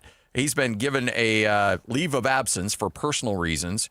So they move up the Arkansas AD. He becomes the chair, and now Mark Harlan of the University of Utah is on the College Football Playoff Committee in kind of an emergency role. What was his name? The Baylor AD? Yeah. I'm not sure. Oh, yeah, Mark Rhodes. Okay. I'm just looking at the committee here, Scotty. Right there. Yep. So Mark Harlan, congratulations to Mark. Yeah. Or, dang. Condolences to Mark. I don't know which way to go, because you're one of 13 individuals that sets the stage. Yeah. And I don't recognize anybody else of the 13. Oh, I know Chris Alt. He was at Nevada forever. Chris Alt's a good dude. Troy Dannon. Mark D'Antonio, former Michigan State coach. Oh, okay. Jeff Long. Jeff Long sounds familiar. I can't space him. Ivan Meisel's a sports writer. Chris Mazzaro. Mike Riley, former Oregon State coach. Okay, I do know Mike. Jeez, Mike got old. Yeah. I didn't recognize the picture. Those guys, nobody on that bottom list I know. Connor anyway, Williams, yeah. Mac Rhodes, yes. There you go. Well, good for Mr. Harlan. Yes. Hans and Scotty, hour number 2 of the Utah Preview Show coming up next. Hour number 3 of the show. Overall, straight ahead, 97.5, the KSL Sports Zone. Get the latest Utah sports headlines delivered to your inbox with the KSL Sports Newsletter. From the Jazz, Utah Hockey Club, BYU, Utah, Real Salt Lake, and more. Be in the know of all things sports in the state of Utah. Visit KSLSports.com to sign up for the KSL Sports Newsletter.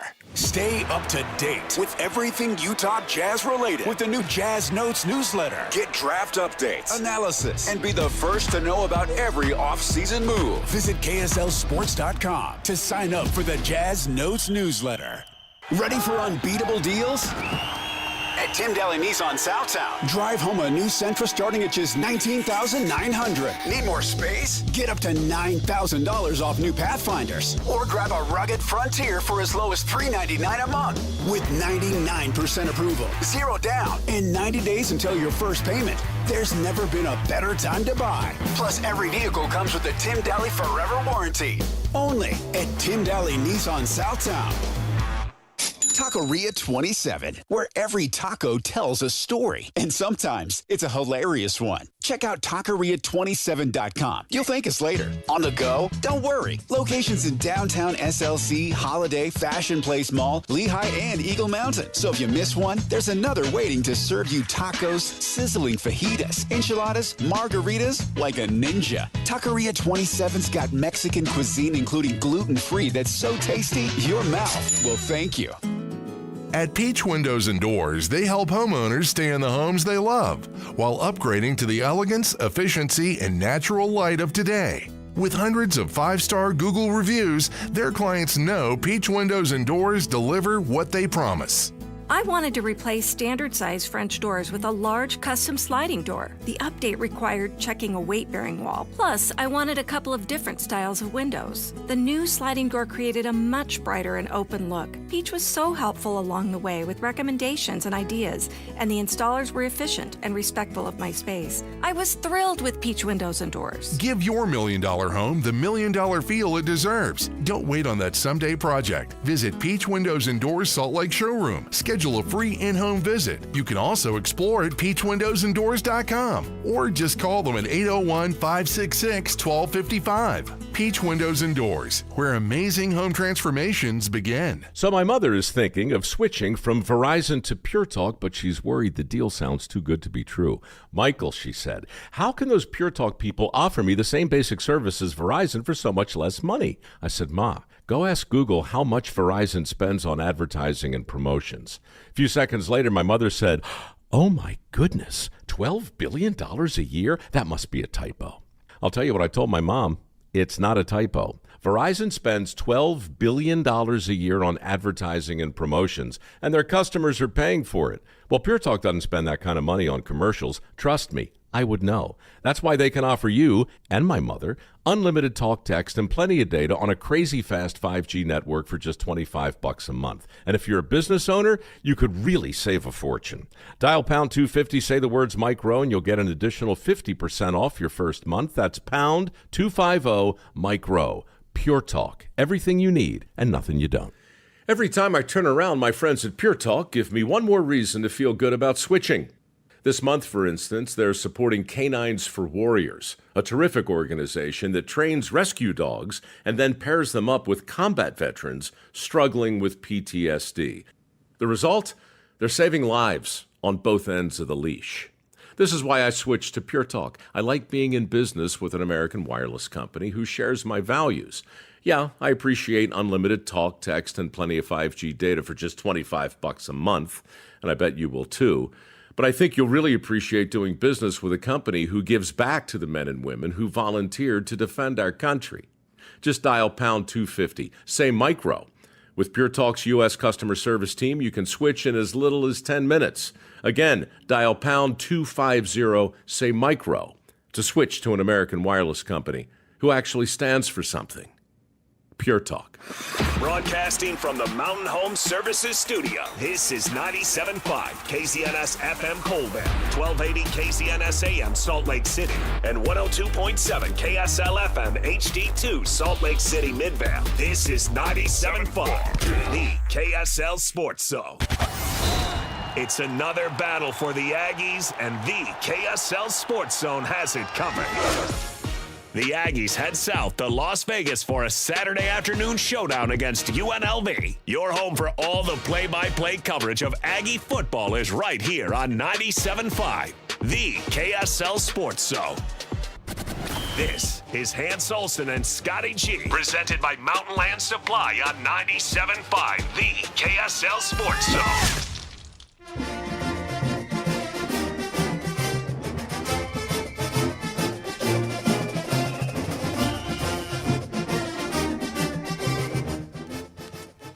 Hans Olsen, Scott Gerard, 97.5, the KSL Sports Zone, as we get you ready for Utah and Baylor.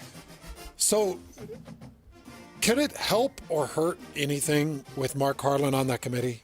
If Utah, if they finish out the season 3-0, and let's say they don't make it to the Big 12 championship game, they remove him from that side of the equation, right? So if there's a school that you're involved in and you work at that's being discussed, you have to leave the room, like banish from the room. Now, that's the politically correct answer. Now, these guys are also going to lunch together. They're going to dinner together. They're hanging out together. So while they may not be in a room, do you think they still have some influence? You're darn right they do. And I know BYU fans are like, well, wait a minute. We don't like where this is going either. Because not only can he promote Utah, but he can also say some negative things about our school. Now, I don't know if Mark Harlan's that kind of guy. But who knows? Here's the deal. It could be a real sticky situation. Yeah. So Mark Harlan now is on the college football playoff committee. Good. All right, Nick Florence getting you ready for Utah and Baylor as we get you what should be a really fun game between these two teams. Utah has just been on a roll after that BYU loss. Nick, how you doing? Hey, Nick. I'm doing great. Glad to have you guys in Waco on Saturday. Well, you know what? It's interesting how my buddy's a big Utah fan, and he's saying I can never get my wife to go with me on road trips, but for some reason she was all about the trip to Waco, and everybody wants to go to the farm. Everybody wants to see the silo. So I think there's a lot of Utah fans who'll be like, all right, fine. Now I get to make a trip, just if it means I have to spend a few hours at a place I really don't want to be at. Yeah, no, it's fun that you say that. And I think what people discover, obviously, when they get here, yes, it's fun to see the silos if you're a big Chip and Joe fixer-upper fan. But, I mean, Waco's just a gem, quite honestly. It's a college town, but it's also a little bigger than a college town. It's nestled between Austin and Dallas on I-35, and it's just a great place. And then, obviously, McLean, just right there on the Brazos River. It's an incredible football environment. So, give me the best indicator. Is this the team that just beat UCF 30-3, or is this the team that lost back-to-back games to TCU and Cincinnati? Because I can't figure out who this Baylor team is. Well, that makes two of us then. I hope it's the team that played UCF a few weeks ago. It's crazy when you think about this year and the expectations that the guys had, within the locker room, not just externally. But the way they finished 2024, there was a lot of high hopes. And the reality is it's a really talented team. And we really haven't played complementary football all year. And protecting the ball has been a challenge for us. And then defensively, it's just like, man, there's moments in the game where you look good, and there's a lot of moments you don't. And then all of a sudden, against UCF, you just kind of put it all together.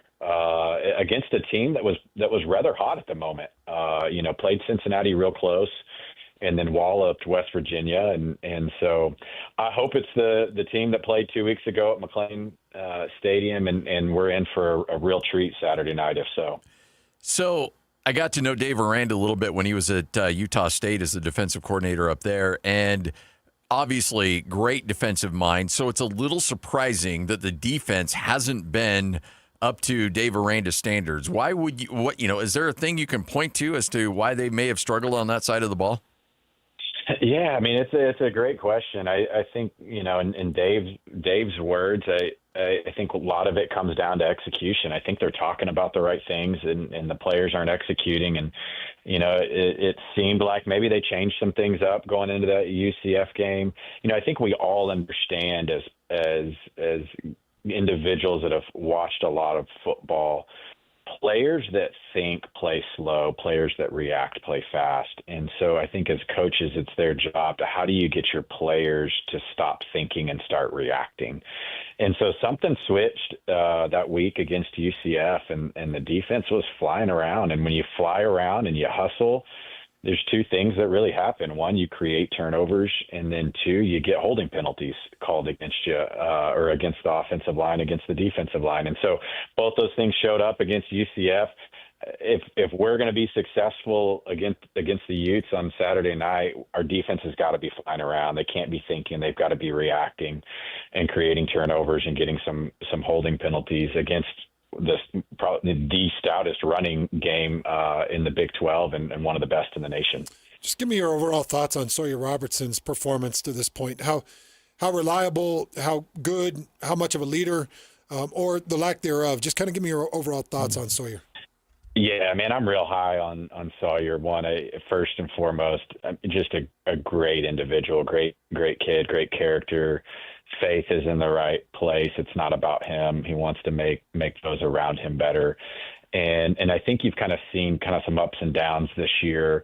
And when he is playing free and just, hey, I'm going to go out, I'm going to do my best to get the ball where it needs to go on time, and not try to do too much, he's really, really good.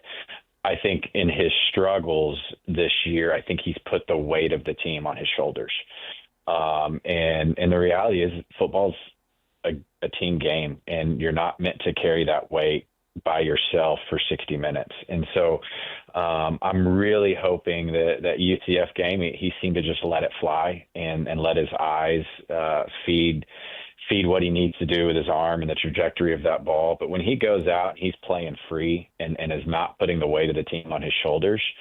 Man, he's a special player, and his numbers have shown that at times. And so, incredible leader, truly cares about the success of his teammates more than the success of his own stats. But I think sometimes, he wants to do so well, he can be his own worst enemy.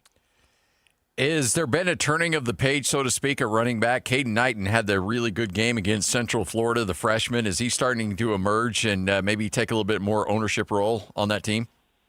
Yeah, Bryson, obviously, I mean, he's a pounder of a running back and has been beat up at different times. I think in a perfect world, he's still taking the heavy share. But, man, has it been fun to watch Caden Knighton this year and really watch him grow up in front of us over the last 9 games. And you could tell early on he's dynamic and he's got speed. And but what he has learned through some unfortunate plays at times is, hey, this isn't high school football anymore. You're not the fastest one on the field all the time. And so it's been neat as he's learned, and those young guys want to make cuts and bounce it and go backwards and outrun guys. The college game is different than that. And so making your cuts, but making them moving vertically and not horizontally. And he really showed out against UCF and did that at a high level. And so I love, he's a dynamic player, and it's been fun watching him grow up. And that's part of the fun of the game, is you watch these guys and a true freshman do what he's done. It'll be interesting to see how it shapes up on Saturday. How good has the home field advantage been this year for Baylor? Say that again. How good has the home field advantage been for Baylor this year? Just playing in that stadium, playing in front of that crowd. Do they seem to rise more to the occasion, or do you feel like it hasn't mattered much? That's an interesting question. There's times where it's like, yes, there's a level of routine and comfortableness at home. And again, we played our best game last week against UCF, but then there's times at home where we make a lot of mistakes. And I think that just goes back to, hey, are we going to be the team that showed up against Cincinnati or TCU or Arizona State or are we going to come out and dominate? McLean Stadium, when it is rocking, is a tough place to play. And so we've also had a lot of early games at McLean. And so I think our team is excited. I think our fan base is really excited about a 6 p.m. kick at night at McLean Stadium. We're hosting you guys as the 13th ranked team in the CFP. I think it's going to be a tough environment. I never played at McLean Stadium. When I played here, it was at Floyd Casey, but man, when you're on the sideline and the place is rocking, it's intimidating. And it's an incredible football environment. So when you look at this Utah team, what do you expect to see from the Utes coming into this game, and what is Baylor planning on seeing in this game? Yeah, I mean, top to bottom, the Utes are, they're stout. At the end of the day, and obviously, the Texas Tech game, throw that out. They played BYU really close. But they're big boys, man, and they're going to ground and pound it on you. 267 yards of offense on the ground. At the end of the day, over 4 quarters, that wears on you. And so the defense has a really tall task, and where we've struggled defensively this year is stopping a running quarterback, which the Utes obviously key on that really, really well as a part of their run game strength. And then I think on the flip side, man, the defense has been stout. The passing yards given up in a game are extremely low. I think leading the Big 12, if I've got my stat right, and which has been the strength of our team. And so it's an interesting chess match for Baylor. We've got to be able offensively to break the man coverage, and you break that in one of two ways. Either you break it through the air and get some big plays. But if you can pop a run and get through the front 7, you're running for a long time. And so you got to do something to get the defense to loosen up. And so that's the big challenge offensively. And then as going back to the run game, defensively, you got to stop the run and you got to slow the quarterback down. And it comes down to those keys on both sides of the ball. So, Nick, I call the color for BYU. So I'm headed out to Cincinnati in 2 weeks. And I put out a tweet that said, for every sack that Utah and BYU put up this weekend, I pledge to eat as many cheese coney 3-way Skyline chili dogs as there are sacks. A little bit worried about this. Talk about the Baylor front, their ability to protect Sawyer, because as you know, it's a really good Utah pass rush. Yeah, it's going to be a challenge. There's times I think, the biggest thing, and this is what I always say to folks, like, you're referencing sacks, but you don't even have to get sacks to rattle a quarterback, right? Like, if you can get him to speed the clock up, then you've done your job. Obviously, a sack is what you want from a defensive standpoint, but that's my biggest concern for the Bears offense is are they going to be able to protect enough to where Sawyer doesn't have to speed the clock up? If he's having to make throws a half a second to a second before he wants to make it, then the Utah front's done their job. And at times that's been some of our kryptonite, and that game speeds up for the quarterback. And then you think there's always a rush. And so I think that's what Utah does really, really well. And ultimately they end up getting quite a few sacks out of it. But the O-line has a tall task in front of them this week. When you get some of the your old teammates together, do you remind RJ3 that you broke his single season record? Not at all. It's kind of like guys that he's got the one up in everything, right? Like, he's got the trophy. Yeah. So like, there's no need. It's like, well, I got this thing called a Heisman. Yeah. A Heisman. I did get to help for a half of football, help him win that in 2011. But, it was actually fun. We're all over the place. We've got families and work, and we're all scattered. But the Auburn game this year, when we opened the season, Griff was calling that game for Fox. And then Bryce Petty was being honored on the field that night. And then Seth Russell, who was right after Bryce, does some tailgate pregame stuff for us. And so we were all four in the same room for the first time in, 12, 15 years. That's awesome. Which was really cool.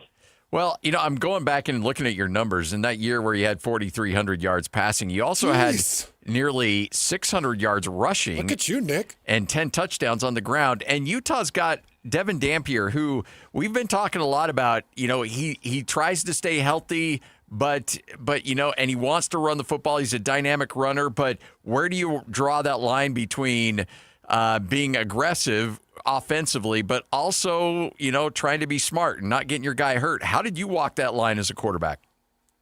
Well, one, I was not near as athletically gifted as Dampier or RG3, and so I knew my limitations. And for me, it's really about getting what you can get, and then you've got to avoid the direct hit. Like, to stay healthy, if you consistently are getting directly hit, that's where guys get hurt. And relaxing and again, hey, if I can fall this way, he just gets my shoulder and momentum rather than squaring me up. But down in distance and where you are at the game and what's on the line also comes into play. And so I think, as with all great competitors, you're willing to throw your body on the line at the right time when it matters in a game. And so obviously he's a talented player.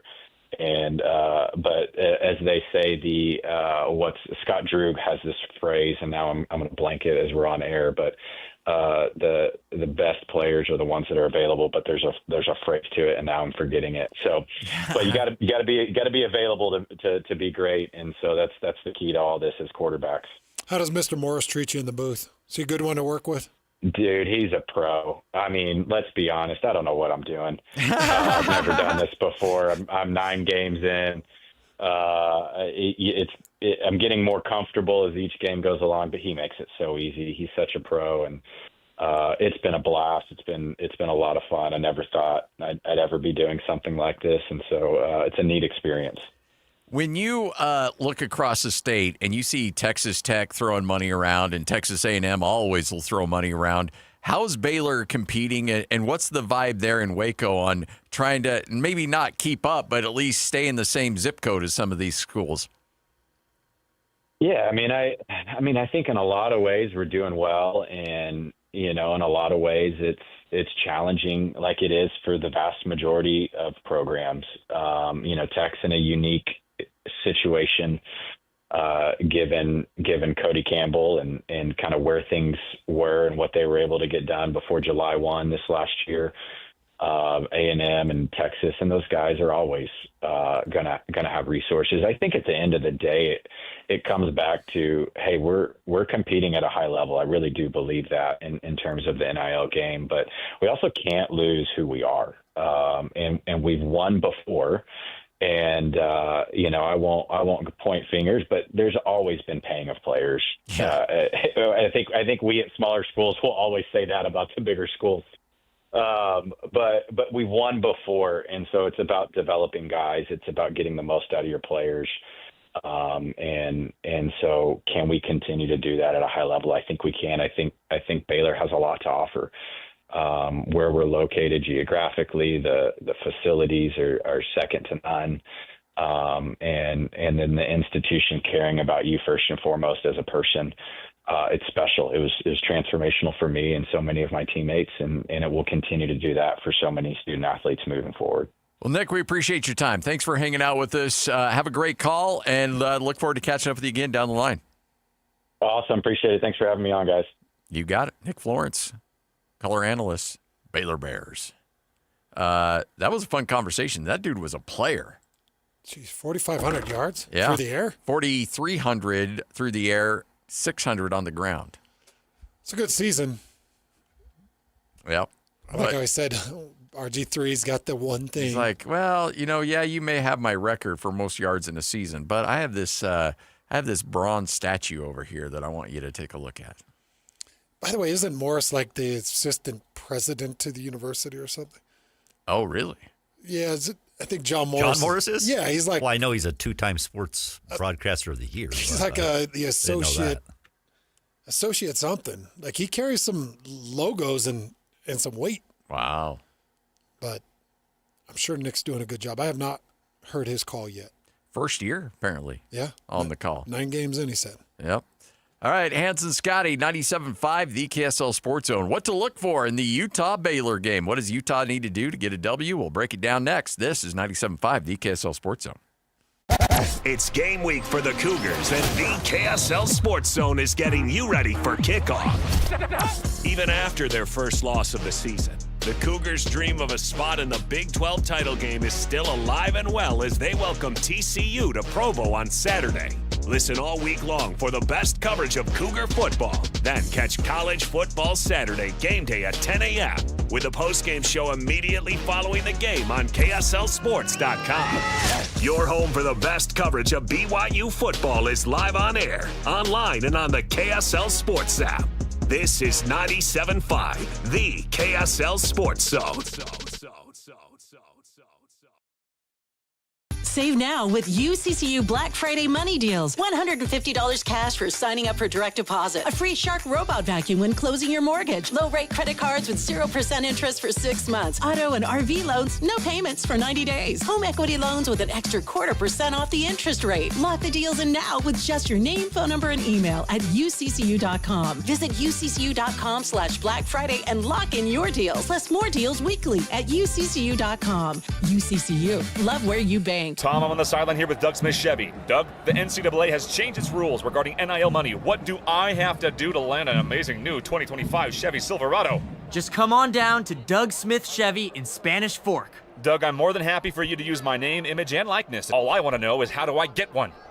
You have to buy it, Scott. Together, let's drive. Get 2.9% APR financing for 72 months for well-qualified buyers when you finance with GM Financial on all new 2026 Chevy Silverado 1500s. No one knows Chevy like Doug. It's that time again. The Reams Boots and Jeans semi-annual work boot and outdoor clothing sale. Right now is the perfect time to save money and get the boots and clothing you need for cooler weather ahead. With the change of seasons, it's time to gear up. And Reams has the absolute best prices on the brands you know and trust.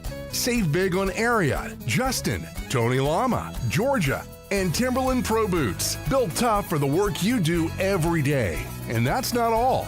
Stock up and save on Carhartt brand jackets, hoodies, bibs, pants, and vests. Whether you're working hard or heading outdoors, Reams has you covered from head to toe.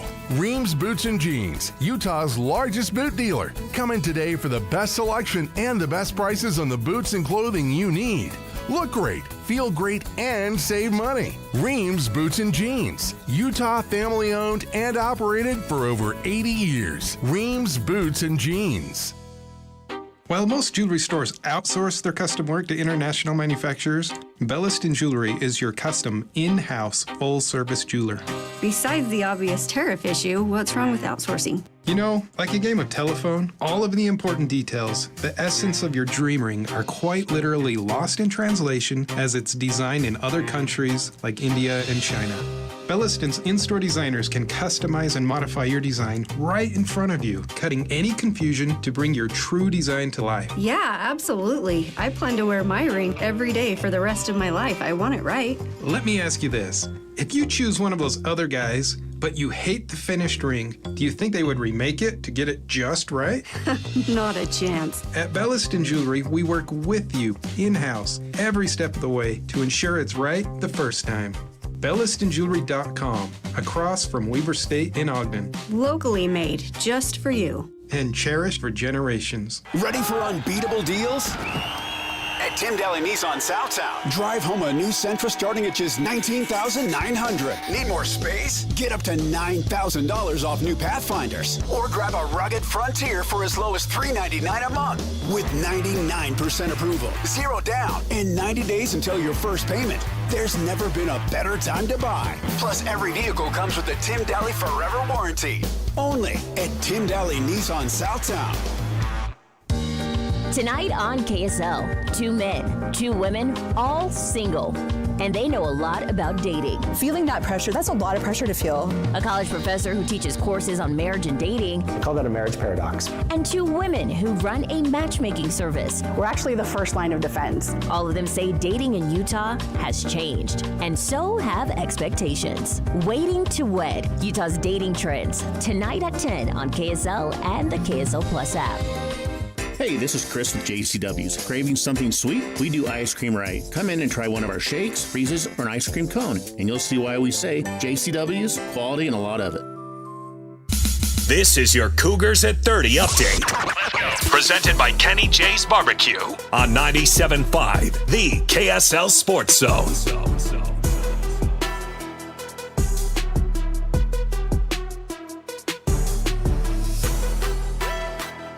LJ Martin went in that game against Texas Tech. Certainly not 100%. Well, how does he look this week, according to Aaron Roderick? Yeah, he felt good in the game. I thought he played well. We weren't able to give him a lot of carries because in the second half, once we got down 3 scores, we had to just go 2 minutes and try to stay in it. So, but he felt good and he's ready to play again this week. That is your Cougars at 30 update, all presented to you by Kenny J's Barbecue. You don't want to mess around with that turkey on Thanksgiving. Well, guess what? Kenny J's will have a smoked turkey just for you, piping hot and ready. You just have to pick it up on Thanksgiving morning. Go to KennyJBBQ.com and get your turkey now. Let's go! Complete game coverage of the Cougars is right here on the KSL Sports Zone. The Cougars return home for a battle against TCU. Your home for the best coverage of Cougar football is right here on 97.5, the KSL Sports Zone. This is Hans Olsen and Scotty G, presented by Mountain Land Supply on 97.5, the KSL Sports Zone. Woo!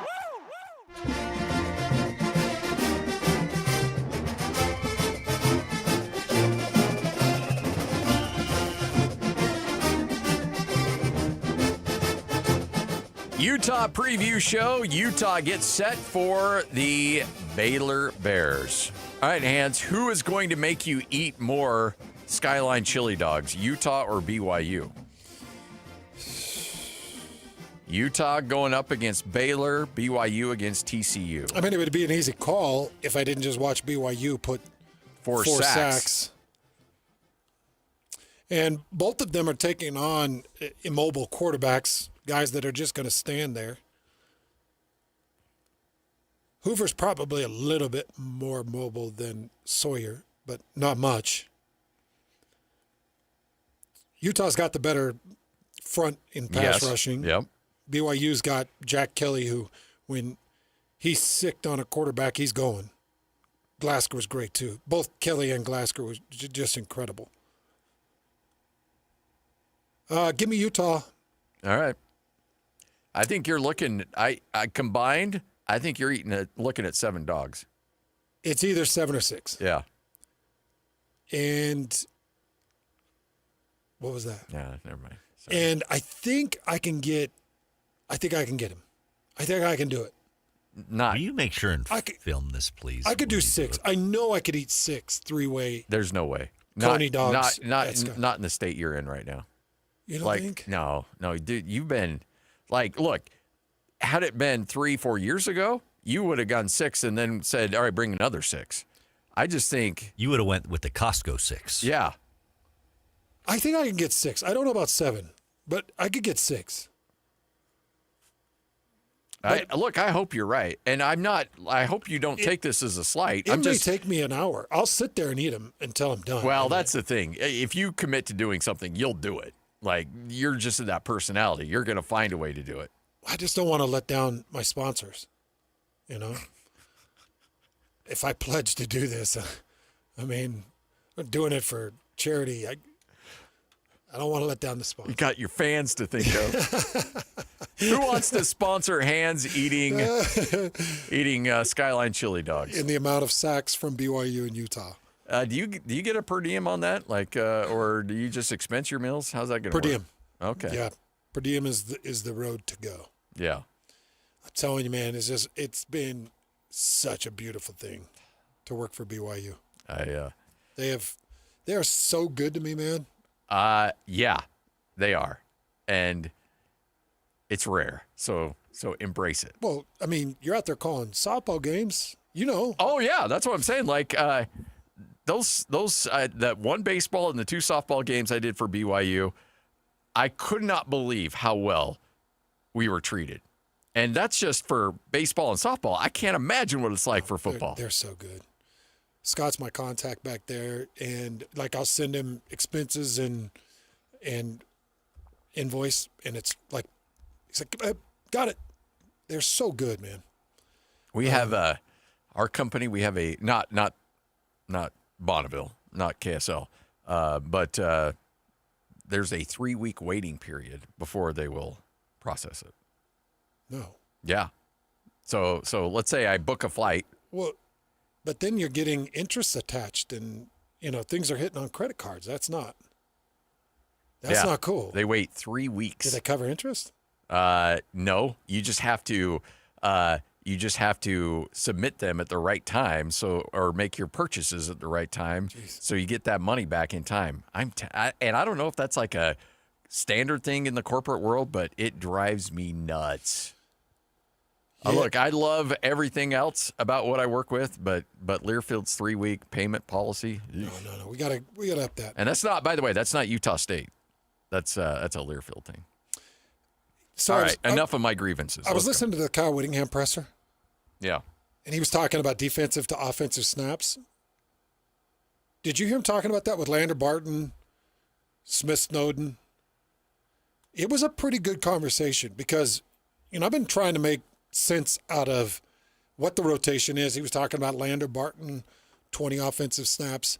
And he kind of set the standard of what to expect from the defensive players and why we're not seeing as many snaps from guys like Smith Snowden. Here's Kyle Whittingham talking about it. Snowden's has slowed down with the emergence of Daniel Bray. He's doing a lot of things that Smith did or was going to do.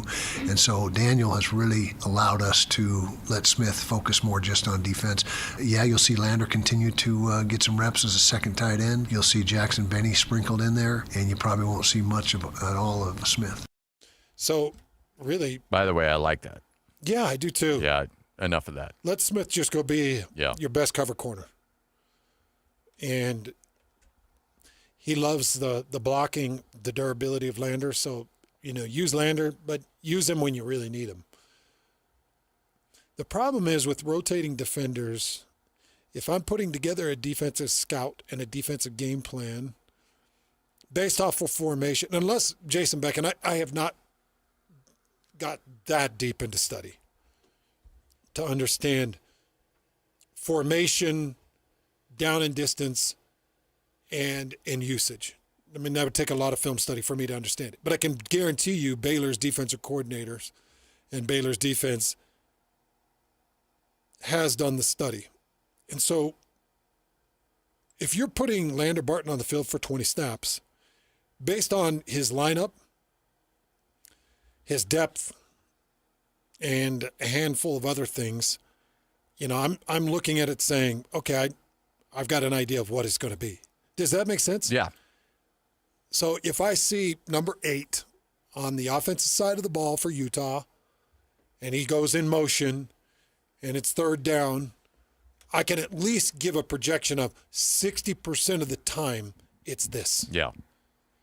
And, you're in the defensive huddle, and you're seeing personnel alone. If number 8's just in the huddle, okay, it's 60% this on second down or 60% this on third down. Same with seeing number 2 or seeing anybody else in the huddle that's a defensive player on the offensive side of the ball. Now, I just know that from years and years of game planning. I guarantee you Jason Beck understands that even more deeply. So my guess is you've got a pretty heavy mix-up. So you're not tipping your hand to a defensive game plan, would be my guess. Mm-hmm.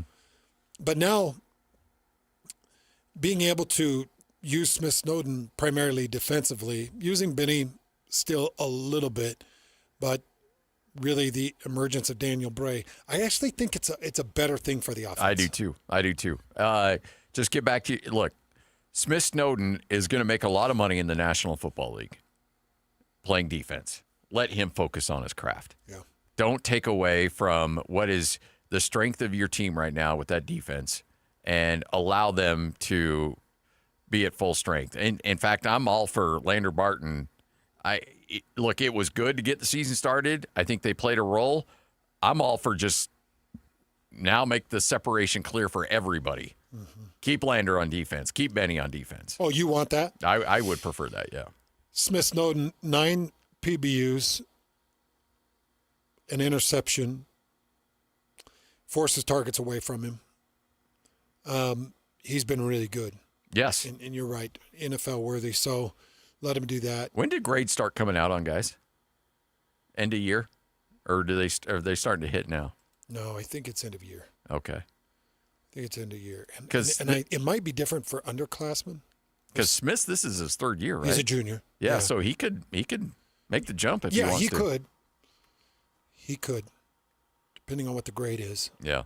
Grade's got to be higher because he's doing well at Utah. I'm sure he's doing really well.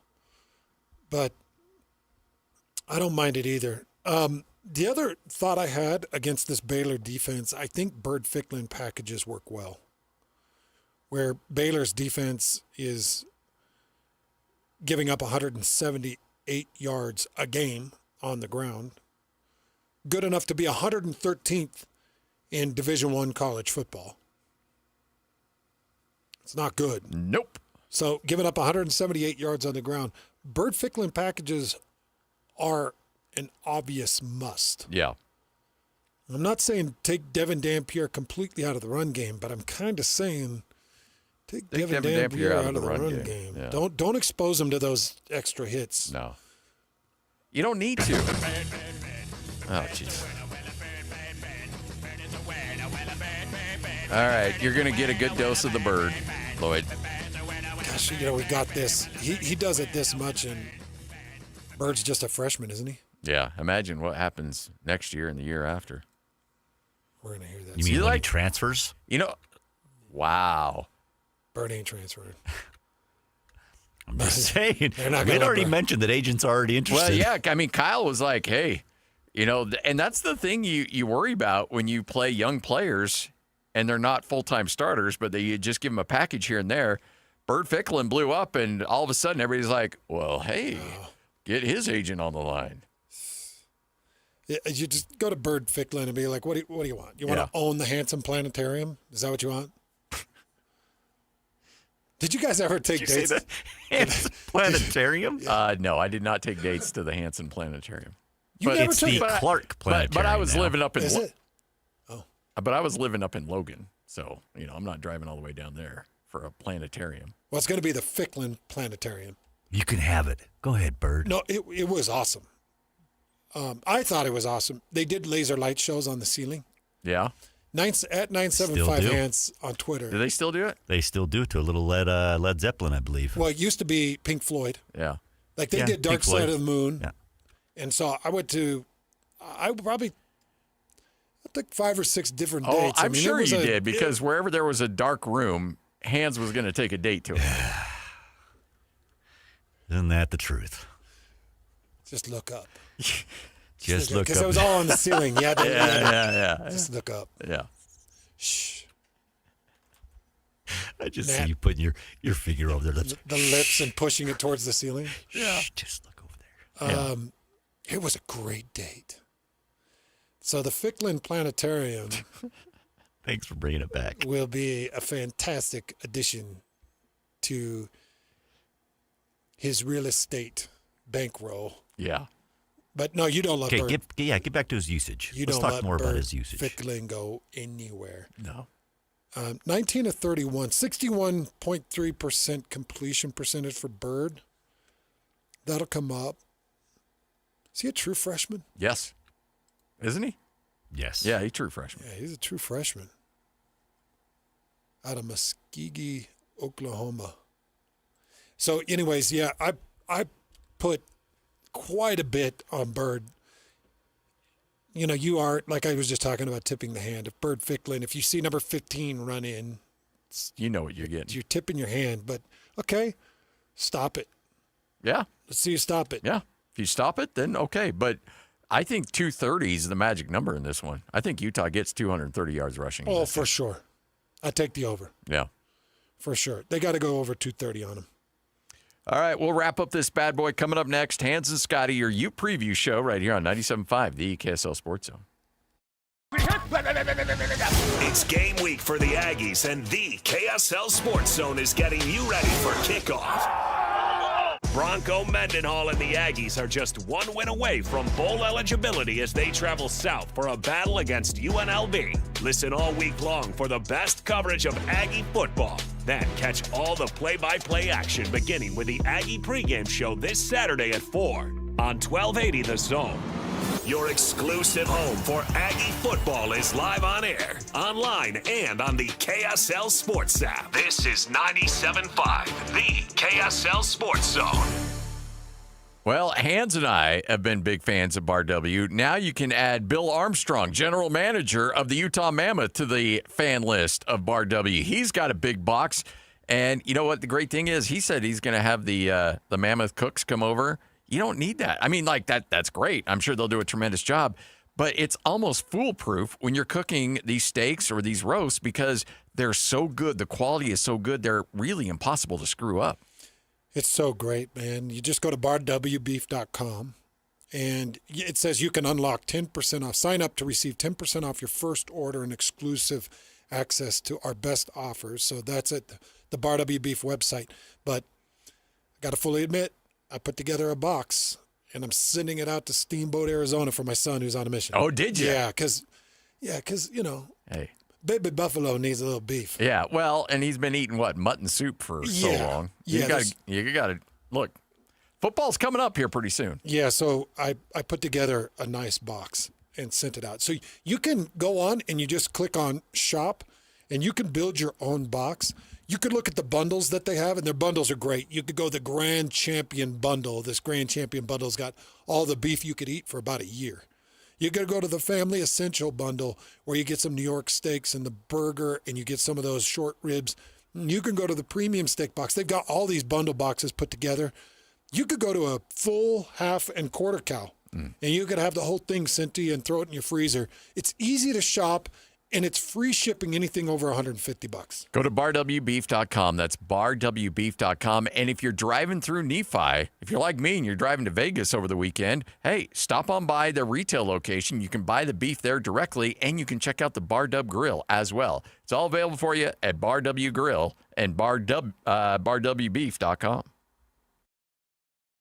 This is Ethan Millard with Teton Wealth Group. In retirement, you need a plan for these unavoidable problem areas: income, investments, taxes, healthcare, and a legacy plan. These are unavoidable. You will have to deal with this whether you're ready or not, so be ready. Call Teton Wealth Group today at 844-838-6600. Because you're a Zone listener, we'll do a full ascent plan for you at no cost and talk you through all 5 of these unavoidable retirement problem areas. Call Teton Wealth Group at 844-838-6600 or visit us at retireteton.com. Ryan Reynolds here from Mint Mobile with a message for everyone paying big wireless way too much.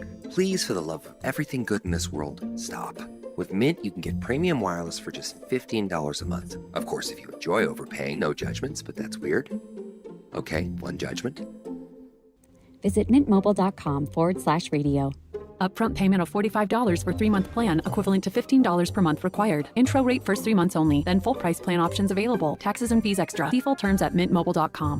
This message comes from Viking, committed to exploring the world in comfort. Journey through the heart of Europe on an elegant Viking longship with thoughtful service, destination-focused dining, and cultural enrichment on board and on shore. With small ships that bring travelers closer to the destination, there's more time to explore. And every Viking voyage is all-inclusive, with no children and no casinos. Discover more at Viking.com. Hey, Benjamin, we've got a surprise for you. What? You have a brother. A $100 bill just like you. Hey, I'm Ben. What? We just got him for joining America First Credit Union and opening a new checking account. And you're going to live together at America First. What? This is nice. For a limited time, new members get a $100 cash bonus when they open a checking account or $50 when they open a youth checking account. So head to AmericaFirst.com and get your money working today. Membership eligibility, terms, and conditions apply. Federally insured by NCUA. This holiday season, give your home the gift of smart upgrades with Mountain Home Services. Electric vehicle? Meet your new best friend. A professional EV charger installed from Mountain Home Services. Fast, reliable, and done right the first time. Want to save energy to brighten your space? Ask about LED lighting upgrades, smart switches, and modern lighting controls. Perfect for cozy nights and year-round savings. Serving Utah since 1954, Mountain Home Services was the first to offer upfront pricing with no hidden fees, and every job comes with a 100% satisfaction guarantee. Protect your home and power up your lifestyle with expert electrical services you can trust. Plus, KSL listeners enjoy a discounted price on a fireplace tune-up for just $99. Visit mountainhomeutah.com or call 801-543-2222 to schedule your upgrade today. That's mountainhomeutah.com or 801-543-2222. Mountain Home Services, powering Utah homes since 1954. 3, 2, 1. This is your Utes at 50 update. 58! Presented by Kenny J's Barbecue on 97.5, the KSL Sports Zone. Utes have an opportunity to run the ball well against this Baylor defense this weekend, but Kyle Whittingham still knows you got to throw it, especially deep, to keep that defense honest. Just got to keep dialing them up, first of all. We got to call enough of a percentage of them that hopefully we can connect on some. But that is something that we're aware of, and it's been a focal point to try to get a few more shots in there. But, you got to do what you do best. Right now we're running the ball really well, and so that's our bread and butter at this point. That is your Utes at 50 update, all brought to you by Kenny J's Barbecue. Hey, you don't want to mess around with that Thanksgiving turkey on your own? Kenny J's will have it ready to go for you on Thanksgiving morning. A perfectly smoked turkey ready to go for your dinner. Go to KennyJBBQ.com. That's KennyJBBQ.com. Nobody gets you ready for Utah football more than the KSL Sports Zone. Ready? Kyle Whittingham and the Utes hit the road to Waco for a showdown against Baylor. Your home for the best coverage of Utah football is right here on 97.5, the KSL Sports Zone. This is Hans Olsen and Scotty G, presented by Mountain Land Supply on 97.5, the KSL Sports Zone.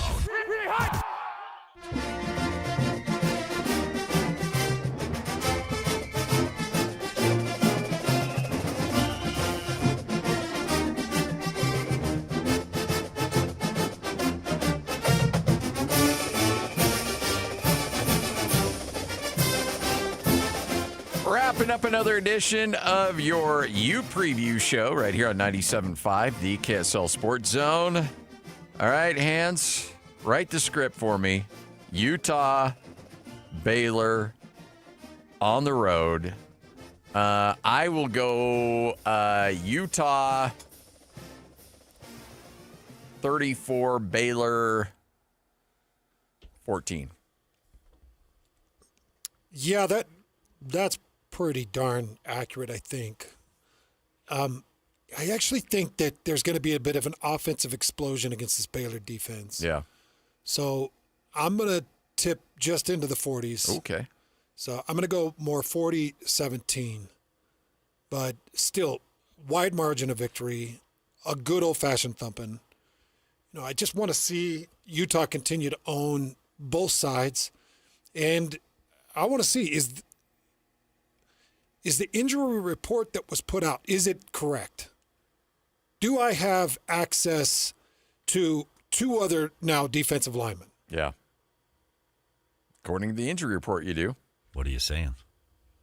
What do you mean? What am I saying? I mean, I'm saying, they are one or two D tackles away from going from the 66th best team in the country in run stop defense to saying, we decided we don't want to let you run, so we're not going to do that. We're going to go ahead and be a top 25 run stop defense. That's what I think. You've got the linebackers to move in and make those tackles. You just need some defensive linemen to rotate, be fresh, so your combos aren't working up front. So, if the injury reports are accurate, Utah is a team nobody wants to see. Nope. Period. I think you have to assume they are accurate. Oh, okay. So you're saying no funny business would Kyle be had. Well, I don't think there's any funny business going on. Kyle would never. Nope. Right. Hey, comment here from Mark Harlan. In case you're just joining us, Mark Harlan. Now, the chairman of the College Football Playoff Committee is is stepped down. He's taking a leave of absence. He is the athletic director of Baylor. So they move up somebody on the committee to the chairman, and now Mark Harlan will serve on this year's College Football Playoff Committee. Mark Harlan, again, athletic director at University of Utah, quoted in saying, "I'm honored to be asked to step up and serve once again on the College Football Playoff Committee." I like how he used to say, once again. It's not my first rodeo on this committee. In this critical time in the season, though I wish it was under different circumstances, I have great respect for this committee's work and its members, as well as the CFP staff, and I look forward to contributing in the weeks ahead. So Mark Harlan coming in and serving on the College Football Playoff Committee, which I'm sure BYU fans are thrilled about. Probably not.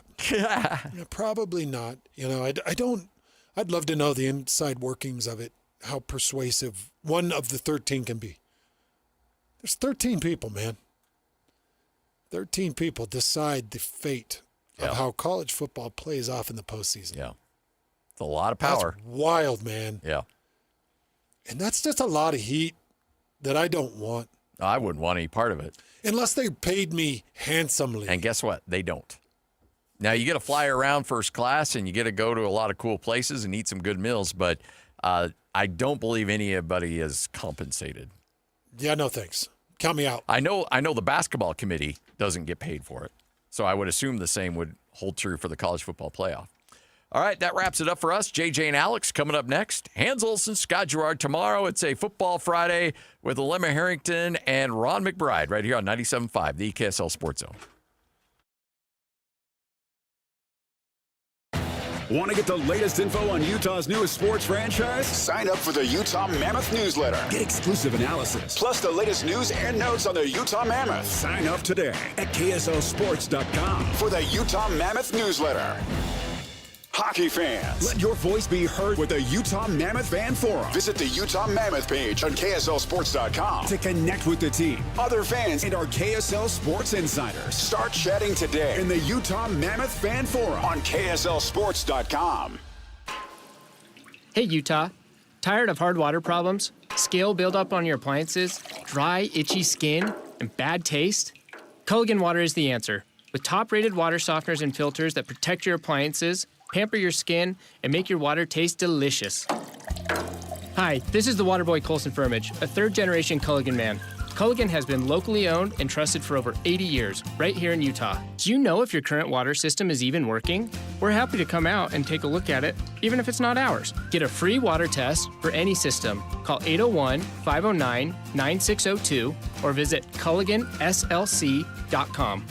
Huge savings are happening for a limited time. Get $1,000 off a Culligan water filtration system, plus a full year of free salt delivery. Don't wait.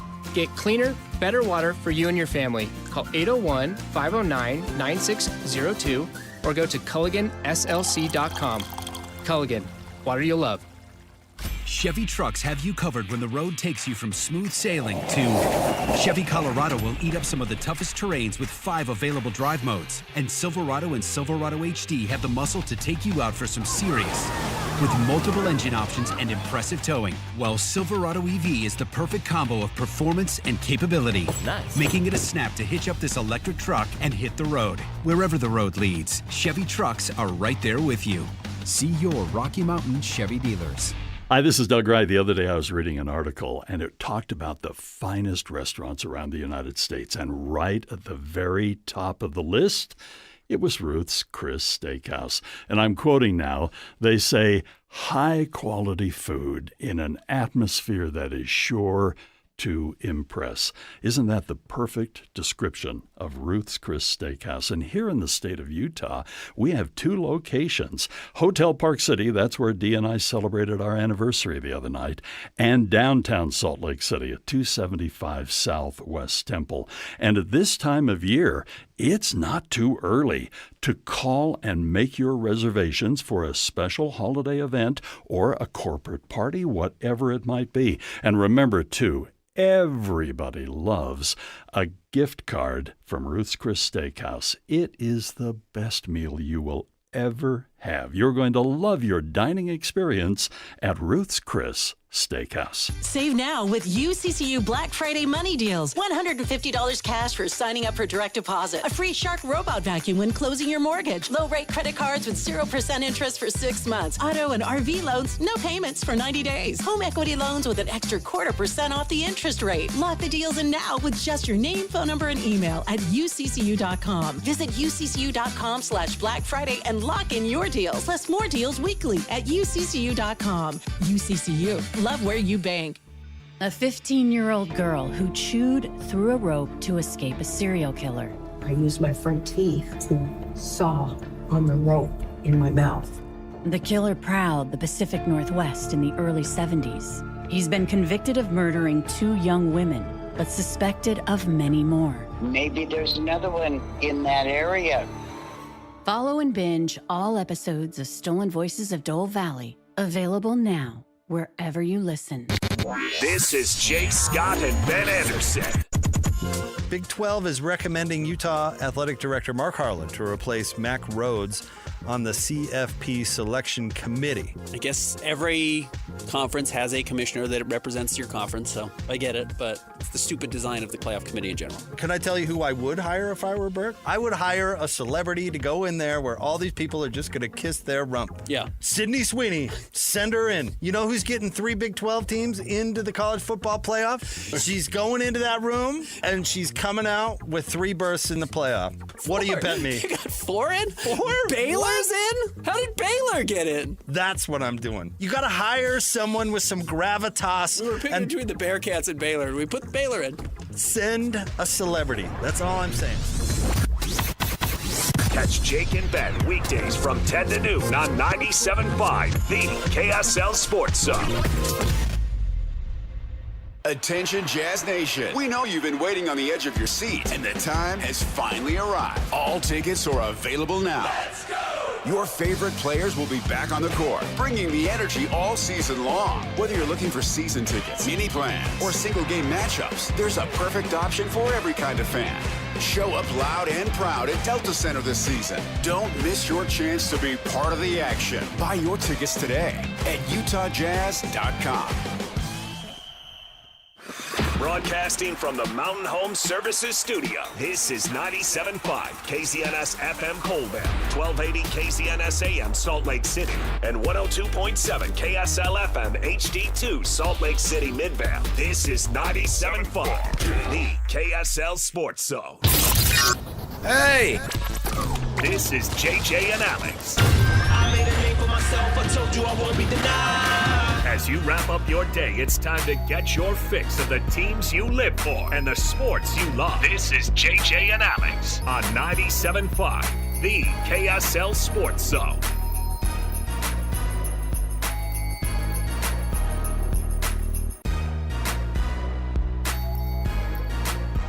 Welcome in, everybody. Happy Thursday to you. Thanks for being with us on the program. Alex Curie, Jeremiah Jensen, and Stevenson Sylvester are calling some high school football games up on the hill, up at Rice Eccles. Of course, it's that time of year for them to shirk their radio responsibilities on the normal traditional airwaves and bring you some high school football action.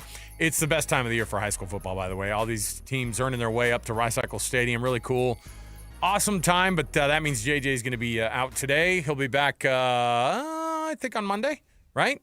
Our Football Friday tomorrow is going to be at Kenny J's Barbecue, and we're going to be jamming there, still enjoying barbecue. That's the only thing that I have to hold over his head is to be able to say, don't you wish that you could have been doing this? Instead, Mitch Harper is going to be joining me today and tomorrow for our coverage, of course, over the next couple of days. Mitch Harper, of course, our BYU insider for KSLSports.com, and he also is we co-host our First and 12 program where we talk all things Big 12. And we didn't get to do the show this week because we were preempted by some basketball over on KSL News Radio. But guess what, Mitch? We can talk all the Big 12 we want because it's not light on drama right now, brother. How are you? Doing good, man. There is always drama in the Big 12 that prides itself on being a different league. And the drama meter, as Brett Yormark always talks about, it's off the charts in the Big 12. So say less. It's I know. Just a typical Thursday in the Big 12. Don't you feel like even though this is not the kind of drama that most athletic directors would love, Athletic directors. The commissioners of a conference wouldn't love their athletic directors in their conferences being removed from the college football playoff committee and stepping away from a school. I feel like Brett Yormark's the kind of guy who goes, I love it. Any press is good press. I want this. Give it to me all day. Put it in my veins. This is the kind of guy who's like, he likes the drama because guess what? They have to figure it out. And, it's not it's crazy, but yeah, we're not breaking any news with this, but it is something that's been happening all day. But Mark Harlan's officially installed as the Big 12 representative, somebody who's been on the CFP committee before, and so it's been quite a last 48 hours for the folks down at Baylor. Not a good week for them, obviously, to be going through this stuff too with Utah coming to town. Well, and that's the funny thing too is just these two teams are playing this week in Waco, so that adds a unique storyline to this game. But yes, it's definitely something where it's not ideal for Baylor when it just adds to the uncertainty with Dave Aranda and his coaching position, because Baylor has been so underwhelming this year. There was a lot of talk about them maybe winning the Big 12 this year, but their defense has been terrible, even though they had a great performance last week, but that was against UCF. So this just only adds to the drama, and it kind of leads you to think that Baylor's going to have some sort of big changes in the offseason after this year comes to a close here, which is going to be, I think, very uneventful, and I think it's going to look pretty bad this weekend against the Utes. Well, we've got tons that we're going to be talking about when it comes to this, because we've got this today. We've got TCU and BYU. We've got all sorts of things to cover from that angle. Bear Tourney, the head coach of the Utah Mammoth, is going to make his weekly appearance with us at 4 o'clock today, so you don't want to miss any of that. Let's jump in officially, though. Top of the program, top of the show with The Cut. Let's jump in. It's time for the biggest story of the day. This is what made the cut with JJ and Alex on 97.5, the KSL Sports Zone. Trajan Wealth brings you this portion of the program. TRAJANwealth.com for all your trusted local needs in retirement. TrajanWealth.com. Let's start off, Mitch, right off of the bat here. Let's get to BYU versus TCU. And the depth chart for the TCU game, you're obviously very much in the thick of this thing. And looking back at kind of what TCU has meant to this rivalry with BYU after Mountain West days that they've had, they don't have a ton of history, despite the fact that it feels like it's one of those teams that has just been an absolute thorn in the side for BYU fans at certain points in their history. When TCU has been really good during those Gary Patterson years, BYU found itself on the receiving end on some big losses and some big games that featured the Horned Frogs and BYU down at LaVell Edwards Stadium, at Ammon Carter Stadium down there in Fort Worth. And so this is a little bit of a renewal of a team, of a game that we've seen before.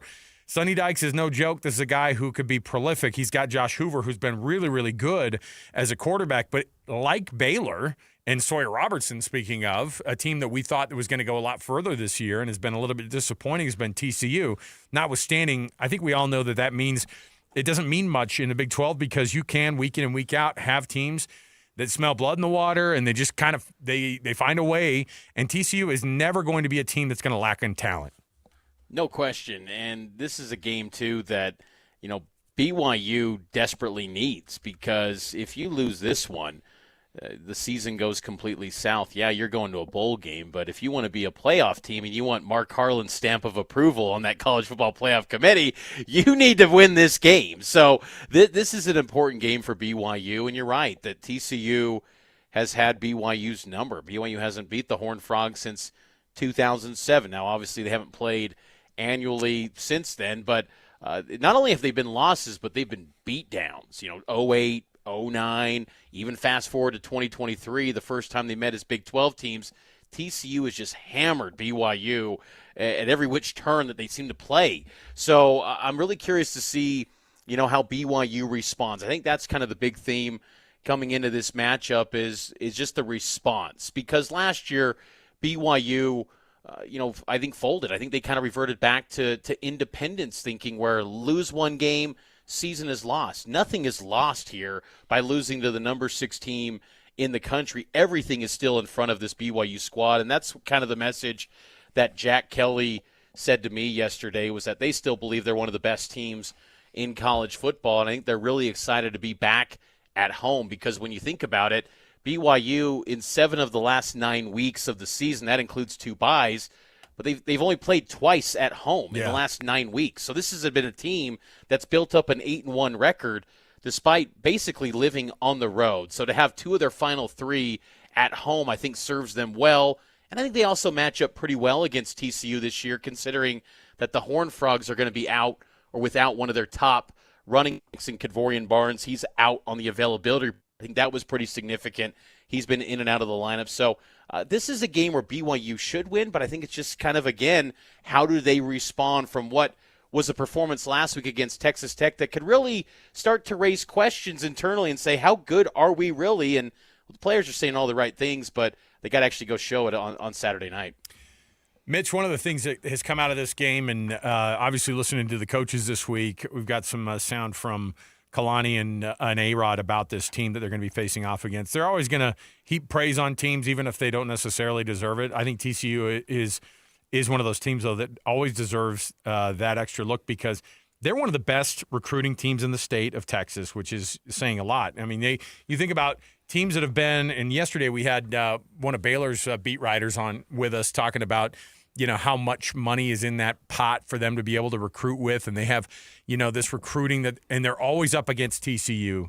They're always up against, obviously there's the big dogs in Texas and Texas A&M. But now Texas Tech has entered the chat, and they've basically leapfrogged everybody when it comes to being able to bust a checkbook out and to make those types of differences.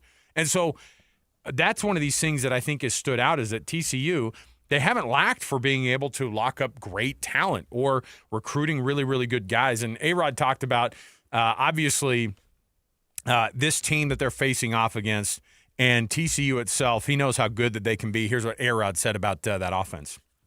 TCU is very good in their own right. Very impressed with them, and Coach Avalos is a very good defensive coordinator, so we have our hands full. But we do have a good offense, we have a good identity, and we just want to get back to it. We just need to execute better.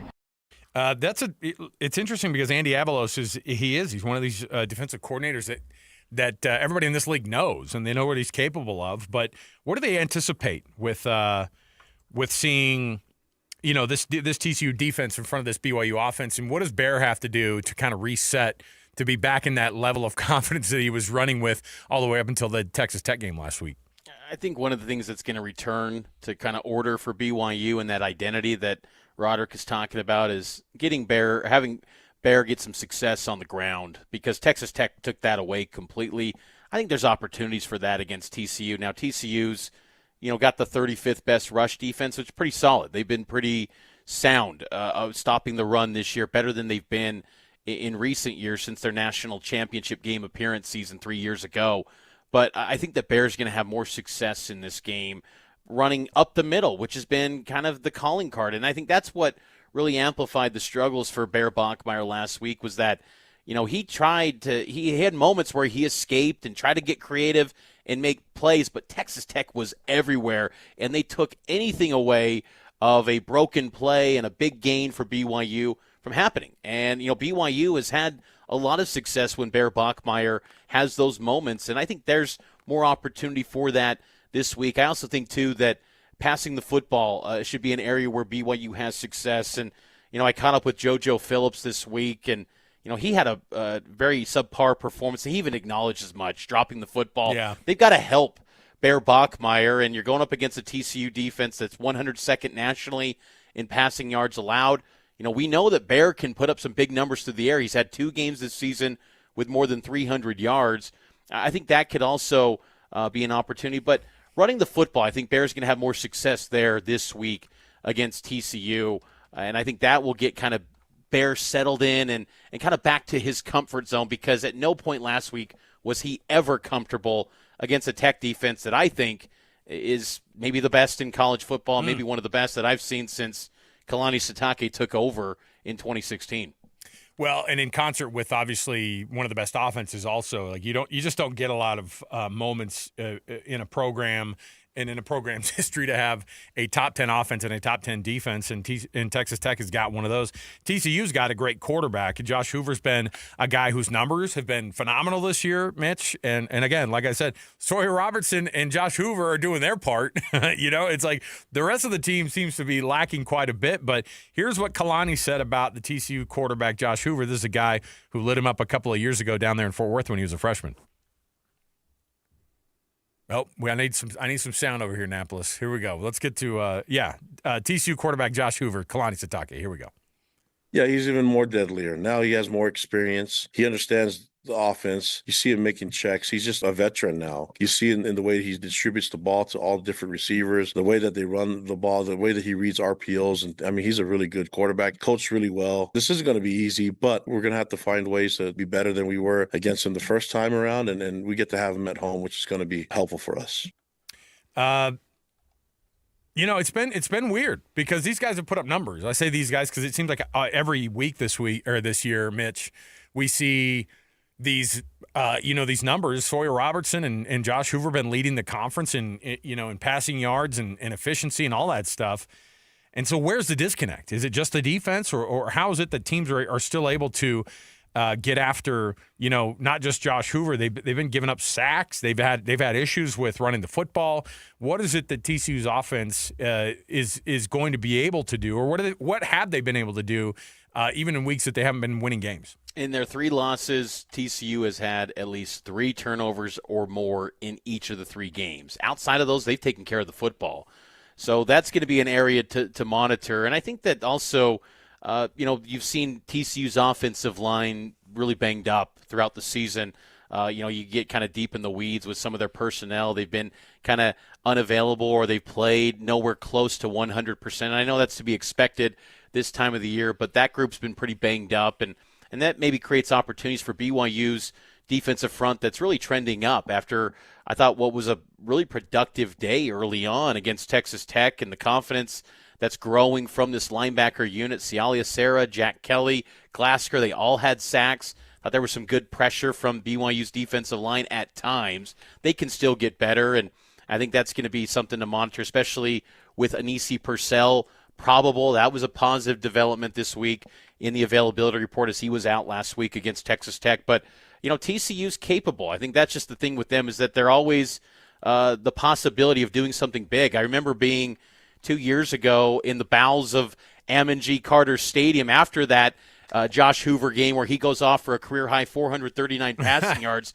and Kalani was just almost befuddled to the point where, did we just witness another college football playoff team? That's how good Josh Hoover was 2 years ago, and he hasn't necessarily recaptured that. I mean, he's still 10th nationally in passing yards, but I don't know if he's been as explosive as you would expect passing the football deep this season. So especially last week, too, they've had slow starts, TCU. Didn't score a touchdown in the first half. That's kind of an area of focus for them this week, and it's to a lesser degree a focus for BYU, even though I do think that BYU's offense has had moments this season where they've gotten off to a fast start. It's just kind of bringing all 3 phases off to a strong start. So TCU's capable. I mean, this is not a game where BYU just waltzes in and is going to cruise by – 2 touchdowns, kind of like the West Virginia game or the Stanford game earlier in the season. This is going to be a very tough out. And think about this, too, Alex, is that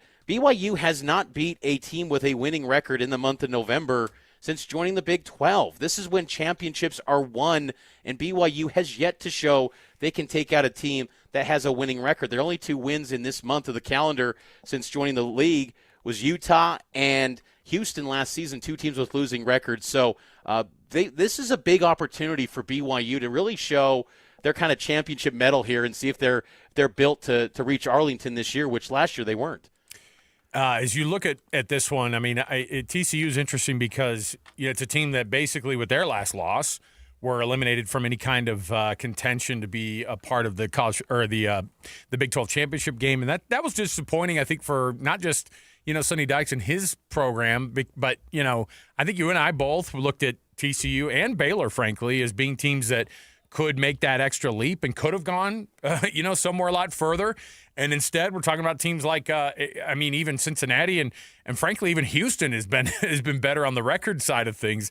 And so it's another just wild turn of events for the Big 12. And I think TCU's been obviously a little bit disappointing. Where does Sonny Dykes go from here? Is he a kind of guy who's looking outside to the multiple power jobs that are out there, or do you think he's committed to TCU long term? It's a good question because you kind of wonder if he does keep a wandering eye a little bit because it could, reset the clock. I think that's kind of the cliche with with coaches, because since that national championship game appearance, it's been really underwhelming for TCU. I mean, last year they were a 9-win team, but they didn't beat anyone in the top 25. And this year it's been 6-3, but been kind of a light schedule again. This is their biggest test really in a couple of years, I think, for TCU.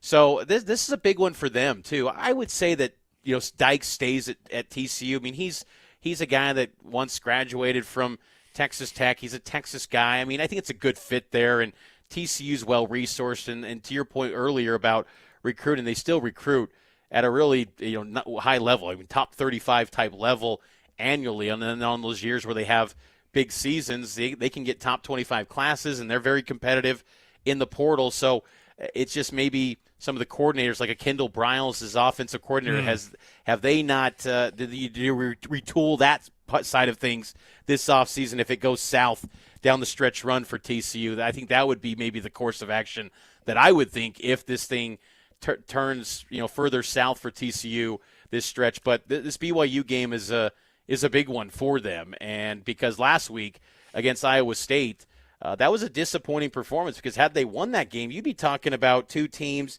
that have Big 12 championship game aspirations in this one, and that went out the door when TCU lost a week ago. Finally, on the I wanted to bring up something that A-Rod said too. He's talking about coming back home like you had talked about, and he talked about how much the offense needs to kind of get its groove back and being at home and how that could settle this team. Here's what A-Rod said about his team being back at home and his offense specifically. Being at home, I think, will help, because crowd noise was a big factor Saturday. We did not handle it very well. We used a silent cadence Saturday that we had never used before, did not do very well with that. And at home, we can get back to just playing our style of football. But we are playing against a very good team. I'm very impressed with these guys. You see that, I mean, obviously you hear that type of stuff and you go, hey, you had a bye week to get ready for those things. What was the biggest kind of failure from BYU's perspective? Because it sounds like there were a handful of things that they just weren't ready for, and that could be from the mental aspect. That could also be from the execution part of it. Yeah, I thought that was a just complete disappointing performance in all areas last week. I know that the defense showed well and held strong in the red zone, but that was disappointing. And, BYU's offense, for them to not be competitive, and I thought they were kind of timid and hesitant, because going in, Aaron Roderick acknowledged that he thought Texas Tech was the best defense that they were going up against in 2 years since Texas in 2023. Right. Did that kind of play with his psyche as to how he approached the play calling? I thought it was a little bit conservative. BYU still got to stick true to its identity, and it cost you dearly. You dropped 5 spots in the playoff, and now you're on the outside looking in. And, yes, it still feels like if you win out and you get to the Big 12 championship game, you should be in the bracket, but I don't think any Cougar fan listening to this ever trusts that playoff committee when it comes to BYU. And it was weird this week when it comes to like loud sounds, and they were bumping up the music this week. They had some G Herbo and Southside who run it playing, blasting in the speakers. They had the music going as loud as I've ever heard it. Honestly, at practice, I'm rolling up to that thing. I'm going, do they realize it's a home game? But sometimes I guess for the defense, they get that playing so they can communicate defensively. But they got to bounce back. And I think Aaron Roderick has done an excellent job this year. I think that performance last week, he even acknowledged that was, disappointing by him and this team. I do think they bounce back, though.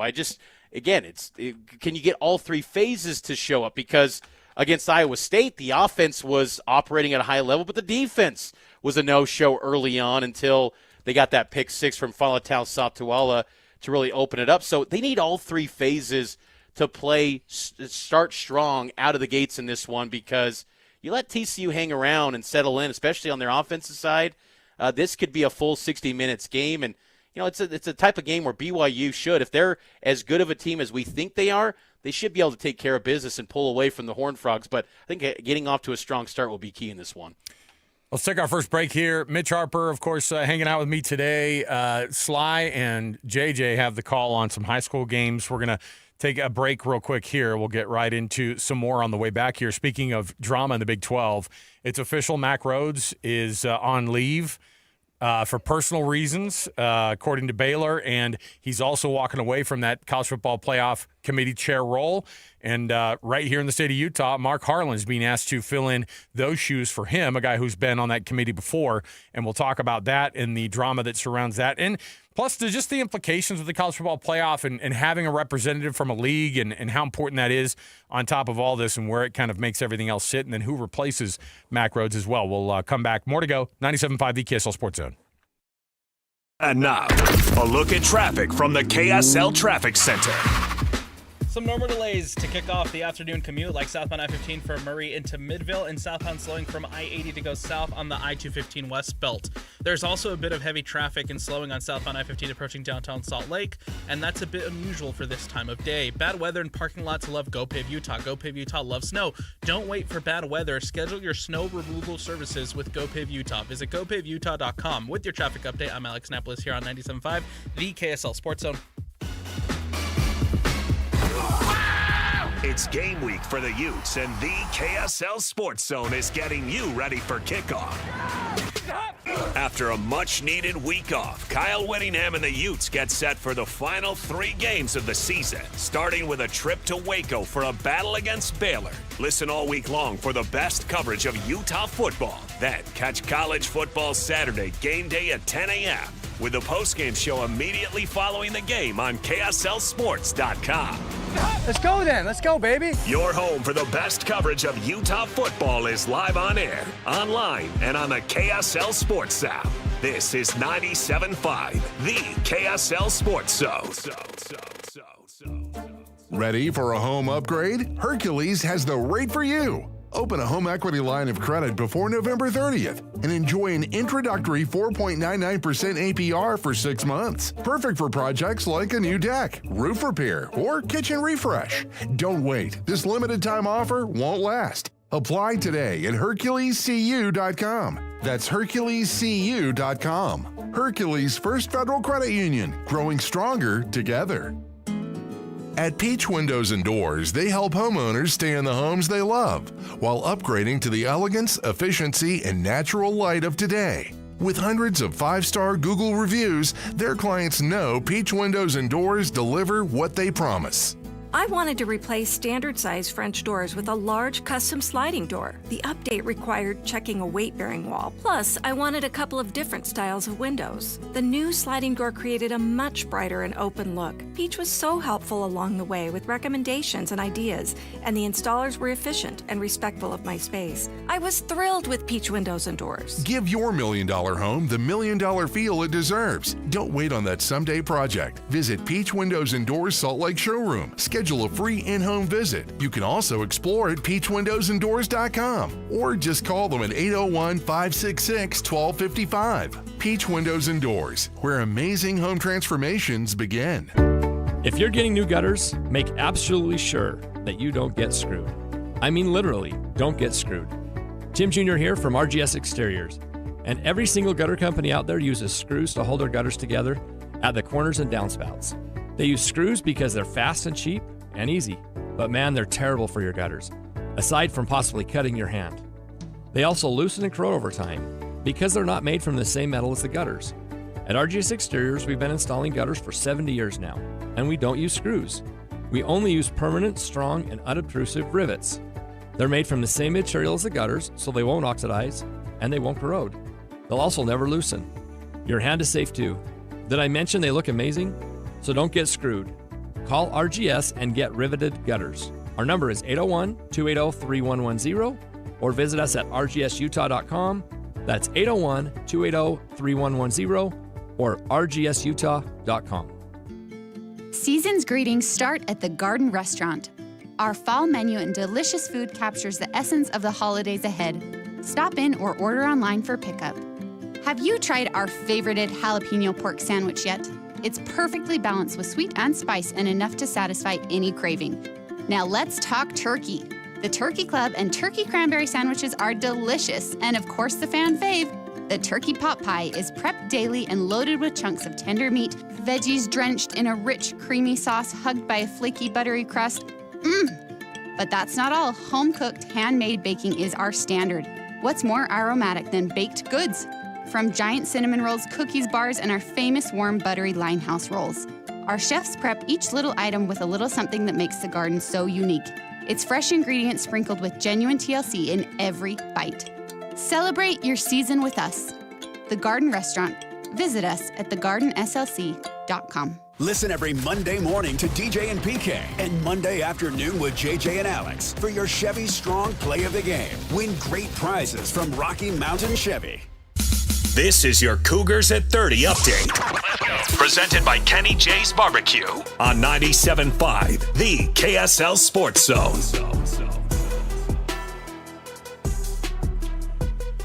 Cougars at 30 up there right here, 97.5, the KSL Sports Zone. BYU offensive lineman Austin Leusa talking about the loss last week and being able to bounce back, keep that team humble and hungry.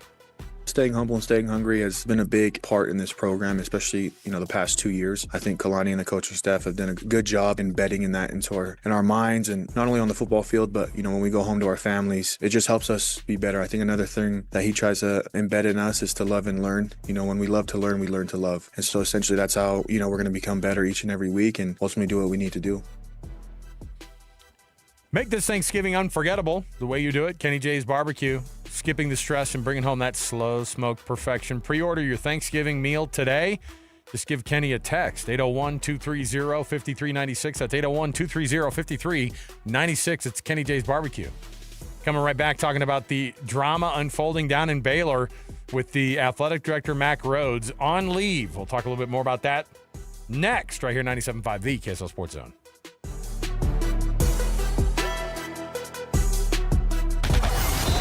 It's another battle for the Aggies, and the KSL Sports Zone has it covered. The Aggies head south to Las Vegas for a Saturday afternoon showdown against UNLV. Your home for all the play-by-play coverage of Aggie football is right here on 97.5, the KSL Sports Zone. You're locked on to JJ and Alex on 97.5, the KSL Sports Zone.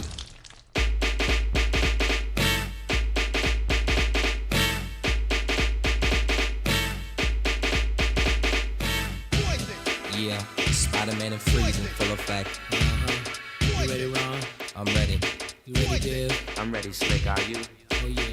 Welcome back, JJ and Alex, 97.5 the KSL Sports Zone. Bell, Biv, and DeVoe making an appearance on the program today. There you go. Mitch Harper also making an appearance on the program, filling in for JJ, who's calling the games up there at Rice-Eccles Stadium. What was the final of that West-Orem game, by the way, Annapolis? Did it end up being 27-0 or 34-0 or something like that? It was 34-7. West did get a touchdown. West did get a touchdown. Well below the 68.5 points they were averaging per game or what. I mean, we say that as a little bit of a hyperbolic deal, but they honestly scored over 60 points 7 times this year. And they get to Rice-Eccles Stadium and then they fall short. Orem moves on to the finals, so there you go. BYU commit Lopeti Mawala was everywhere for Orem High. He's underrated D lineman to watch going forward. That's the same person as Junie Moala, right? Isn't that yes. Okay. He's Junie Moala. Yeah, I should have clarified that. Well, no, I'm just saying because he was up at Davis, sacking quarterbacks in 6A, and I'm gonna be honest, they could have used him in this last game against Lone Peak. Missed you, Junie.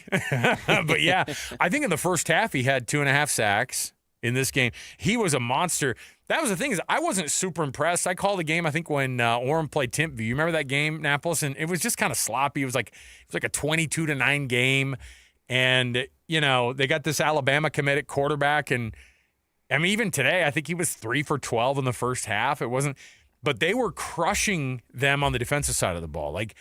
West couldn't run the football, which is their superpower, obviously. And so they couldn't move the ball at all. But, yeah, JJ's got the call up there. But, yeah, I will say, having seen Junie Moala in person a handful of times, he's pretty freaking good. And he's big, too, and he's faster than everybody else out there in front of him. So that's good news for BYU fans, I guess, going forward there to see him doing as well as he is. Speaking of doing well, yesterday, Mitch, he was not doing very well, as Mac Rhodes. Yesterday, we had one of the writers from the Waco Tribune Herald on with us, and Zach Smith, is that his name? So Zach Smith comes on with us yesterday, and he goes, yeah, we got this stuff unfolding here at Baylor right now that is not good. And in the game that they had against Arizona State when they lost late, and it was a blackout game, it was an evening game, and Michael Trigg, who was their superstar tight end, Mackey Award finalist, all that stuff. He's definitely one of the best tight ends in the country.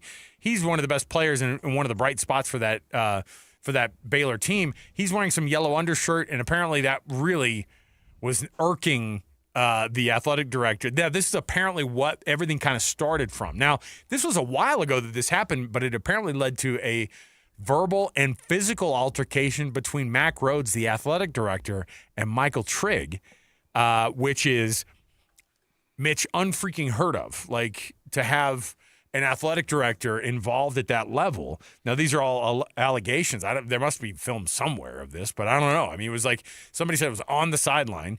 But what was brought up yesterday by this beat writer was, you have to look at what this timing is.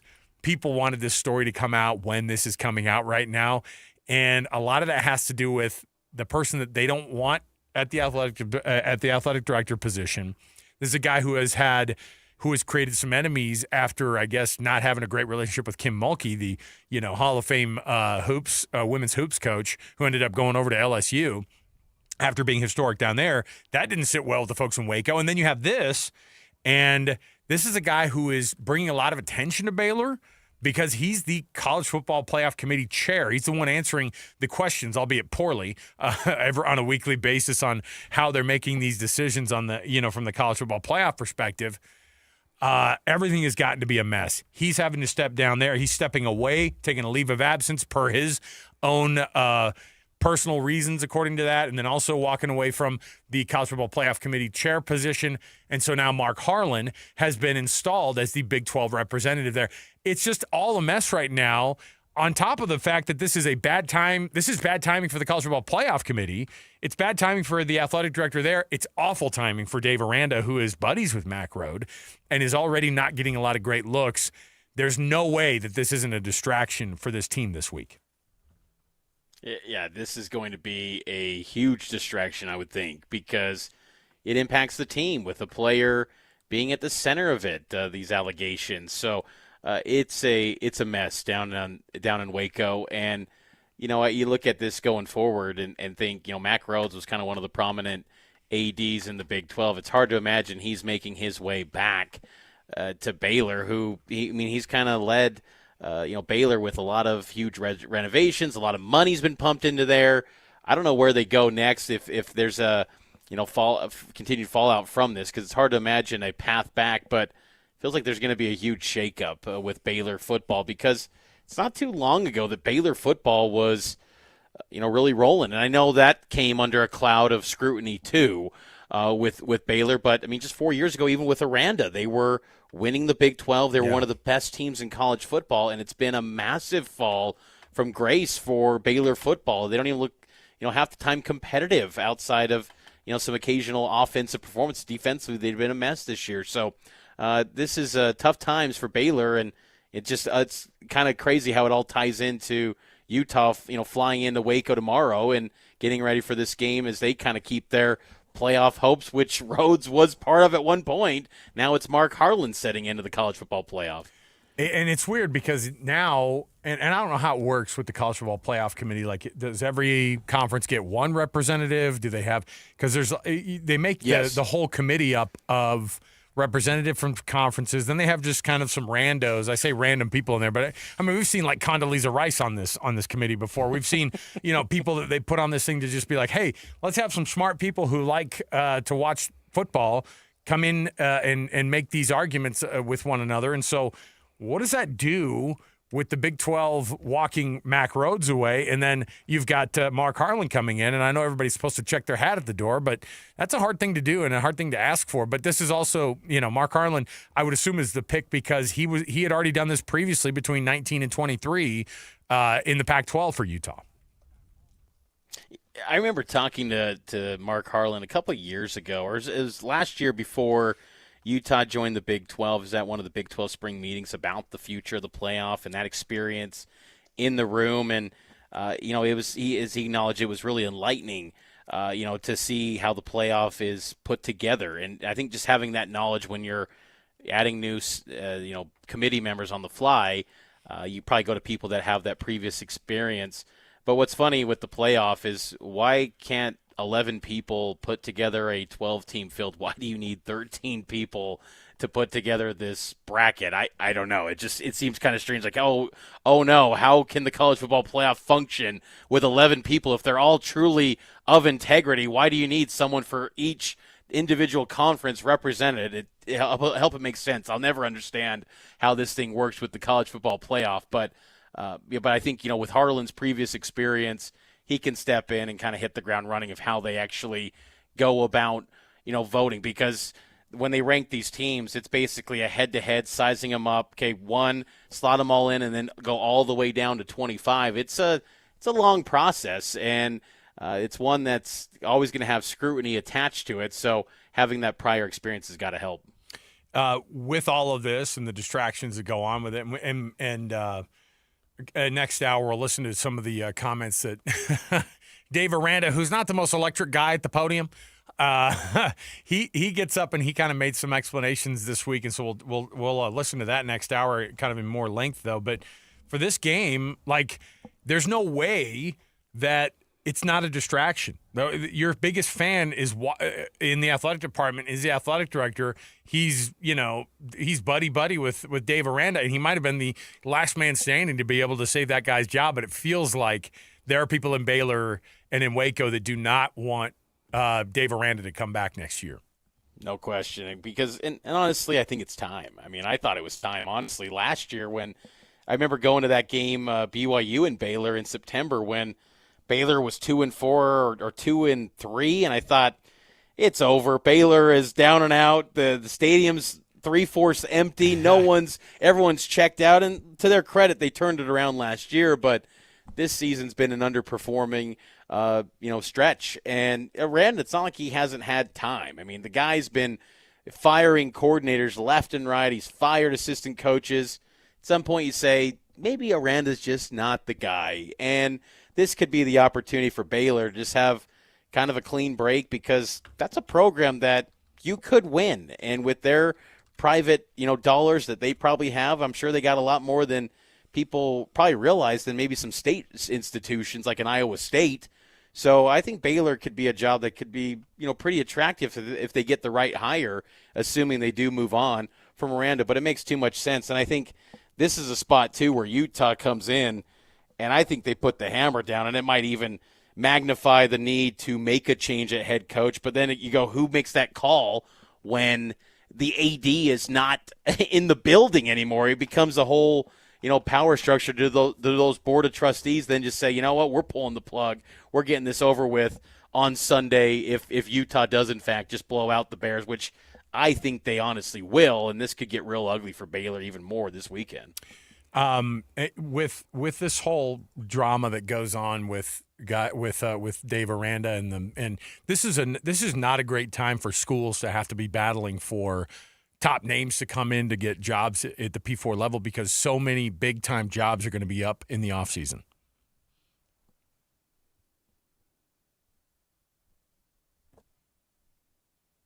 Did we lose Mitch? We may have lost Mitch there. No, I'm still here. Oh, no, there he is. I don't know if we said. Can you hear me now, Mitch?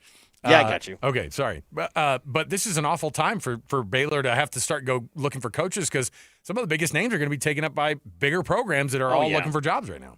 Yeah, it's a tough time. I mean, I think it was Steve Sarkisian who said, you can fire all these coaches, but who are you going to hire, too? I know. Yeah. I think that the thing is with a place like Baylor is that, Dave Aranda was kind of an outside-the-box hire. He was a coordinator at LSU and led their great defense, and they got a national championship.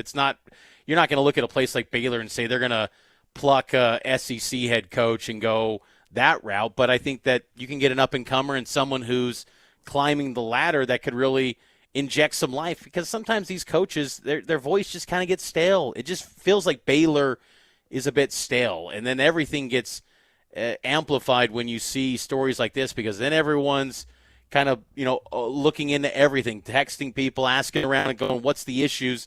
in that athletic department. And, you know, Baylor, over the course of its history, I mean, in recent years, last decade or so, they have not been immune to controversies and issues like that. So I got to imagine that sort of thing makes them very uneasy, too, that when you bring something that's bad light to the program, you got to act and you got to move forward. And then you pair it up with bad football in the field, maybe a fresh break and just making a change would be best for Baylor going forward, because they could get a good head coach. And I think they could honestly be a program that's one of the better ones in the Big 12 on a consistent basis. I feel like I say that with a lot of these programs in the league. I think that's what makes this conference so much fun. But, I think that, Baylor is underachieving significantly right now in football and in basketball, too. I think that's something that gets forgotten as well, is that they were once a national title team, and they haven't been to the round of 32 since or gotten to a Sweet 16. So they are an athletic department, I think, from their major revenue generators, are underachieving.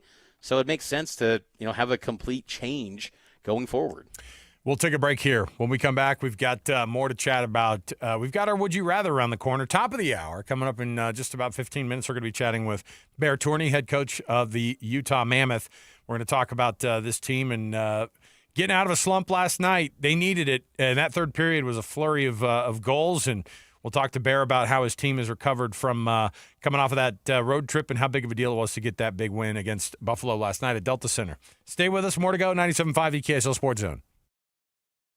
It's game week for the Cougars, and the KSL Sports Zone is getting you ready for kickoff. Even after their first loss of the season, the Cougars' dream of a spot in the Big 12 title game is still alive and well as they welcome TCU to Provo on Saturday. Listen all week long for the best coverage of Cougar football. Then catch College Football Saturday game day at 10 a.m. with a postgame show immediately following the game on KSLSports.com. Your home for the best coverage of BYU football is live on air, online, and on the KSL Sports app. This is 97.5, the KSL Sports Zone. BeehiveMeals.com. Go check out the website that is going to change the way that your family has their meal preparation going on. And really what it's about, it's not just meal prep. Who cares about meal prep? It's about having the actual meal itself. And if you don't have to spend less time on the meal prep and you make sure that the family can get around that table all together, how about you go over to BeehiveMeals.com. Check out their November menu. Check out their gluten-free menus, their macro balance menus, their soup menus. All of it on board for you and your family to be able to set it up to have just an easy way to throw fresh ingredients that have already been measured out and chopped and prepped for you. All you have to do is throw it in the slow cooker and maybe make a side for it, maybe some noodles to go along with some of these awesome meals. Every time you put one in the slow cooker, it makes your house smell amazing. And guess what that does? Gets everybody excited for dinner. You can also sit around the table together. Right now, you can go check out for yourself their current menu here in November. You can also go online, and if you sign this thing up, give it a shot for a month. Give it a shot and just see what it does for you. Get $20 off just by typing in the zone at checkout. That's $20 off of trying a full month of the meals from Beehive Meals. See what it does for your family. See what it does for saving time for you. If you're busy like we are at our house, we have 2 full-time working parents. We have a mountain of kids. We've got a lot of activities to go along with it. So having dinner sometimes finds its way onto the back burner, so to speak. Put it on the front and make this thing happen. We got this thing going. Let's get it going together. Go to BeehiveMeals.com and type in the zone at checkout and get $20 off. It's BeehiveMeals.com. Tom, I'm on the sideline here with Doug Smith Chevy. Doug, the NCAA has changed its rules regarding NIL money. What do I have to do to land an amazing new 2025 Chevy Silverado? Just come on down to Doug Smith Chevy in Spanish Fork. Doug, I'm more than happy for you to use my name, image, and likeness. All I want to know is how do I get one? You have to buy it, Scott. Together, let's drive. Get 2.9% APR financing for 72 months for well-qualified buyers when you finance with GM Financial on all new 2026 Chevy Silverado 1500s. No one knows Chevy like Doug. Hey, Utah County golfers, the Back Nine Indoor Golf Lounge in Orem is now open right across from Costco. It's your new go-to for golf, games, and good times. Become a founding member today for just $25 down and lock in their biggest discounts for life. And Back Nine will donate $50 to a high school school golf team of your choice. Experience 4 full swing simulator bays with comfy seating, 75-inch TVs, and 4D massage chairs. Perfect for date nights, parties, and corporate events. Plus 2 putting greens, an Xbox gaming lounge, free drinks, and Wi-Fi. Train like the pros with secure 24/7 access so you can play in leagues and tournaments on your schedule. With locations in Pleasant View, Murray, Lehigh, American Fork, Spanish Fork, Cedar City, and St. George, there's a Back Nine near you. A Back Nine membership makes the perfect gift for the golfer in your life. They'll thank you all year long, whether you're golfing with them or relaxing in a massage chair. Sign up for a free demo at theback9golf.com.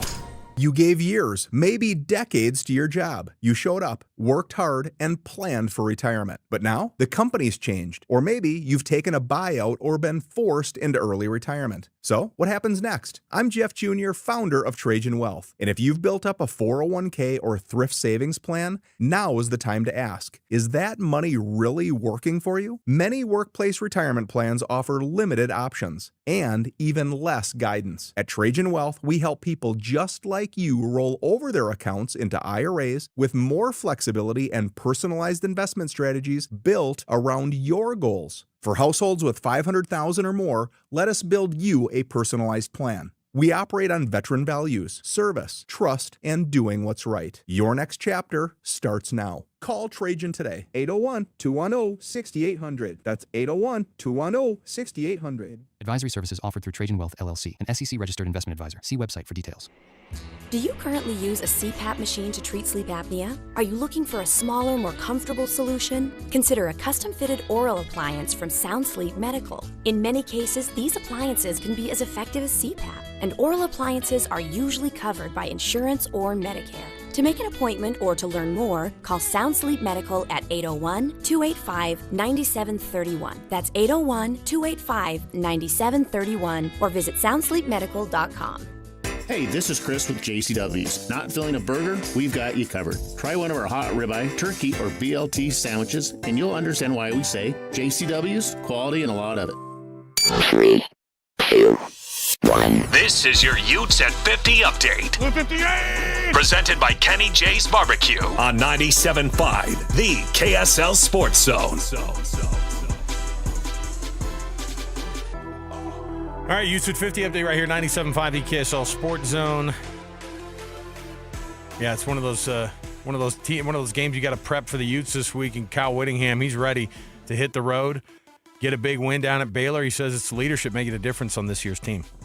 Great leadership. You know, we have tremendous captains this year, not that we haven't in the past, but fortunately they've all been able to stay healthy and intact. That's a big part of it. And then not just the captains, but the upperclassmen, you know, because we had a couple of really disappointing games that we had to bounce back from, and I credit the leaders for really making that happen. And that's probably the number one thing that has really driven this team and helped us get 7 wins.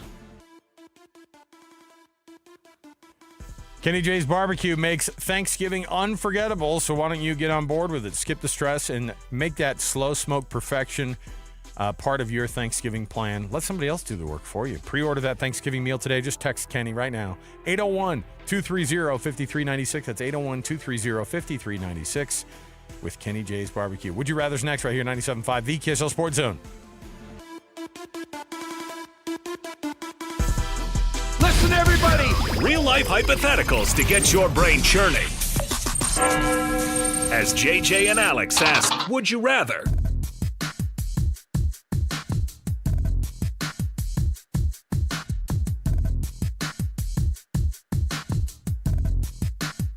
All right, welcome back, everybody. JJ and Alex, 97.5, the KSL Sports Zone. JJ up calling some high school games here. I think Brighton and Springville have just hit the half, and I think Springville, unless you've got it set on your TiVo, I don't want to ruin anything for you, but they're up 17-14 at the half. Close one there up at Rice-Eccles Stadium. Love the high school football playoffs, and love that those kids get to play up at Rice-Eccles Stadium. It's a really cool moment for them. Let me ask you this. Your kid playing in a state championship high school game, Mitch Harper, or your kid getting a Division III offer that you're going to have to actually end up paying for them to go to school and play at some small D3 school. I would say the D3 offer. Come on, yeah, college football player.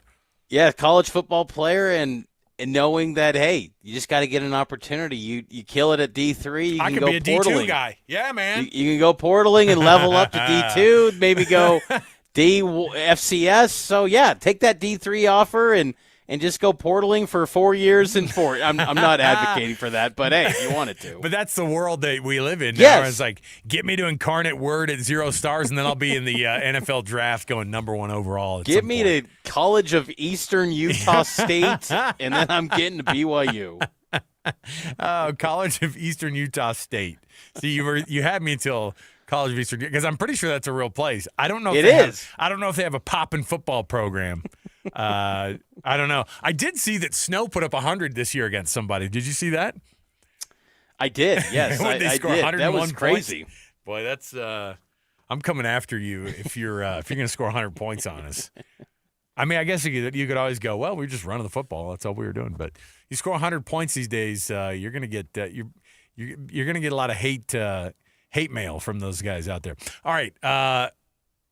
We're going to try to get this thing wrapped up here early this hour just so we can get to the top, because we typically take Bear Tourney's phone call at the top of the 4 o'clock hour, and we're going to honor his schedule, and we'll get to what Coach Bear has to say this week on his weekly appearance with us. They got the big win last night. Man, they needed that third period to do it too. A flurry of 4 goals to give the guys on the ice over here at Delta Center a 5-2 win over Buffalo. We'll take a break. We got more to go. Bear Tourney joins us next right here, 97.5 The KSL Sports Zone. Whether you're stuck in the office, I believe you have my stapler, in your car, or at your in-laws. You want a piece of me? You bet I do.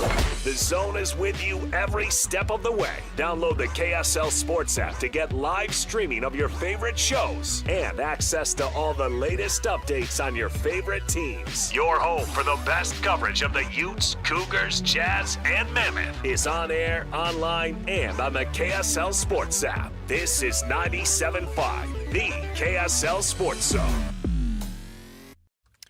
Alpine Home Medical, alpinehomemedical.com. Go check it out for yourself.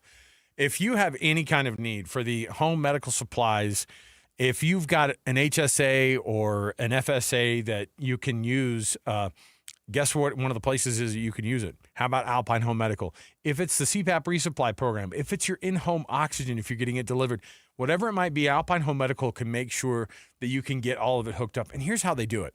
They get a hold of the insurance. They take care of all of it from their end, and then they deliver it flawlessly to your home, and they make sure that it's done with just a great level of customer care. There's a reason that they have been the last 17 years best in state, because nobody else does it better in the state of Utah when it comes to in-home medical supplies. Alpine Home Medical brings wellness home. It started with just a truck and the business starting up in 1997, and then here we are 28 years later, and they are bringing it home to you now with 11 locations, brick-and-mortar locations in the state of Utah and southern Idaho.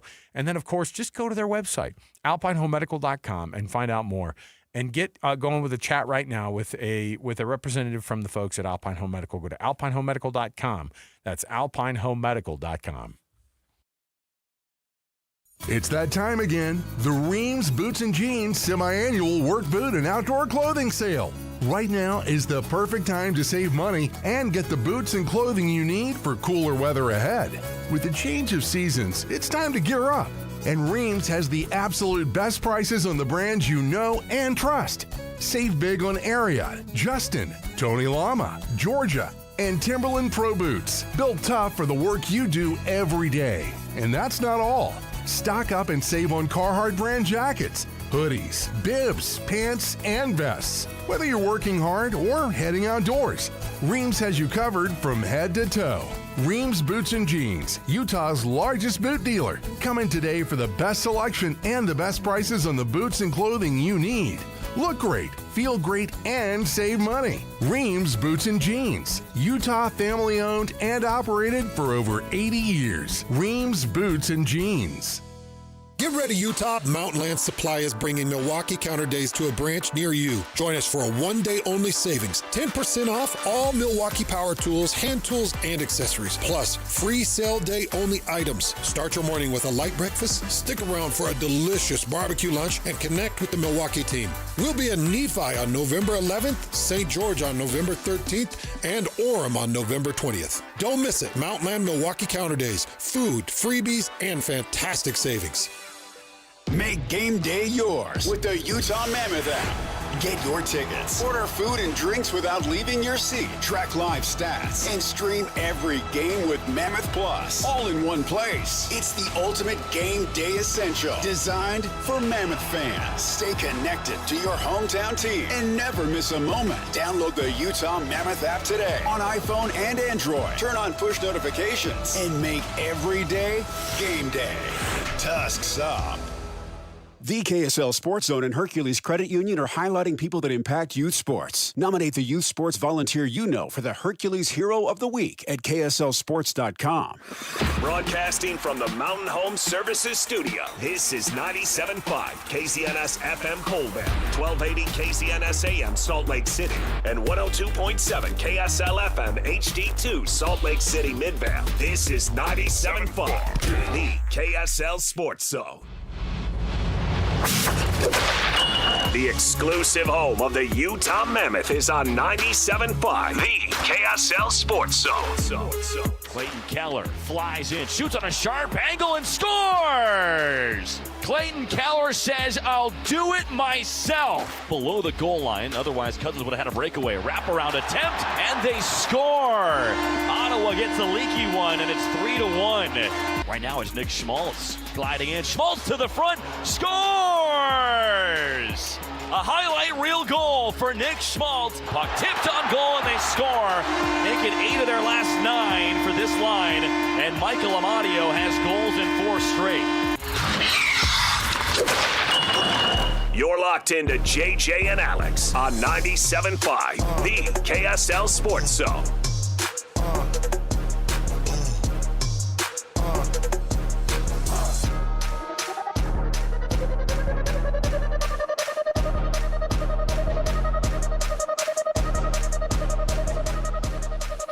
All right, everybody, welcome back. JJ and Alex, 97.5, the KSL Sports Zone. Alex Curie, Jeremiah Jensen calling high school games up at Rice-Eccles Stadium, of course, over the next couple of days. The coverage, of course, he and Sly do a phenomenal job of covering these high school games all year long. And so a playoff edition of Game Night Live, though they are during the day and though they are all day long. So it's nothing to do with night during the high school football season. But what a fun time for these kids, man. They go up to Rice-Eccles Stadium. They get out of school early. The whole community drives up in their cars, and they follow the buses up to Rice-Eccles Stadium for 5 and 6A. It's really, really fun. So they'll have those, of course, and calling those the next couple of days. And our Football Friday will, of course, keep moving in the direction of being a regular Football Friday like it always does tomorrow. We'll just be at Kenny J's tomorrow. We'll be doing it without JJ and Sly. So there you go. Let's kick off the program here as we always do. We're anticipating a conversation with Bear Torney coming up in just momentarily here. The head coach of the Utah Mammoth joins us every week here on the program. Let's kick off the show as we always do. It is The Cut right here, top of the program. Let's get right to it. It's time for the biggest story of the day. This is what made the cut with JJ and Alex on 97.5, the KSL Sports Zone.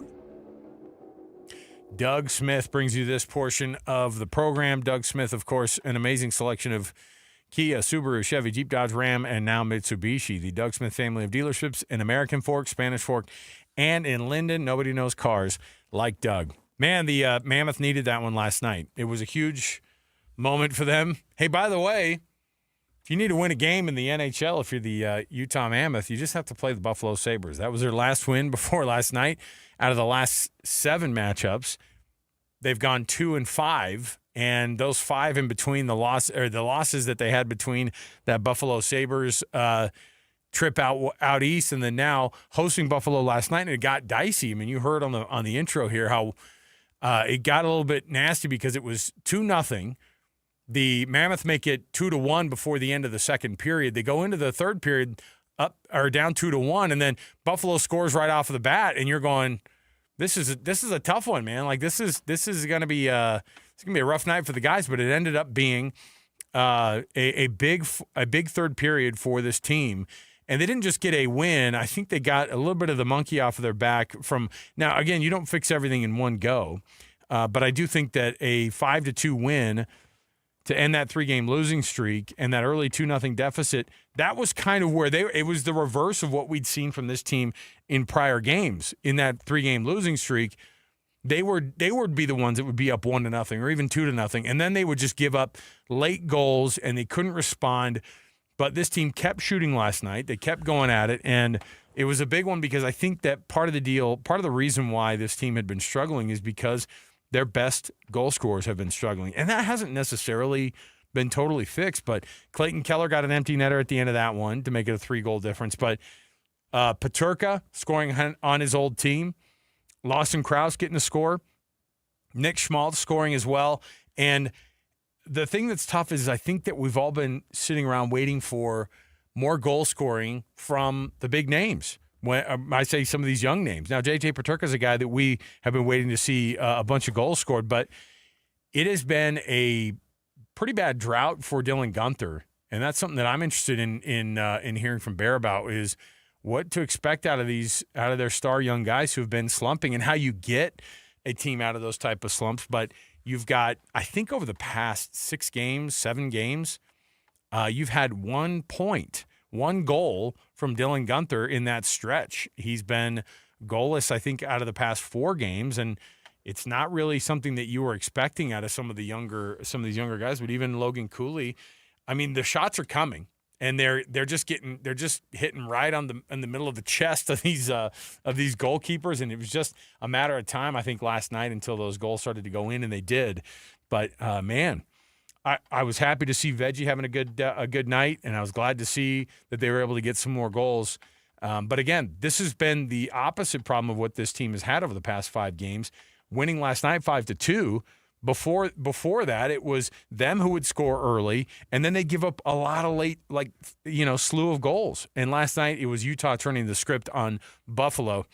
And we've got, of course, our weekly conversation to be able to clarify some of these things because I'm just a new hockey fan dope over here. And so Coach Bear Torney is going to help us out right now. Let's get to it. Your exclusive radio home of the Utah Mammoth is right here on 97.5, the KSL Sports Zone. Now it's time to hear from the head coach of the Mammoth, Andre Torney. Bear Torney joining us as he does on a weekly basis. And Bear, it's just me by my lonesome today. JJ's up calling some high school playoff games up at Rice-Eccles Stadium. But before we get into the hockey, I was at the Jazz game on Monday night, and I saw one Bear Torney courtside. Now you still had that stern look on your face, like you were coaching that Jazz game. Did you have some fun at least? You didn't have to coach a game for once; you got to watch one. Exactly. That was fun. Honestly, the Jazz played really well for the first half. I think that was a really good game, but obviously they played against a really good team, so it is what it is. But we had a little bump on the road when I was traveling, so we end up having a little bit of a trouble in our traveling. So we end up arriving only late on Monday. So we arrived right for the game. Do you enjoy watching those? Like, can you kind of have that moment of relaxation, or is it like watching another professional sport? It kind of makes you anxious as a coach yourself, or can you relax and enjoy it? Well, you know what? I'm not a guy who's familiar with basketball, so I try to learn as much as I can, and I've always been a guy who's tried to study other sports and how they play and what's the chemistry between player and system and stuff like that. So I enjoy trying to learn from other sports. Have you ever had a conversation with Jazz's head coach, Will Hardy? Oh, yeah.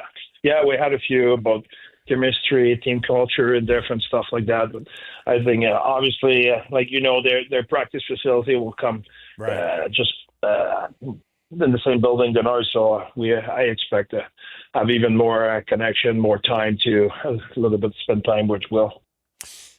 Coach, congrats on the win last night. That was a big one Thank for you guys. Is it Yeah. You know, I think from the fan perspective, people watching this thing and from the media side, when we start talking about this team struggling on the road, being able to get a game back like last night, how big is it for you guys in that locker room? It's huge. It's huge. You know, we were playing well, and we didn't get reward for it for a little while. So for sure, the stress was there. But seeing how the guy fought and how we found a way to win that game, I think that was huge. So really happy for the boys. Really happy for the response for sure. When you have a guy, and I'm bringing up Dylan Gunther because he's had kind of a slump, and guys go through that. It doesn't matter how good you are, or it happens different times of the year. When you go through a moment where you're expected to be a goal scorer, and he's got one goal, I think, in the past 7 games, and obviously he feels that more than anybody else does. How do you assist him as a coach? Like, what's your philosophy on approaching that? Do you look at it and say, hey, you got to shoot more, or do you say, hey, stop shooting? We're going to take some minutes away from you here, or how do you approach that? Because you want your shooters to score, and the only way that happens is if they keep shooting. Yeah, absolutely. And he took a few good shots yesterday. Really good shot, actually. So really happy, and really happy about the way he worked lately. He's playing really well. He just could not connect, but it will come. It will come. What are the things that you noticed in that rough stretch going through Canada on the road, how difficult some of those games were? What were some of the things that you jammed with your team, that you talked about with them, on things that you looked at and went, hey, these things have to get better? Because it seemed like it was very similar in a lot of these games where you guys would get out maybe to an early lead, or you'd score right off the bat, and then by the end, the falling off and giving up those late goals seems very unlike Veggie and for VTech to be giving up those late goals in as many as they did. Absolutely, I think you're right, but it's not something you want to go through, but at the same time you learn a lot when you're going through, because if you look at those games, we were really playing well for a long stretch, but for whatever reason we're ending up trailing in the game, trailing by 1. But we had the momentum in the game. We were dominating the opponent on shot scoring chance and stuff like that, but because it was not going the way we wanted, we were getting out of our system and structure a little bit and forcing play.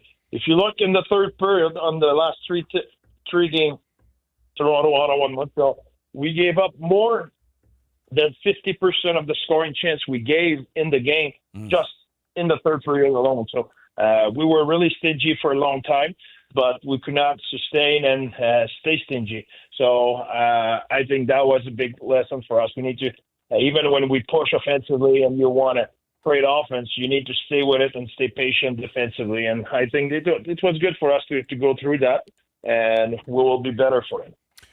When you sit down and go through, film with these guys, and you get them on the ice and you start to coach, what are some of the things that you're working on with them right now? Because this next stretch, you get a couple more at home before you go back on the road again. That must feel pretty good.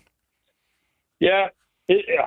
Listen, we played 17 games and only 6 at home. It was 5 before yesterday. So having the chance to be at home a little bit and to enjoy our fans and everything, I think it's huge for us. So we'll take fully advantage of it, and first having a little bit of rest and enjoying being at home, enjoying our fans and the emotion they bring in the game and the energy they bring in the game. And we'll be ready to go back on the road next week. But for now, we have one more game at home, and will be a good one. How do you turn a corner in the NHL on scoring opportunities for power plays? This is a team who, I mean, even when you guys aren't on the power play, there were moments last night that you're watching. You guys are dominating the puck and being able to move it around the top of that, of Buffalo's goal scoring area as if it were penalty. In a lot of cases, you guys were handling the puck so well, and so. But there have been moments when you have so many opportunities during these power plays, and the goals haven't come during those power play moments. What are your What are your top lines? How do they look at it? Like, look, we've had great opportunities, and the puck just hasn't gone in yet.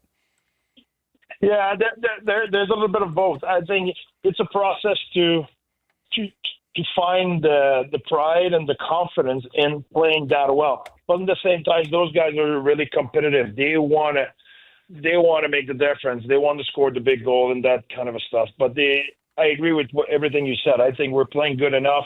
We know things are coming.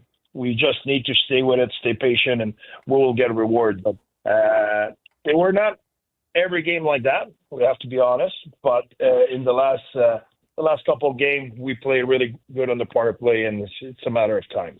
I was watching Sergachev last night, who, I think he took like 5 shots in like in a real quick kind of like succession, and I thought that's a guy who is a leader on that team, and he goes, "Look, I'm on defense, and obviously I'm a defenseman, but I'm pulling the trigger on these shots." How big of a deal is to be able to have an aggressive defender like that to be able to maybe wake a team up to in some moments where they're not scoring? But now in our day and age, it's an offense at 5 and it's a defense at 5. It's not about having only one guy who or one position who generate in one situation. I think you need to have that. If you look just this amount his production in the last couple of games, those are really important. It's tough. We need to keep getting better at having production throughout our lineup. So we're doing a good job at it. We just need to keep going. Well, you're going to keep going tomorrow night. Going to host the Islanders. They come to town. Then you go back on the road for another one against the Anaheim Ducks, and then you're going to get yourself on the road as well with the Sharks. And then you get a nice slew at home as well. Golden Knights, Rangers, and then Golden Knights again in 2 out of 3 games. Those are always fun to look forward to. Coach, good luck for the rest of this week here, and we'll chat with you again next week. Thank you, guys. Thanks for having me. Absolutely. Coach Bertorni, as usual. Love having the coach on here with us. Yeah, this team needed that turnaround last time. It was a big deal, and it was a huge one for him. Mitch, are you a guy? Mitch Harper, by the way, is joining me today on JJ and Alex as we have JJ and Sly calling the games up at the high school, or the high school playoffs. Do you dip into hockey and enjoy it, or is it too much? It's too much for you to be asked to do during a football season?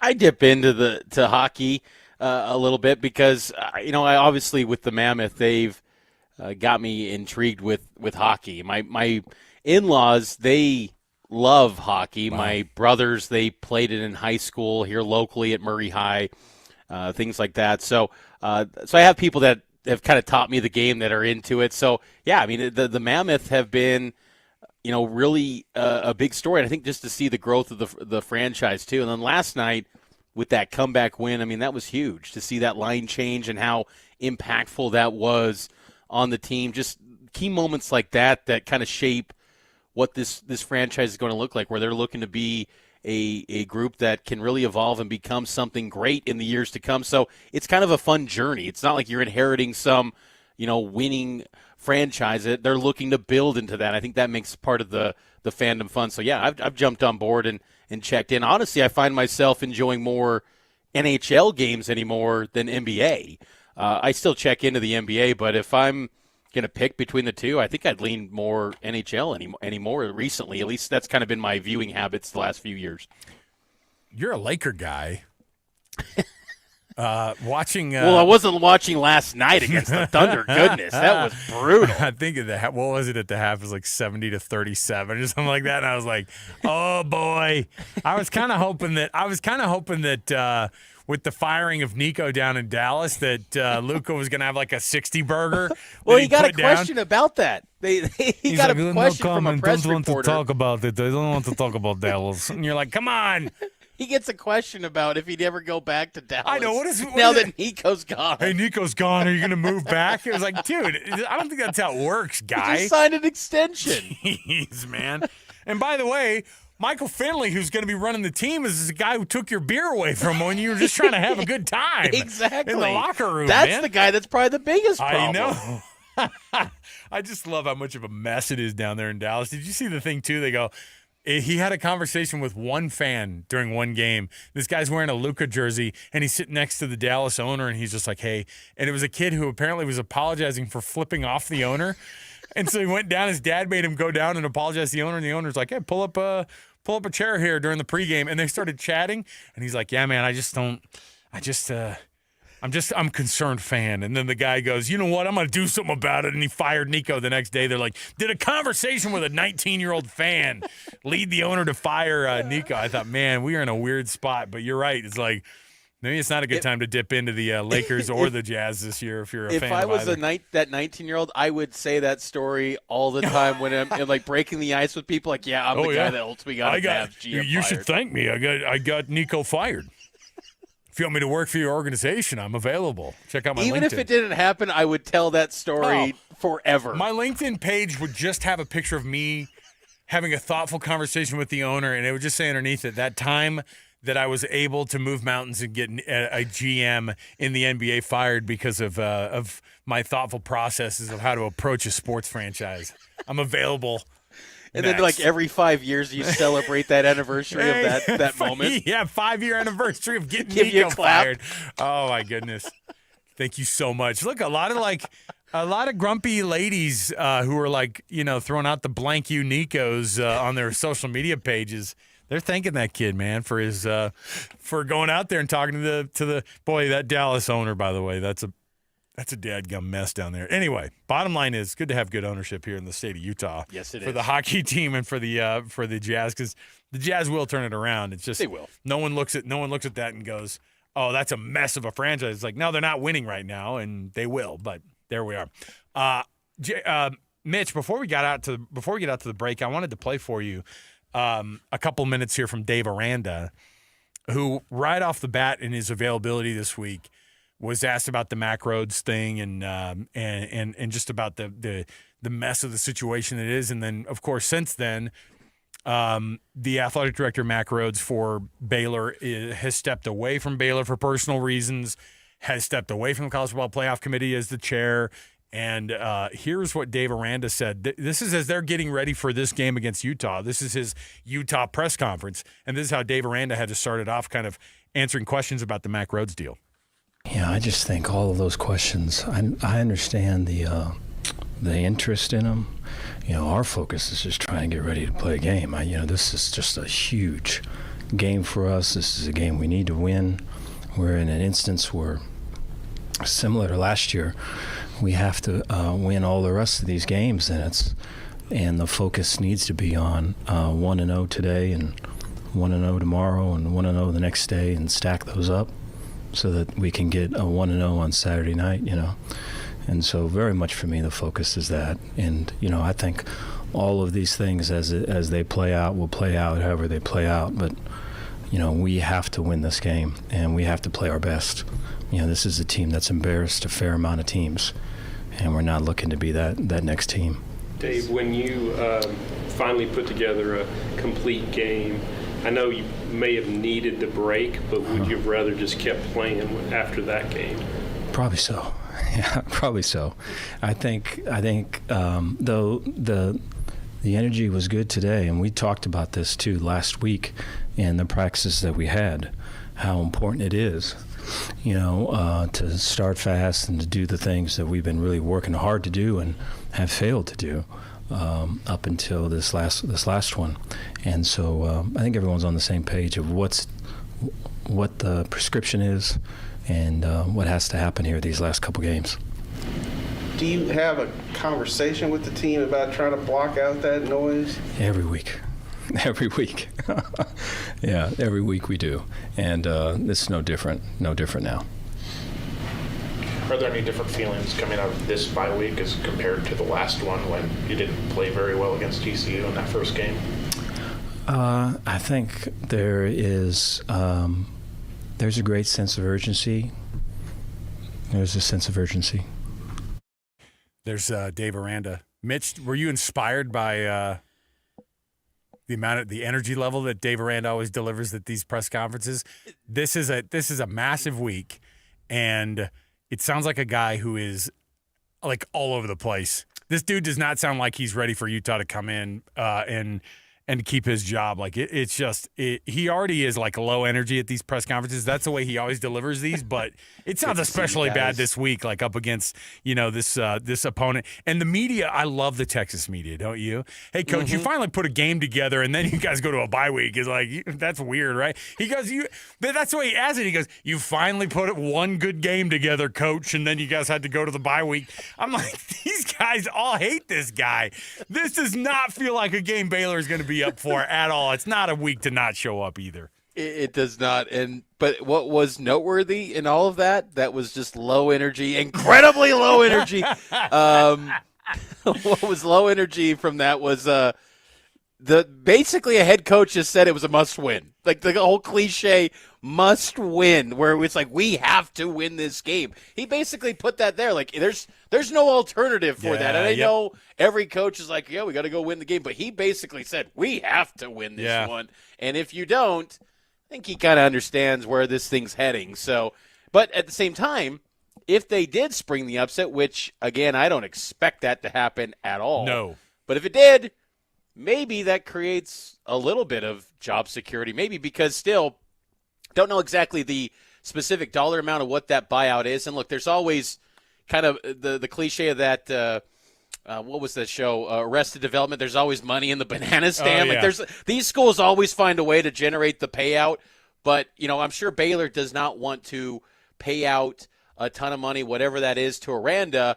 And maybe if they get a big win and they do close out strong and they could get to 8-4, you get to a bowl, maybe it's 9 wins and everyone's all happy-go-lucky. But again, I don't see that from this. And you can kind of just sense it too with Aranda. I mean, this was the same guy that in the summertime was bringing up Wolf of Wall Street references. Like, he's a different dude. And that was highlighted in this press conference getting ready for the Utes on Saturday night on ESPN2. It's he's not going to be stacking up wins. He's going to be stacking up his belongings into the moving truck. I believe so. After this year. Like, that is just not a guy who's going to be around. Like, it's brutal already, to be in this business and to be. But like we've watched in a place that doesn't care nearly as much about football as I think they do in Baylor in Waco.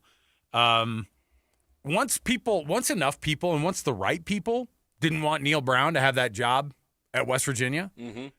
Like, there was nothing that he was going to be able to do, right? Like, he earned like that 1 year because everyone's like, you can't fire him after like a 9-3 season or an 8-4 year after everyone thought he was going to lose 8 games, and they're like, well, I can't really fire him. And then it was just like they're begging for him to lose his job. Why? Because they had this thought of let's be super unoriginal and bring back Rich Rod and try to recreate some sort of a magic. And how's that going this year? And how will it go in the future? I honestly I can't buy into Rich Rod turning everything around suddenly, or even him having the energy to be able to turn it around there. And in Baylor, as soon as it's the same vibe. Like, enough people and the right people or wrong people, if you're Dave Aranda, have already decided that you're not going to be the guy anymore. And when we talked to that dude yesterday at the Waco Tribune, he was like, the timing of this and when this story came out was planned out. Like, the people who wanted this story to come out when it came out, they wanted it to come out in that exact moment so that everybody could see it.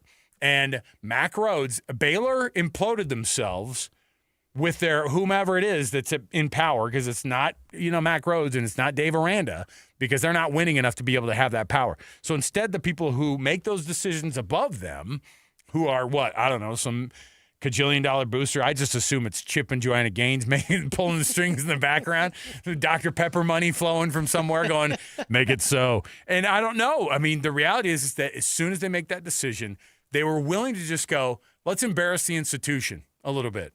By the way, Baylor does not need embarrassment as an institution. No. This has been a place that has been a freaking disaster from a marketing and PR standpoint, and from just a good person standpoint. They're missing on that. And so having this come out, somebody decided, you know what, we're going to blow up this guy's personal life because that's going to be the best thing for us to be able to get Dave Aranda out of here because they're buddies, and let's just go for a 2-for-1. And we'll get him out of there, and we'll get Dave Aranda out of there, and we'll go through some pain for a minute just for the sake of being able to get it back. And then somebody's sitting in the back going, those freaking Texas Tech guys, if they can do it, we can do it. I guarantee it. Those are conversations that they're having. That's what's happening. And guess what? Here's how does this sound, Alex? 2026 BYU analyst Dave Aranda working with his old buddy Gary Anderson. How about that? He brought up Gary Anderson in the press conference. He's like, hey, I'm just saying. I know. He goes, I'm pretty familiar with that. I'm pretty familiar with that defense. It's like, geez, are you reading an erotic football novel? What's going on right now? I didn't really think this has been a great. Don't send me to break off of that. Come on. Let me get through my audiobook reading, Napolis. Come on. Hey, I just think that their defense does some special things. It's like gross, dude. They get those our 1st and 12. Extremely low energy. The imaging. Oh my goodness. Okay. We got to take a break. We'll come back. We've got more around the corner. We've got tons to still jam about. When we do come back, we've got our NFL Blitz. We've got some NFL stuff to talk about. There's a big game tonight between the checks notes. Oh, the Jets and the Patriots. The upstart Patriots. Look at that. We'll talk NFL next. We'll also bring you our weekly winner of our Hercules Hero of the Week award. Stay here, 97.5, the KSL Sports Zone. And now, a look at traffic from the KSL Traffic Center. New southbound crash on I-15 off to the right shoulder in South Salt Lake, but the delays are further up ahead from 53rd South all the way down to Draper and Bluffdale. Northbound traffic heading into Davis County slow on both I-15, downtown up to North Salt Lake, and on the I-215 West Belt from the 201 highway up to the airport. Keep that big event energy big. Take UTA and skip the parking lot. Plan your trip at rideuta.com or on the Transit app. With your traffic update, I'm Alex Napolis here on 97.5, the KSL Sports Zone. It's game week for the Utes, and the KSL Sports Zone is getting you ready for kickoff. After a much-needed week off, Kyle Whittingham and the Utes get set for the final 3 games of the season, starting with a trip to Waco for a battle against Baylor. Listen all week long for the best coverage of Utah football. Then catch college football Saturday game day at 10 a.m. with the postgame show immediately following the game on KSLSports.com.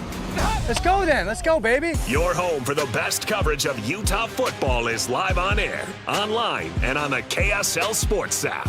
This is 97.5, the KSL Sports Zone. Confidence is knowing you're ready to handle whatever comes your way. That's what it feels like to take on your workday with Cintas. They make sure your AEDs are up to date, your fire extinguishers are tested and inspected, your floor mats are cleaned and delivered, and your workwear looks good, feels good, and is freshly laundered with the Cintas Apparel Plus program.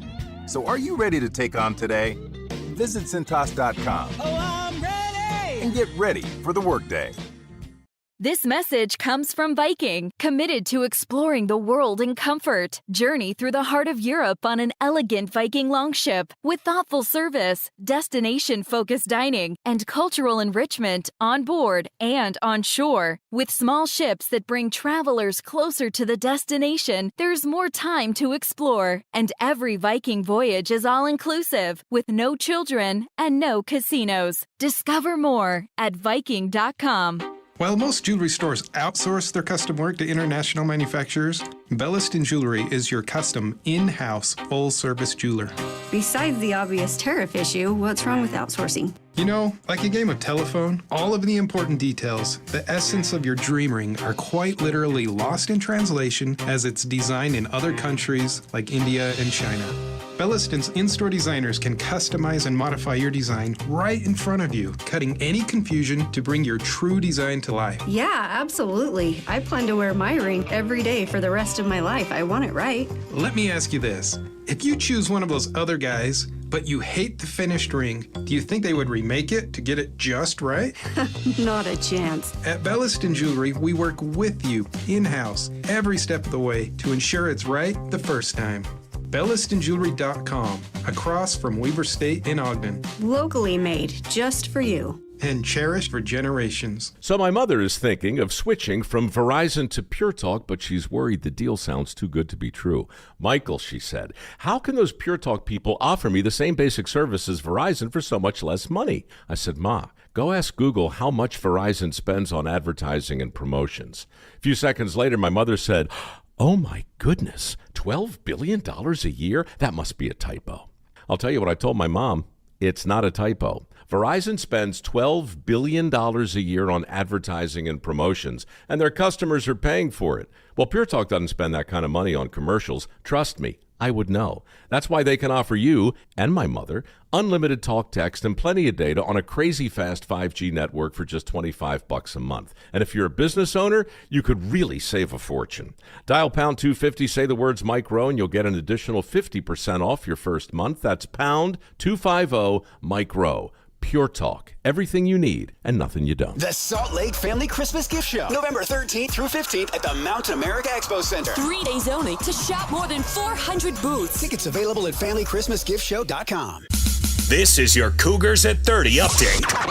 Presented by Kenny J's Barbecue on 97.5, the KSL Sports Zone. Cougars at 30 update right here on 97.5, the KSL Sports Zone. BYU linebacker Sialia Serra talking about the high praise that he has for Jack Kelly and that leadership on the defense. He's a great leader, and he knows his defense inside and out. So being able to be there, ask him questions, and get his insight on things that, as he's played a lot of college football, that can help me. And so I'm able to pick his brain about a couple things on the defense, and as well as what moves to make and how to get better on that field. And so it's an amazing asset to have him next to me and able to ask him for advice and things like that. Kenny J's Barbecue is going to deliver to you that amazing slow smoke perfection. But for Thanksgiving, make it unforgettable with Kenny J's Barbecue. Pre-order your Thanksgiving meal today. All you have to do is just text Kenny himself. 801-230-5396. That's 801-230-5396. More to go right around the corner. It is JJ and Alex in 97.5, the KSL Sports Zone.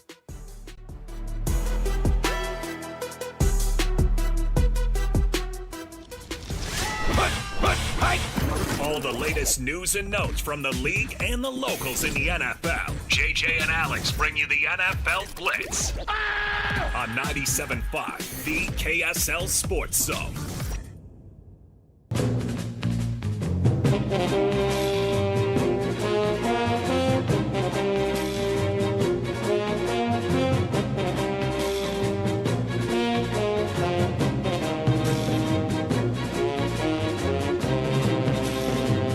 All right, everybody, welcome back. JJ and Alex, 97.5 the KSL Sports Zone. Alex Curie.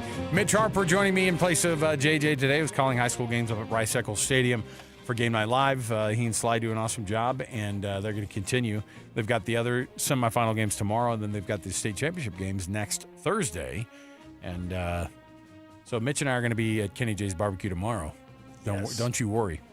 Are you all sorts of upset about that? When you told your family, like, I got to fill in on Friday, it's going to be tough. Yeah, I was like, hey, babe, I got this. It's kind of tough. Like, Alex is forcing me. He's dragging me. No, I'm pumped. Like, to get barbecue. Come on now. No, I'm ready to roll. And I'm telling you, it's at a different level too. Like you and I have enjoyed some meals together on the road and here at home as well. This is as good as it gets from a barbecue standpoint. So it's going to be good.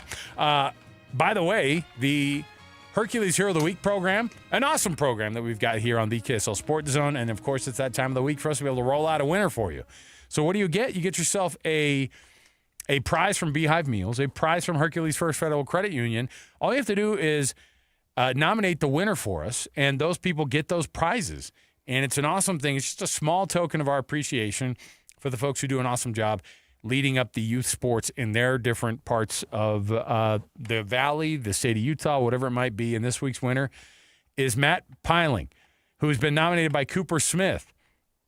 And Matt, here was the nomination that Matt got from Cooper. And it says, Matt was an awesome assistant for my son's flag football team in Syracuse. He's awesome. Always focused on positive energy involving the kids, believing in them, and always making sure the kids had fun. He's a fantastic communicator and overall a great coach.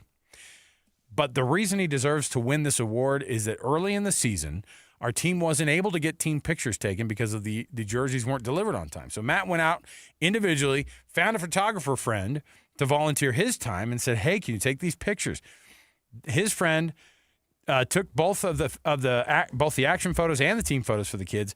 Matt shared later that day that he reached out to his friend to take the pictures. His friend was contemplating suicide in that very day. And through Matt's actions for the team, he unknowingly saved a life. That's not just Hercules Hero. That is a hero. So congratulations to Matt who did an awesome job. Well deserved. Yeah, I mean, that's a cool thing. I mean, on top of the part where, well, all these coaches, dude, they're volunteers anyway. They go, yeah, I'll do it. And I can't do it. I can't volunteer to coach my kids' teams. It's just, it's just not good timing. I'm never going to be able to make a practice, in the afternoon. And so I rely on a lot of other people to do it for us. And so it's people like Matt Piling and Cooper Smith. We appreciate your nomination. So well deserving for Matt and your Hercules Hero of the Week. All you have to do is just nominate a Hercules Hero by just going to kslsports.com/contest and then roll those out. And we read a winner off every Thursday. Fire that NFL music back up again, Annapolis. Here we go. Yes, Jets, Patriots. I keep going on this kick about how bad these Thursday night games are, Mitch, and tonight feels like it's going to be no different. But the thing is, we might see a quarterback establish himself as the MVP tonight, Drake May. Oh, well, you settle down. Come on now, you're not buying the hype? I think they're 8-2. They look awesome. The Patriots are back. I think comeback player of the year is the kind of thing that a guy like Drake May might deserve. Like, you don't speak in hushed tones about people like Drake May for the MVP. I mean, come on. There's no dang way. Now, I will say the Patriots are overachieving, but Alex Annapolis is L.A. Rams, and the old guy they have at quarterback, Matthew Stafford, who leads the league in touchdowns, probably has something to say about it. Yeah, listen, he is, man. I know, but it's just still the old guy. I know, the old man Stafford. What's wild is like, he's my age. I know. It's terrible. These guys are like this old guy, and he's like 4 years younger than me or 5 years younger than me. I'm like, oh, shoot. He's in his 30s still. Dang it.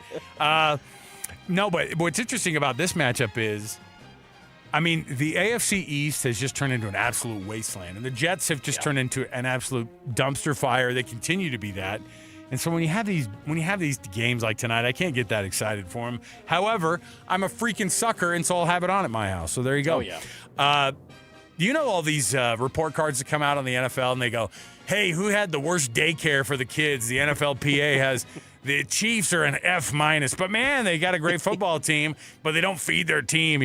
They'll have like rats in the locker room as Bengals reported. Are always low. Yeah, so like these teams get these awful grades, and well, the NFL has now filed a grievance against the NFLPA. It's like, will you stop freaking doing these report cards? And obviously the NFL is doing this because who's asking them to file the grievance? If it's the NFL filing the grievance, who's asking them to file it? The freaking owners of the teams. Yes. They don't want this stuff coming out that their weight room is rusty and smells like a sandwich, and they don't want this stuff coming out, which means if you're the NFLPA, you have to push to keep these report cards coming, because guess what? These teams have had to pony up and actually have to pay out to make these facilities decent. I can't believe there are NFL teams that don't travel their guys in decent ways, or who have bad facilities, or have bad weight rooms, or have bad, training, personal trainers, that kind of stuff. So to me, it's a must-have, but the NFL, they don't want it anymore. Of course they don't want it, because then they're held accountable, because they just want to continue to protect the shield at any cost possible. I mean, last week I was in Lubbock, and Patrick Mahomes is there, and they're talking about how Texas Tech's state-of-the-art facility is better than the Kansas City Chiefs, are one of the best well-ran organizations in the league. Yeah, they grade low on like the facilities, though, because I think that the Hunt family doesn't love spending money on the extra cold tub in the training facility. You know what I mean? Like, it is funny, some of these teams that they cut these corners, and yet they're still pretty darn good. In my mind, I kind of wouldn't care if the facility didn't have the best like buffet at the end of the day if our team was winning. You know what I mean? And like somehow the Chiefs, despite the F that they've gotten for like their actual facilities in the past, they've actually gotten pretty good. So which one is it? Like, do you need that stuff? And you're right. The Bengals, they used to give out one pair of socks a year or whatever it was, and now they've had to be like, well, I guess we'll make it two. But it's these old school owners, the Hunts, the Brown family, right, for the Cincinnati Bengals. They all are the ones who seem to be the offenders on this, and so they've got to start paying up for these guys. Let's get it going, man. Next up on the old NFL Blitz here. Hey, Cooper Kupp said going back to L.A. this week. Now, of course, he plays for the Seahawks. Now, of course, he's not catching nearly as many balls as Jackson Smith-Njigba is, and nobody is. But going back to L.A., he's going to treat it like any other game. Is there such a thing for a guy who made his all-pro kind of career down there in L.A. and going back and trying to not have those feelings? Come on, man. Not a chance. We always see in these spots, especially after the game, these guys, if they win the game, they always get super emotional at the podium. And if they lose, they're just going to be staring at the field. There's going to be some dramatic social media posts, how they're staring and looking into the abyss. Like, these games matter a ton when they go to their old spots. And Cooper Kupp he was atop the NFL world. I mean, rewriting the record books when he was with the Rams. So, yeah, this game means a ton to him. And they're going to say all the right things to avoid the cliche bulletin board material. But this one's been circled for him for quite some time, and he's gonna show up. That's going to be that NFC West is so loaded. We talked about how terrible the AFC East is. The West is just stacked, and this is going to be an awesome game. And I expect Cooper Kupp to try to put out his best performance that he's had since he became a Seahawk. Giants defensive coordinator Shane Bowen came up and said, hey, look, Brian Daboll, there's responsibility that falls on me for that guy getting fired. We didn't do enough on the defensive side of the ball. And, I don't know if that's necessarily the case, but whatever that might be, Jackson Dart, what happens with him? I mean, how big of a deal is this next hire going to be for their next head coach for Jackson Dart's career to go forward?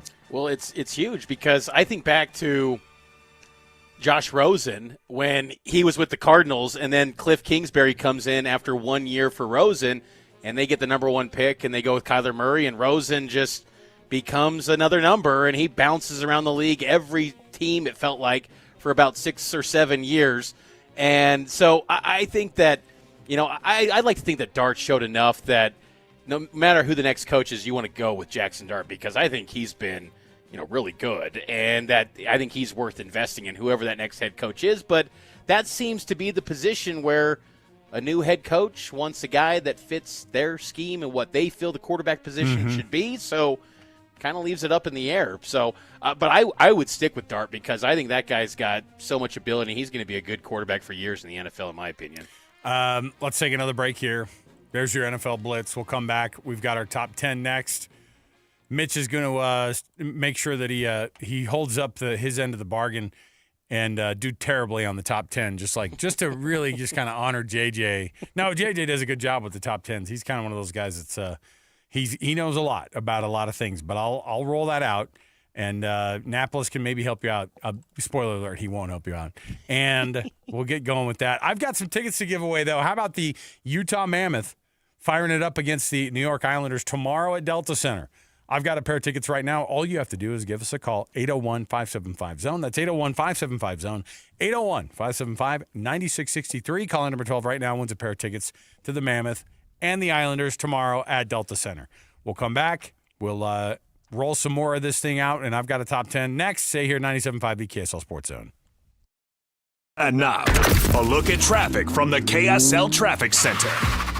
Around the airport and downtown area, plenty of highways slowing in Salt Lake County, like eastbound on I-80 heading over to the I-215 West Belt, which is also very slow both directions, down to the 201 highway. Usual southbound delays on I-15 from Murray to the point of the mountain there as well. From system install to fast fixes to deliver award-winning heating, cooling, plumbing, and electrical, call Whipple Services Champions for the win today. With your traffic update, I'm Alex Napolis here on 97.5, the KSL Sports Zone.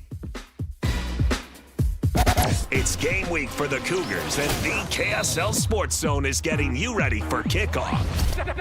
Even after their first loss of the season, the Cougars' dream of a spot in the Big 12 title game is still alive and well as they welcome TCU to Provo on Saturday. Listen all week long for the best coverage of Cougar football. Then catch College Football Saturday game day at 10 a.m.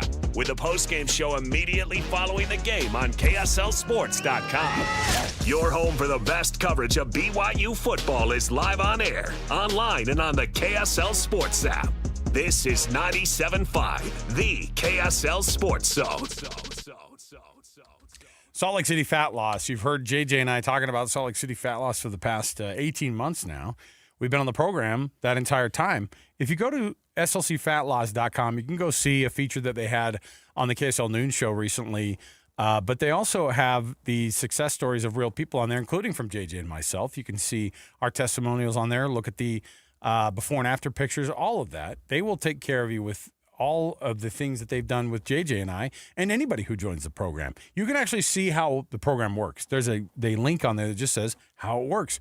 Go on there and schedule a free 15-minute phone consultation and ask about it. Say, hey, I heard about this on the KSL Sports Zone, and right now they're offering, and we've done $200 before. How about a holiday sale for $400 off of the program? That's right. Get it going. The same program that you'll be able to lose up to a pound of fat a day on the program. I dropped 65 pounds in 60 days on this program, and I've kept it off for the past 18 months. That's a success story right there, is keeping it off. For me, I've lost weight before, but not like I have with Salt Lake City Fat Loss, and I haven't kept it off anywhere like I have with Salt Lake City Fat Loss. slcfatloss.com. That's saltlakeCityFatLoss.com. Tom, I'm on the sideline here with Doug Smith Chevy. Doug, the NCAA has changed its rules regarding NIL money. What do I have to do to land an amazing new 2025 Chevy Silverado? Just come on down to Doug Smith Chevy in Spanish Fork. Doug, I'm more than happy for you to use my name, image, and likeness. All I want to know is, how do I get one? You have to buy it, Scott. Together, let's drive. Get 2.9% APR financing for 72 months for well-qualified buyers when you finance with GM Financial on all new 2026 Chevy Silverado 1500s. No one knows Chevy like Doug. Not sure what to get him this holiday? You can't go wrong with a gift from Untuck It. Every guy wants to unwrap our best-selling, wrinkle-free, and performance styles. From polished shirts for holiday parties to cozy layers for family photos, you'll find everything he needs to look sharp and feel comfortable all day and night. So, get a head start on your holiday gift list. Early holiday sale happening now. Find the perfect gift for everyone on your list at untuckit.com and more than 80 stores worldwide. Untuck It. Shirts designed to be worn, untucked. Hi, I'm Maria, salon owner. You know the jingle. Now discover the facts about Ozempic, a GLP-1. There's only one FDA-approved Ozempic, made by Novo Nordisk. Learn about the real thing. Talk to your healthcare professional today. Call 1-833-OZEMPIC or visit Ozempic.com to view the medication guide and to learn more about Ozempic. Semaglutide injection 0.5, 1, and 2 milligrams.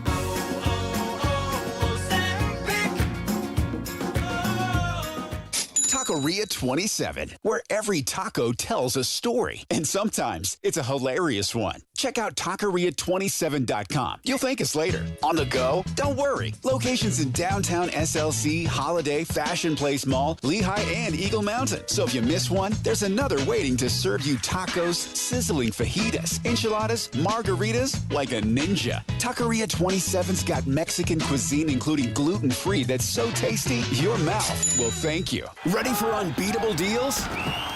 At Tim Daly Nissan Southtown, drive home a new Sentra starting at just $19,900. Need more space? Get up to $9,000 off new Pathfinders. Or grab a rugged Frontier for as low as $399 a month. With 99% approval, 0 down, and 90 days until your first payment. There's never been a better time to buy. Plus, every vehicle comes with a Tim Daly Forever Warranty.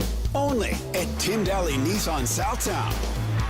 Helping your money do more means making sure you get the most out of every dollar. That's why, for a limited time, when you open a new America First Visa credit card and spend $3,000 within 90 days, we'll give you $300. That's like getting a 10% discount on everything you pay for with your card. Before you spend another cent, head to AmericaFirst.com and apply for your low-rate Visa credit card today. Membership eligibility, terms, creditworthiness, change, and conditions apply. Subject to additional criteria. Federally insured by NCUA. Equal Opportunity Lender.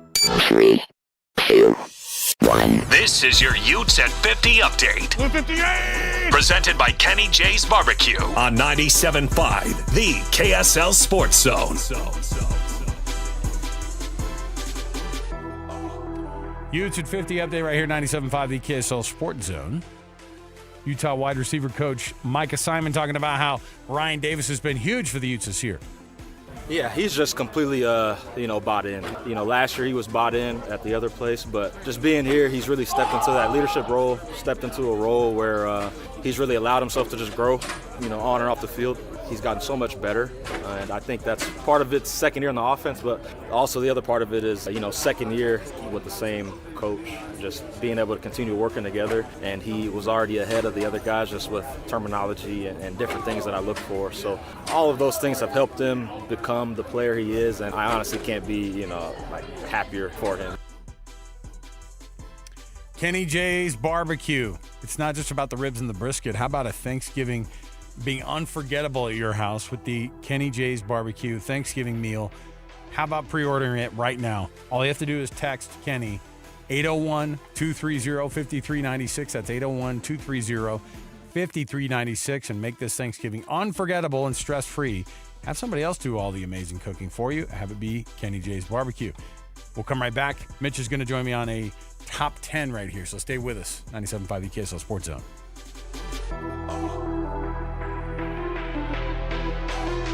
Let's go! Complete game coverage of the Cougars is right here on the KSL Sports Zone.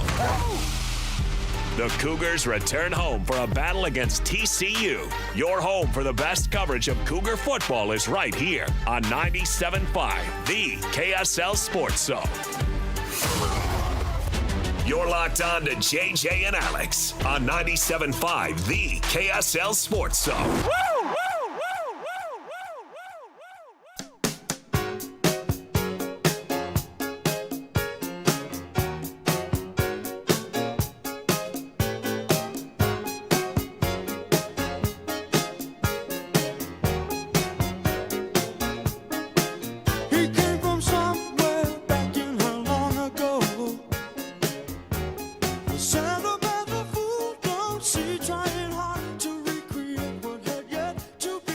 Welcome back, JJ and Alex, 97.5, the KSL Sports Zone. Some yacht rock. This was highly requested by Mitch Harper, who's hosting today with me. He said, I'll only do it if I get Doobie Brothers at least in one break coming back. Your wishes are command, Mitch. There you go, brother. Don't act like you're not a Doobie Brothers fan. Come on, let's get this thing going, man. All right, I've got a quick top 10 here for you. Now, okay. I was looking at and don't cheat, okay? This is on your honor here, okay? Yes. And I know it's a shocker, but a few weeks ago we had Sam Farnsworth come in. Do you remember Sam? Annapolis? Sam is doing the top 10 with us. He listens to the show like all the time. He dips in constantly. He's like, oh, dude, well, oh, man, JJ sucked at that top 10. Well, Sam comes in here and does the top 10. It was pretty straightforward. It was like, oh, yeah, it was like Halloween. And so it was like the top 10 candy by pound, or something like that Americans voted on. And he's going through, and he's looking straight at his computer screen next to me here in the studio, and he's like, oh. Oh, my God. And I was like, hold on. And he goes, oh, no, I looked at it for like a second. Hold on. And he shuts it, and I was like, Sam, you freaking dirty cheater. You know what I mean? So I've got in front of me a NFL mock draft. Okay. And this is for 2026. This is as it currently sits. All right. And if you can throw, I would say that the over-under here is if you get 3.5 of the top 10, 4.5 of the top 10, I think you're doing pretty darn good. Of course, my computer's starting to fart out on me, but hold on a minute. Here we go. The most recent NFL mock draft according to ESPN. Okay, so I've got it here in front of me. So without peeking, give me at least a few of the top 10 here. On your mark, get set, go. How about Spencer Fano, Utah? Ding. Okay, let's go with at Indiana, his quarterback, Mendoza. There you go. Ding. Okay. Now, which one? You have to be specific because his brother's the backup. I'm just kidding. It's Fernando. Fernando, yes. David Bailey, Texas Tech. Ooh, let me look. Okay. Just outside of it. I'm trying to think. Can't be Cade Klubnik, Clemson. He's faded completely, right? There's no way he's on there. I need you yeah, keep going. I'm trying to think of the defensive guy at Ohio State. What's his name? Caleb Downs. Caleb Downs. Ding. What were you going to say, Annapolis? You had one. Oh, it's Caleb Downs? Okay, yeah, that was your You both cheated. Yeah, that's fine. Bailey's not on there? I'm surprised by that. 12 on this mock draft, 12. I'm trying to think of other quarterbacks right now because it feels like all of them have just completely struggled this year. You're right.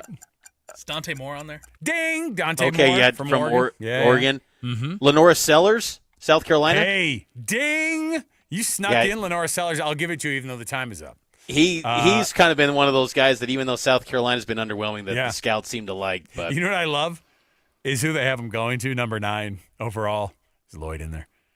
The Raiders. The Raiders. Hey, you're a Raiders guy. Yeah, man. So, Raiders are up there at the Rice Eccles. They got all the branding and sponsorship with the Utah High School, sure. But yeah, no, that's I love the draft. So when you said this was like right up your alley. I'm listening to podcasts. Oh yeah. I love draft talk. So year-round. They got Peter Woods out of Clemson. He's one of those defensive tackles that's just phenomenal out of Clemson. They have a couple of guys. Lenora Sellers at 9, Spencer Fano at 8. How about Jordan Tyson? Jordan Tyson, yeah, to the New York Giants. By the way, what a gift that would be to Jackson Dart. 6 is Arvell Reese out of Ohio State, another linebacker. Caleb Downs, you got at 5, going to the Dolphins. Keldrick Falk, the edge rusher out of Auburn. Dante Moore, 3rd to the Cleveland Browns. They've got him going to the Cleveland Browns. And then, of course, the edge rusher out of Miami. This is the guy who gets as much, probably the most attention is Bain. Ruben Bain. Bain Jr. So there you go. And then number 1 is Fernando Mendoza. Can you freaking believe that? Going to the New York Jets. Good luck, Fernando. Have fun, buddy. That's not going to bode well. Like he just won't work if he goes to the Jets. He can go anywhere else and maybe be successful. When he goes to the Jets, it's not going to work. Just think, when you get drafted by the Jets, you start thinking about what that second team is going to look like for you. Who's going to pick me up in that? And what's great is guys have now pulled out of like a career tailspin and have gotten better, and that bodes well. Guys like Sam Darnold, guys like Baker Mayfield, who've like reinvented themselves, that has been huge for the secondary quarterback market, guys who want to get a second chance, because those things didn't exist before. Like the guys getting second and third chances never happened. And now my guy Sam Darnold is on his way to rebuilding another franchise 2 years in a row after doing it at the Vikings last year. So there you go. We'll take a break. We'll come back. When we return, Mitch, we're going to talk to Jeremy Clark, covers TCU football for the Horned Frog Blitz, and we'll talk to him about the Horned Frogs coming to Provo this weekend. More to go right around the corner. Stay with us, 97.5, the KSL Sports Zone. Whether you're stuck in the office, I believe you have my stapler, in your car, or at your in-laws. You want a piece of me? You bet I do. The Zone is with you every step of the way. Download the KSL Sports app to get live streaming of your favorite shows and access to all the latest updates on your favorite teams. Your home for the best coverage of the Utes, Cougars, Jazz, and Mammoth is on air, online, and on the KSL Sports app. This is 97.5, the KSL Sports Zone. Only one type of burger. For every pallet. Fries are extra. Large in size. We've got the shakes. Going over the brim. Hey, this is Chris from JCW's. Put a positive, delicious spin on your day at any one of our 5 locations. In Lehigh, American Fork, Provo, South Jordan, or Harriman. JCW's, quality and a lot of it. Hey, get in. What? Who are you? I'm future you. Constipation with belly pain still coming back? Yeah. Mia, our doctor figured it out. She said it's irritable bowel syndrome with constipation, or IBS-C, and Linzess could help you get ahead of it. Linzess linaclotide is a prescription medicine that treats IBS-C in adults. It's not a laxative. It's a once-daily pill that helps you get ahead of your symptoms. It's proven to help you have more frequent and complete bowel movements and helps relieve overall abdominal symptoms, belly pain, discomfort, and bloating. These symptoms were studied in combination, not individually. Do not give Linzess to children less than 2. It may harm them. Do not take Linzess if you have a bowel blockage. Get immediate help if you develop unusual or severe stomach pain, especially with bloody or black stools. The most common side effect is diarrhea, sometimes severe. If it's severe, stop taking Linzess and call your doctor right away. Other side effects include gas, stomach area pain, and swelling. Talk to your doctor and say yes to Linzess. Learn more at linzess.com or call 1-800-LINZESS. The Utah Mammoth and Smiths are teaming up to get you to the game. With qualifying Smiths purchases, you can score single goal view tickets, hot dog and a bottle of water included for just $15. The catch? These tickets go fast. Download the Utah Mammoth app, enable push notifications, and be the first to know when new tickets are released. Shop at Smith's, then snag your seat for $15. Simple. Grab the Utah Mammoth app today and watch for the next release. Tusks up. If you're one of the millions of Americans behind on your taxes, if you're afraid to open your mail because IRS collection letters could be coming, listen carefully. The IRS is cracking down, taking paychecks, freezing bank accounts, revoking passports. That's a fact. But here's what most people don't know. There are official tax relief programs designed to help struggling taxpayers. Programs that could save you thousands if you qualify. No one knows these programs better than the experts at Optima Tax Relief. Optima's award-winning team will fight to protect your paycheck, your passport, and your property. Their tax attorneys and licensed tax professionals will work tirelessly to get you the best deal possible with the IRS. Every day, penalties and interest keep piling up, so don't wait. Call Optima now for a free consultation. Call 800-783-8055. That's 800-783-8055. 800-783-8055. Optima Tax Relief. Some restrictions apply. For complete details, please visit OptimaTaxRelief.com. Les Olson IT is trusted for businesses providing state-of-the-art printers, copiers, managed IT services, and licensed security systems for Utah. Work smarter with Les Olson IT. Les Olson IT. The KSL Sports Zone and Hercules Credit Union are highlighting people that impact youth sports. Nominate the youth sports volunteer you know for the Hercules Hero of the Week at KSLSports.com. Broadcasting from the Mountain Home Services Studio, this is 97.5 KZNS FM Colville, 1280 KZNS AM Salt Lake City, and 102.7 KSL FM HD2 Salt Lake City Midvale. This is 97.5, the KSL Sports Zone. Nobody gets you ready for Utah football more than the KSL Sports Zone. Ready? Kyle Whittingham and the Utes hit the road to Waco for a showdown against Baylor. Your home for the best coverage of Utah football is right here on 97.5, the KSL Sports Zone.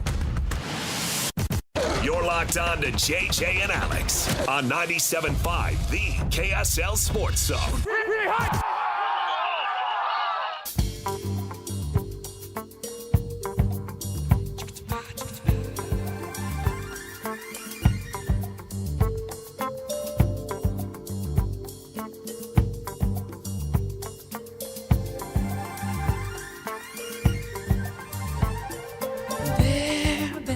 In my life. All right, everybody, welcome back. JJ and Alex, 97.5 the KSL Sports Zone. Top of the hour here. Of course, we're going to get into some Cougar talk with Jeremy Clark, who covers TCU football for the Horned Frog Blitz. Mitch Harper, nice enough to ride along here as we have JJ and Sly calling the games up at Rice Eccles Stadium. Look, before we get Jeremy on, Mitch, I know that one of the things that, like, with this game with the Horned Frogs coming to town, there's definitely, like, some PTSD for BYU fans with TCU. They don't care what version of this team coming in is, right? Like, there's some of that. Maybe that's me going, I've had the PTSD of watching some games that have gone down poorly for the Cougs against the TCU Horned Frogs down at Rice Eccles, or down at LaVelle Edwards Stadium. Definitely. I mean, they've been – blowouts. I think the thing is about with BYU football over the years is that it's always competitive. BYU, they're not going to always win every game, but more times than not, they're going to be competitive. But this is the one program that not only beats them, but crushes them. 2008, 2009 when BYU had College Game Day. Yep. 2010, 2011, that was a 10-point game when BYU was an independent, and Riley Nelson high-fived the ref, I believe it was what it was. And then 2023 game at some point. Yeah, but was that the TCU game that he high-fived the ref? Yes, he high-fived the ref at Cowboys Stadium in Arlington. Right. And I think TCU had Casey Pahal or whatever his name was at QB. That's a deep cut right there. They've always just beat BYU recently, and the last time BYU took them down was 2007. Some of the coaches on BYU staff were players in that game, like Kelly Papinga. So it's been a long time since BYU beat those guys, and then the old wounds kind of came to light again 2 years ago when TCU put up 44 points and outscored BYU by 33, and BYU was coming off a bye week, and you're just like, oh, man, the Big 12 grind is really getting to BYU, and that season was a mess in and of itself. So, yes, this is one program that just seems to have this thing on BYU, but, BYU can right those wrongs from last week and maybe years past against the Horned Frogs with a win. And if they could do that, I think that puts BYU in a spot to maybe get into the top 10 of the college football playoff rankings and be near that cut line for the bracket and be in that 12-team field again. But they got to get a good win against this TCU team that is more than enough capable of potentially springing the upset on BYU. Yeah, the talent is not the question there. Let's kick off the hour as we always do with the cut. Top of the show here, top of the hour. We're going to get to Jeremy Clark, covers TCU football for the Horned Frog Blitz. Let's get to it right now. It's time for the biggest story of the day. This is what made the cut with JJ and Alex on 97.5, the KSL Sports Zone. Trajan Wealth brings you this portion of the program. TRAJANwealth.com for all your trusted local needs in retirement. It's TrajanWealth.com. Joining us right now, Jeremy Clark, covering TCU for the Horned Frog Blitz. And Jeremy, we were just reminiscing on awful games for BYU fans who are definitely remember and have these like purple wounds of Horned Frogs coming into Provo and beating them up over the years. And I know that these teams have come a long way, but even 2 years ago, this very quarterback, Josh Hoover, put up 400 and something yards against this Cougar team en route to a 44-11 win over BYU. Thanks for joining us on the program, man. You bet. You guys are talking about those Mountain West days. TCU fans, they refer to those days as the good old days, fellas. That was some classic games back in the day. I remember just watching those games and just seeing how back and forth those games would be. And, man, I can't wait to see how the game's going to play out Saturday. Yeah, you're right. TCU got the best of them 2 years ago on Fort Worth, but I think BYU is a much different team than what they saw in 23. It's easy to go, hey, look, Josh Hoover was a freshman, lit him up down there in Fort Worth at Amon Carter Stadium, and this guy is still super talented, and Josh Hoover is still top 10 in the country in passing yards, but it just hasn't been converted to wins at the rate that obviously fans and Sonny Dykes would like to see. But what's with Josh Hoover this year? He's successful, and yet at the same time, like from a yardage perspective, that's true, but the wins haven't been materializing. So what is the status of Josh Hoover as the quarterback and this TCU offense, and what's been the thing for them, the bugaboo of not getting it going? Well, if you just look at, I've said it all year long and until last week, there had been a at-home Josh Hoover, Amon Carter Stadium Josh Hoover, and there had been an on-the-road Josh Hoover. So up until last week, Josh had thrown 16 touchdown passes and only one interception, and that one interception was taken away from Eric McAllister in the end zone. So he had been really careful with the football at home. But if you look at losses to Arizona State, losses to Kansas State, they had huge turnovers, and he's throwing interceptions. They had key fumbles in that game, a lot of drop passes. And if you look at last week against Iowa State, I mean, what in the world kind of game that ended up being. I mean, you just look at that game on paper and you would have thought TCU wins that game, but Josh had two crucial interceptions early in the game, 2 out of their first 3 possessions. He was trying to force some things, and I think it goes back to kind of how things were at the beginning of last year. They had no run support. They had no identity as an offense when it came to running the football, and you started to see Josh kind of look back and try to put some things on his shoulder a little bit, and I think he's kind of doing those things again. TCU's one of the worst rush offenses in the nation. They're not running very successfully, and he's starting to force some things. And I think one thing you got to look at with Josh is early in the year, he was doing something we hadn't really seen the first 2 years. He was running the ball. He was avoiding pressure, getting outside the pocket, throwing really good passes downfield. But the last few games, he's just not running. I don't know if that's an injury thing. He's afraid to get hurt. I'm not really sure what's going on. But he had some opportunities last week to take off and run the football, and that's one thing I asked Sonny Dykes is, hey, are you guys telling him not to run? And he's like, no, we've encouraged him to run. So hopefully you kind of start to see him come out of that shell a little bit and make some plays the way he was at the beginning of the year. How big of a deal is it for Kevorian Barnes not to be playing in this game? He was listed out in the initial injury reports. Obviously, getting a run game going against anybody is important, but having one of your best running backs out in this game, what's it going to be like without Kevorian Barnes running the football for the Horned Frogs?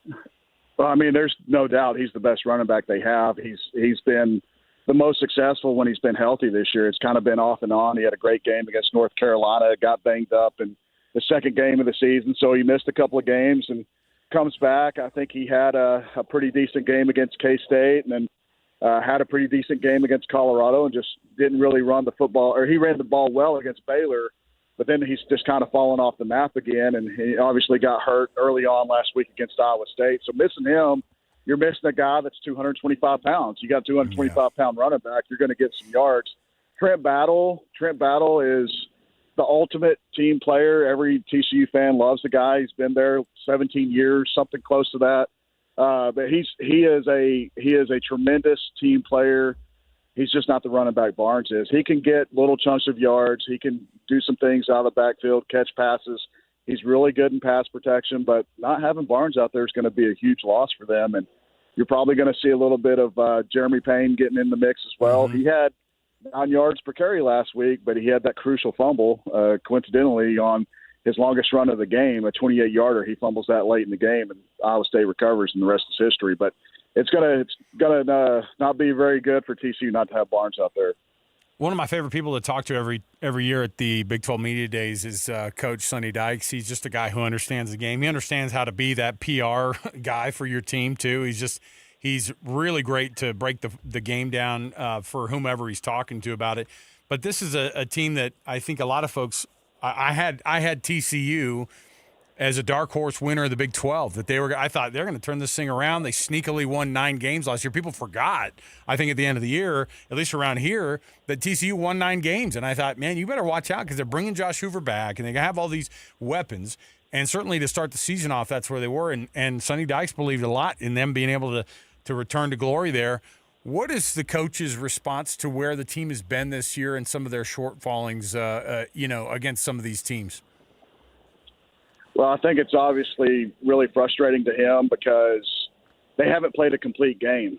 They haven't started several games off on the right foot. I mean, the last 5 games in the first quarter, they've scored 10 points. And they've had trouble closing out games. So if you look at that Baylor game, they were up 42-21 with 3 minutes to go. And they made that score look a lot closer than what it was. So just the frustration level of not going out and playing complete games is pretty much on everyone's mind. You're right. They had a lot of talent coming back. Obviously, Josh coming back was a huge boost for them. They're an old team. They've got a lot of seniors, Bud Clark on defense, Namdi Obiazor, Caleb Elarm-Zor. They're really good players on defense. They're all seniors, but it's been frustrating. You're talking about a team that was 3-0. They go out to Arizona State. They're up 17-0 on the Sun Devils, and this is when Arizona State had 1 loss on the year. And so you're thinking, okay, I was right there with you guys. I mean, they were a dark horse to me. I mean, obviously I cover the team, so I see them a little bit more than others. But I just knew they kind of had the makings of a team that could quietly sneak up on some people. There weren't a lot of people talking about TCU, but it's been extremely frustrating. I mean, last week they were up 17-6 in the fourth quarter. And like I said earlier, if you look at that game on paper, you're thinking to yourself, how in the world did TCU lose this game? But they just made these mistakes that just pile up. Punt return, special teams, turnovers. They just been doing things that they don't really do. And if you look at last year, they did win 9 games. They went 9-4, and they were 3-3 at the beginning of the year, and they ended up winning 6 out of their last 7 games. And a big reason they were winners in those games is because they didn't turn the ball over. They made some changes to the offense, moved Savion Williams, put him more of a running back to help that run game. And they made some systematic changes that helped them, but they're just not – I don't know what it is. There's some disconnect somewhere. I cry myself to sleep at night trying to figure it out. I don't know. It's bugging a lot of people because this team is a lot more talented than what their record shows right now. They've got some really good athletes that I think are on the radar for NFL teams, and it's really surprising to me that they're sitting there at 6-3 and pretty much out of contention to compete for the Big 12 championship. You know, I grew up in the Dallas-Fort Worth area for a good chunk of my, 0 to 15. I was there in the Dallas-Fort Worth area. And TCU, growing up, it was, hey, man, like this is not a program that's going to do anything. It was like SMU and TCU were kind of laughed at in the state. And then, you have things turn a corner when Gary Patterson comes in, and obviously things have flipped there in Fort Worth, and they've flipped for TCU over the past 2.5 decades. And obviously fans have an expectation now. Where do TCU fans, or not fans, but where does TCU stack up compared to other teams that they're now in competition with when it comes to not just recruiting, but with the money side of things? Everybody looks across the state now into West Texas and goes, how on earth are those Texas Tech guys outspending people here in the Dallas-Fort Worth area? Do they look at the competition as that too now, the money side of things on top of not just being able to recruit guys, but being able to pull them in with the money? Yeah, I mean, that's a huge part of building a program now. You've got to go out and pay players.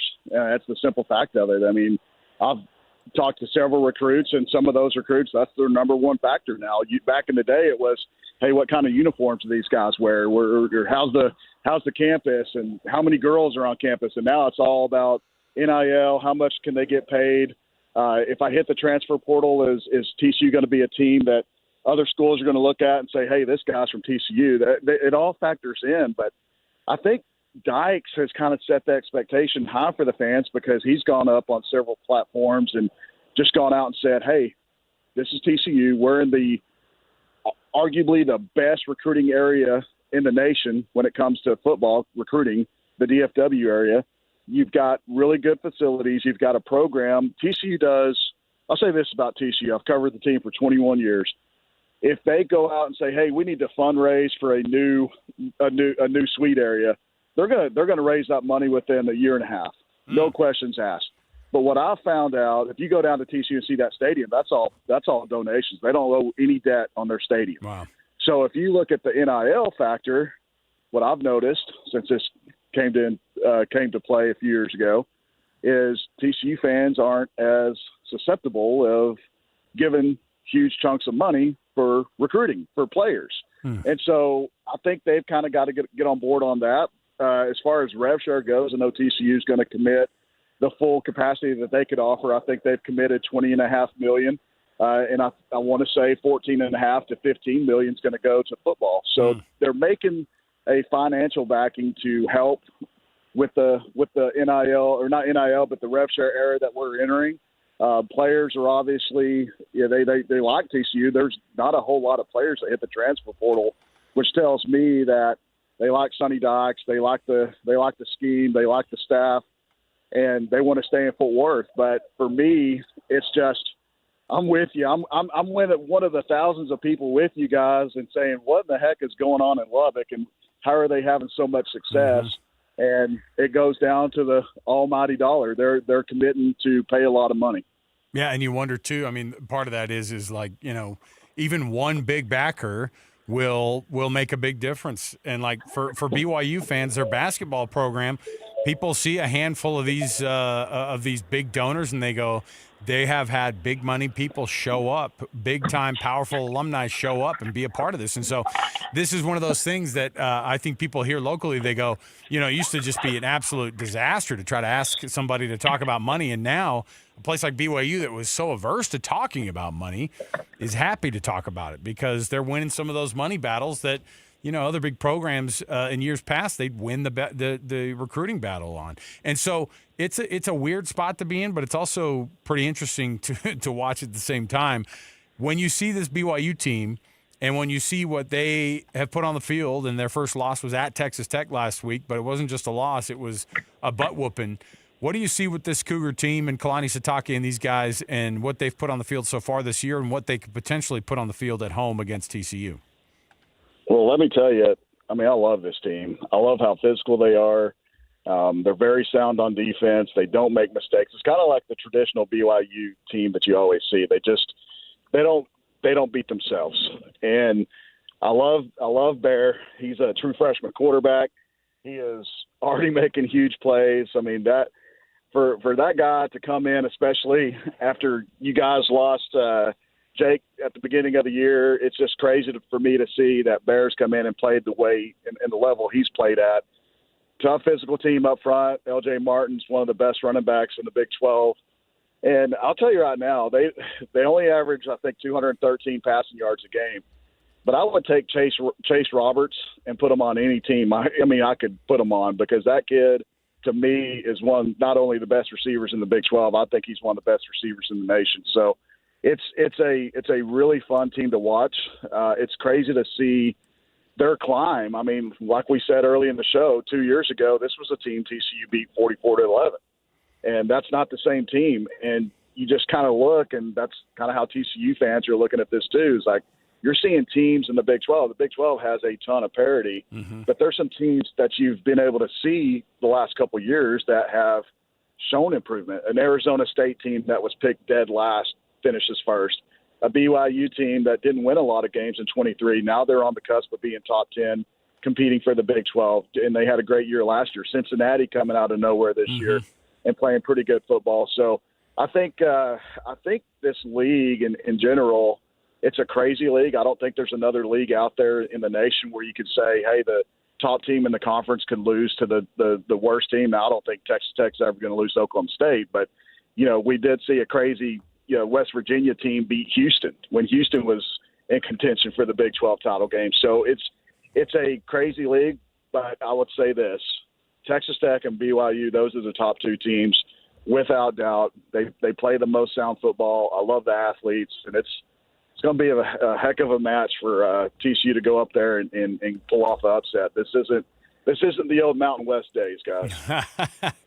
Jeremy Clark, he covers TCU with Horn Frog Blitz, where you can find his byline there. Are you coming out to Provo? Are you going to be down there at Lovell Edwards Stadium? I am not making it. I am not making it to Provo. I wish I was. It's a beautiful place up there. It is. Utah is definitely one of the most prettiest places. We have a blessing as part of this country to drive through and to visit. But I'll be watching. I'll be staying up late, trying to everything I can to stay up and get that post game in. And because down here in Texas, it'll be probably close to 1 a.m. by the time they get that thing done and wrapped up. So it's going to be a fun one to watch. Well, we appreciate it, Jeremy. Have fun. We appreciate the insights, and we'll be checking in, of course, in the future here. Hey, I appreciate you guys. Enjoyed it. There you go, Jeremy Clark, everybody. Man, they just expect so much out of their teams down there, don't they? And it's like, well, sky's falling. And there's so many teams down there, too, that you have so many fan bases that are just, and you can't have them all winning all the time. It's just Baylor fans, well, fire Aranda, this sucks. Sonny Dykes, what's that guy brought us? What a national championship game appearance. Yeah, but that was just 1 year. That was his first year, by the way, too, when he was coaching after Gary Patterson. Wild. Hey, did Springville do it? Springville did it. 30-24, there's your final. They just beat Brighton, my guy. So you're going to have a Orem-Springville, all Utah County representatives down there at Rice-Eccles Stadium on Thursday for the 5A state championship. That's it, right? Those are the two. Yeah. Yeah, there you go. Well, we'll see. See how that one goes. Should be a fun one, yeah. Absolutely. All right, we'll take a break. We'll come back. We've got around the corner. Oh, what do we have? We got for you the Jazz Daily, of course. We're getting you ready for Jazz, who are going to be top of the hour. What's crazy too is now you've got Ace Bailey, who's wowing the crowds with a couple of nice games there lately. What's the rookie going to do next? We'll have Jazz Daily for you. We'll get you ready right around the corner. Stay right here. More to go. 97.5 KSL Sports Zone. And now, a look at traffic from the KSL Traffic Center. Eastbound Bangor Highway is shut down thanks to a crash at 6 West with backups back to Redwood Road. Northbound I-15 moving at a crawl past downtown from South Salt Lake thanks to another accident, closing off the HOV lane in Rose Park. Big delays northbound also on the West Belt heading up to the airport area. From system install to fast fixes to deliver award-winning heating, cooling, plumbing, and electrical, call Whipple Services champions for the win today. With your traffic update, I'm Alex Annapolis here on 97.5, the KSL Sports Zone. It's game week for the Aggies, and the KSL Sports Zone is getting you ready for kickoff. Bronco Mendenhall and the Aggies are just one win away from bowl eligibility as they travel south for a battle against UNLV. Listen all week long for the best coverage of Aggie football. Then catch all the play-by-play action beginning with the Aggie pregame show this Saturday at 4 on 1280 The Zone. Your exclusive home for Aggie football is live on air, online, and on the KSL Sports app. This is 97.5, the KSL Sports Zone. Go check out the November menu for Beehive Meals. We're in the middle of November, yes, but I'll tell you what they have. If you order up the November soup menu, how about just the soups themselves? These are all the fan favorites, too. These are ones that basically the fans go, hey, look, people who love Beehive Meals, they dip in and say, give me more of this. Broccoli cheddar soup, lasagna soup, cheeseburger soup, chicken pesto orzo soup, the Marry Me chicken soup, the creamy Italian meatball soup. How about beef noodle soup?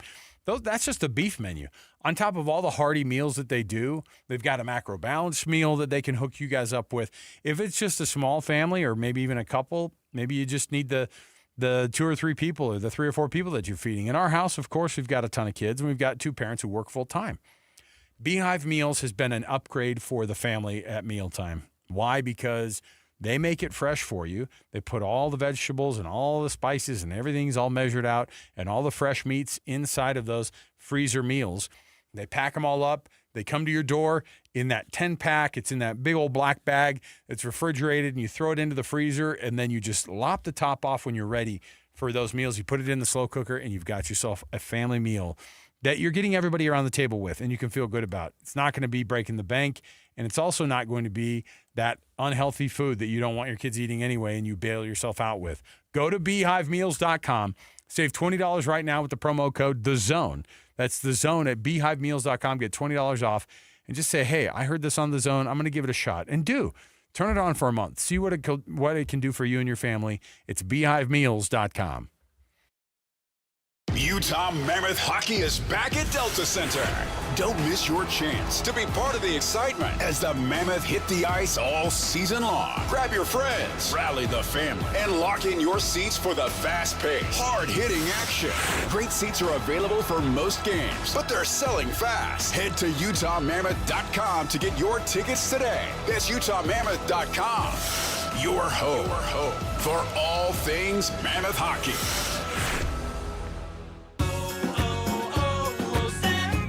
Hi, I'm Maria, salon owner. You know the jingle. Now discover the facts about Ozempic, a GLP-1. There's only one FDA-approved Ozempic, made by Novo Nordisk. Learn about the real thing. Talk to your healthcare professional today. Call 1-833-OZEMPIC or visit Ozempic.com to view the medication guide and to learn more about Ozempic. Semaglutide injection 0.5, 1, and 2 milligrams.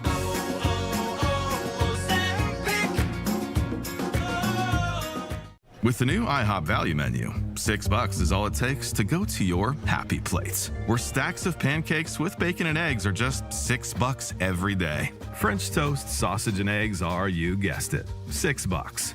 And fluffy omelets come with a side of pancakes and only cost $6.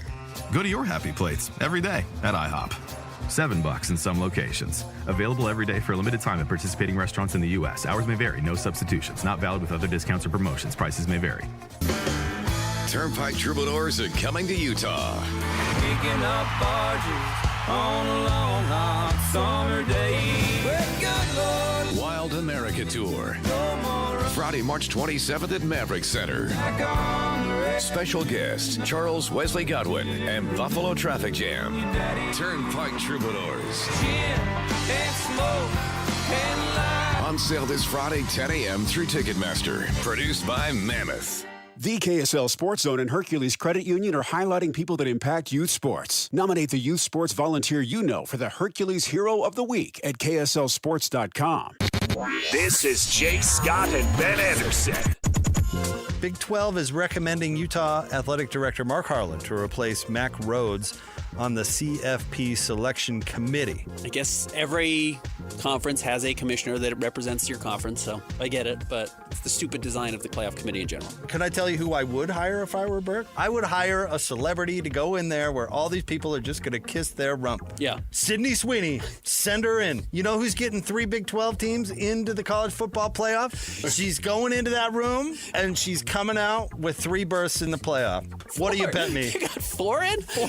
Baylor's in? How did Baylor get in? That's what I'm doing. You got to hire someone with some gravitas. We were picking between the Bearcats and Baylor, and we put Baylor in. Send a celebrity. That's all I'm saying. Catch Jake and Ben weekdays from 10 to noon on 97.5, the KSL Sports Zone. It's game week for the Utes, and the KSL Sports Zone is getting you ready for kickoff.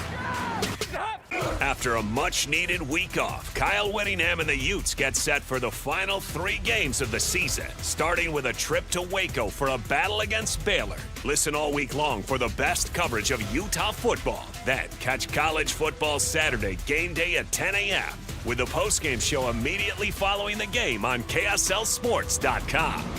Let's go then. Let's go, baby. Your home for the best coverage of Utah football is live on air, online, and on the KSL Sports app. This is 97.5, the KSL Sports Zone. You've been listening to The Zone for decades. Yeah! But now you can watch the guys break down your favorite teams. Some viewers may find the following video disturbing. Viewer discretion is advised. Catch the video stream of DJ and PK, Jake and Ben, Hanson, Scotty, and JJ and Alex right now at KSLSports.com or by searching KSL Sports on YouTube. Utah's best sports radio is on air, online, and on the KSL Sports app. This is 97.5, the KSL Sports Zone. This is your Cougars at 30 update. Presented by Kenny J's Barbecue on 97.5, the KSL Sports Zone. Your Cougars at 30 update right here on 97.5, the KSL Sports Zone. Thanks for being with us, by the way. Carson Ryan, tight end for the Cougs, talking about the mentality of the team following their first loss of the year. We're still an 8-1 team, one of the best teams in the country, and we think that we can hang with anyone out there. And hopefully we get our chance to those guys again and we can get our revenge. But we're just worried about ourselves and how we can get better right now. That is your Cougars at 30 update. Bring home the unforgettable, unbelievable taste of barbecue for this Thanksgiving. Skip the stress. Bring home the slow smoke perfection. Just pre-order that Thanksgiving meal today. Text 801-230-5396. That's 801-230-5396. More to go around the corner. Stay with us, 97.5 the KSL Sports Zone.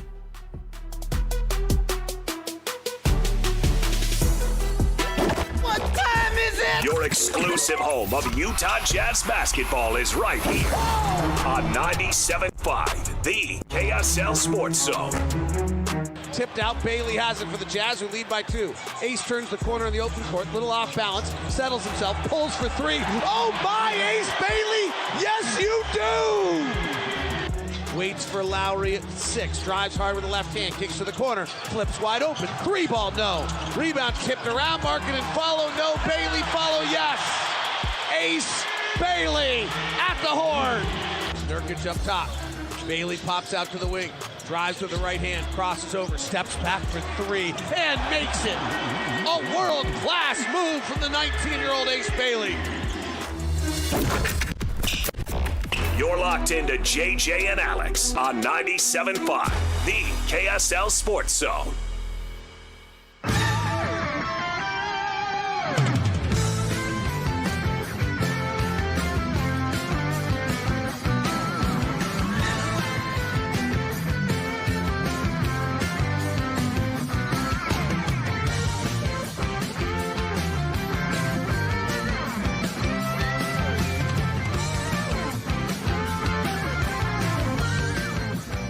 right, welcome back, everybody. JJ and Alex, 97.5, the KSL Sports Zone. Thanks for being with us. Hey, tomorrow we're going to be at Kenny J's Barbecue for our Football Friday. Finally, Football Friday where I think all the local teams, no more buys the rest of the way. You got now through whenever the last bowl game gets played, okay? You're going to have the break, of course, after the conference championship games. But even then, you may have a local team here in BYU playing in that conference championship game. You may have a couple of teams who are going to be on the verge of possibly making that push into the college football playoff. Keep your fingers crossed, right? So, I mean, we're in a planning meeting, and people will ask, and they'll go, "So there's like no chance anymore then for Utah to go to the playoff, right?" And I'm like, no. They actually probably have I think from a mathematical standpoint, going to the conference championship game is probably lower than them going to the college football playoff, right? Like, because what you rely on in the college football playoff, Alex Napoles, is what? You got to have the flawed system of humans making the decision, and Utah as a brand is easily recognizable. And when they're kicking the crud out of teams, and I have no doubt they're going to do the same thing this weekend, the way the Baylor's sitting. If they keep doing this week in and week out, and then they don't have to play in the conference championship game, and then maybe you got Notre Dame getting a loss, and then maybe you got a couple of 3-loss teams in Texas and Texas A&M, you could make that. They're just going to keep moving up the rankings. And so if they keep moving up and they're like 9 or 10, and then by the time the rankings come out again, I just can't see them put below other teams if they get up that high. Am I being too optimistic for Ute fans? No, I think that's greatly optimistic for Utah fans, but even more so looking at the analytics from ESPN, they update their playoff predictor every time. You and your numbers. Listen. They update their playoff predictor every time, and the latest update has BYU sitting at 27%. Okay. Whereas Utah has a 36% chance to make it into the playoff right now as it stands. Okay. Now, does that percentage go up for both teams with more wins? Or do you think that number sits there for BYU because going to the conference championship game is actually a liability for them? Because if an 11-1 BYU goes, I mean, obviously if you're 11-1, you're going to the conference championship game. But if you're an 11-1 team, but you don't have to worry about, because I think, was Indiana an 11-1 team last year, and they didn't go to the conference championship game because they didn't have the tiebreak with Ohio State, I think, who they had lost to earlier in the season, and that benefited them. Now, in BYU's case, they're not going to get lucky enough to have another 11-1 team go to the conference championship game. Honestly, they would actually probably need it. I think they would need it, but at the same time, if they do make that conference championship game and they lose to Texas Tech, you look at last season where SMU lost to Clemson. Clemson obviously made it. SMU made it as well. SMU was an 11-2 team. That argument should be there for BYU as well. By the way, losing to a 3-loss Clemson team in the conference championship game. That loss would be worse. Of course that would be worse. Like losing to Texas Tech for the second time. People are looking at it now and they go, man, they got their butts kicked so badly that now you can't come back from that, BYU. And it's a wild thing to think. And yet at the same time, the possibility is there. And I'm a big proponent of get a couple of teams in from the Big 12 and maybe even a Utah to sneak in from the Big 12 as well. Why? Because look at what you've got in front of you. Again, if you're going to try to roll out to make the argument for a 3-loss Texas team or a 3-loss Oklahoma team or even a 2-loss Notre Dame. Now, we all know that if Notre Dame has 2 losses, there's no world where they don't get in unless Mark Harlan goes there and starts going, I don't know, I'm just an anonymous voice here from a random conference, but Notre Dame sucks. Like, I don't think that's going to happen. But having that conversation, and if Utah's the team and you have to pretend like you don't know, like, honestly, if the 2 losses that Utah has during the year, if they're winning games by 30-something points, they're scoring 40-something points a game, they have one of the top defenses and top offenses in the country, and then they roll into that thing, and their losses are to a single-digit BYU team and a single-digit Texas Tech team, then what's the problem? You know, compared to, like I said, if the thought is that looking at SMU from last year, now you needed You needed other teams to not be very good across the Big 12 for the SMU to be there, and they had a bunch of 2-loss teams getting in there, and so they didn't help themselves last year. But we'll see. I don't know. There's a lot still on the table, I think, for both teams. And you also have to consider, and I think it'll help out the Big 12 a lot, that the SEC and those teams that are around Utah and BYU in the standings right now, they still play each other. They still have games That's what I'm saying. With games Oklahoma, above the teams above them. Oklahoma and Texas will have 3 losses, both of them, because they have to play Alabama and they have to play Georgia. And in Texas's case, they're going to probably have 4 losses because they're going to play Texas A&M, I think, also along the way. So good luck. I mean, I don't wish that on Sark at all, but I do. So there you go. Let me see here. Jazz Daily, of course, we're bringing you all the Jazz updates here as we get you ready for this one. From an injury standpoint, I think everybody's going to be – the people who have been out all season are going to still continue to be out. And the question is what is Ace Bailey going to do to follow up his performance from the other night? How about the Jazz scoring the 4th most points in the history of the franchise the other night with this team that's supposed to be one of the worst in the league? They're not the worst team in the league, Alex. I think that they are a really talented young team that just hasn't found they just haven't found their total rhythm, but there are some games that they've been showing up and playing, and I like what this team's doing right now. I want to see what Ace Bailey follows up Tuesday's performance with. I think overall you see flashes of what this team can be. And I think a lot of it is going to come down to, one, the development of Keontae George. I think Keontae George is coming to the season, and he's started off really well. And then obviously the development of Ace Bailey. And where does he continue to grow as he gets more minutes and he figures out the NBA? Well, we're going to try to figure out the NBA. Of course, you're going to get that game top of the hour here. You're going to get the Jazz coverage. Pregame, of course, Jake Scott and the coach, Tim Lacombe. And then the call will be right here on your dial as well at 97.5 the KSL Sports Zone. Let's take a break. We'll come back and we'll get you with our best and worst and get you ready for Jazz versus Hawks over at Delta Center. Yes, Quinn Snyder making the return back to Delta Center. Does he care anymore? Do fans remember? Yes, they do. The old memes of mean Quinn Snyder, they're burned into this brain, I'll tell you. We'll take a break. We'll come back. We have more to go right around the corner. Stay here, 97.5 the KSL Sports Zone. And now, a look at traffic from the KSL Traffic Center. Because of a crash approaching I-15, eastbound Bangor is shut down at 6 West, and the alternate routes, chiefly 123rd South, is also bogged down going to the freeway. Northbound I-15 delays are breaking up, but it's still slow from 33rd South up through downtown Salt Lake City. Whether you park it, stripe it, or pave it, GoPave Utah has your blacktop covered at GoPaveUtah.com. That's GoPaveUtah.com. Call or visit GoPaveUtah.com. With your traffic update, I'm Alex Napolis here on 97.5 the KSL Sports Zone. You've been listening to The Zone for decades. Yes! But now you can watch the guys break down your favorite teams. Some viewers may find the following video disturbing. Viewer discretion is advised. Catch the video stream of DJ and PK, Jake and Ben, Hanson, Scotty, and JJ and Alex right now at KSLSports.com or by searching KSL Sports on YouTube. Utah's best sports radio is on air, online, and on the KSL Sports app. This is 97.5, the KSL Sports Zone. Check out SaltLakeCityFatLoss.com. We've been telling you about it for almost 2 years now, and a program that we were approached to start up, and they asked us, they said, hey, would you be willing to try this program?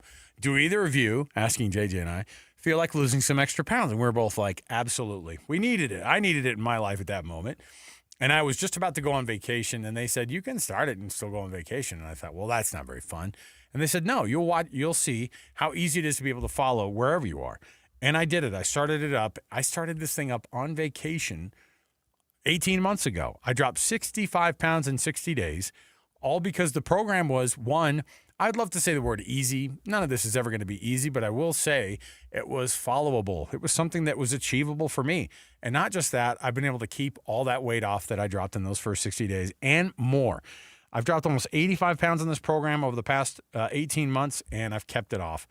You can have that same success too. Just go to SaltLakeCityFatLoss.com, check it out, because normally we have a $200 offer that we do, but how about to get the holidays kicked off right, we get you a $400 offer. You can even start that thing starting January 1, but I would encourage you to just start it up right now. Go Go to slcfatloss.com. Go to saltlakeCityfatloss.com and say, hey, I heard this on JJ and Alex. I want to get the $400 off. Let's get it going. Let's get healthy together. It's saltlakeCityfatloss.com. Calling all Jazz fans. If you can't wait another second to see stars like Ace Bailey and Lowry Markkanen tear up the court, you're in luck. Tickets are on sale now. Let's go! No matter what you're looking for, the Utah Jazz has your back. With season tickets, mini plans, and single game options available, there's something for everyone. Whatever your schedule or budget, there's a plan for every fan. Don't miss a moment of the action this season. Secure your tickets today at utahjazz.com.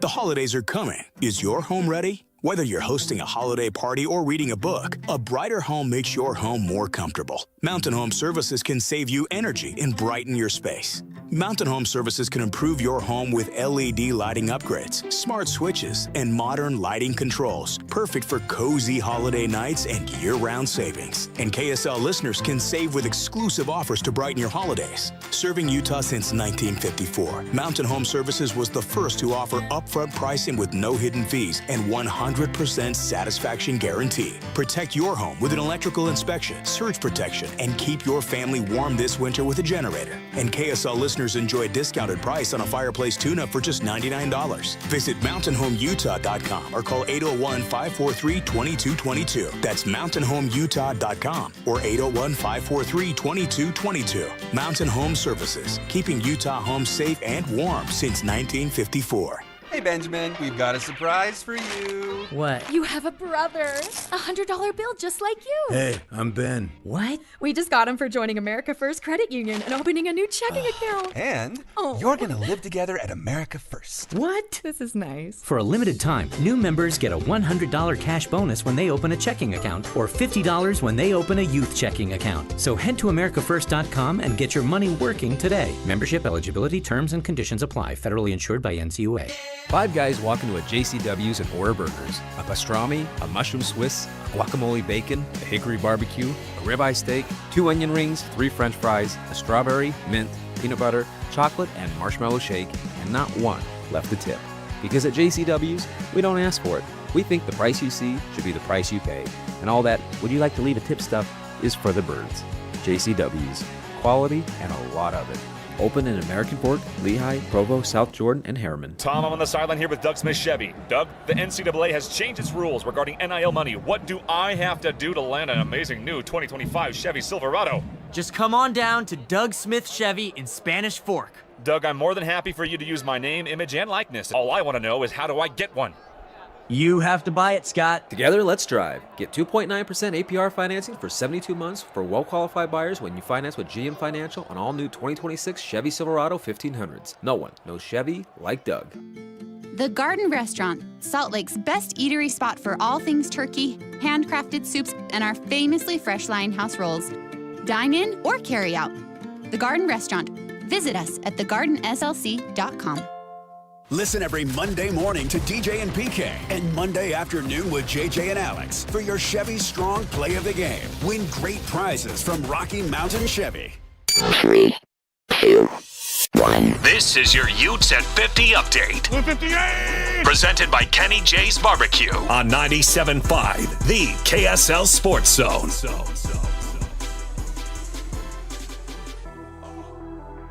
Your Utes at 50 update right here, 97.5 the KSL Sports Zone. Utah running back Wayshawn Parker. High praise for Daniel Bray, who's been running the football very well this season. Oh, he's been doing a great job. I mean, all them flops, all the sweeps, he's handling it. Coming in as a freshman, knowing what he's doing, and doing what he's doing to the best, it's opened up the game for sure. I mean, when he gets that ball, he's going to make it happen. That's why they're afraid of him and the running backs in the back. Make this Thanksgiving unforgettable. How do you do it? Kenny J's Barbecue. Skip the stress and bring home slow smoke perfection. Pre-order that Thanksgiving meal today with Kenny. Just give him a text right now. Yes, text Kenny. 801-230-5396. That's 801-230-5396. Come back right here. Get you ready for the Jazz versus the Hawks tonight over at Delta Center. Got a best and worst for you. Stay here, 97.5, the KSL Sports Zone. Wrapping up the hour with our picks for the best and worst moments on today's show. As JJ and Alex want to hear your best and worst of the day.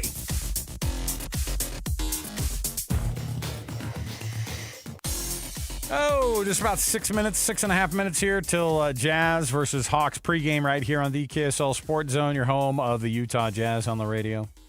And Tim Lacombe, the coach, and Jake Scott going to carry you all the way through, and then you're going to get yourself a little bit of Ron Boone and, of course, the radio voice of the Utah Jazz, David Locke. That's coming up here, top of the hour. In the meantime, hey, your best and worst brought to you by the good folks at the Doug Smith brand of dealerships in American Fork, Spanish Fork, and in Linden. Nobody knows cars like Doug. Hey, our best is Nikola Jokic feeling absolutely disrespected after not winning the MVP last year. Is there a little bit of that? He pretends like there's not, Alex Napolis, but like 55 points last night in that game. He had, I think, 11 rebounds as well and only 8 assists. So short of the triple-double. I'll ding him on that. If I'm an MVP voter, I see that kind of stuff and I go, I don't like the effort. But he's having like another insanely special year, and he's had crazy special years his entire freaking career. By the way, I think he took like 24 shots, 55 points on 24 shots. Pretty wild. And ultimately, he would rather be with his horses. He's like, everybody shows him he's in Serbia crying when one of his horses wins one of those dumb little wagon, those buggy races. He had more emotion for that than he did for winning the cup. I know. My favorite part, too, is he acts like when they were asking him about Aaron Gordon's dunk the other day, did you see that? When he's, oh, my gosh, it's the best clip. He's in there and he goes, when you saw Aaron Gordon's dunk, and he goes, oh, he dunked it? And he's like, yeah. He goes, yeah. He was like a posterizing dunk, and he looked over in the locker room and he goes, did you dunk? He goes, did you dunk? And he goes, yeah, man. He goes, and they showed it to him on a phone, and he goes, I was open. That was his response. I was open. Oh, my goodness. Jazz and the Hawks tonight. What do you expect in this one? This is a 7-win Hawks team coming into Utah. I anticipate a warm welcome for Quinn Snyder tonight. There you go. Yeah. Absolutely. Jazz versus Hawks coming right up here. We'll bring it right to you next. For Alex Napolis, our producer, Mitch Harper, who's with us today. 97.5 the KSL Sports Zone, Football Friday tomorrow. Whether you're stuck in the office, I believe you have my stapler, in your car, or at your in-laws. You want a piece of me? You bet I do. The Zone is with you every step of the way. Download the KSL Sports app to get live streaming of your favorite shows and access to all the latest updates on your favorite teams. Your home for the best coverage of the Utes, Cougars, Jazz, and Mammoth is on air, online, and on the KSL Sports app. This is 97.5, the KSL Sports Zone. Hi, this is Derek Overstreet, president of the New Millennium Group and co-host of Stop Working, Start Living with KSL News Radio. Can you imagine what your life would be like if you could retire 3 to 5 years earlier than you thought possible? The things you could do, the loved ones you could spend time with, the memories that you could create. That's what our team at the New Millennium Group does. We'll walk you through the entire process every step of the way. If you'd like to get a copy of the 5-step proprietary plan that will help you retire 3 to 5 years sooner than you thought possible, give us a shout right now. 888-999-6370. That's 888-999-6370 or utahsfinancialplanner.com. Listen, most of our listeners right now have a tax problem, not a money problem. There's not enough money in Social Security Medicare as it is. Let us show you how you can significantly reduce your taxes. That's 888-999-6370. 888-999-6370 or utahsfinancialplanner.com. Bar Dub Grill is where roadside classics meet ranch-raised flavor. Sink your teeth into juicy, handcrafted burgers made with premium Bar W beef straight from the local Utah farm. From the bold cowboy barbecue burger to the sweet and savory Aloha burger, paired with crispy cowboy fries, hand-spun